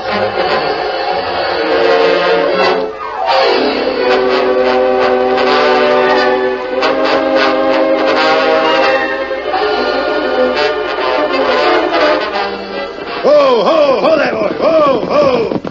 Jeb. Oh, Jeb. Jeb, Dad, rather answer me. Now, where's that no-account deputy? Great Scott. Hog tied and gagged back of the stage. Laced up like a couple of new boots. Why, you doggone bungling fools. Shut up till I cut the gag. There. Now, drat your worthless hide, what happened? He jumped us, Sheriff. Jumped us, gagged and roped us, and got clean away. Now you can talk, too. Yeah, they move like greased lightning, Sheriff, but it proves they're guilty. What about Crawford? He got away from town before I got there. Yeah, those 2 sure got away fast. I'll never see the like of it. Well, I'll get 'em. Get them and Crawford, too. If it takes me till kingdom come.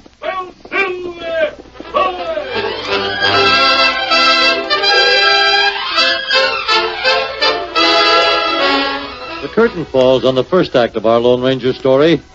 Before the next exciting scenes, please permit us to pause for just a few moments.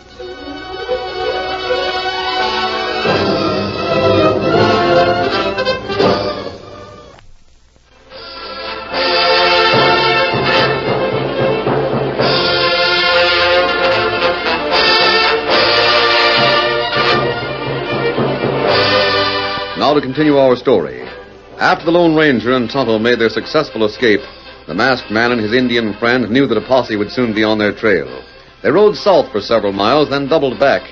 It was after dark when they reined up beside the deserted stagecoach that had figured in their arrest. The sheriff and his deputies will spend their time searching for us. Meanwhile, the real crooks will have more time to get away. That trail starts right here, Tonto. That's right. We'll have to be sure not to confuse their trail with the footprints the lawman made. And me follow trail? Yes, I'm going back to town. I want to learn more about Sam Crawford and his part in this thing. Maybe next time. Deputy not give you a chance to escape. I'll be ready the next time. I'll have a disguise beneath my mask. And where Tonto meet you? In town, Kimosabe. I'll leave a sign if I'm not there. I'll see you later. Come on, Silver.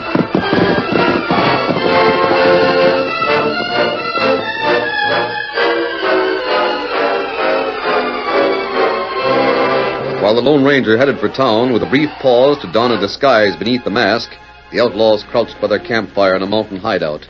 On the ground near the fire, a man lay tied both hand and foot. Hey, Len, you sure nobody got wise to you when you were in town? How could they get wise? I was inside the coach. You were the only one they saw. Is the town pretty riled up? And they're going crazy. The sheriff is running around like a chicken with its head off. You said he captured a couple of hombres where we left the stage. He did. Tall man wearing a mask and an Indian. And he blames them, right? Sure. Luck is with us, Jay. We couldn't have framed it any better ourselves. Yeah. All except Sam over there. We didn't figure on him trailing us up here. Don't worry. We'll take care of Sam. That right, Crawford? Sure. It's easy enough for you buzzers to kill me, but the law will get you sometime. Sam, you sure scare me with threats like that. You know, you used to be a pretty smart hombre in the old days. You shouldn't have been so smart, Sam. The trail we left was pretty well hid. I didn't think anyone could follow it. You forgot that I used to be one of the best at reading trails. Yep, like I said, you used to be a pretty smart hombre. You should have been smarter today. I'll live to see you two hang. Yeah? Laying there hog-tied with your face in the dirt proves it. Trouble with you, Sam, is that you caught that honesty disease. That's bad. Dirty low down. And the worst part of it is a disease like that is liable to prove fatal. Hey, do the people in town think he had anything to do with it, Len? Sure, the sheriff figured there must be some reason for Crawford putting his bread in the window a few minutes early. And they think he's with us, huh? I guess they do. That's a shame, too. Because I've got a hunch Mr. Crawford won't be with us very long. Go on, shoot me. What are you waiting for? No hurry. Jay and I have got to take that gold out of the box and pack it in saddlebags. If you got plenty of time, you mind giving me a drink of water? I'm thirsty. How about it, Len? Sure, give him a drink. Here, take my water jug. Yeah, I'm not going to pour it for you. Then loosen these ropes on my hands and feet so I can sit up. I don't know about that. It's all right, Jay. Just keep him covered while he's drinking. Yeah, I don't know why letting me bother with you. Old time's sake, I guess. There. It's better. Yeah, take the jug. And don't try any funny business. Len! What the? He's getting away, heading for the horses. I'll nail him. Did you get him, Len? I think I winged him. That's not your fault, you mule. I couldn't help it, Len. Honest, I couldn't. He moves so fast. Shut up. Now we got to tail him. Len, listen. Look, is that Sam? No, it's an Indian. Do you think he... The main thing we got to worry about is now is Sam Crawford. He'll head for Buena Vista and get the sheriff. You mean we'll have No, to... I'll go alone. You stay here and keep your eye on the gold. But, Len, my horse will outrun that bronc he got away with. I'll head him off.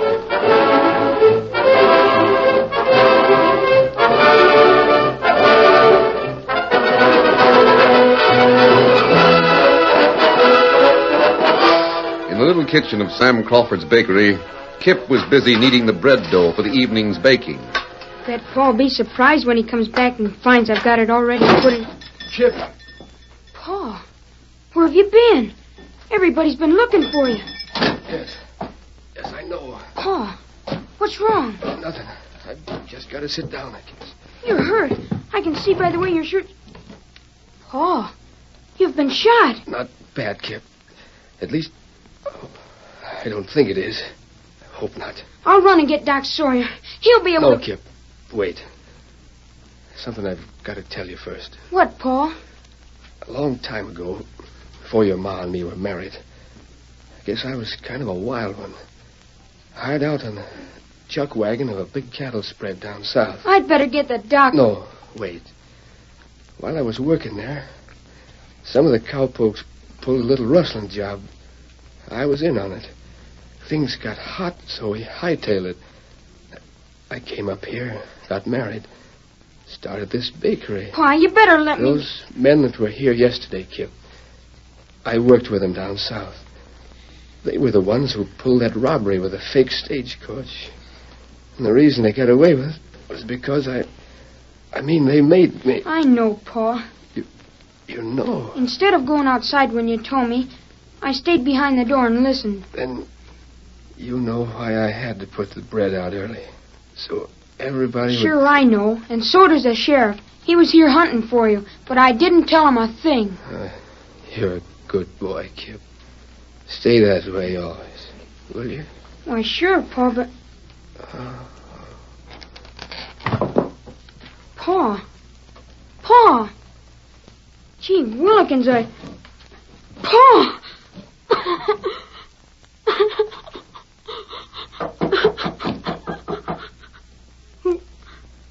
Who is it? A masked man. Who are you? Your name's Kip Crawford? Yes? I've heard about you. I didn't think that Kip Crawford was a boy who cried very much. You'd cry, too, if your pa just died. The best pa in the world. Oh, excuse me, Kip. I didn't see. I understand. Here, let me see. They shot him. Who? The men who drove a fake stagecoach this afternoon. They fooled the sheriff and got away with a lot of money. How did your father get into They it? made him do it. They knew Pa always put the fresh bread in the window every afternoon at 3 o'clock. But they made him put it in early, so everybody'd think it was time for the regular stage. I see. But how did your father He get... went after him, because he was the first one who realized what had happened. They caught him. He must have got shot getting away. That's right. The first one of the moves will get lead in his back. Reach. What the? Behind us, Kip. You're doggone right, and I ain't taking a chance. You coyote. You killed my pa. Now you're Shut up, or I'll knock you down, too. Hey there, what are you doing? He get you. No, you don't. Jay, what is it? Get in there. Go on, step along fast. Hey, where'd you find the redskin? They're starting to come after you. He's the one we seen before. I thought he was harmless. Must be this masked critter's friend. Well, looks like we got plenty to do. What about Sam? Well, he's done, but the kid here knows all about us. That's too bad for him. Hold on, you gun-crazy fool. You want the whole town to hear? What are we going to do? Move him. Take him to our camp. You won't take me Watch with the redskin. I'll gag the kid. He's a fighting kid. You ain't so strong. I can't handle you. Don't you make a move, Redskin. You'll not get far. Oh, we'll see. Pick up the jump of the mask. Tote him outside and put him on his horse. You got the kid all gagged, Haggard? Sure. Let's get out of here now. With these two gone, the sheriff will figure they're the thieves, and they got Sam, so they wouldn't have to split. Yeah, where are we taking them? Our camp's good as anywhere. Put that hombre in his horse, Redskin. Jay, you see these hog-tied, and while you're at it, take his guns. Him ride this horse. That white one's yours? No. White horse, not mine. Where is yours? This is Sam's. Me ride horse down yonder. You see it? Well, get it. Don't waste no time. I suppose you left it over there so we wouldn't hear you, eh? I'll go with you, just to make dead sure you don't sound no alarm.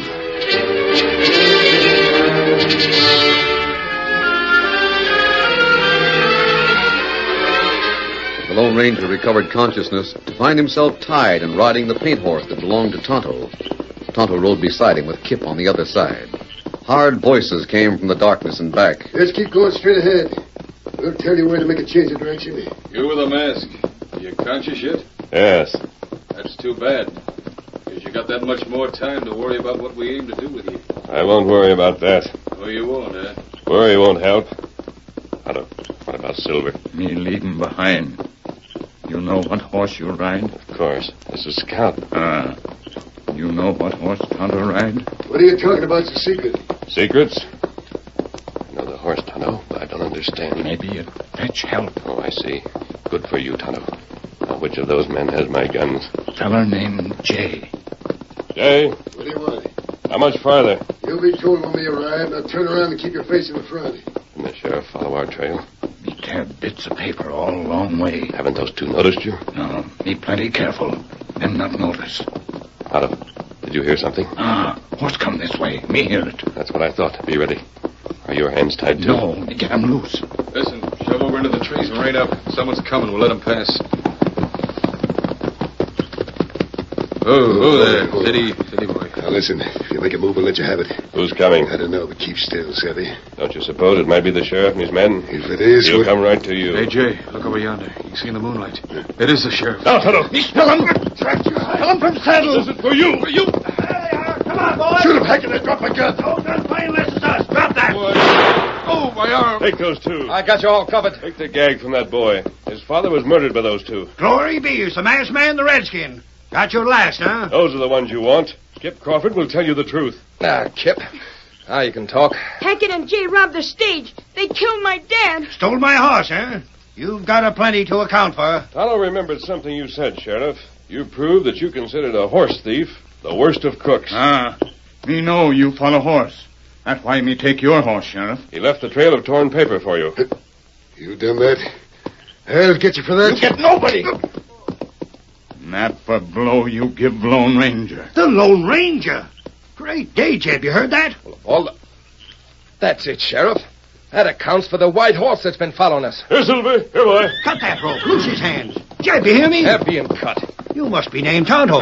Me Tonto. Well, why in Tonto didn't you say who you was? Great Scott. No wonder you got away from us. The Lone Ranger. To think I figured on guarding you. Steady there, Silver. It'll be good to be riding you again. Easy. Sheriff, you'll take care of Kip? Kip? Lad, I clean forgot you. Doggone it, you've got a big job now. Yeah, I know. I've got to take my pop's place. Ho, Silver!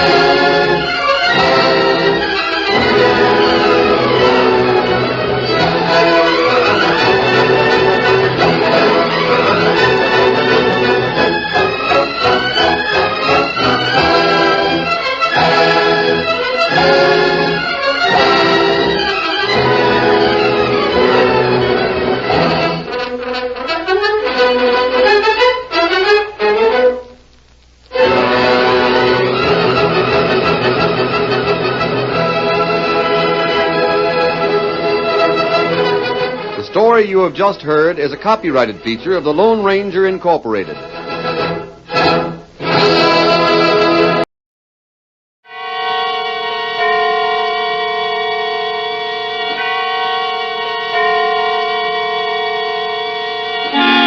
Suspense.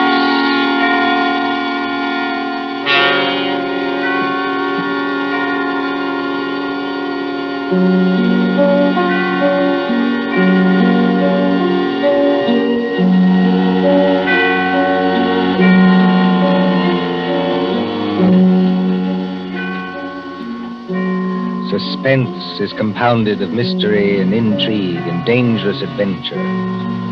Stories calculated to intrigue you, to stir your nerves. Tonight, for instance, as we begin, you may want to ask yourself, how could a young lady, a bride, walk out on a balcony alone and vanish? Completely vanish. We trust that while you are wondering how and why it was done, we shall keep you in suspense. For Suspense, tonight CBS presents The Bride Vanishes by John Dixon Carr.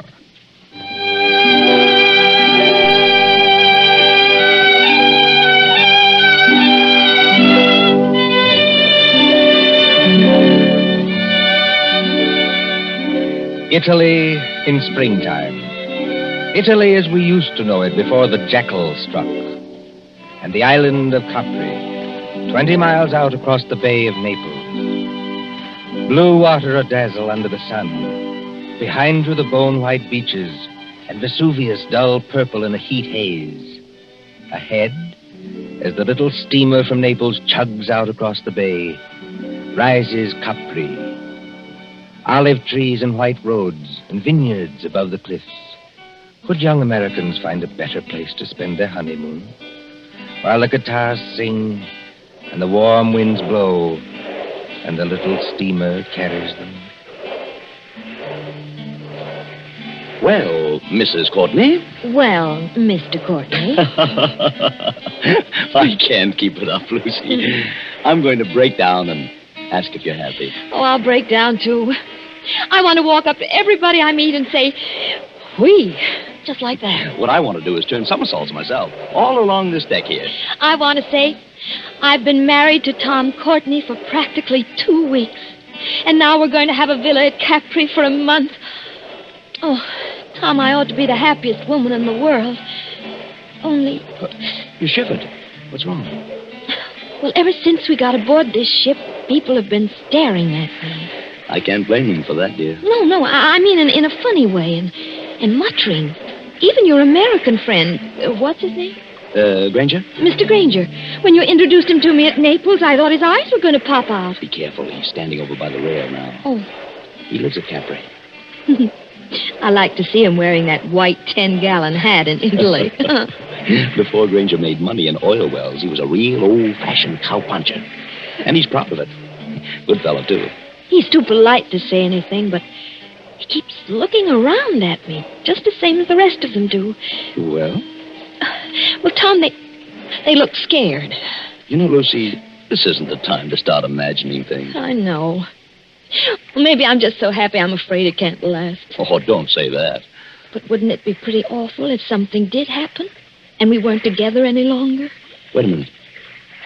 Hasn't this ship stopped? Yes. Well, it is Capri ahead of us, isn't it? It can't be anything else. But it seems a funny place to stop. No sign of a harbor. Only rocks and little gray cliffs. Oh, Mr. Granger. Mr. Granger. Yes, young fella? Do you happen to know why we're stopping here? Oh, yes, that's an easy one, son. We're stopping so that you and your good lady and anybody else who's curious can get a look at the Blue Grotto. The Blue Grotto, of course. Now, just shade your eyes with your hand, ma'am. You see that tiny little arch under the cliff? Yes. And all the little white rowboats are coming out towards us? Yes. Now, when the first boat comes alongside, you climb down that iron ladder and get in. The boatman will row you out and through the arch into the grotto. It's a great, big, dark cavern. The water in there looks as though it's lit up underneath with blue fire. Like to go out and see it, Lucy? Oh, I'd love to. But let me give you a little tip, though. The current's pretty fast out there. You'll go shooting under that arch like 60. Are we likely to upset? Oh, no, but the arch isn't as high as your head. When you see it coming, lie back flat in the boat. That is, unless you want your block knocked off. Oh, thanks, Mr. Granger. We'll remember. Come along, Lucy.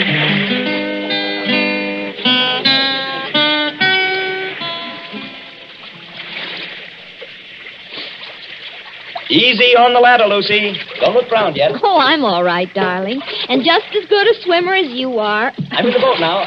Take one more step. Steady. Yeah, there you are. Now turn around facing the boatman and sit down here beside me. What's the matter with the boatman? Easy, man. Do you want to upset us? Sit down. You come back, yes? Come back? Well, I've never been here before in my life. Push off, man. Start rowing. The other boats are piling up behind you. You come back. Start rowing, can't you? Andare subito. Basta. Tom, he can't take his eyes off us. I wish he'd watch out where he's rowing. You come to live at the Villa Borghese, yes? Tom, how does he know that? He's the lady. She is not dead. Dead? Of course she's not dead. What are you talking about? She never come to Capri before? Never.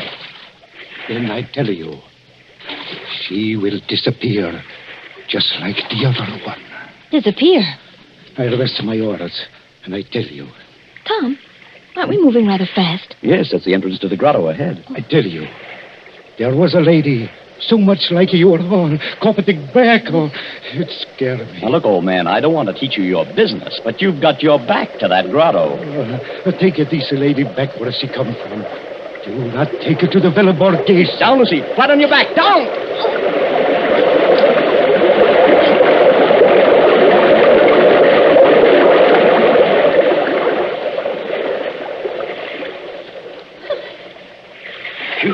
Signore, I am sorry. I almost make you get hurt. Do you know you nearly got your own head knocked off? Excuse me, no. I am used to it. Now, I will roll you round the Blue Grotto.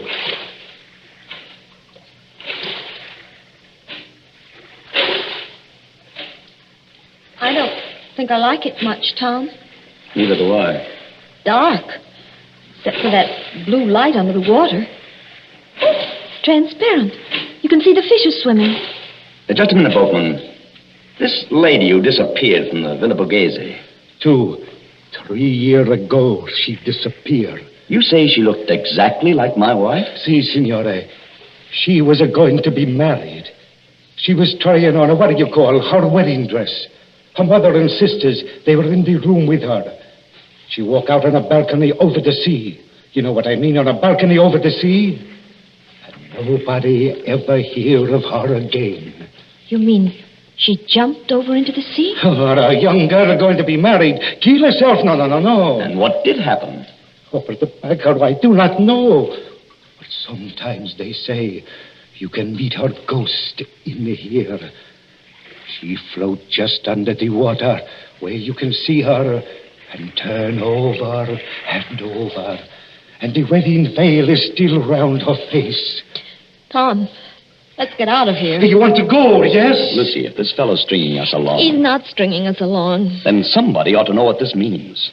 If we've inherited a haunted balcony where people disappear like soap bubbles, I say it's too much. Let's get back to our ship and talk to Granger. Yes, boatman, take us back.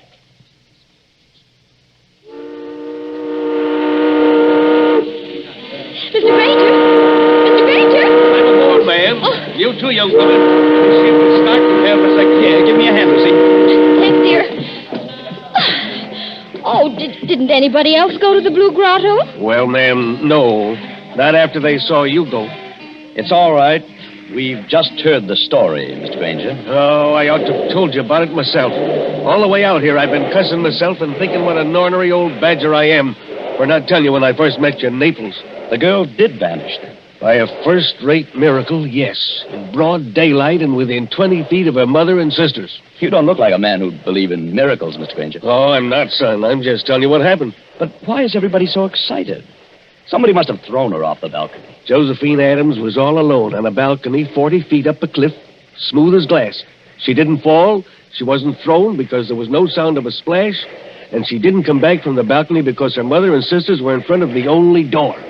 Yet, within 15 seconds, mind you, she just vanished. You believe that? Sure, I believe it, son. Why, it's a fact. Did you know the girl's family? Oh, very well. We've got a real English-speaking colony here. Oh, by the way, in about half a minute now, I'm going to show you your new home. Oh, can we see it here on the ship? Oh, sure you can, ma'am. It's on the edge of the cliff.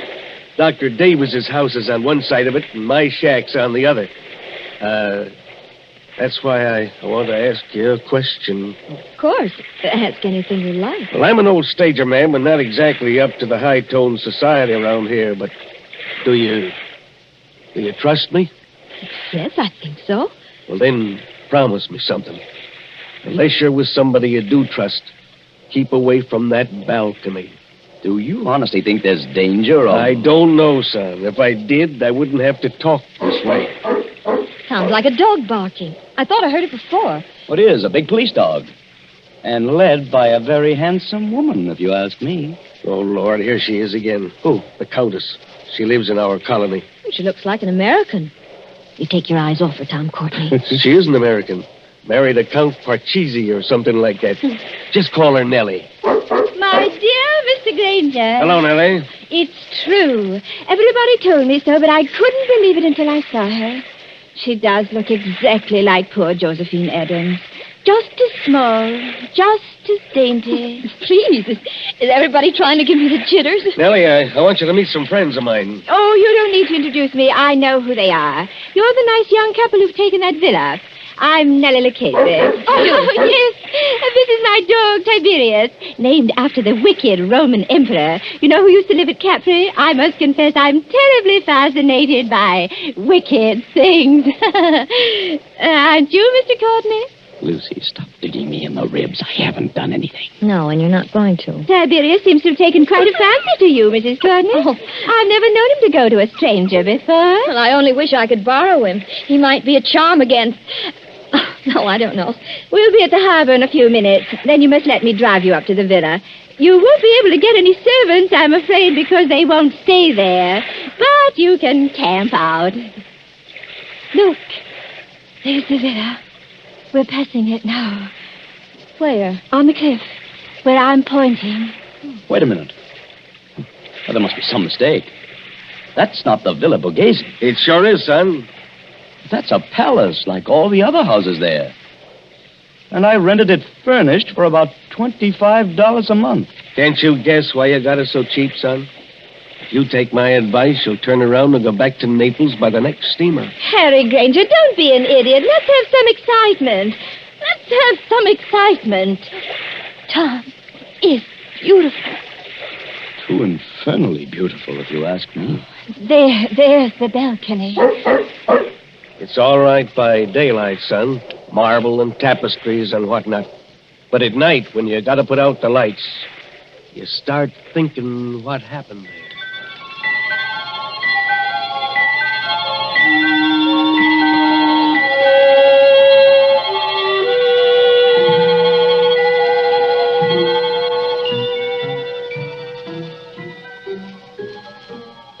The moon over Capri makes a deathly daylight.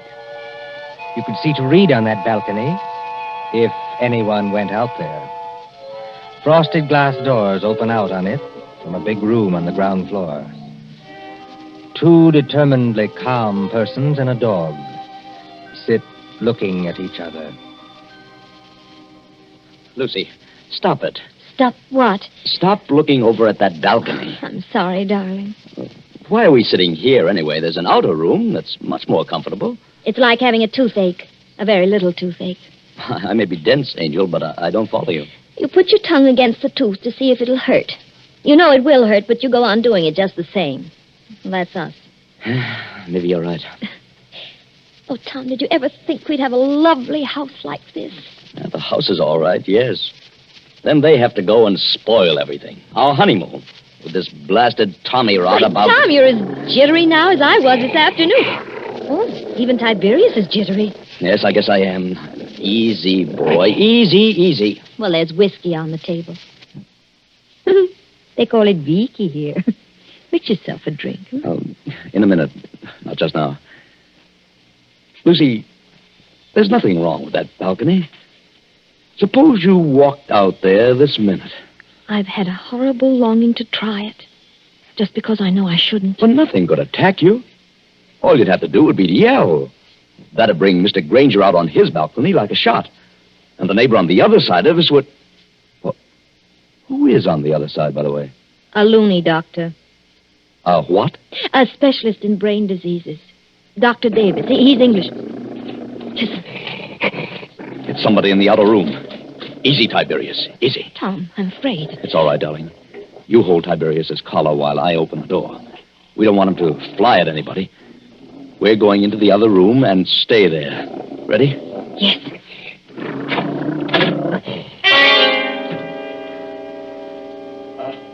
Good evening, Mr. Courtney. Good evening, Mrs. Courtney. I'm no ghost, though you appear to regard me as one. I'm merely your neighbor, Dr. Rutherford Davis. Oh, yes, of course.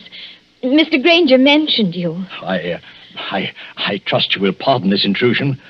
No one answered my knock, so I ventured to come in. It's no intrusion, Dr. Davis. We're a little disorganized here, that's all. Naturally. Mr. Courtney, I wish I could say welcome to Capri, but I have a very different message. Well? If you value Mrs. Courtney's life, you'll go back to Naples immediately, sir. Not you, too. I do not say that as a ghost hunter, sir. I say it as a medical man. May I sit down? Oh, of course. Please do. Oh, thank you. We seem to be forgetting our manners. Dr. Davis, will you have a drink? Oh, thank you. Perhaps a small whiskey? I'll get it, darling. You sit down and talk to Dr. Davis. You're not going back into that room alone. Oh, I'm only going to get the drinks, Tom. I promise to be good. And Tiberius can come with me. Can't you, Tiberius? Oh, I see you've borrowed Tiberius from the Countess Lucchese. Yes, she was kind enough to offer him. Excuse me, I'll be back in a minute. Come on, Tiberius.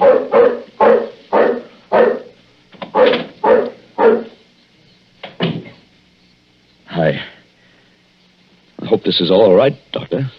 No, sir. It is not all right. Your wife is in very great danger. But why? Because of that balcony? No.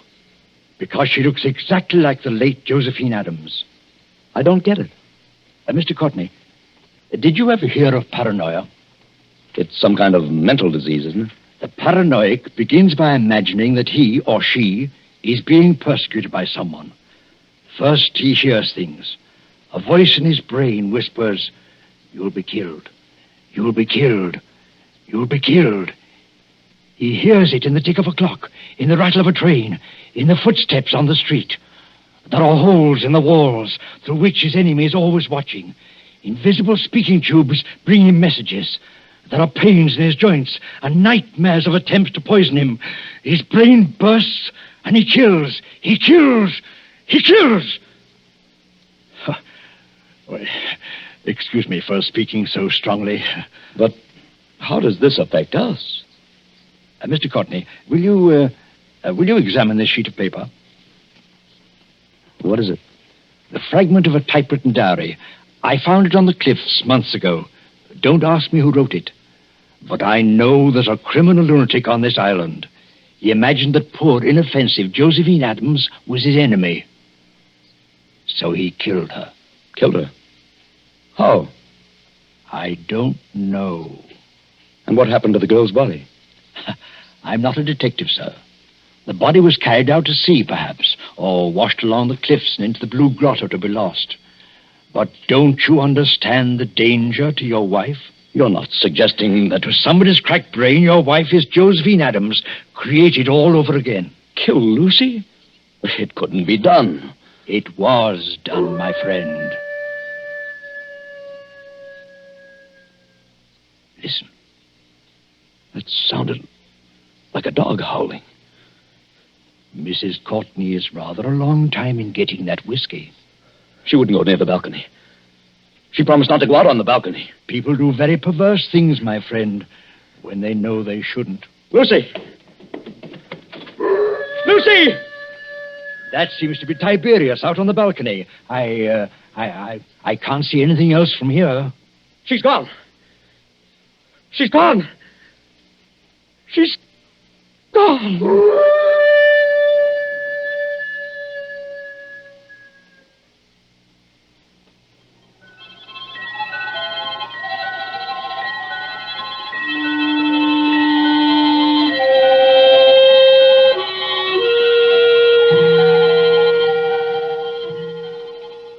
An empty balcony, a howling dog, and a sea turned clear silver under the moon. Then, after the tumult and the shouting, there are other pictures. Don't you hear the noise of that motor launch, with a half-demented young man at the wheel? 3 other familiar figures are gathered around it. Don't you recognize the brunette prettiness of Nellie Lucchese? And the white 10-gallon hat of Harry Granger? And the neat, pointed beard of Dr. Davis? But what on earth is he going to do out here in this motorboat? I'd like to know that one myself. Listen, please. All of you. Now, take it easy, son. We're with you. What time is it? Time? Yes. What time is it? It's 2:30 in the morning, going on for 3. 12 hours. Then the tide ought to be just where it was this afternoon. What's the tide got to do with it? A whole lot. Somebody set a trap and made Lucy fall off that balcony. I know it. Oh, that's absurd. If Lucy's been carried out to sea, there's nothing we can do about it. But if she's been carried along with the current and into the Blue Grotto... Blue Grotto? One moment, sir. You're not proposing to run this big launch under that arch after dark? Yes, Doctor. That's just exactly it. Go on. Do it. I'll back you up. Let's have some excitement. It'll be exciting enough, I assure you. Mr. Courtney, have you got some wild hope of recovering your wife's body? I've even got a wild hope she may be alive. Lucy's a very strong swimmer. You're acting like a nut, son. Get set, everybody. I'm going to swing around.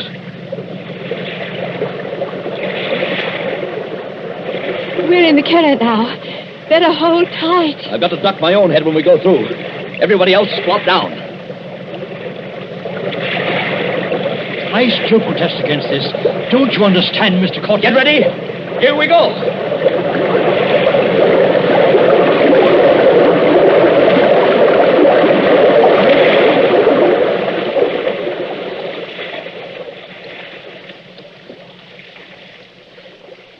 What on earth is wrong?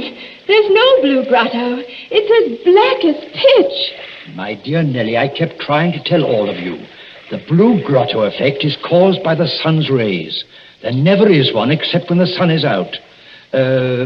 Just how does our friend propose to find anything in here? Listen. Something's got hold of the side of the boat. I felt it move. Not the dead girl, I trust. There's a hand here. A wet hand. Lucy. She's not alive. Mr. Granger, help me lift her up over the side. Easy now. Don't tip the boat. Oh, Lucy. Lucy, are you all right? Tom. Are you all right, Lucy? Can you hear me? All right. I'm just exhausted. I got in here. Couldn't swim out against the current. Now, don't try to talk. I've got to talk. I'm going to faint. Tom, who's with you? Only our friends. Who's with you? Is the murderer with you? I was just wondering the same thing. To be shut up in the dark at 3 o'clock in the morning with a criminal lunatic. Who spoke then? Now, Lucy, don't hold me so tight. Let go, dear. I'll get the boat started and have you out of here in a second. Who spoke then? Only Dr. Davis. Tom, I've got to tell you.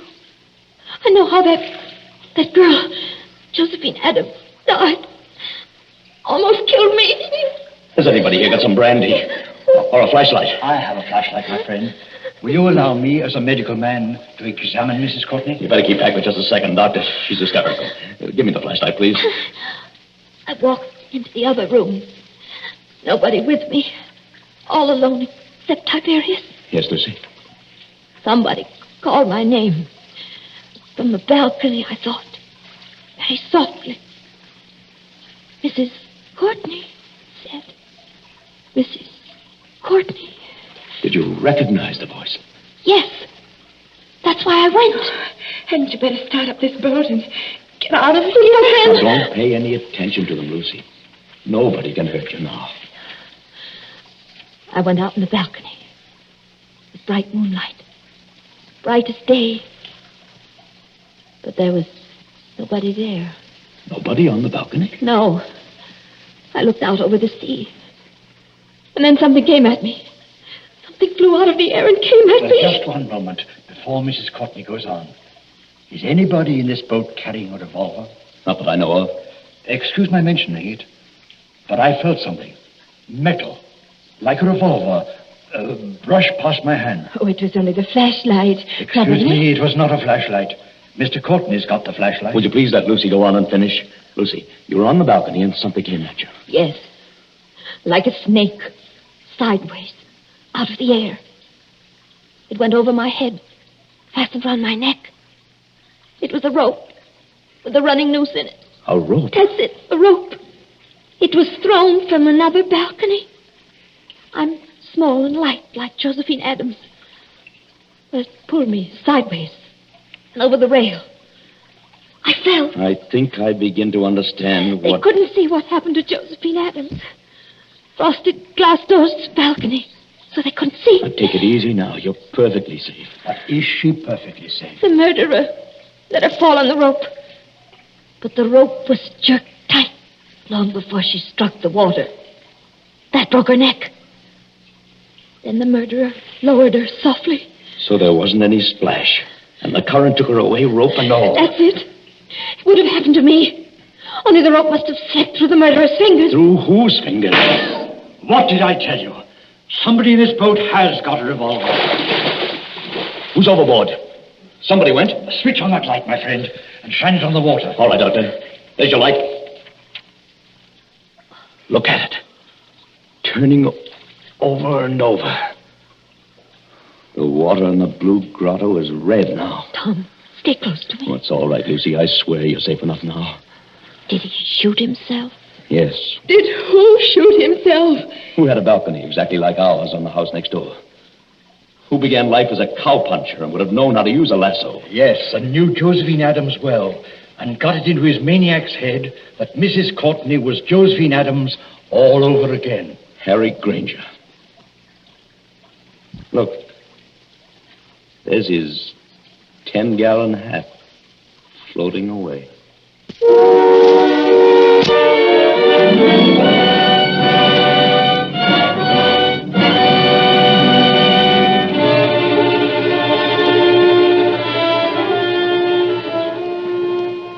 And so ends The Bride Vanishes, a story of mysterious doings in the Isle of Capri. And tonight's story of Suspense.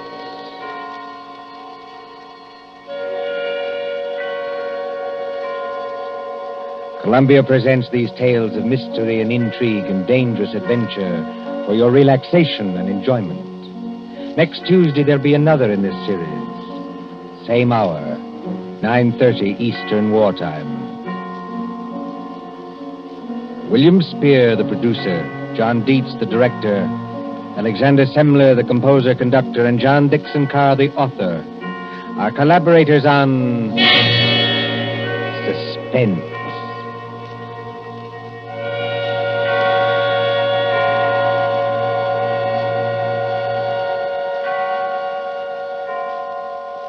The This is the Columbia Broadcasting System.